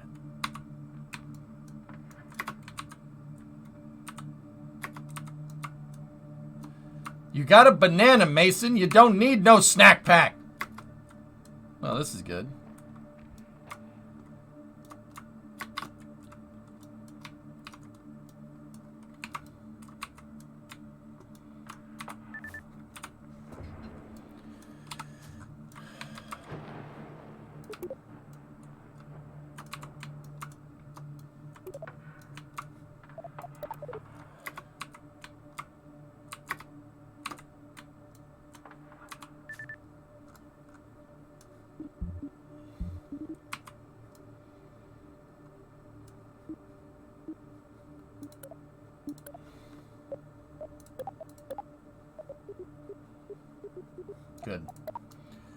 Okay.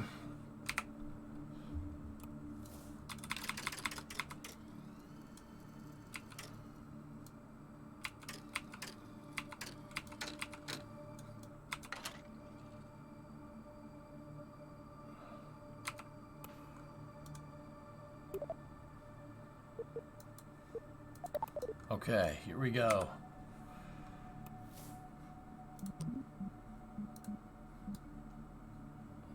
Okay, we go for launch.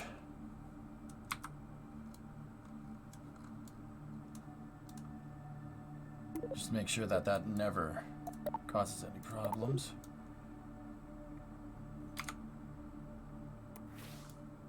Let's get out of here. Gotta go a little bit longer.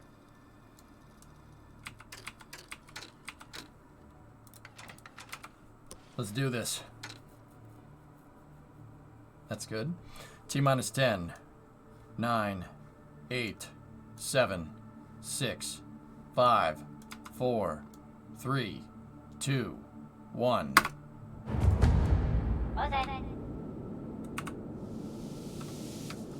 We're on our way.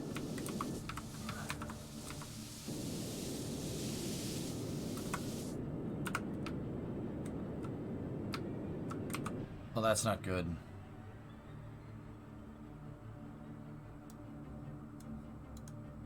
I'm going to turn on the torque here. There we go. I don't like that I had to do this, but it's okay.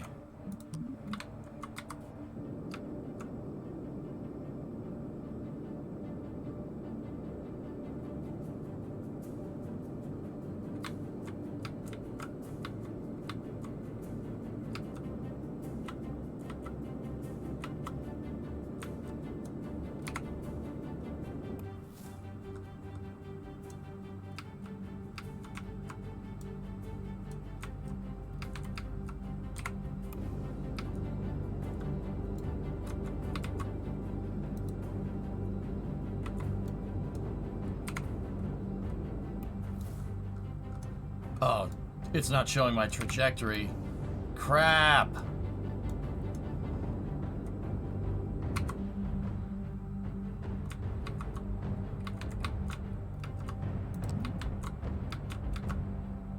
It's all right.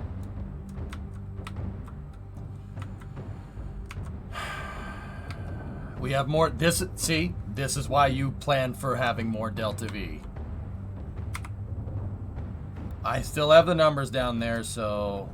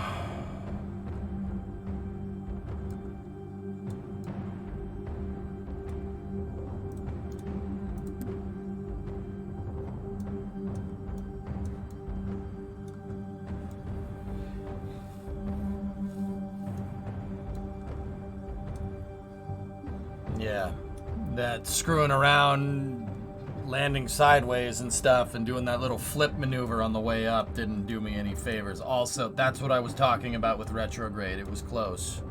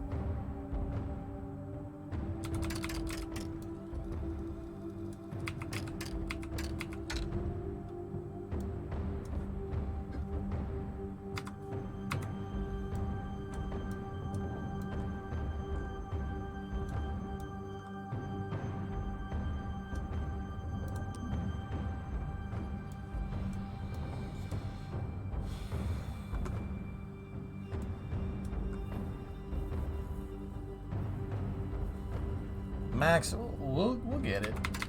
I gotta find my ascending node. Like right there. I'm not sure we have the Delta V to be able to do this. We might have to go get him with the CSM.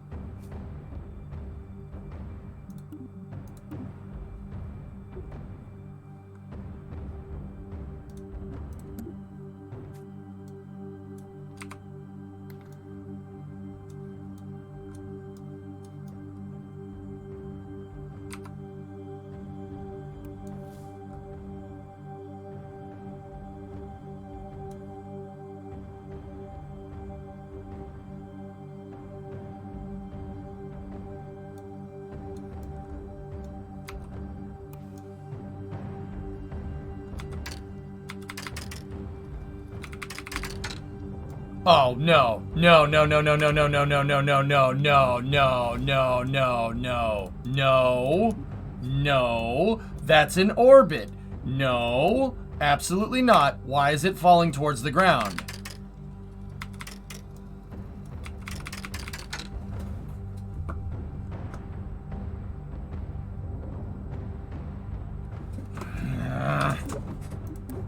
Fine. You want to play that game? We'll play that game.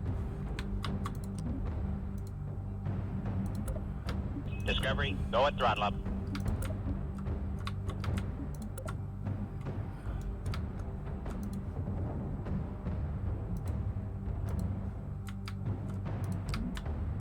Stupid piece of junk.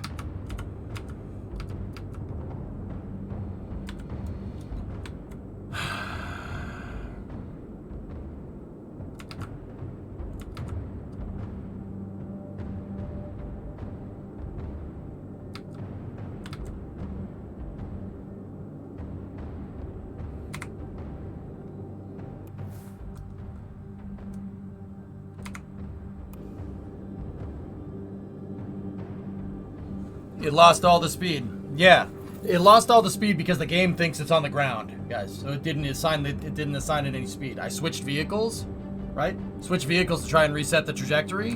Didn't do anything because it thinks the thing is landed. That's the problem. It thinks it's on the ground. That's why we don't have a trajectory.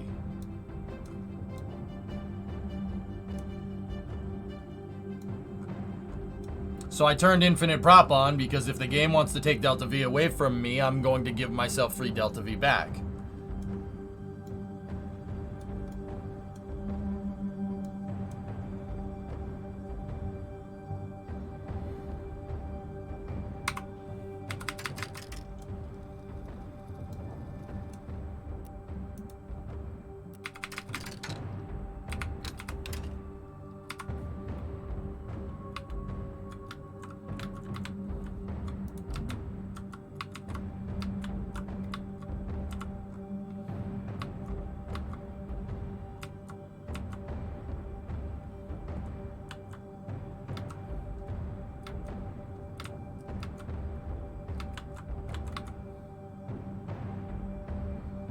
How did it go? Everything was good until the game decided that it didn't want to be. My guess is that, if I had to guess, guys, the reason why this is happening is probably because I launched off of a vessel that was landed. And the game doesn't understand that I decoupled from the landed vessel. It doesn't understand that. If we had an SSDO and we just took off and folded the legs up, it would understand that. But it doesn't understand that I decoupled from a landed vessel into the air. I'm pretty sure that that's what's going on.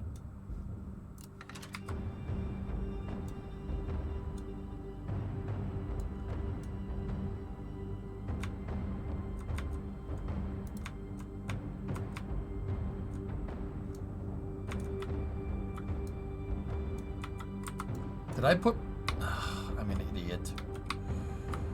I screwed this up. I'm going south.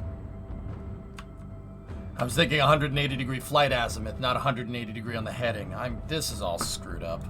Damn it.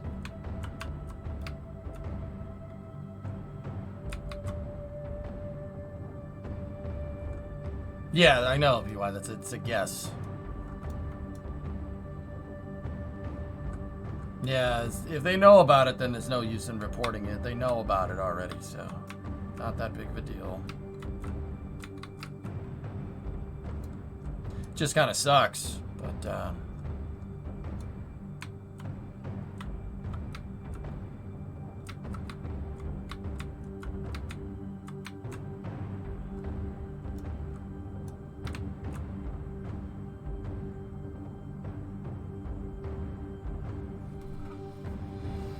if they know about it, then why set it as a challenge?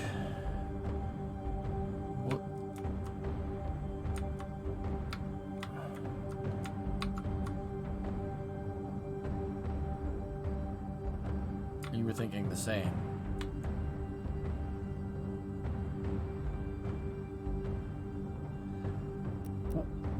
Guys, they said do Apollo-alike missions. It doesn't have to be exactly like Apollo. They said that. It doesn't have to be exactly like it. So the devs that do Apollo akin missions, they do something like it, right?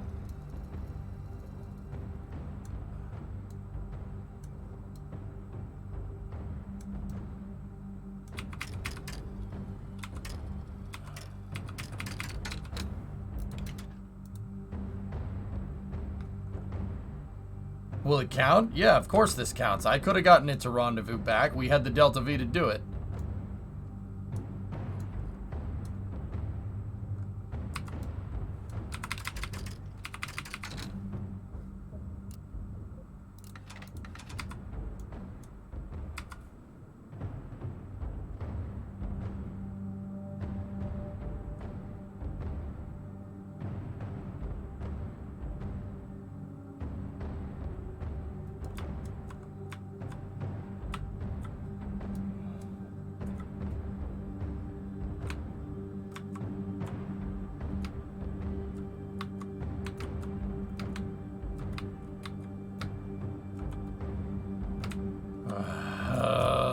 I will say this is hard without seeing the trajectory.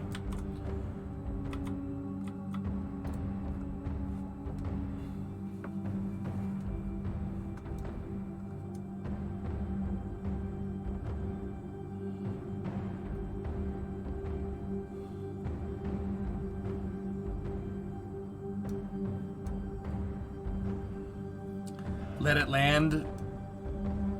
Oh, this is already completely screwed, dude.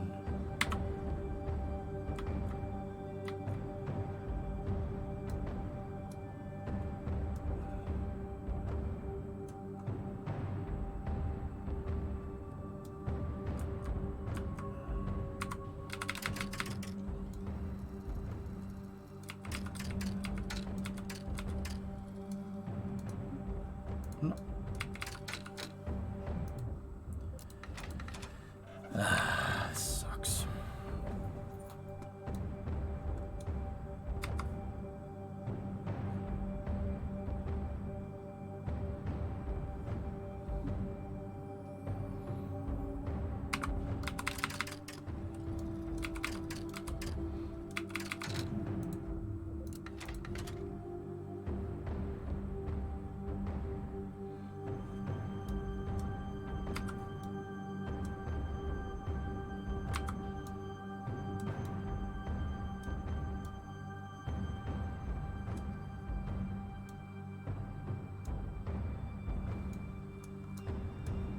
Try renaming it, huh?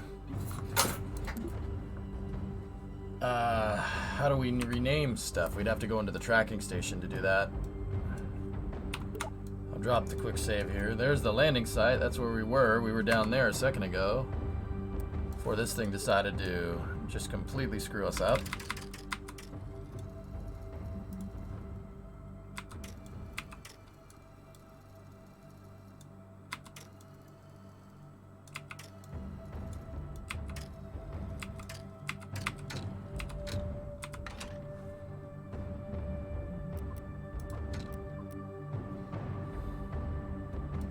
Hmm.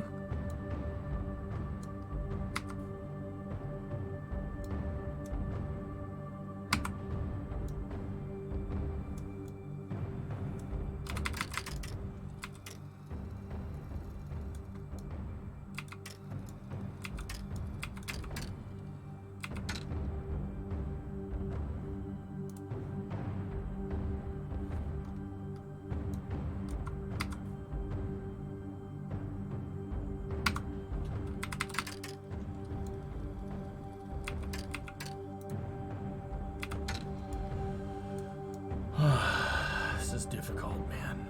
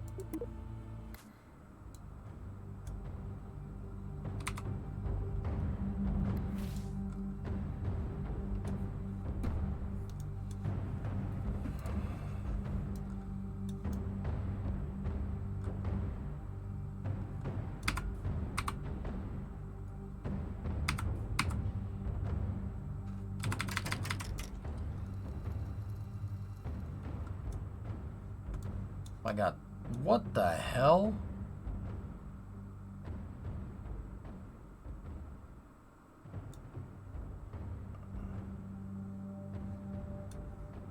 Well, what kind of orbit is this?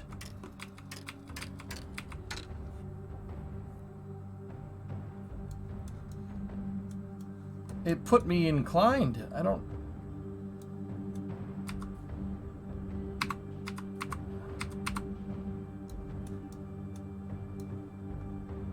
Or did it? I don't... Am I stupid? I don't know. Our heading is 315, which means we're on an ascending node, so...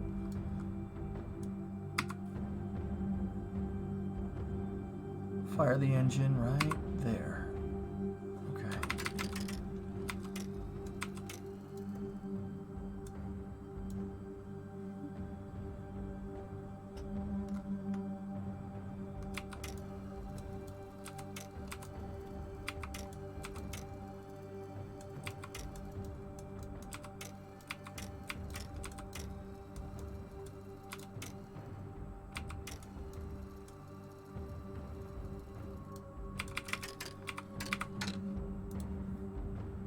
Okay, we're gonna do this old school. And by old school, I mean no school. Nobody ever rendezvoused a spacecraft like this, I'm guessing. So that thing is 55, P is 55 by 59. So if I shoot here for an AP or P of 59, right like that, that should get us a rendezvous. Switch this over to target.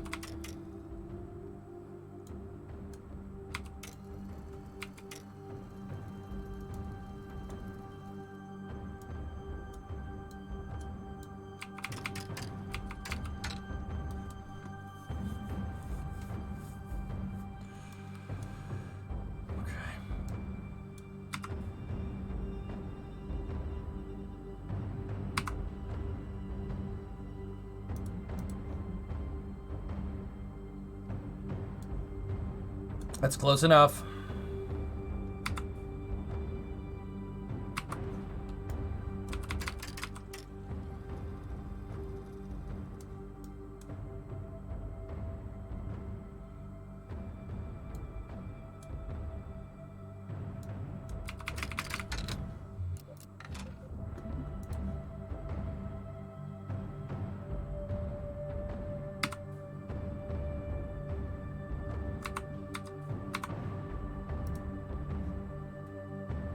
I don't think I would have been able to do this with the fuel that I had left over, but...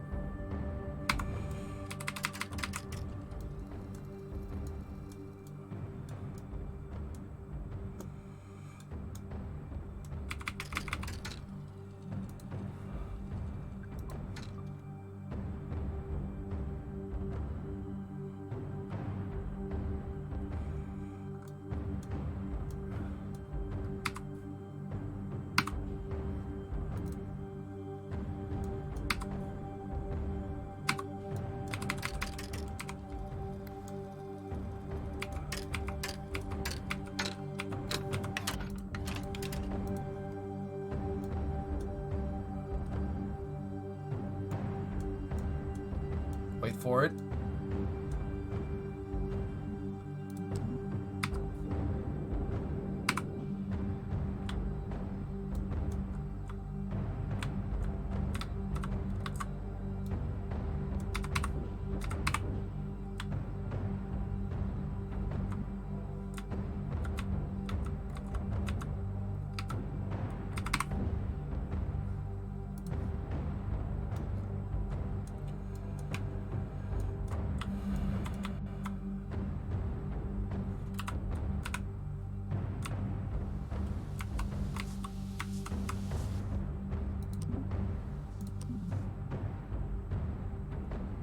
$120 in closing.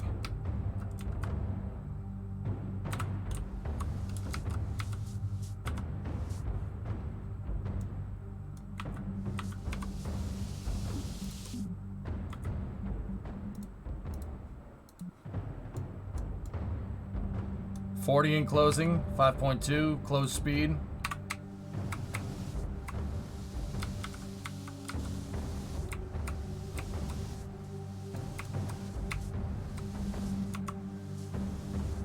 We're station keeping.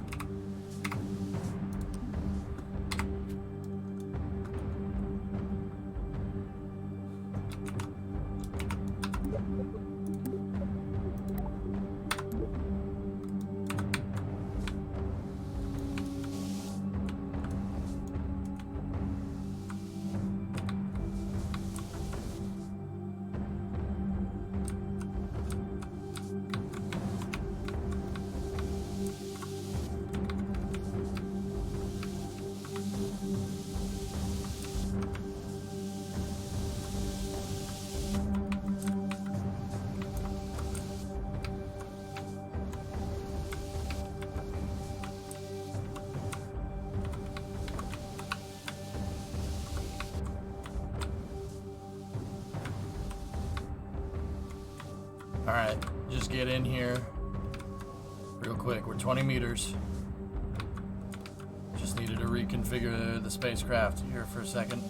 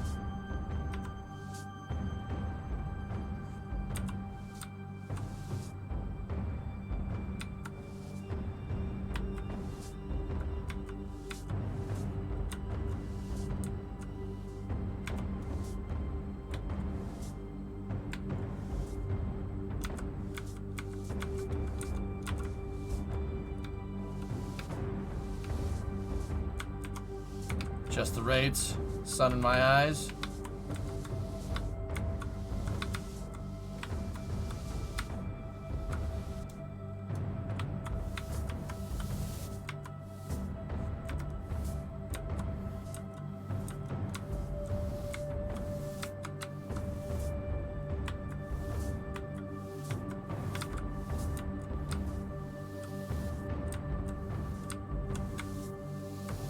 Come on, baby.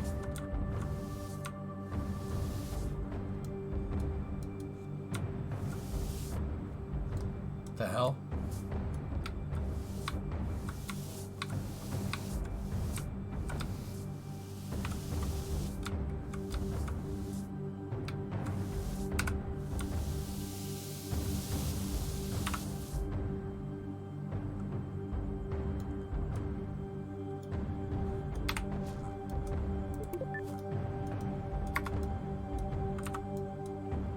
Discovery, go at throttle up.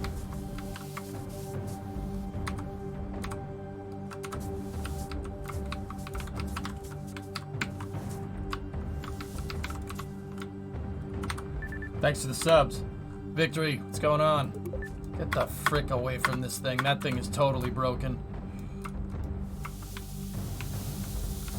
It was registering a glider. Couldn't dock to it, dudes. Good frickin' riddance.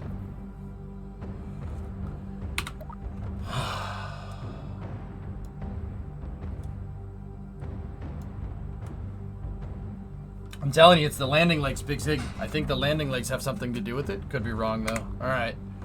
We don't have infinite fuel on anymore.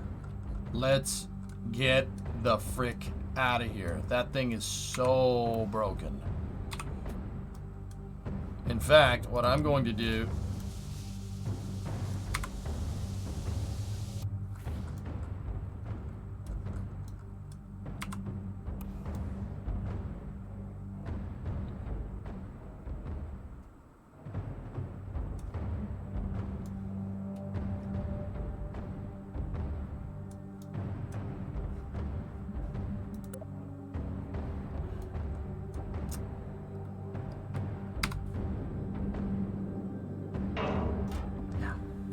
Good riddance.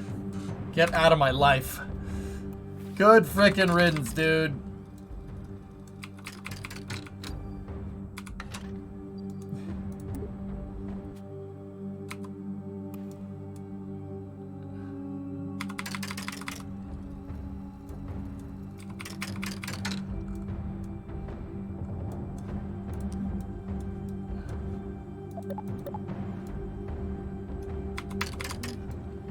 Wait for this.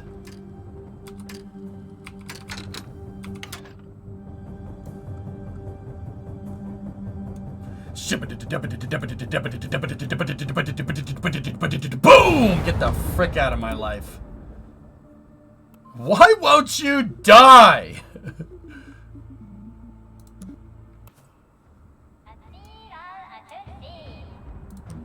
Alright, well, I had the Delta V to get back up here and rendezvous, okay? The game had other plans, but I had other plans for the game's other plans, okay? That's how we're gonna call that one, okay? That's how we're gonna say that happened, okay?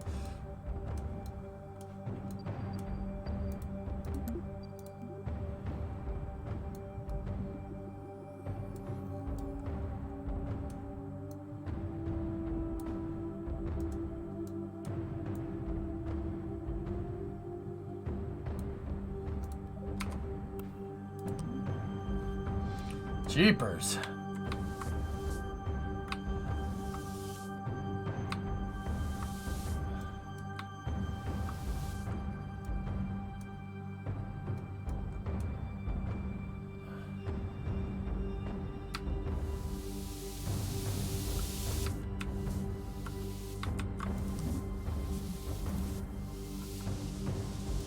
All right, let's get home.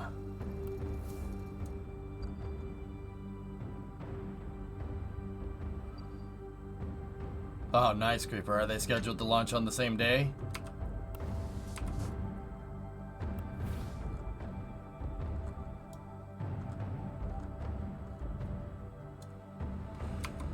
Alright, go for trans-earth injection.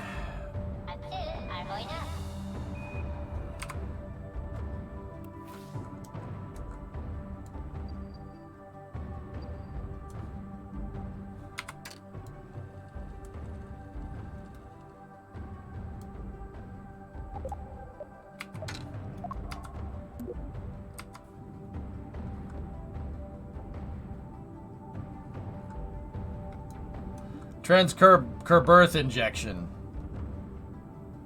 So you just Iron Man them like Mark Wahlberg in The Martian? Yeah, something like that. A rendezvous with no trajectory. I had the target indicator. It's pretty straightforward when you have the target indicator, dude. It's not that bad. But yeah, I did need infinite fuel because the game sapped all my... Well, it didn't sap all my damn fuel. It sapped my Delta V from me.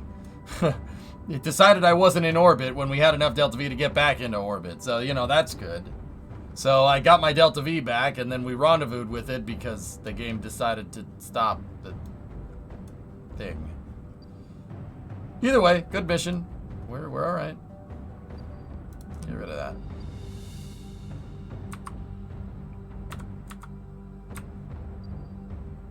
Set that to 35.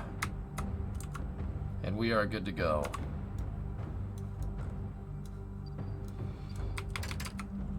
Let's get out of here.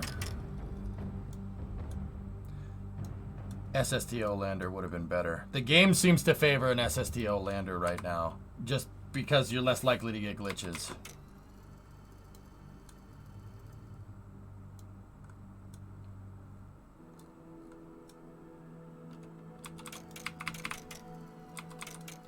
Whoops.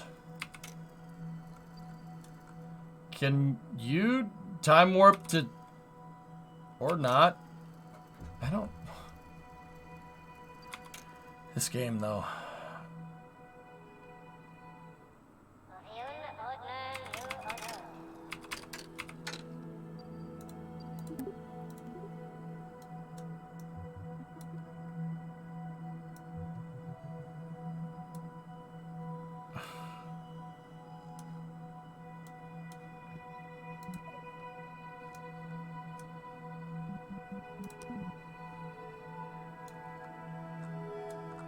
It didn't, usually it tells you that you're close to a celestial body, but it didn't, so that means we just zipped through the atmosphere at 35 kilometers off the ground. So, you know, that's good.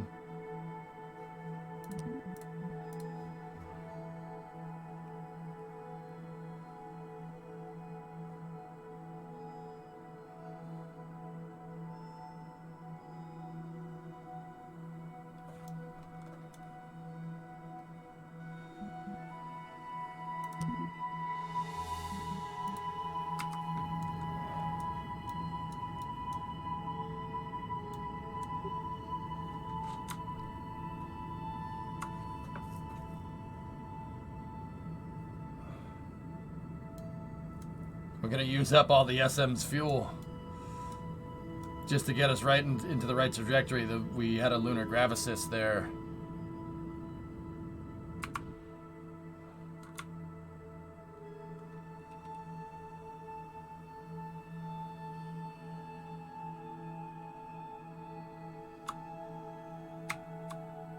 Okay, how about we just set a static warp? Alright, and just pretend that we didn't do that.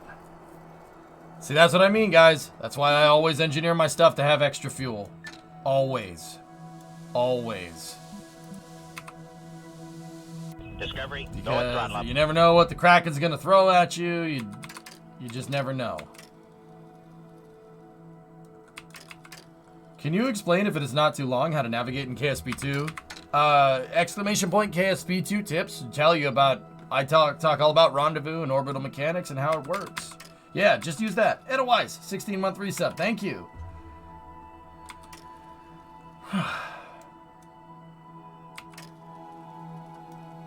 Oh boy, another night landing. That's good. Okay.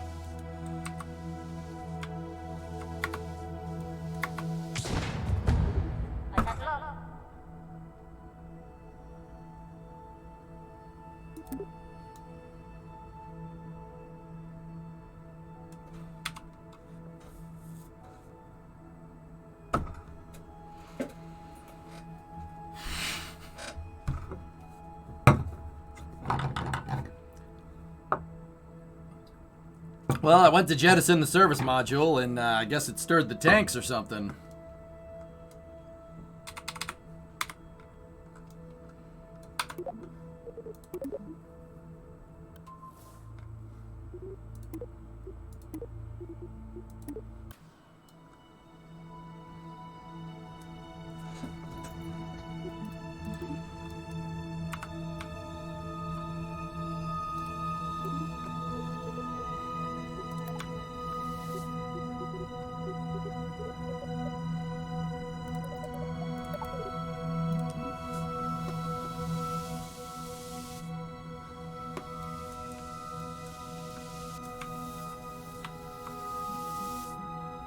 That was one hell of a separation.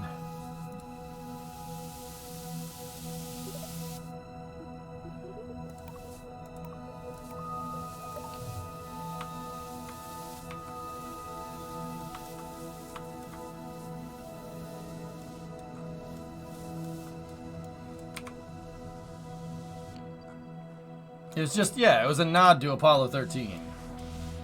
Sure.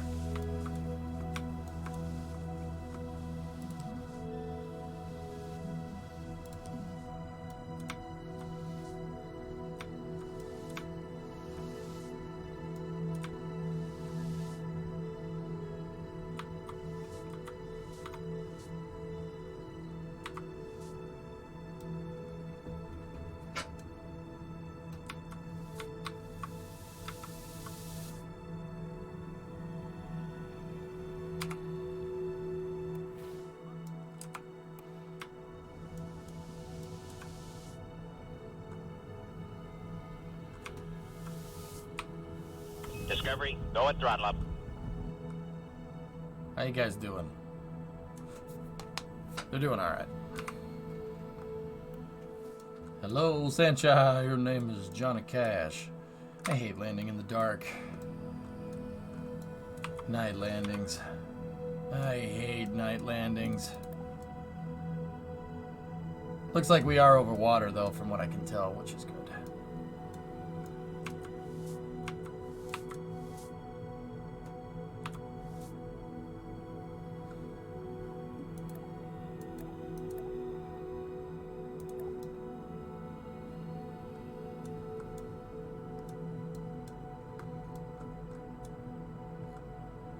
It's super hard for me to see at night in this game because I have lights shining in my face for the green screen, so I'm always like, I can't see.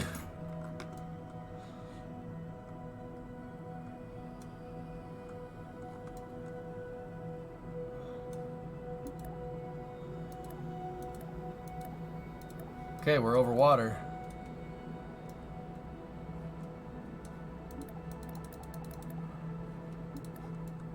Okay. Yeah, everything's good.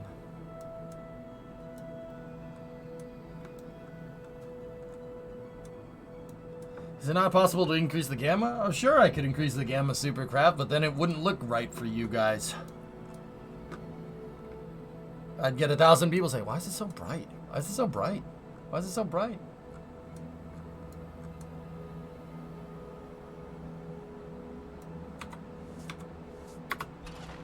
Okay, got a good deploy on the drogues.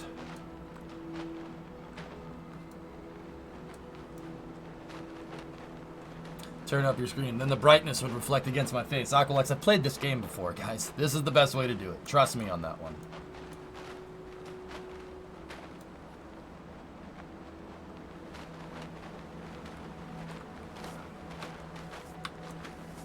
Stand by for drogues.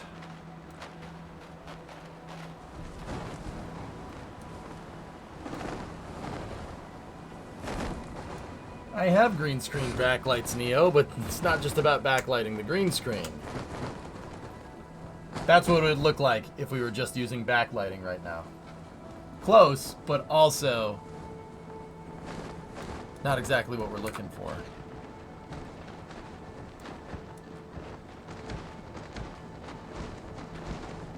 It's not bad. It really isn't. Alright, we got full deploy. There we go. We're good. You like it? It's cozy. This is dark mode, EJ. Dark mode, EJ.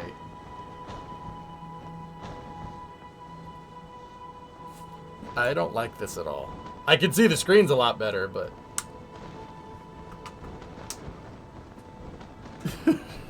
I don't like this at all. I could see the screen better, that's for sure, but I don't like doing that. The ugly lights are back on. What?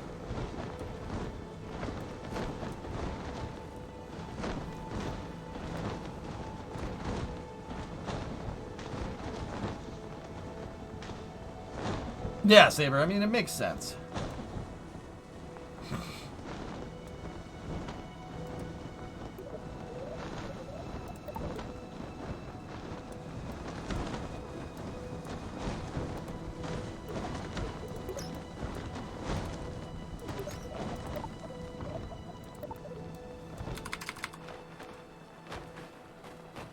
See the water down there.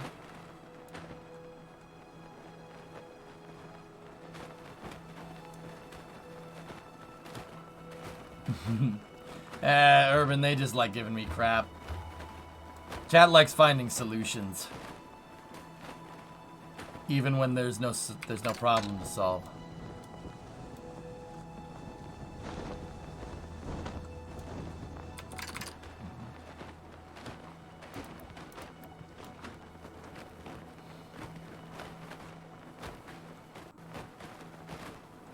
$500.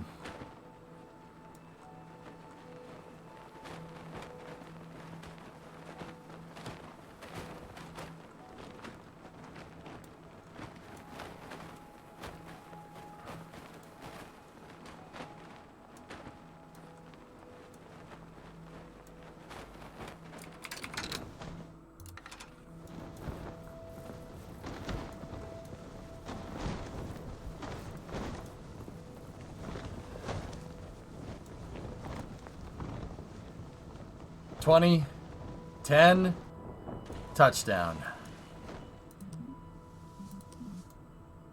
Where are we?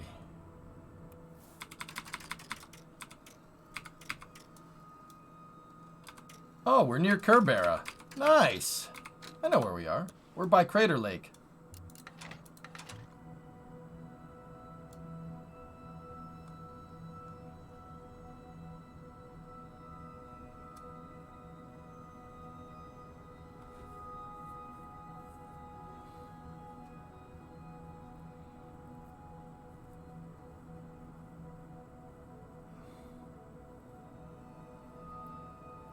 Kerbals can swim, yes.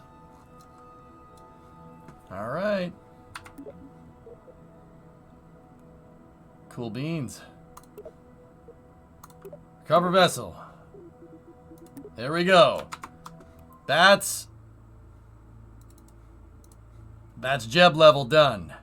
All we need is Val level. We still got plenty of time, dudes.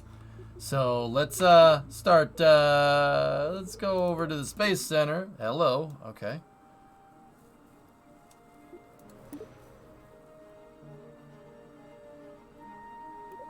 Val level is recreate your favorite rocket, either planned or fictional, and land a crew on Duna and return them to Kerbal.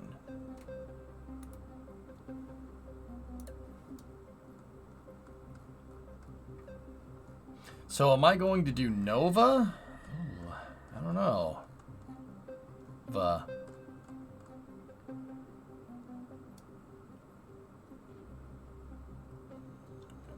I'm not sure I trust that stupid lander.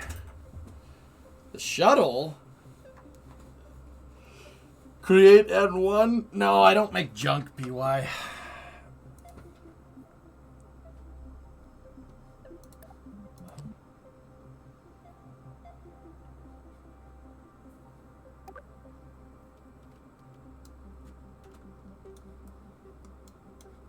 I was going to use, so my plan was to use Apollo hardware.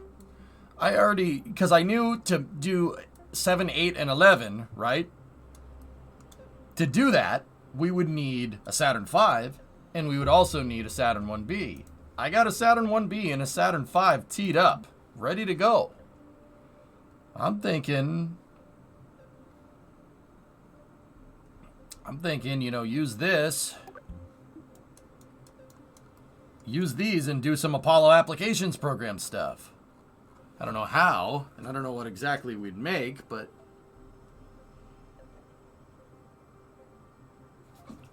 let me just see something.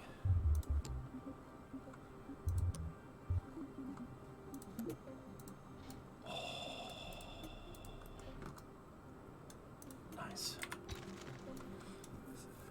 S4BN with Nerva.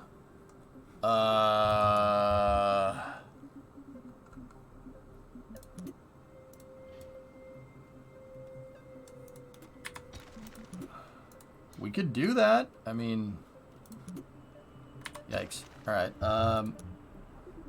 Here, let me.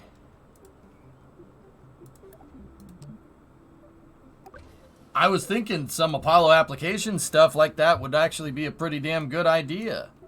So we could do a nuclear-powered third stage for my Saturn V, and then we could do some type of transfer vehicle. But how are we going to hold the lander? and the transfer vehicle. Like, how would Apollo have gotten stuff to Mars?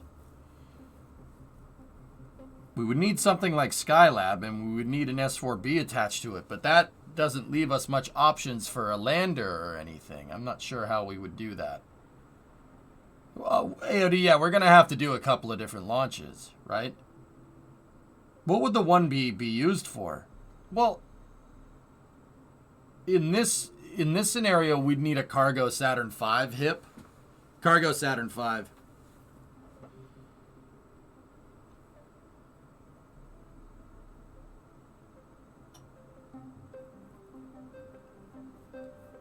Yeah, we would have to do this like Constellation. That's not a problem. It's not a problem at all. Yeah. Okay, I'm putting something together in my mind here. I'm putting something together. All right, so get that piece of junk off the screen. So Skylab, right? We're gonna need something like that for long duration HAB. No problem. We can do a dry workshop. That's okay. I can make this. But this gives us no way to get there. The other thing we could do is do the Venusian transfer vehicle. The Venusian transfer vehicle with a nuclear-powered S4B second stage would definitely do it. So we launch a cargo Saturn V, and we don't have this. That's just a regular hydrogen tank, this part, right? And then up here, where the Apollo telescope mount and the adapter ring go, and then the big airlock module, right there, I put the HAB module. And then we launch it just like a regular Saturn V. And on the way out to Duna, right, trans-Duna injection, right, we take the CSM, turn it around, and attach it. And then we can coast. And then we use the S4B with nuclear, right, to circularize around Duna.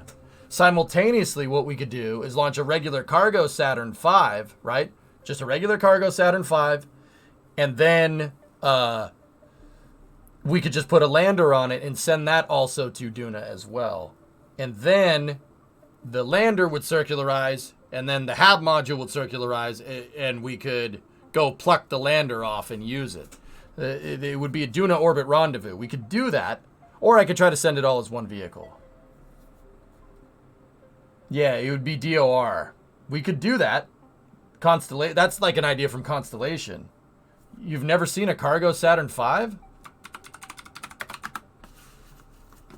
I don't know why that populated to 1979. I don't know why that populated to 19. That's strange. Yeah, there's the cargo Saturn V. That was the last Saturn V ever launched. Skylab 1. Right there. See that? And 1. I don't make junk. See that right there? That was the last one. Good rocket. Oop. Okay. Looks weird without the launch escape system. Yeah. It's a little strange. You know what the cool thing is like, if you look, the fairing is basically just a Saturn 1B fairing. Hey, ANOVA. Oh, that's a really nice picture. What's in the application program regarding Mars? I don't know. Can I just... Guys, you know what? I gotta go take a leak. Don't caption this image. I will caption this image. Caption this image.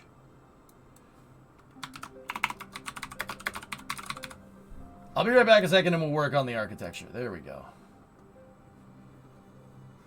I'll be back one moment. I'm just going to leave this picture up. You guys discuss it. I want to use Apollo stuff. So I want to use the Saturn V and the Saturn 1B that we just made. I want to use those. So we could modify our Saturn V to do a cargo Saturn V. And then we could modify our Saturn 1B to carry payload. We could use the Apollo CSM to build stuff. Let's really think about this. We'll have to do some research. But yeah, we'll start putting this together. And then we'll get the Val level challenge done tomorrow. Or we might be able to do it tonight. We still got plenty of time. I'll be right back one second. I'm just going to go take a leak. No Saturn V Heavy. No Saturn V Heavy. Bad. Nope. No Saturn V Heavy. No. No. No. No, Ian, this is your fault. It's your fault, man.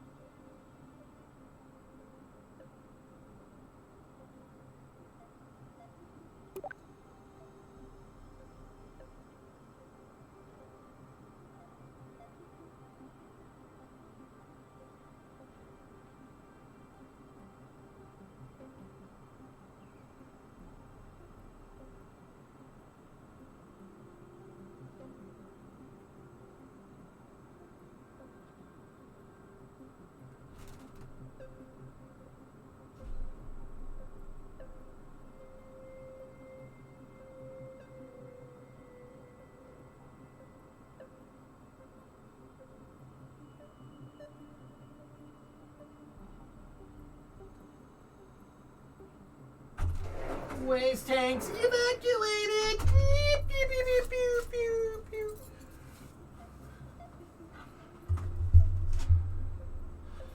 All right.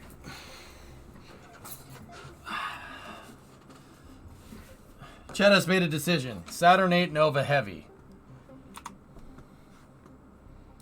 No. No.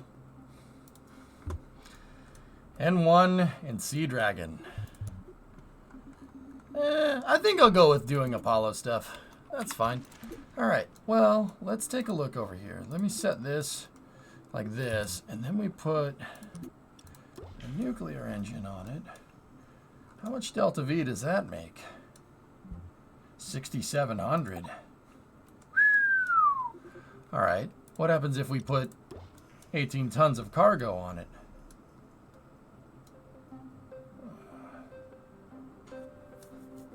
Huh.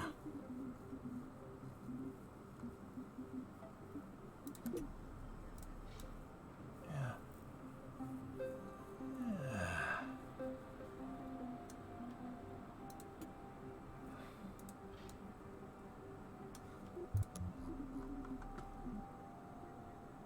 You ever gonna get back? Yeah. Sorry, I was deep in thought.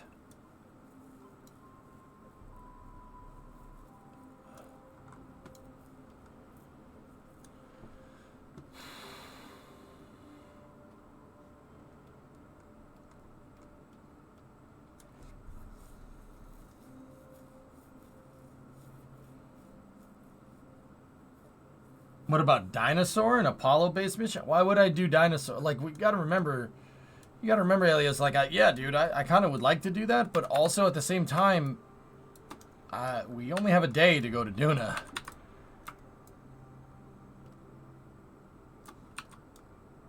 It's 1400 Delta V.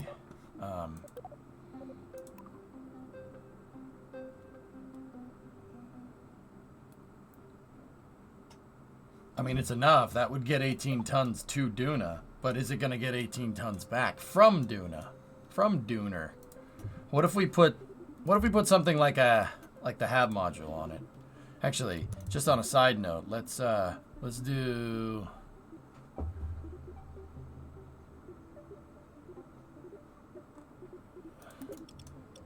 yeah, baby. Actually, this would be our comparison here. I actually think that my third stage of my Saturn V has too high a TWR, just on a side note. So, what if we go over here? Okay, so the nuclear one is 6,700. Now, if we put 12 tons on that thing, it's 1,460. If we put 12 tons, hold on. I need to put a decoupler on there so it doesn't register the crossfeed. We'll take that decoupler mass into account over here and over here. So set this one.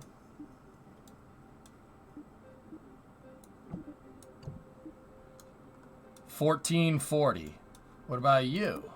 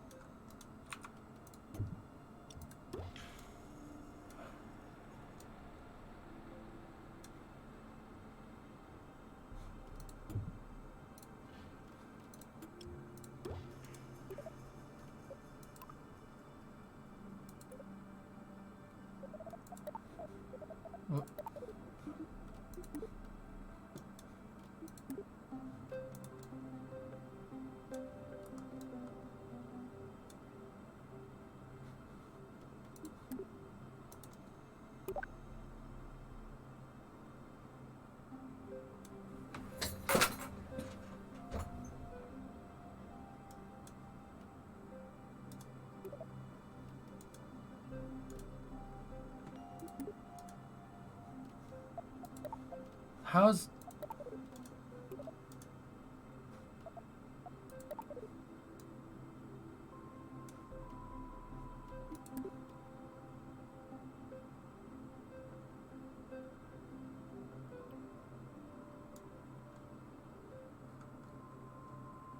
Yeah, battle. That's gotta be it. You're comparing volume, not mass. How light is this thing? 2656. What about you? 62. Alright, so dump that. And then what about you? 28. Discovery, go at throttle up.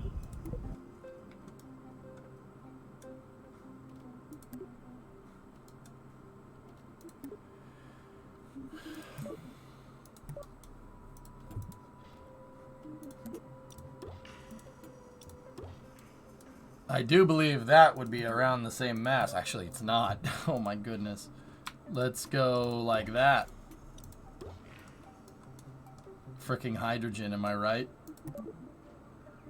49. Over here, what's this thing's mass? 62.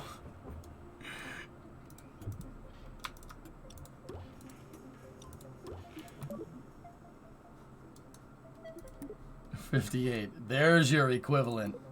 There's the equivalent. See, that makes a lot more sense now. I was gonna say, what the balls is going on here? It has 7,000 meters a second delta V. But how are we going to do that? How are we going to get that to work? Well, I do believe that the idea with the nerve was actually to do something like this. So take that, get rid of this, go over here like this. What they wanted to do was this.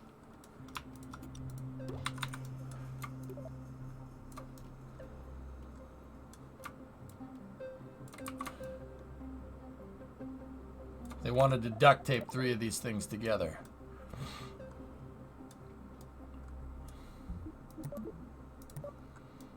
Actually, if we want to get even crazier, what they really wanted to do was something like this.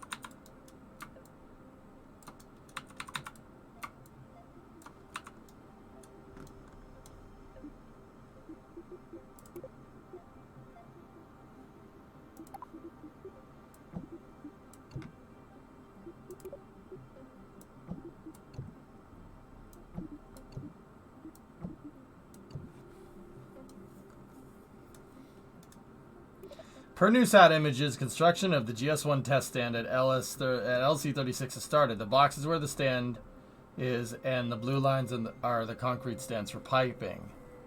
What are they going to do on that test stand, Thomas?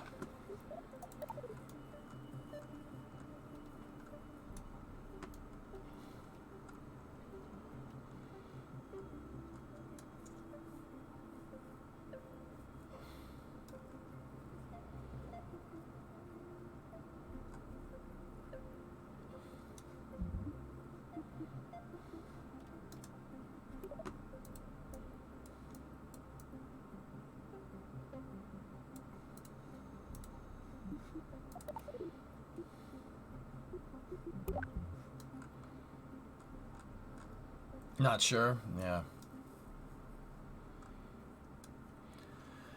Oh boy.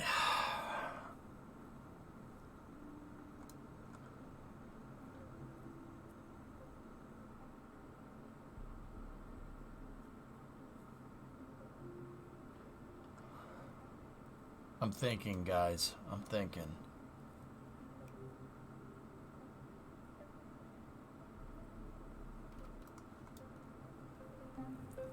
So how much delta V did this thing have again? 2,700? And then this one? 6673. Interesting. Original source for reference. Yeah.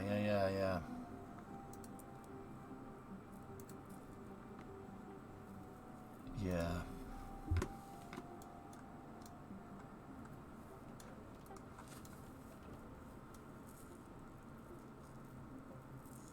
Are they using LC36 as a test stand? Slick 36 AOD is actually pretty nuts, dude, with what's going on here.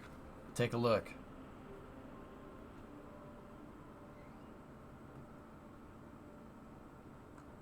They're liquid hydrogen, right, Cross? Nerva uses liquid hydrogen, yeah. Complex 36, dude, actually ended up eating up Slick 36A and 36B and LC11. Yeah, it's 3 complexes. It's just as big as 39. Blue Origin's going to use it for their new Glenn rocket. Now, Thomas, Per that satellite picture that you just linked,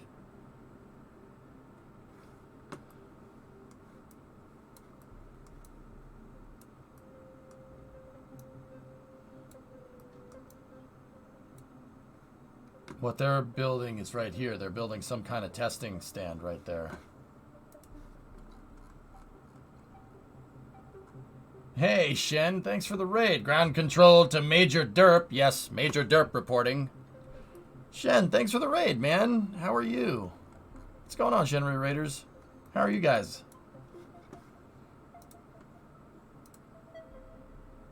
Full site layout. GS1 test area. Cool. Ground control to Major Derp. Panel defense. Put up your panels. Roger. Panels putting up. Beep, beep. What was Shen playing today, guys? Guys, we're not getting Shen to follow. Shen's a good streaming buddy of mine. Been streaming for a real long time. Shen was playing Tropico. Nice. Nice. That's a fun game, dude. I've never cracked it open on stream before, but it is a good time. Guys, go over there and give Shen a follow. Trust me, you won't be disappointed. He's a good streamer. Good streamer. Good streamer. He is good streamer. Try to get that sweet turista money. Yeah. Hell yeah. That's cool. Anyway, welcome, Raiders. How are you? I'm EJ. I do space stuff if you don't know me. Right now we're playing Kerbal, and we're trying to figure out a way to use the Saturn V, which was a moon rocket. You know, we went to the moon. We chose to go to the moon. We're trying to figure out ways to use that rocket and its little brother, the Saturn 1B. Drop my bottle cap. That's good. To get to Mars, or the Mars equivalent in KSP, which is, it's Duna. But we call it Dooner. Dooner! Anyway, Shen, thanks for the raid, buddy. I do appreciate it. Shen's good people, guys. Good people. All right, let's see what we got. Does it have to be a single launch? No. No. Just think about it like this. We got a Saturn V at our disposal as our... rewind 10 seconds. We got a Saturn V at our disposal and a Saturn 1B at our disposal. We need to figure out a way to get to Mars. How are we gonna get the lander out there? How are we gonna... I have some stakeholder expectations. All right. We need to use the capsule because we need a lifeboat so we can come back and re-enter. Obviously, we need that first and foremost. So it has to have the capsule. I have to have some kind of hab module because I don't like sending Kerbals to Duna inside of a little locker room of a capsule. Not cool. We need a hab module for a long duration mission. We also need a Duna descent or ascent vehicle. We need all of those things. That's important. We don't need to send it on a cycler, Helios. We're not trying to support that type of architecture, dude.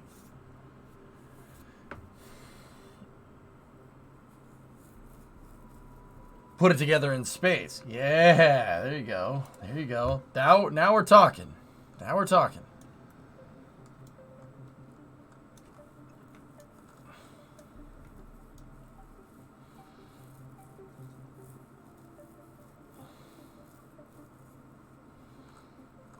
How much does one of these have? Just one of these guys. One of these things with the nerve behind it has 2600 delta V. That's enough to go to Duna, circularize, and come back, I'm pretty sure. As long as we delivered it up in space, right? Are you running any mods? No, not right now, Benny, because they patch the game all the time, dude. So no. We're building Saturn V Heavy, chat, EJ, can you confirm? No! No! I'm not doing that. I don't want to do that. Be quiet.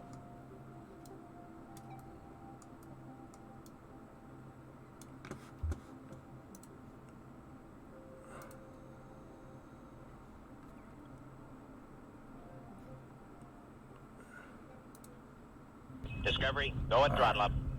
Johnny Rocker, 17-month resub. Thanks, buddy.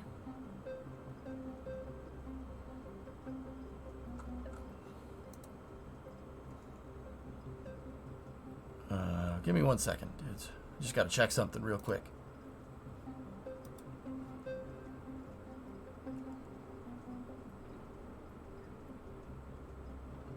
Cool.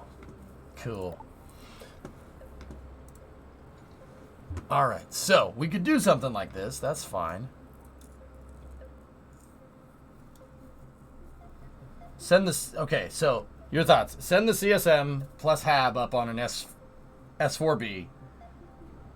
Dock it to the on a Saturn 1B. So the command service module and the HAB up on a Saturn 1B. Dock it to the 4 S4B ends launched by Saturn V and send the lander to Duna with its own Saturn VN to get to low Duna orbit.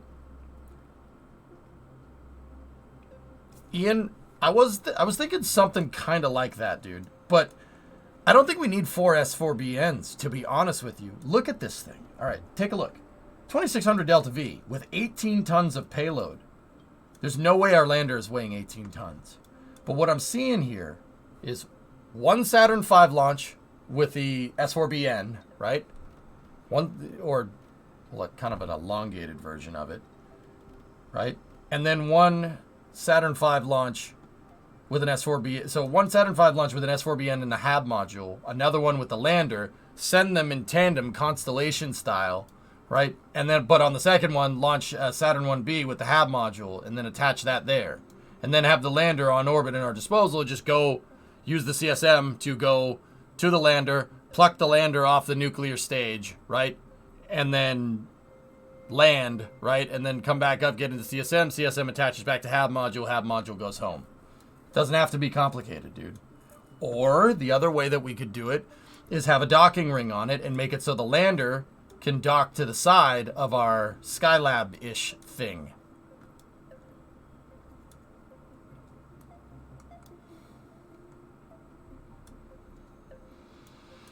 We could do either one.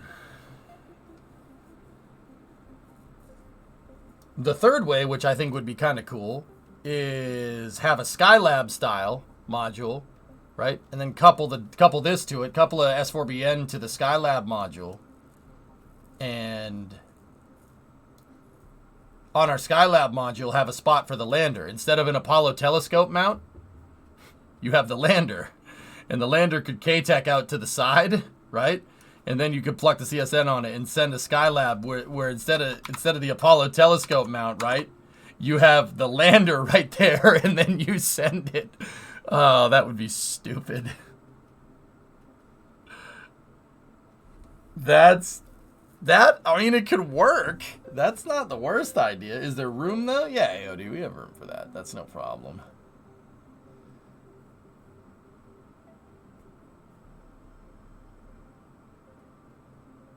Coupling the Skylab module.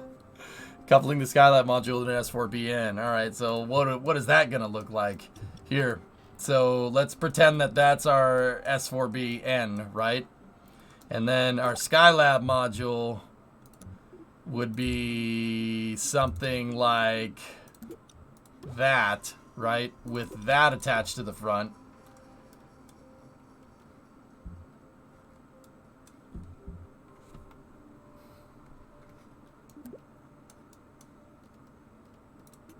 I'll use this lander as a placeholder.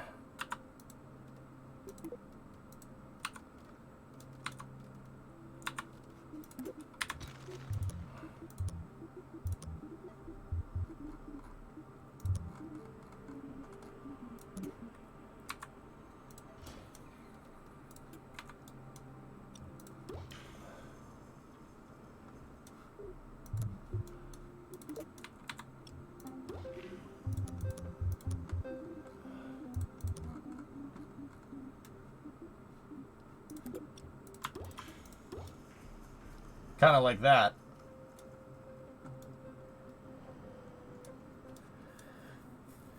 Dude, that's enough. That is absolutely enough. That is absolutely enough to get out there and back. Right? If we assemble this and we start in low Earth orbit,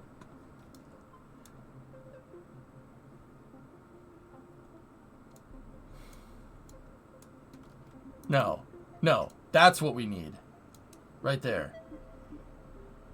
Hold on. Let me adjust the staging.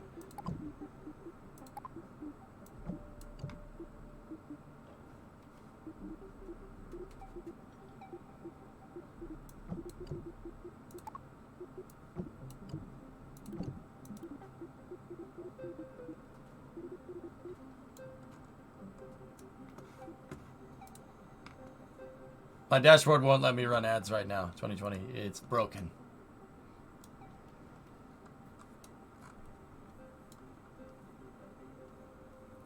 $3,400 Delta V? For real? Hang on. Let's overestimate, okay? Let's overestimate again, dudes. How about we do something like that, right? To overestimate, and that's the land. Yeah, dude, that's enough. Pop-Tart Profit. Thanks for the prime sub, dude. Huh. And you know what? Just for argument's sake, let's just say, let me select the docking port right there. Fuel crossfeed is off, right? And then up here, let me put that on a decoupler as well. Right? Just to be sure. Right? Get rid of that. 2,400. Still enough. So 930 plus 140. We need 1,000 to get out there, give or take. So that's 1,070 to get out there. Capturing around Duna is another 600. So we need 1,600 out and back. 16 is 32. No, it's not enough. It's not enough.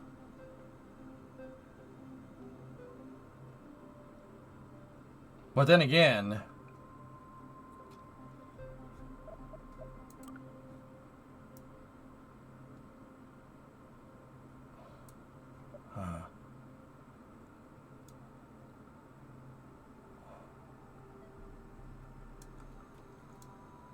ooh, that's tough.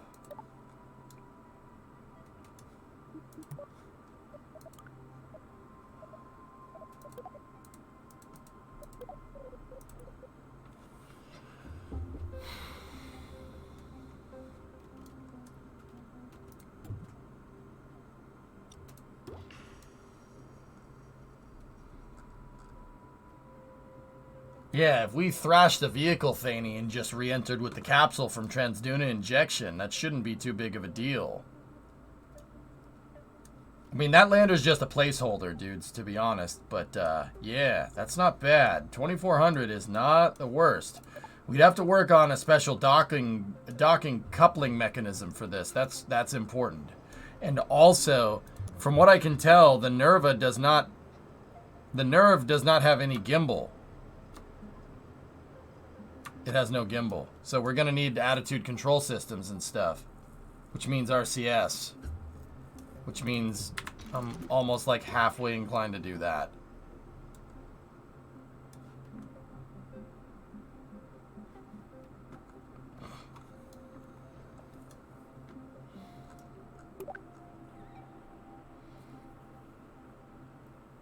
Yeah.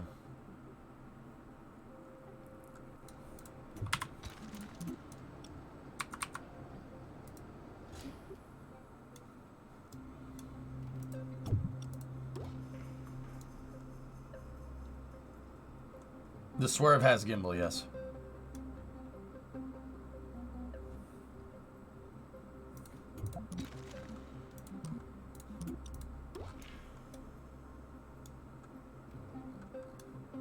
That's definitely enough. Considering we wouldn't have this coming back. Dude, that's so freaking OP. Oh my goodness.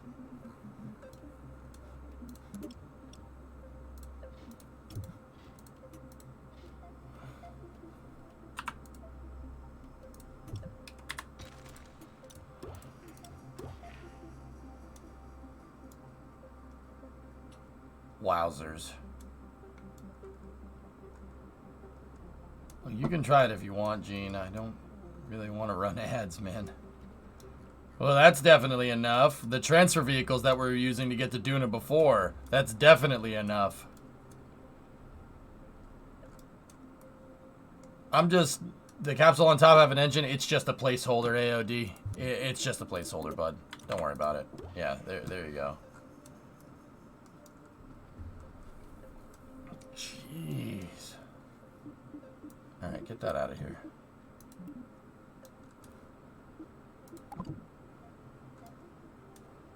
$6,800. That's absurd, man. I don't even think we need that for this flight.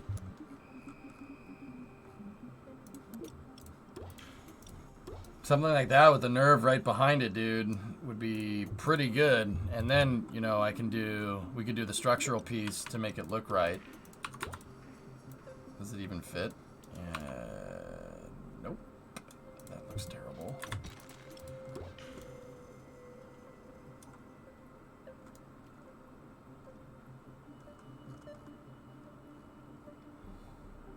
Huh. Not bad, not bad, not bad.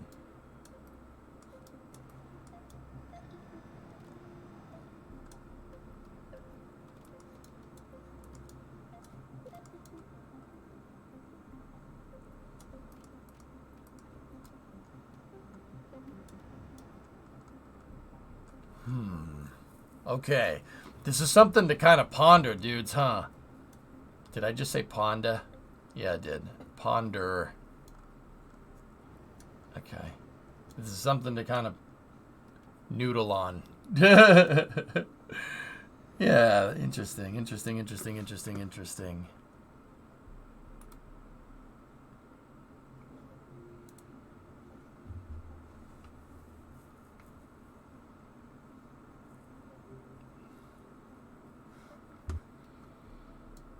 Something to ponder on there, guy. Oh, God, I can't believe those words just came out of my freaking mouth. One nerve behind it would be good, but we'd really have to make sure that our center of thrust is lined up, so that really wouldn't work. Wait, are those nuclear engines? Yeah.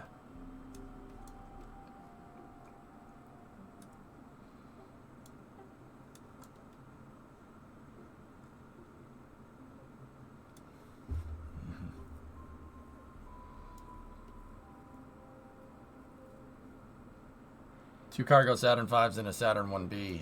Yep. I'm just not sure about the lander, dudes. Now. Yeah. I'm trying to think how the lander would fit in with this architecture, though, you know?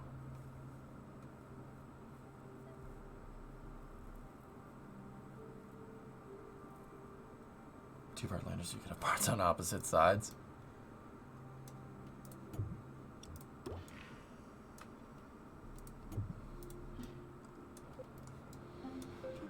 We could always do something bananas like this.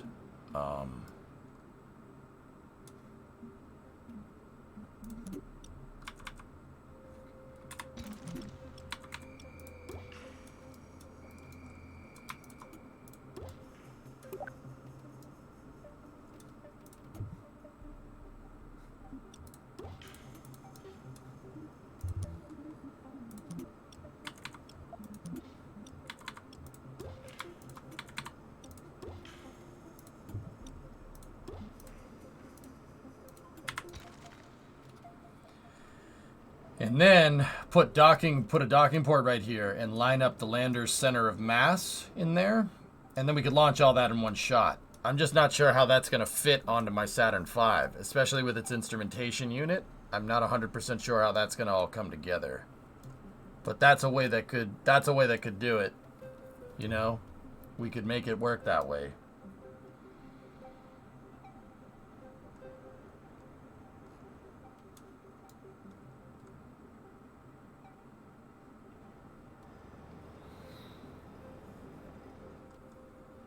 Man, I really need my big fairing, the big fairing lifter. This would be easier to do with my SLS style lifter. With SLS, I can move these bigger components into space. Believe it or not, the SLS lifter, the Kraken-proof lifter, is quite good. Yeah, it's pretty good. But I really wanted to use the Saturn V.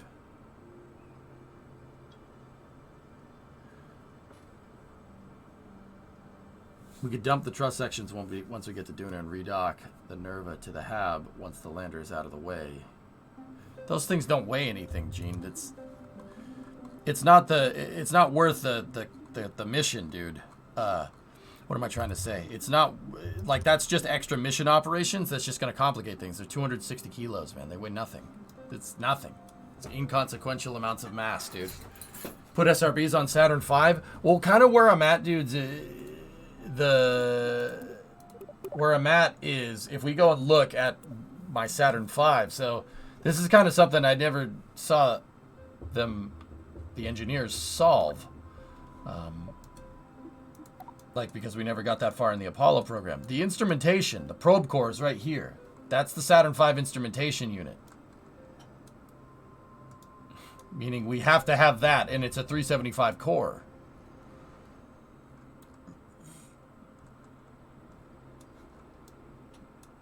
Which is interesting, to say the least.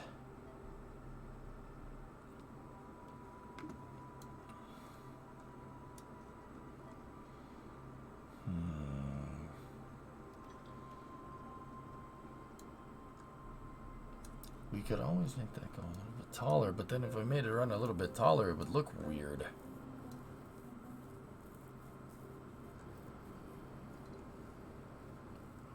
I wish I could just take that tank and make it all hydrogen.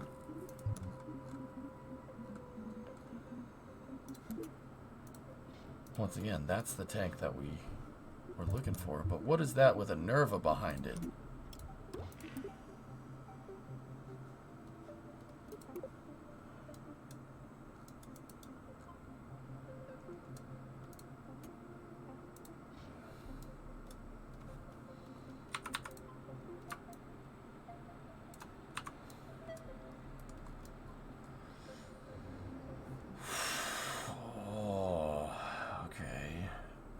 I think that thing fits in there. Oh yeah, no, okay, we got plenty of space. That will work like that. Then I can attach my instrumentation unit to it. And then we could that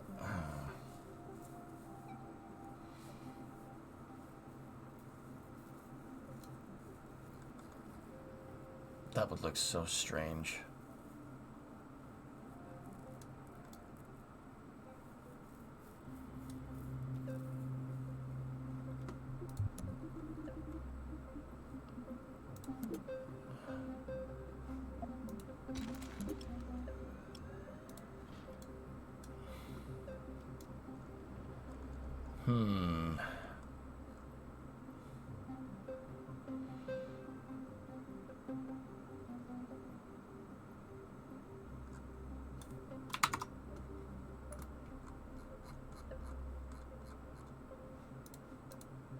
Let me look at something here.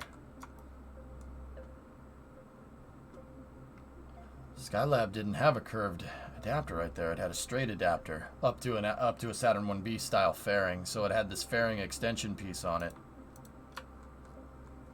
Okay, we can get that done. You'd have a lot more delta V on your Saturn V if you switched to hydrogen.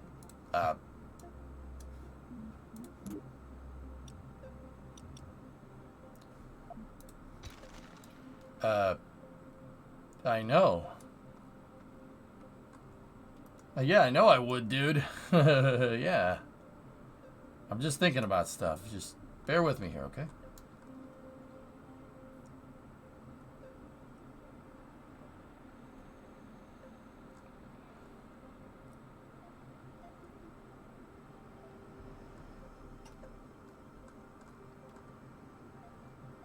Oh, because of mass. No, Blackness, that's fine. Here, let me explain to you what's going on, like what's going on up here. Like, okay, yeah, you're right, sure. Switching all this to hydrogen would make it work, but I've already tested this vehicle. I already tested the dang thing. I know that it works. I know that thing that thing can work. So, like, do you want to go re-engineer all this? I have to have a Duna mission up and running by tomorrow. Like, I want that challenge, man. I failed the Minmus challenge, dude. So, like, I don't want to go and re-engineer. I don't want to go and re-engineer anything, you know? I don't want to try to reinvent the wheel here. Like, that's why I wanted to use what I already had. I wanted to use what we already engineered for primary stretch and Jeb level. We've gotten to Jeb level. I just want to get that Val level, which is get to Duna and back. you know? But I thought it would be cool to use the Apollo-style architecture. So basically use what I already engineered to do goal 1, 2, and 3. So primary, secondary, or primary, stretch, and Jeb to do like Apollo applications program style stuff, right? I thought that would be neat.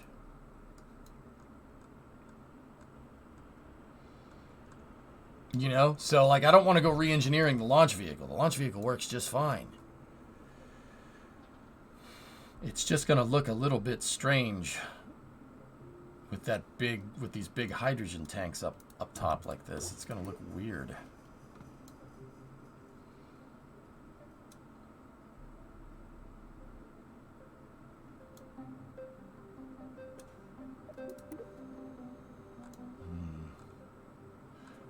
Can you talk about the Nerve engine? You're not familiar? Okay. Yeah, sure. So, what is the nuclear thermal? This is an NTR motor, nuclear thermal rocket, or just NERVA? The NERVA is basically a nuclear reactor that's inside of a rocket's combustion chamber. And if that sounds ridiculous, well, don't worry. It's not inside of a combustion chamber. It's just inside of the well, heating chamber, I guess. So how this thing works is you have 2 turbo pumps, and you can see the turbo pump outlets from them right there. Actually, really, it's really one. It's 1 turbo pump with 2 exhausts, but that's another story. So what happens is that liquid hydrogen goes in, right? And it goes in, and then it goes in through the nozzle right here, the nozzle channels, the nozzle cooling channels. And just like an RL-10, it'll hit the cooling channels, and that liquid hydrogen will turn to gas. When it turns to gas, right, it'll go back up. Actually, it is 2 turbo pumps, excuse me. There's a low-pressure turbo pump, and that low-pressure turbo pump will pump hydrogen in to the nozzles. The liquid hydrogen will hit the relatively warm nozzle, right, and then it'll expand.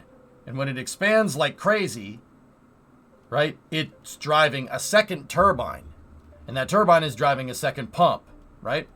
And that second pump shoots hydrogen into the combustion chamber right here. But instead of combining it with an oxidizer, right? Instead of combining the thing with an oxidizer and blowing it up and expanding it out the bottom, I mean, what does a rocket engine do at the end of the day? It combusts gases to create heat. And that heat heats up the gases, and the gases expand, and then they get shot out of a tube. Tube. Right? So the hydrogen goes through 1 pump, right? And then it exchanges the heat with the nozzle. And then that expanding hydrogen gas turns another pump, right? And that other pump takes some liquid hydrogen, or takes most of the liquid hydrogen, and pumps it into here. And inside of the combustion chamber is a nuclear reactor. And that nuclear reactor needs to be cooled, right? So that liquid hydrogen, that second kind of stream of liquid hydrogen coming from the main tank, right, goes into the nuclear reactor, and it exchanges the heat. It absorbs all the heat from the radioactive decay. The hydrogen is very conductive of heat. Different elements are very conductive of different types of energy. Like copper, for instance, is good at conducting electricity, electrical energy, right? Hydrogen is very good at heat exchanging, right? So hydrogen absorbs all of the heat and keeps that nuclear reactor cool. And that resulting hydrogen hot gas gets forced through a venturi and out the rocket motor. Yeah, that's NERVA. It's a nuclear reactor inside of a rocket engine. Smart. Here, check this out. Average D, 20 seconds. I don't want to watch that. That makes me upset. In early 19... Here, check this out. Right here. Flight its length. Hydrogen passing through the channels picks up heat, generate... Here, let's go right here. Aerojet General Corporation and Westinghouse Watch this. Astro-Nuclear Laboratory. The NERVA technology reactor, given the letter designation N... It doesn't ignite anything, Grumpy. The hydrogen just absorbs the heat. That's it. It just absorbs the heat. That's all. RX was essentially the same as Kiwi. But now the contractors had to extend its lifetime and put it into an engine.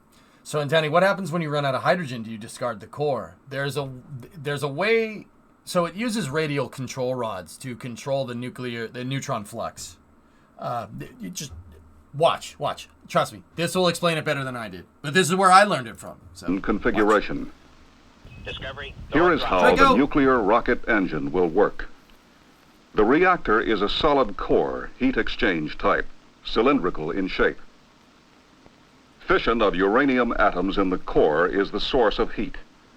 A reflector made of beryllium surrounds the core. The core consists of many graphite elements impregnated with the uranium-235 fuel. The core contains a number of channels running down its length. Hydrogen passing through the channels picks up heat generated by the fission process. See? The channels are coated with niobium carbide, a material which resists the corrosion that would occur if the hot hydrogen were allowed to come into direct contact with the hot graphite. The hydrogen is stored in a liquid state to achieve the lowest possible volume. The flight model will use about 1/3 of a million gallons for a 30-minute firing. To start the engine, the cold liquid hydrogen at minus 420 degrees Fahrenheit moves through a pump down to the nozzle,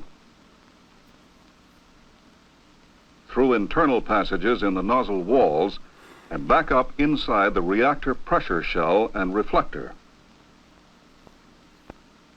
This cools the nozzle, the reactor shell, and the reflector, and at the same time warms the hydrogen. The hydrogen then passes through the hot fuel elements where it is heated to about 4,000 degrees Fahrenheit. From there it is expanded through the nozzle to provide thrust. The bleed line carries some of the hot hydrogen back to drive the turbo pump. The whole engine system is amazingly compact for a nuclear power source. No problem, JRB. The reactor works through fission of uranium-235, Smart, dude, which constantly emits nuclear particles called neutrons. When reflected back toward the reactor, these particles will set up a chain reaction, generating terrific heat. The heat is controlled by rotating rods installed in the beryllium reflector around the reactor. The rods are also made of beryllium, but one side is coated with boron, which absorbs neutrons. Initially, the rods are turned so the boron side is toward the fuel elements, and sufficient neutrons are absorbed to prevent nuclear fission from starting. Beryllium reflects neutrons. By turning the beryllium side toward the elements, a point is reached where sufficient neutrons are reflected for fission to begin. The amount of heat produced depends upon the position of the rods. I do, JRB. Yeah. Heat increases as more of the beryllium side turns toward the core. When the desired rate of heat production is reached, the rods are turned back to stabilize it. Heat decreases as the rods are turned back. When the boron side absorbs enough neutrons to halt the fission process, heat is no longer generated. These rods can be operated by remote control. A radial control rod. See? They're modeled in the game. So it uses a radial control rod to moderate the neutron flux. With radial control rods that are halfway coated with boron and halfway coated with beryllium. It's smart, man. It's very smart. And then it's using a tap-off to drive the turbo pumps. That's the part that I got wrong. It's using a tap-off to drive them. It's a combustion chamber tap-off. Only there's no combustion chamber. A reactor tap-off. Call it that. Test facilities for engine components were built near Sacramento, California. That's right, Spot The problem? Get adequate performance with minimum weight. So you guys, all right, this is the part where this is gonna get a little annoying. This is the part where this is gonna get a little annoying. If you notice, this video is old. The reason why we're even discussing this and discussing NERVAs on this is because NERVA was invented in 1968. This test engine to protect some of the components from intense radiation. In flight engines, all components will be radiation hardened and less shielding will be needed. These tests will complete the technology for a nuclear rocket engine for application to space missions of the late 1970s and beyond. It works. It works. They had flight prototypes in the late 60s ready to go. Flight prototypes. Yep.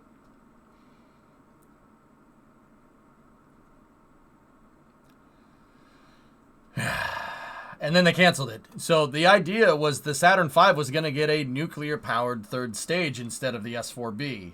Here. This versatility will give us the capability to perform a variety of advanced...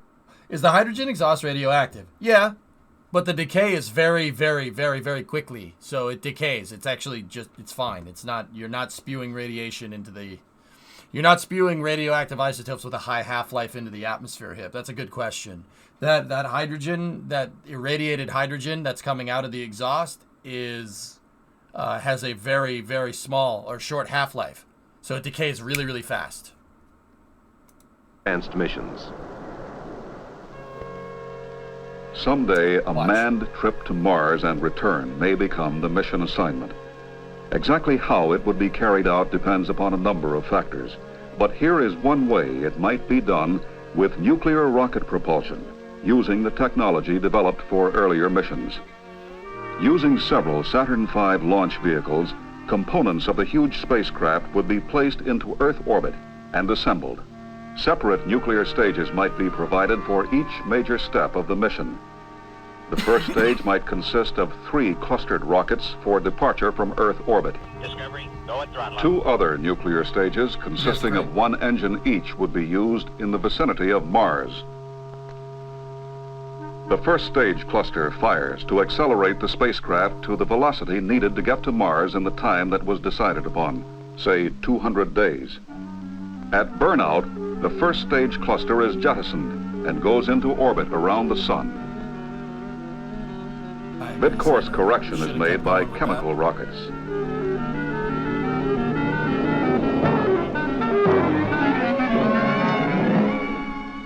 About 200 days later, the space vehicle approaches Mars.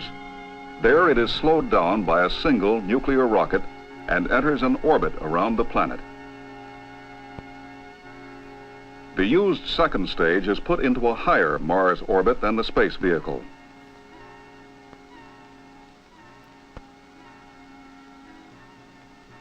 A chemically powered module departs for the planet's surface. For the first time, men from Earth will set foot on another planet.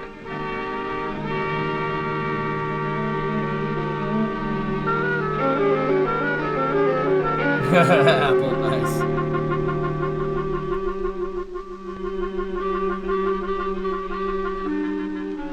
For the return trip, the module is lifted by chemical power back into a Mars orbit, where it docks with the main space vehicle. The men transfer to the main craft and jettison the module, leaving it in an orbit around Mars. A third nuclear rocket accelerates the vehicle for the return trip.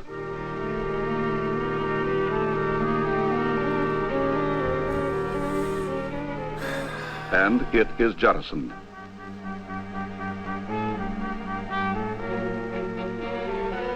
Again, mid-course correction is made chemically. Just before reaching the vicinity of Earth, the crew transfers to a re-entry vehicle and jettisons the large spacecraft.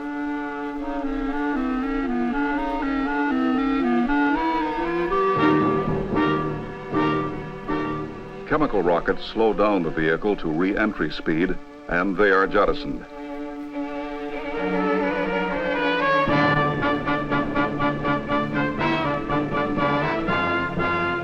After deceleration through the atmosphere, the re-entry vehicle returns to the Earth's surface by parachute. A trip to Mars and back, for centuries a dream of earthbound men, is now much closer to reality. Of course, there are many other problems to be solved before such advanced space missions can be attempted, life support systems for extended space journeys, more accurate space navigation, communication systems, power supplies, and so forth. But any successful advanced mission must begin with propulsion, the power to get there and back. Lower overall weight, larger payloads, shorter travel time. These are the chief advantages of nuclear propulsion. The technology needed to build a nuclear rocket is well advanced.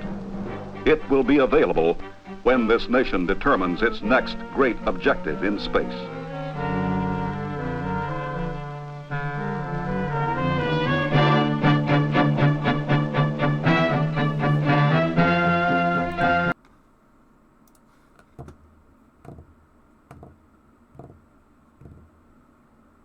Hey, don't fret.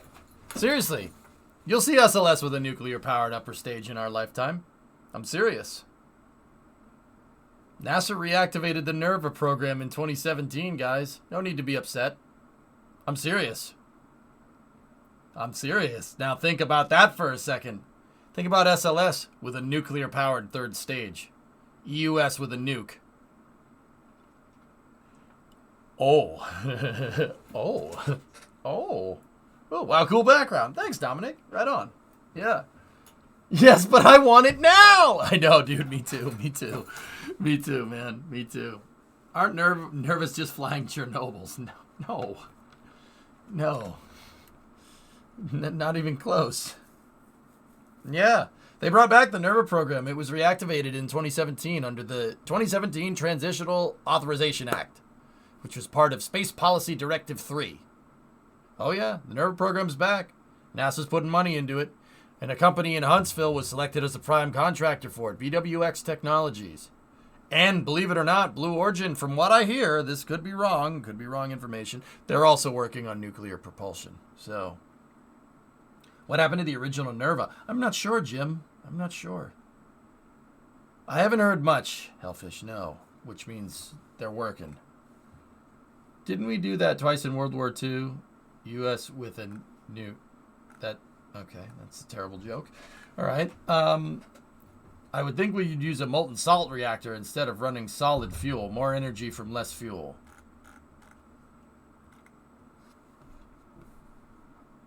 Where did you get... What?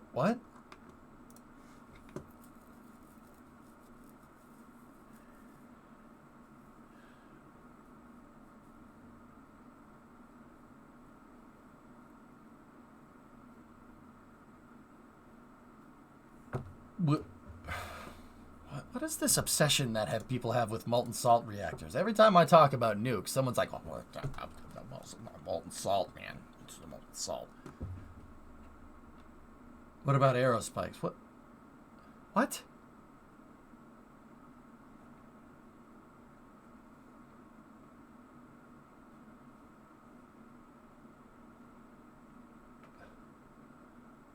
Guess you guys aren't ready for nukes yet. But your kids are going to love them. Anyway, yeah, a little bit on nuclear thermal. Hopefully that helped.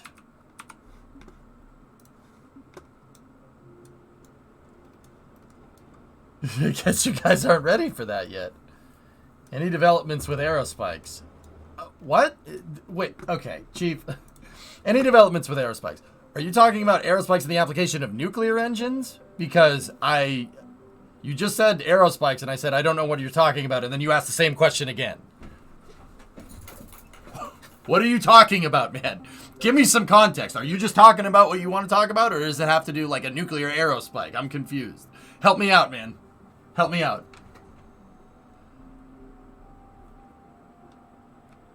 Molten salt NERVA with a aerospike. Sure. Well, yeah. Where did I get the t-shirt? This was a birthday present, Surfer. I don't know. I think Amazon maybe. Probably have it. Molten salt saber aerospike. Are you just combining words into things to make them sound cool? I don't understand. Like, in terms of aerospike research, no one's working on any aerospikes to my knowledge. I mean, unless some company is working on it in the background. We don't know anything about it, no. In terms of nuclear aerospikes, no, nothing. Aerospike stages with a nuclear engine as a third stage. Are you just saying things that you want? Are you just saying things that you want? Or are you, like, at this point? I want a Corvette. You know, like, I want a Corvette. Is anybody working on a Corvette? I want a Corvette. You guys are making my head hurt. I like waffles. Dude, me too. J2X250F. I want an Aerospike Corvette. Yeah. I want an Aerospike Corvette. Aerospike Corvette. Let's go.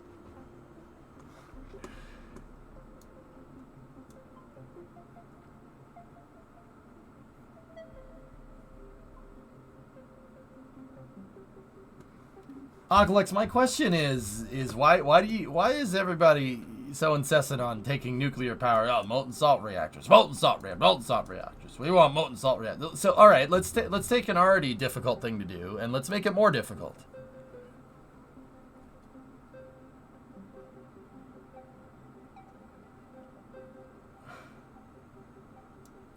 I want a Ferrari Puro Sangue.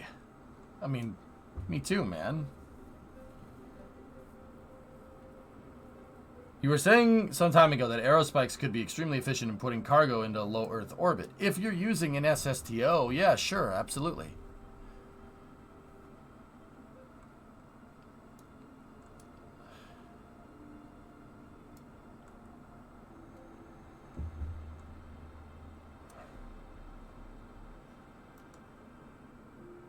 You guys is making my head hurt. All right. So, yeah, that's why I wanted to do that nuclear third stage, because we could theoretically do this. We could do that. That would be a little bit difficult to assemble, especially with how Kerbal 2 does docking.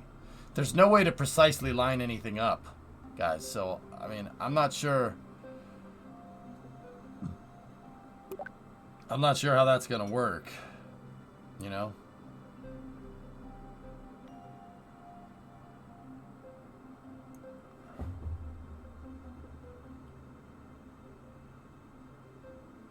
Yeah.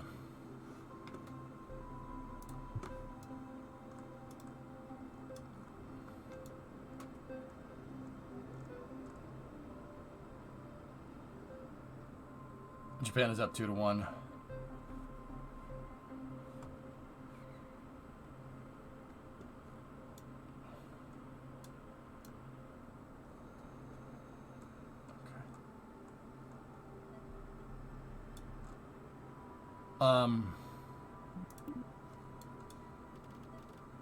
All right, Discovery, fellas, what I'm gonna do here, let me see something. I may have over-engineered the Saturn V. I may have over-engineered this thing. So what I want to do is let's launch one. We'll launch this sucker. Let me see how much Delta V we have on orbit with the lander and the capsule in place. I'm just kind of curious. We might not even need nuclear. We could probably get away with doing this with chemical propulsion. Hey, Parasp 21-3 sub. Thank you. Okay, Night Saturn V launch. Let's go.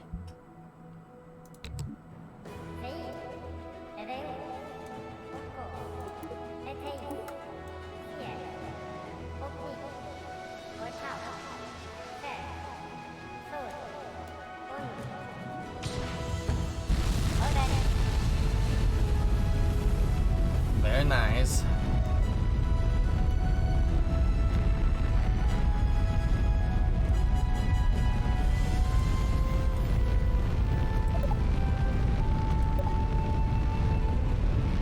Okay, cleared the tower. Go for hamsters. 1.2 omen is really what you want, dude.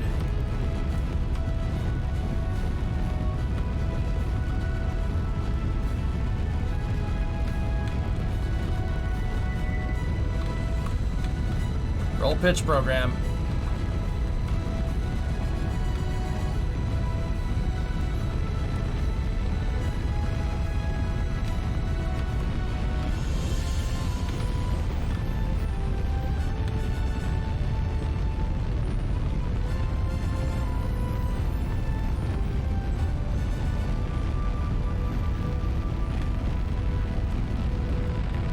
What's the challenge for this week?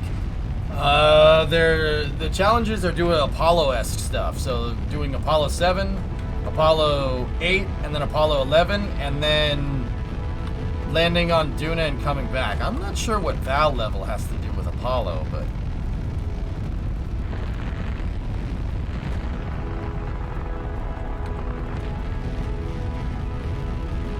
Discovery, go and throttle up. Radioactive 96-month resub. Thank you.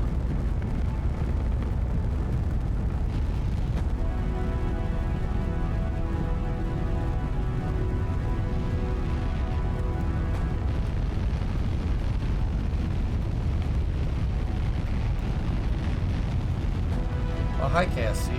What's new with you?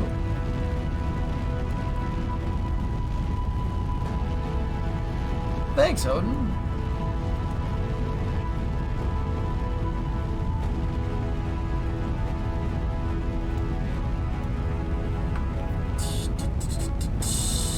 What are you working on right now? I need to do a test. I'm doing a test with my Saturn V to see how much delta V we have on orbit with the lander and everything. So I'm just gonna do a we're doing like kind of a simulated ascent here.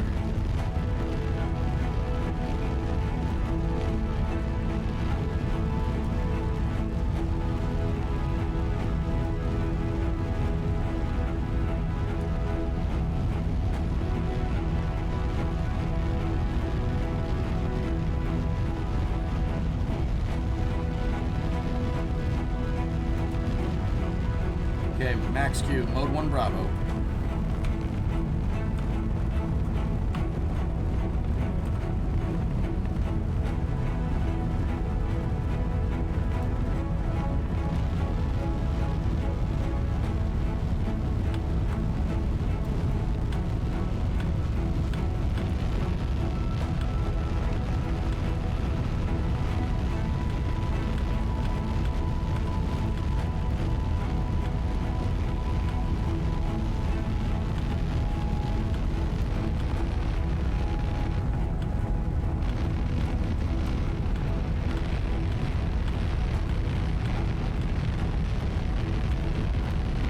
Why is it Marvin driving? Marvin's right there.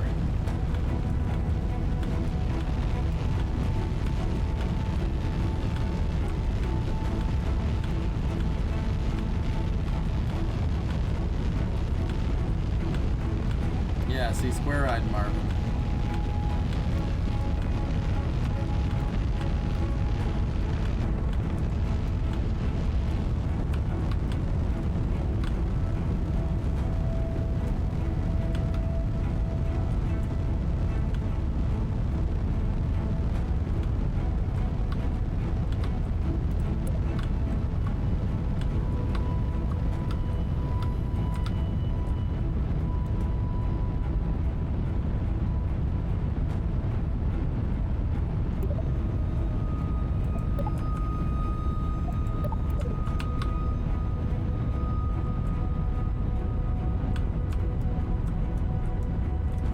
Okay, stand by for main engine cutoff.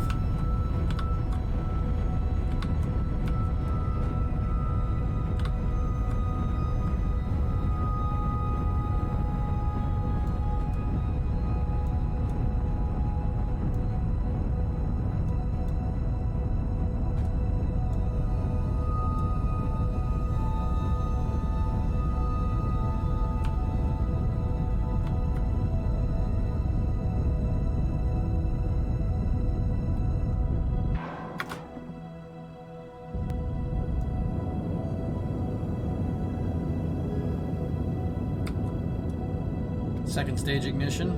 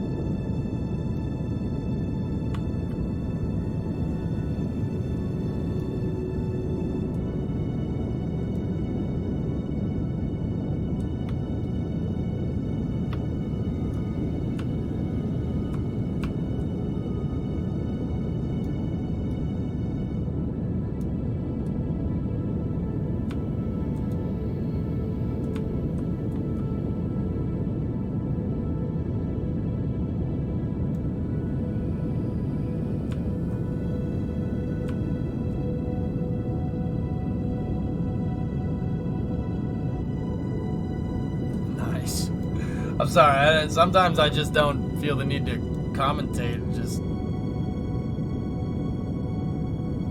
like looking at it.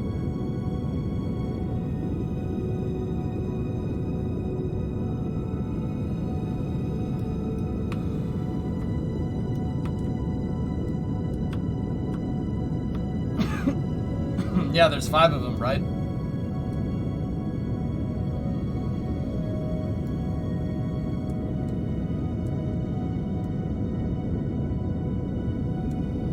Dude. Cool. Crescent moon, look at that.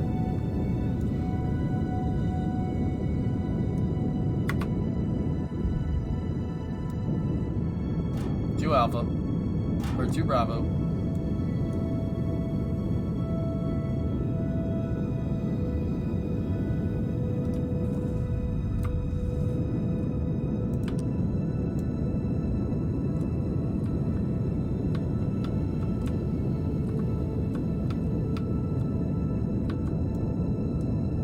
Taking it off any sweet jumps. Yeah.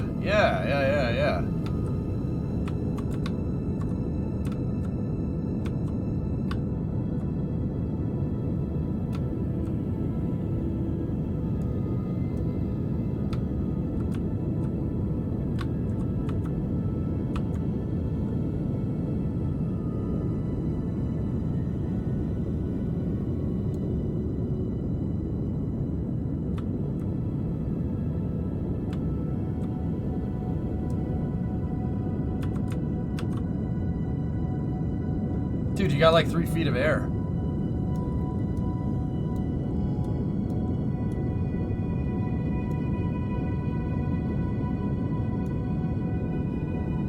Looks like you need more thrust in this stage. It's fine, Fritz. She'll make it. I just need to see what the performance is. I never bothered to look. I just knew it was good enough based off of what I've seen previously.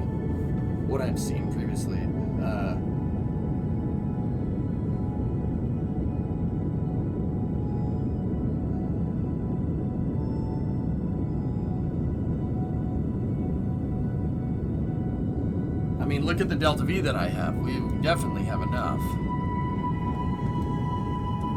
Can you check the performance on other stages? Yeah, we can do that. I mean, I technically can kind of see it right there, 2565, but I wanted to launch it again. I'm sorry. Just to be absolutely sure. We might not even need nuclear propulsion for this. We might be able to get away with it with chemical propulsion, dudes, in which case that would make it a lot easier because I don't need to re-engineer anything.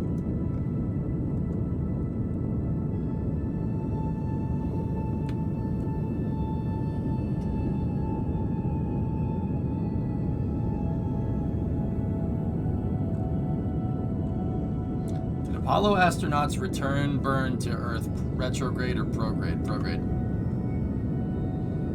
Not even the lander? No. No. Should be able to get it done. I do need to redesign the lander because we know the lander is a buggy piece of snot. We'll redesign for an SSTO option. Or we could do 2-stage on Dune. I don't know. I mean, an SSTO on Dune would probably be better.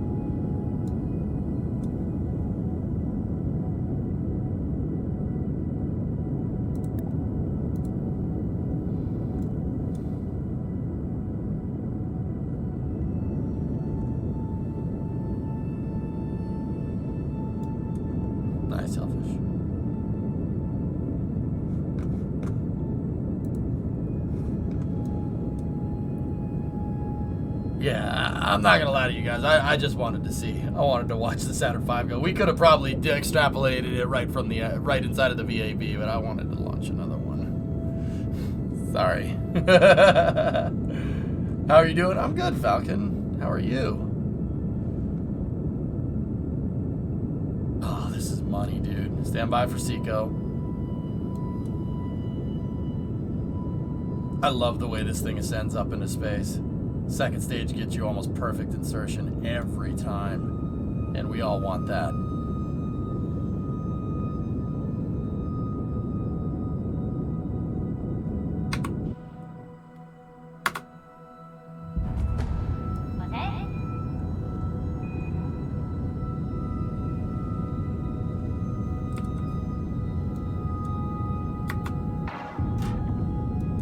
Good third stage ignition.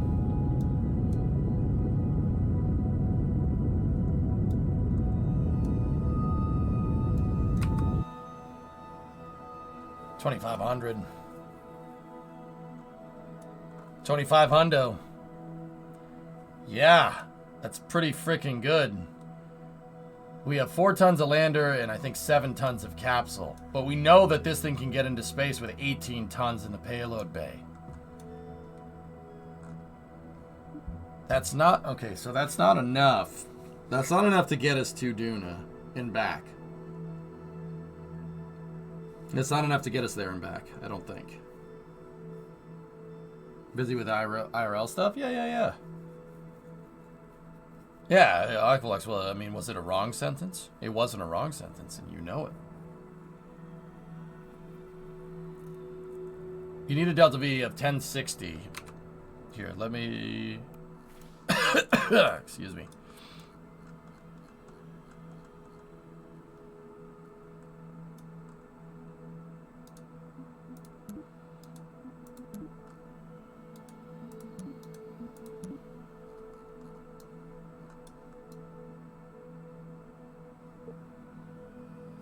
What is that? You know what? No, whatever. Doesn't matter.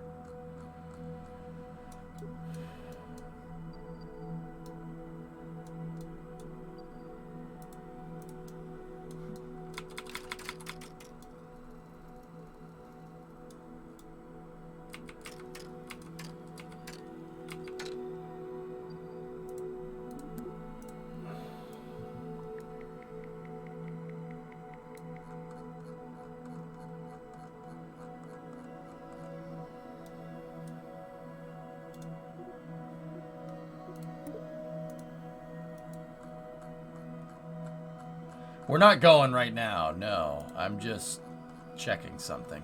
I'm checking just what our delta V needs to be.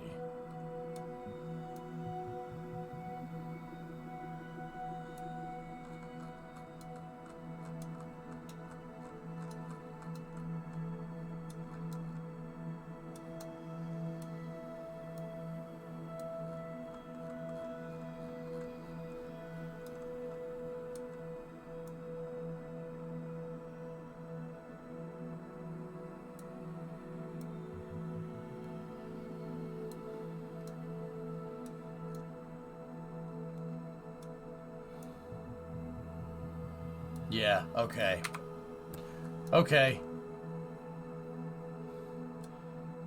1,113. Okay, so that's give or take what it is. Cool. All right, let me revert. That's what I wanted to see. We do have good performance with chemical propulsion, but I think using a couple of Saturn V's to assemble a vehicle in space is probably what we should do. Yeah, that's probably what we should do. And then use the Saturn 1B to get people up there. Use the moon to slingshot. The moon has to be in the right phase for that. And Tani, I mean, we could do it, but now we're getting into getting like launch windows and stuff. Now we need launch windows. Hear me out. For a future vehicle, a Sea Dragon with 4 Sea Dragon first stage side boosters with 4 Saturn V first stages strapped to each other to each of the Sea Dragon's boosters.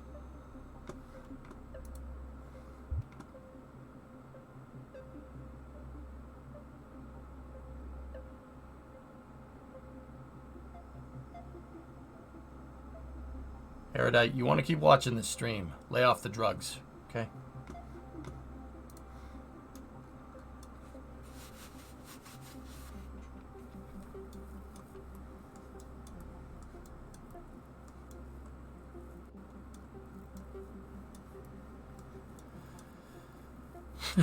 That one made my head hurt, man. put the Delta V.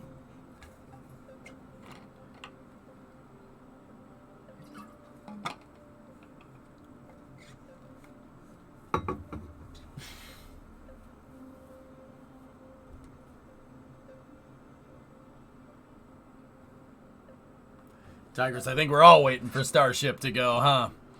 All right.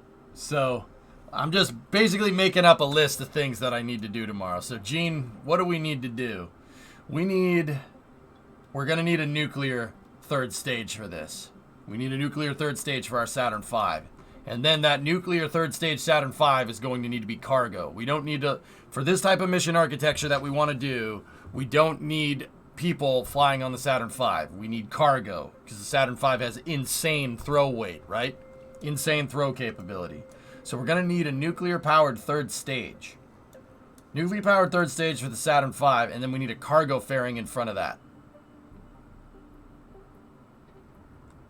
What do we need? Pizza, stat. Now I'm hungry, Bruce. Dang it. Now I'm hungry. Because, fellas, think about this for a second. If we have a nuclear third stage, it's going to elongate this a little bit, right? It's going to elongate our third stage. Like, I'm talking about putting one of these guys in here. So, we need this. I'm talking about putting that in there instead, right?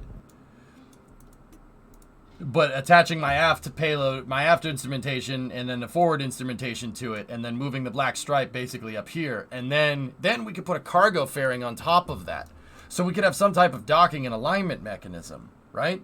Like, if we put some kind of docking and alignment mechanism, we could stack stages on top of each other, and then I could make one of those. We could just. We can make one of them a Skylab module. Put Skylab up there instead and attach nuclear stages to a Skylab and then go from there. So I'm going to need to make a Skylab tomorrow. We got to make a Skylab tomorrow. We got to test that in low Kerbal orbit with Saturn 1B, Saturn 5. So we got to make the cargo thing. We got to do Skylab, and then we need the nuclear powered cargo Saturn 5 as well. Ooh. Oh, that's gonna be fun. Sean, 6-month resub. Yeah.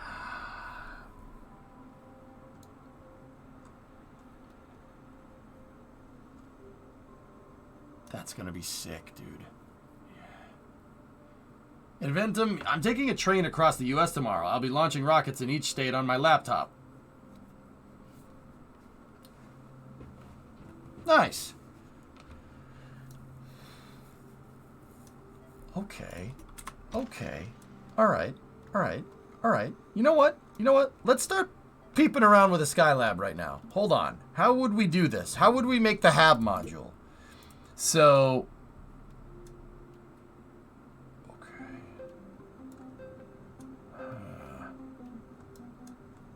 I'm still playing Kerbal 1, having issues with some of the contracts. Oh, yeah, that's no fun. Are you doing the Mars mission from the older video we watched? We could do something like it, Atlantic. The big problem with doing that, dude, is getting all of the stuff to dock together. Getting it all to dock together is gonna be a difficult thing to do. I need to figure out a way to, like, make a probe and drogue. I have to make probe and drogues to get these things to dock. But if we do... Ooh, we got a lot of work to do tomorrow. But I think we can do it. Mind if I take a look at your engine setup? Sure. It's just 5 mainsails, dude. Yeah, there's just 5 mainsails down here. If you check yesterday's VOD, I have everything. I built the entire Saturn V yesterday. Yeah, we didn't have it. Yeah, the whole stream was putting this thing together. And now that we have it, it's super freaking useful. And this thing can throw... Well, let's see. We had 18 tons of that. We had 7 tons of service module for the most part. And then how much mass is that tank right there?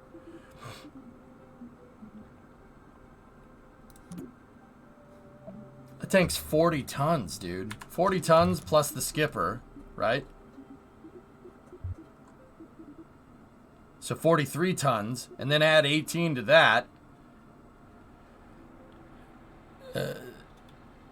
Why did my brain just potato? 48, 58, 60, 70? That's how I know I'm getting tired. So we have 43 tons plus 18, 61. There we go. And then my lander on, or I think that thing is 7 tons. So, dude, we got 70-ton throw. And in fact, it's probably even more than that. Because we had 2,500 Delta V. I'll bet you this thing could bust 100 tons out, no problem. And then if we make a nuclear third stage, it's really going to go hard, man. Adventum, we're working on the last challenge. I built all the... We did primary stretch and Jeb. I got Jeb completed. So my idea was I thought this was really cool. So we recreate Apollo 7. Apollo 7 was a low Kerbal orbit mission, right? It was an LKO mission. Right? That was just on a Saturn 1B. So I made the Saturn 1B. And then we made the CSM on top of that. Check this out. Look at our Saturn 1B that we made. Hell yeah. That thing is mint. So now I have a way to test the CSM on a Saturn 1B if we just need to put people up there. There you go. And then we did Apollo 8. So we made a Saturn 5. And that's what you just saw. And then today, we did Apollo 8.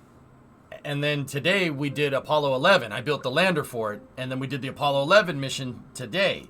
And now, what I thought would be really cool is if we used a Saturn 1B and a Saturn 5 to do the last goal. And that's what we'll do tomorrow.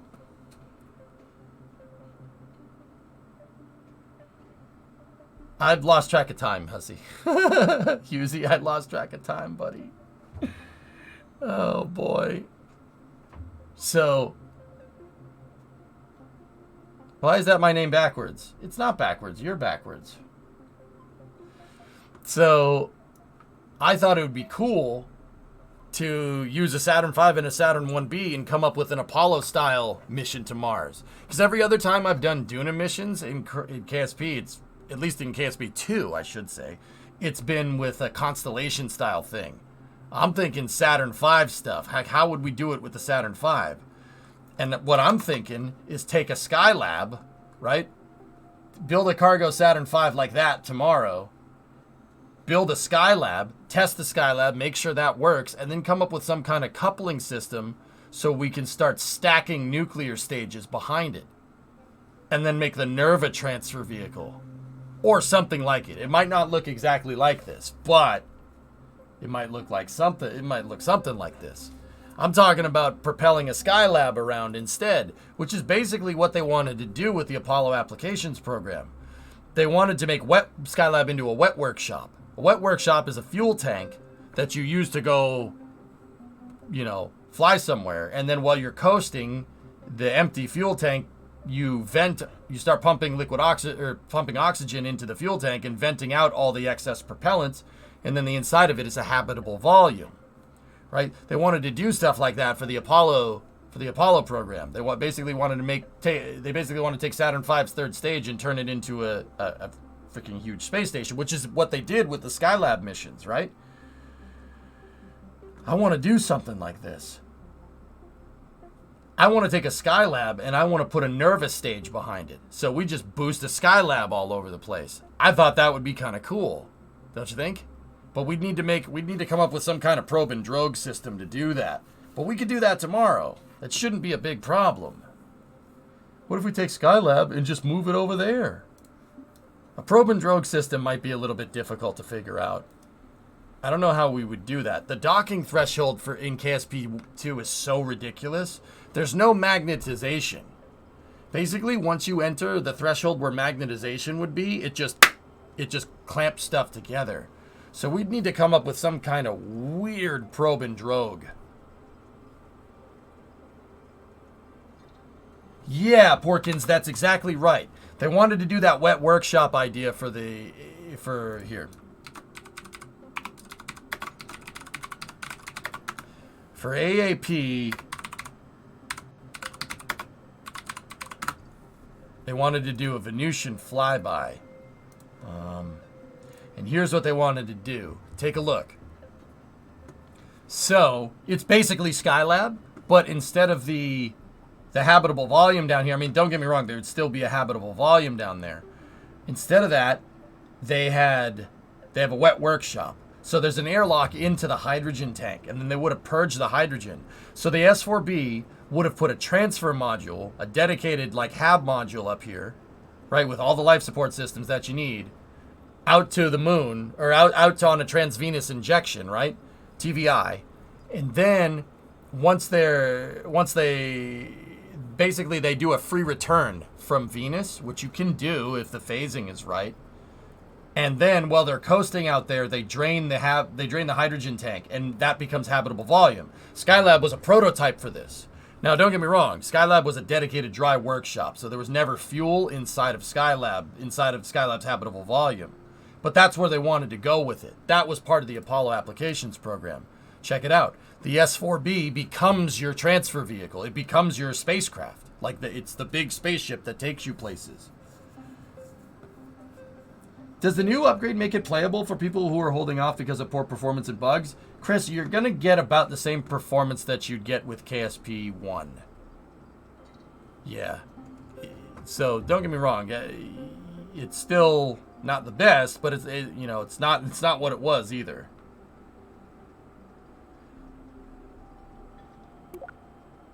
Yeah, I'd say that KSP-2 right at this point is about equal to or better than KSP-1 in terms of simulation, and it's only trending upward from here, which is good. When you already spent the energy to put a pressure vessel up there, why not use it? No, Aqualex, this is genius. We should do this with SLS. Can you imagine how hardcore this could get with SLS and Orion?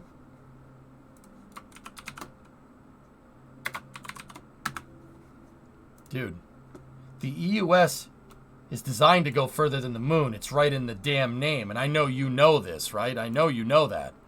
But think about this right here. You have Orion with your the Orion service adapter, right? And then instead of the universal stage adapter, USA right here, this white part, which is just basically supposed to be a payload bay, make that a habitable volume. And then put the airlock in, right? Put the airlock in so you can access the hydrogen tank and then use the LOX tank for waste. EUS could put you on a transfer burn to Mars flyby. No problem. Easy peasy. That wouldn't even be, dude, that would be a joke. And there's no way you wouldn't be able to carry enough life support systems here. And here's the thing. Orion could control the whole thing, and then Orion's solar panels could keep everything powered. You don't need fuel cells. Or you could put them on there as a redundancy if you really wanted to. Heck, you don't even need to make the hydrogen tank a habitable volume. Figure out ways to put a refrigerator in here to keep the propellants from boiling off. Boom. Instant spaceship. 3-1 Japan. Damn it.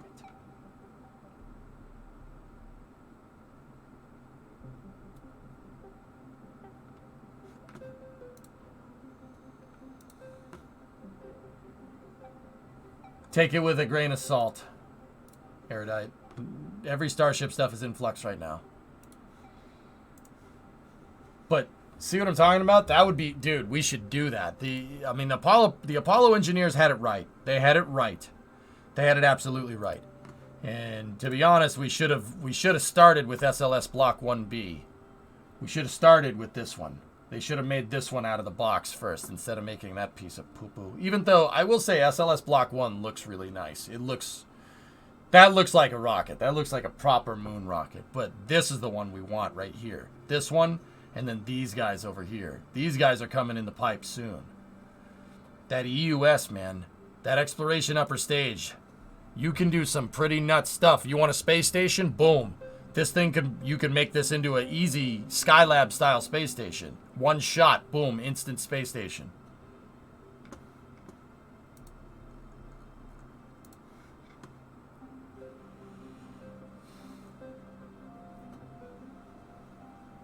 This is smart. See, that's good stuff, man. That's real good stuff. Should do stuff like that.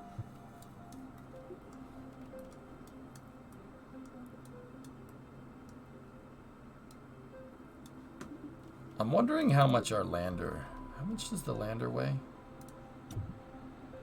483 to 478, so it's 5 tons of lander.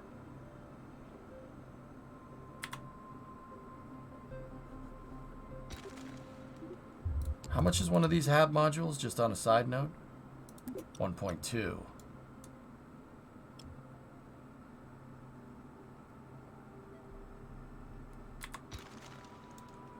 What's wrong with the other SLS ones? These guys over here, Block 1 and Block 1 cargo, those are okay. This is really not good for anything, 453. What the hell are you going to do with that thing? That's always been my thing with SLS Block 1. Don't get me wrong, the Artemis 1 mission was sweet. Great for a test flight. Amazing for a test flight. What are you going to do with that? Aside from do a mission like Artemis 1. Dual methane would be a better solution than hydrogen in your opinion. Not sure what methane would do to electronics while it's being stored. Would it eat anything? Also high. Dude, SLS with a Methalox third stage? That'd be fantastic. Yeah, absolutely. Yeah, 453. My problem with this is that this rocket right here, SLS Block 1, is good at one thing. Getting Orion to the moon, and that's about it. That's about it. Don't get me wrong, that's nice. But I'd prefer to have this lunar capability than over nothing, right? But that's all it's good for. Block 1, no. You're taking all the awesomeness of this heavy lift capability. It doesn't have a big fairing, so you can't put any useful big cargo inside of it. You just put an Orion on top of it, and that's it. Okay, great. You could shoot an Orion at Mars. Lovely. Now what? Nothing. This thing, you could carry that HAB module and do what I'm talking about. Now you have a rocket that can do a Mars flyby in one shot. You wouldn't be able to circularize there, but you could fly by. And also, it gives you a nice deployable space station. You could send one of these out to the moon, and then have Orion circularize it in Gateway's trajectory, and boom, instant Gateway module. Skylab at the freaking moon, man. Like, I'm not sure if Orion's service module has enough to circularize this in rectilinear halo. I mean, it might, but probably not. There's a lot of flexibility with SLS. That's why it's cool, but yeah. I hope they choose Ares. Hellfish. Yeah, I hope they choose Ares. So yeah, we're going to need to make a Skylab. I want to make a Skylab, and then we want to make a cargo version. I want to make a cargo version of this thing. Cargo Saturn V is my thing tomorrow. We need to make a Skylab, then we need to test said Skylab, right? And then we have to develop a nuclear stage from there. And then maybe we could get away with using the same lander. It's possible. We did say the same lander could do it. But if we have Cargo Saturn V, we might... If I have Cargo Saturn V, I might just launch the lander separately. Unlike Cargo Saturn 1B, where we have more room for the lander. Either that or make the lander taller, like what they had in the Mars thing. We gotta do some redesigns for the lander here. But we'll figure it out. Saturn V Heavy.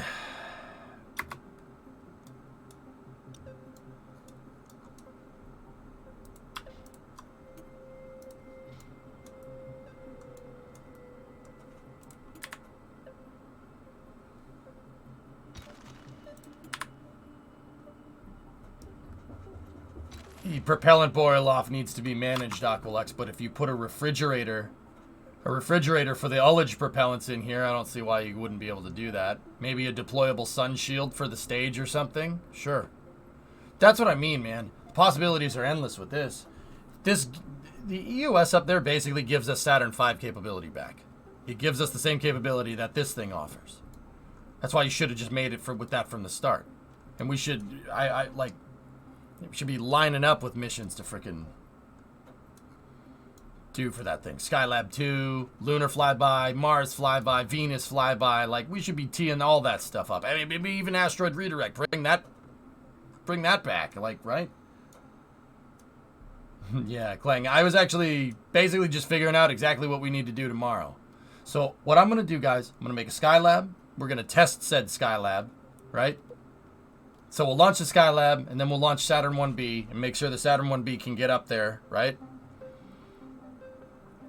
Make sure we can dock with this, make sure all the docking systems work correctly. And then we'll do a nuclear transfer stage, and we'll figure out how to add the nuclear transfer stage here. So yeah, tomorrow will be Apollo Applications Program to Duna Day. Okay? That's what we'll work on tomorrow. I'm good. Yeah, and Clang, yeah, I've been here for a good while.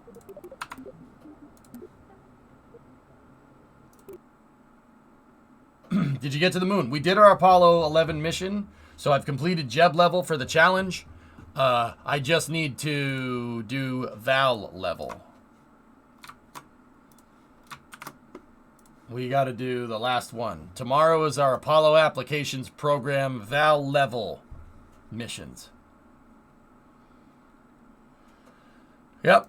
I've completed the challenge up to Jeb level. We will do Val level tomorrow, and we will go down to the surface of Duna, and hopefully it doesn't sap all of our fuel this time, because that was one of the first things we did when KSP2 came out. We're going to go there. So, yeah. I'm going to get some sleep. I'll see you guys tomorrow. We'll get all that done. We might have to build a new Mars lander, and that's something that we can figure out. That's not a big deal. Gotta figure out where that damn Duna anomaly is. Anyway, fellas, let's see who's still streaming.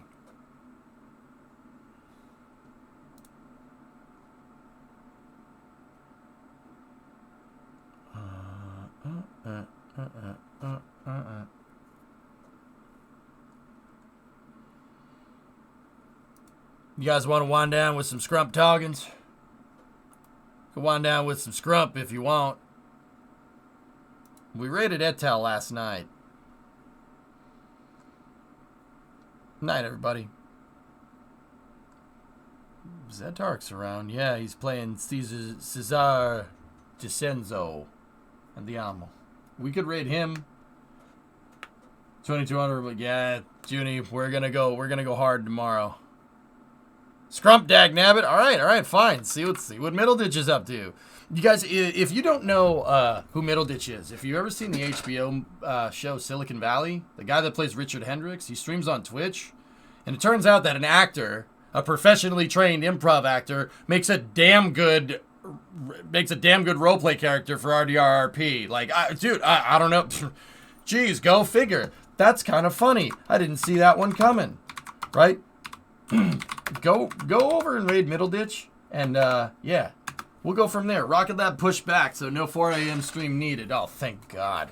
That bank heist was awesome. Let's go see what Middleditch is up to. We're gonna shoot him a raid and see what happens from there.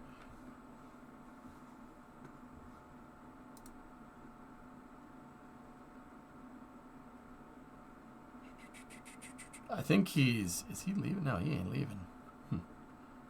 We do have Terran tomorrow, though. Oh, that's all right. Okay, all right.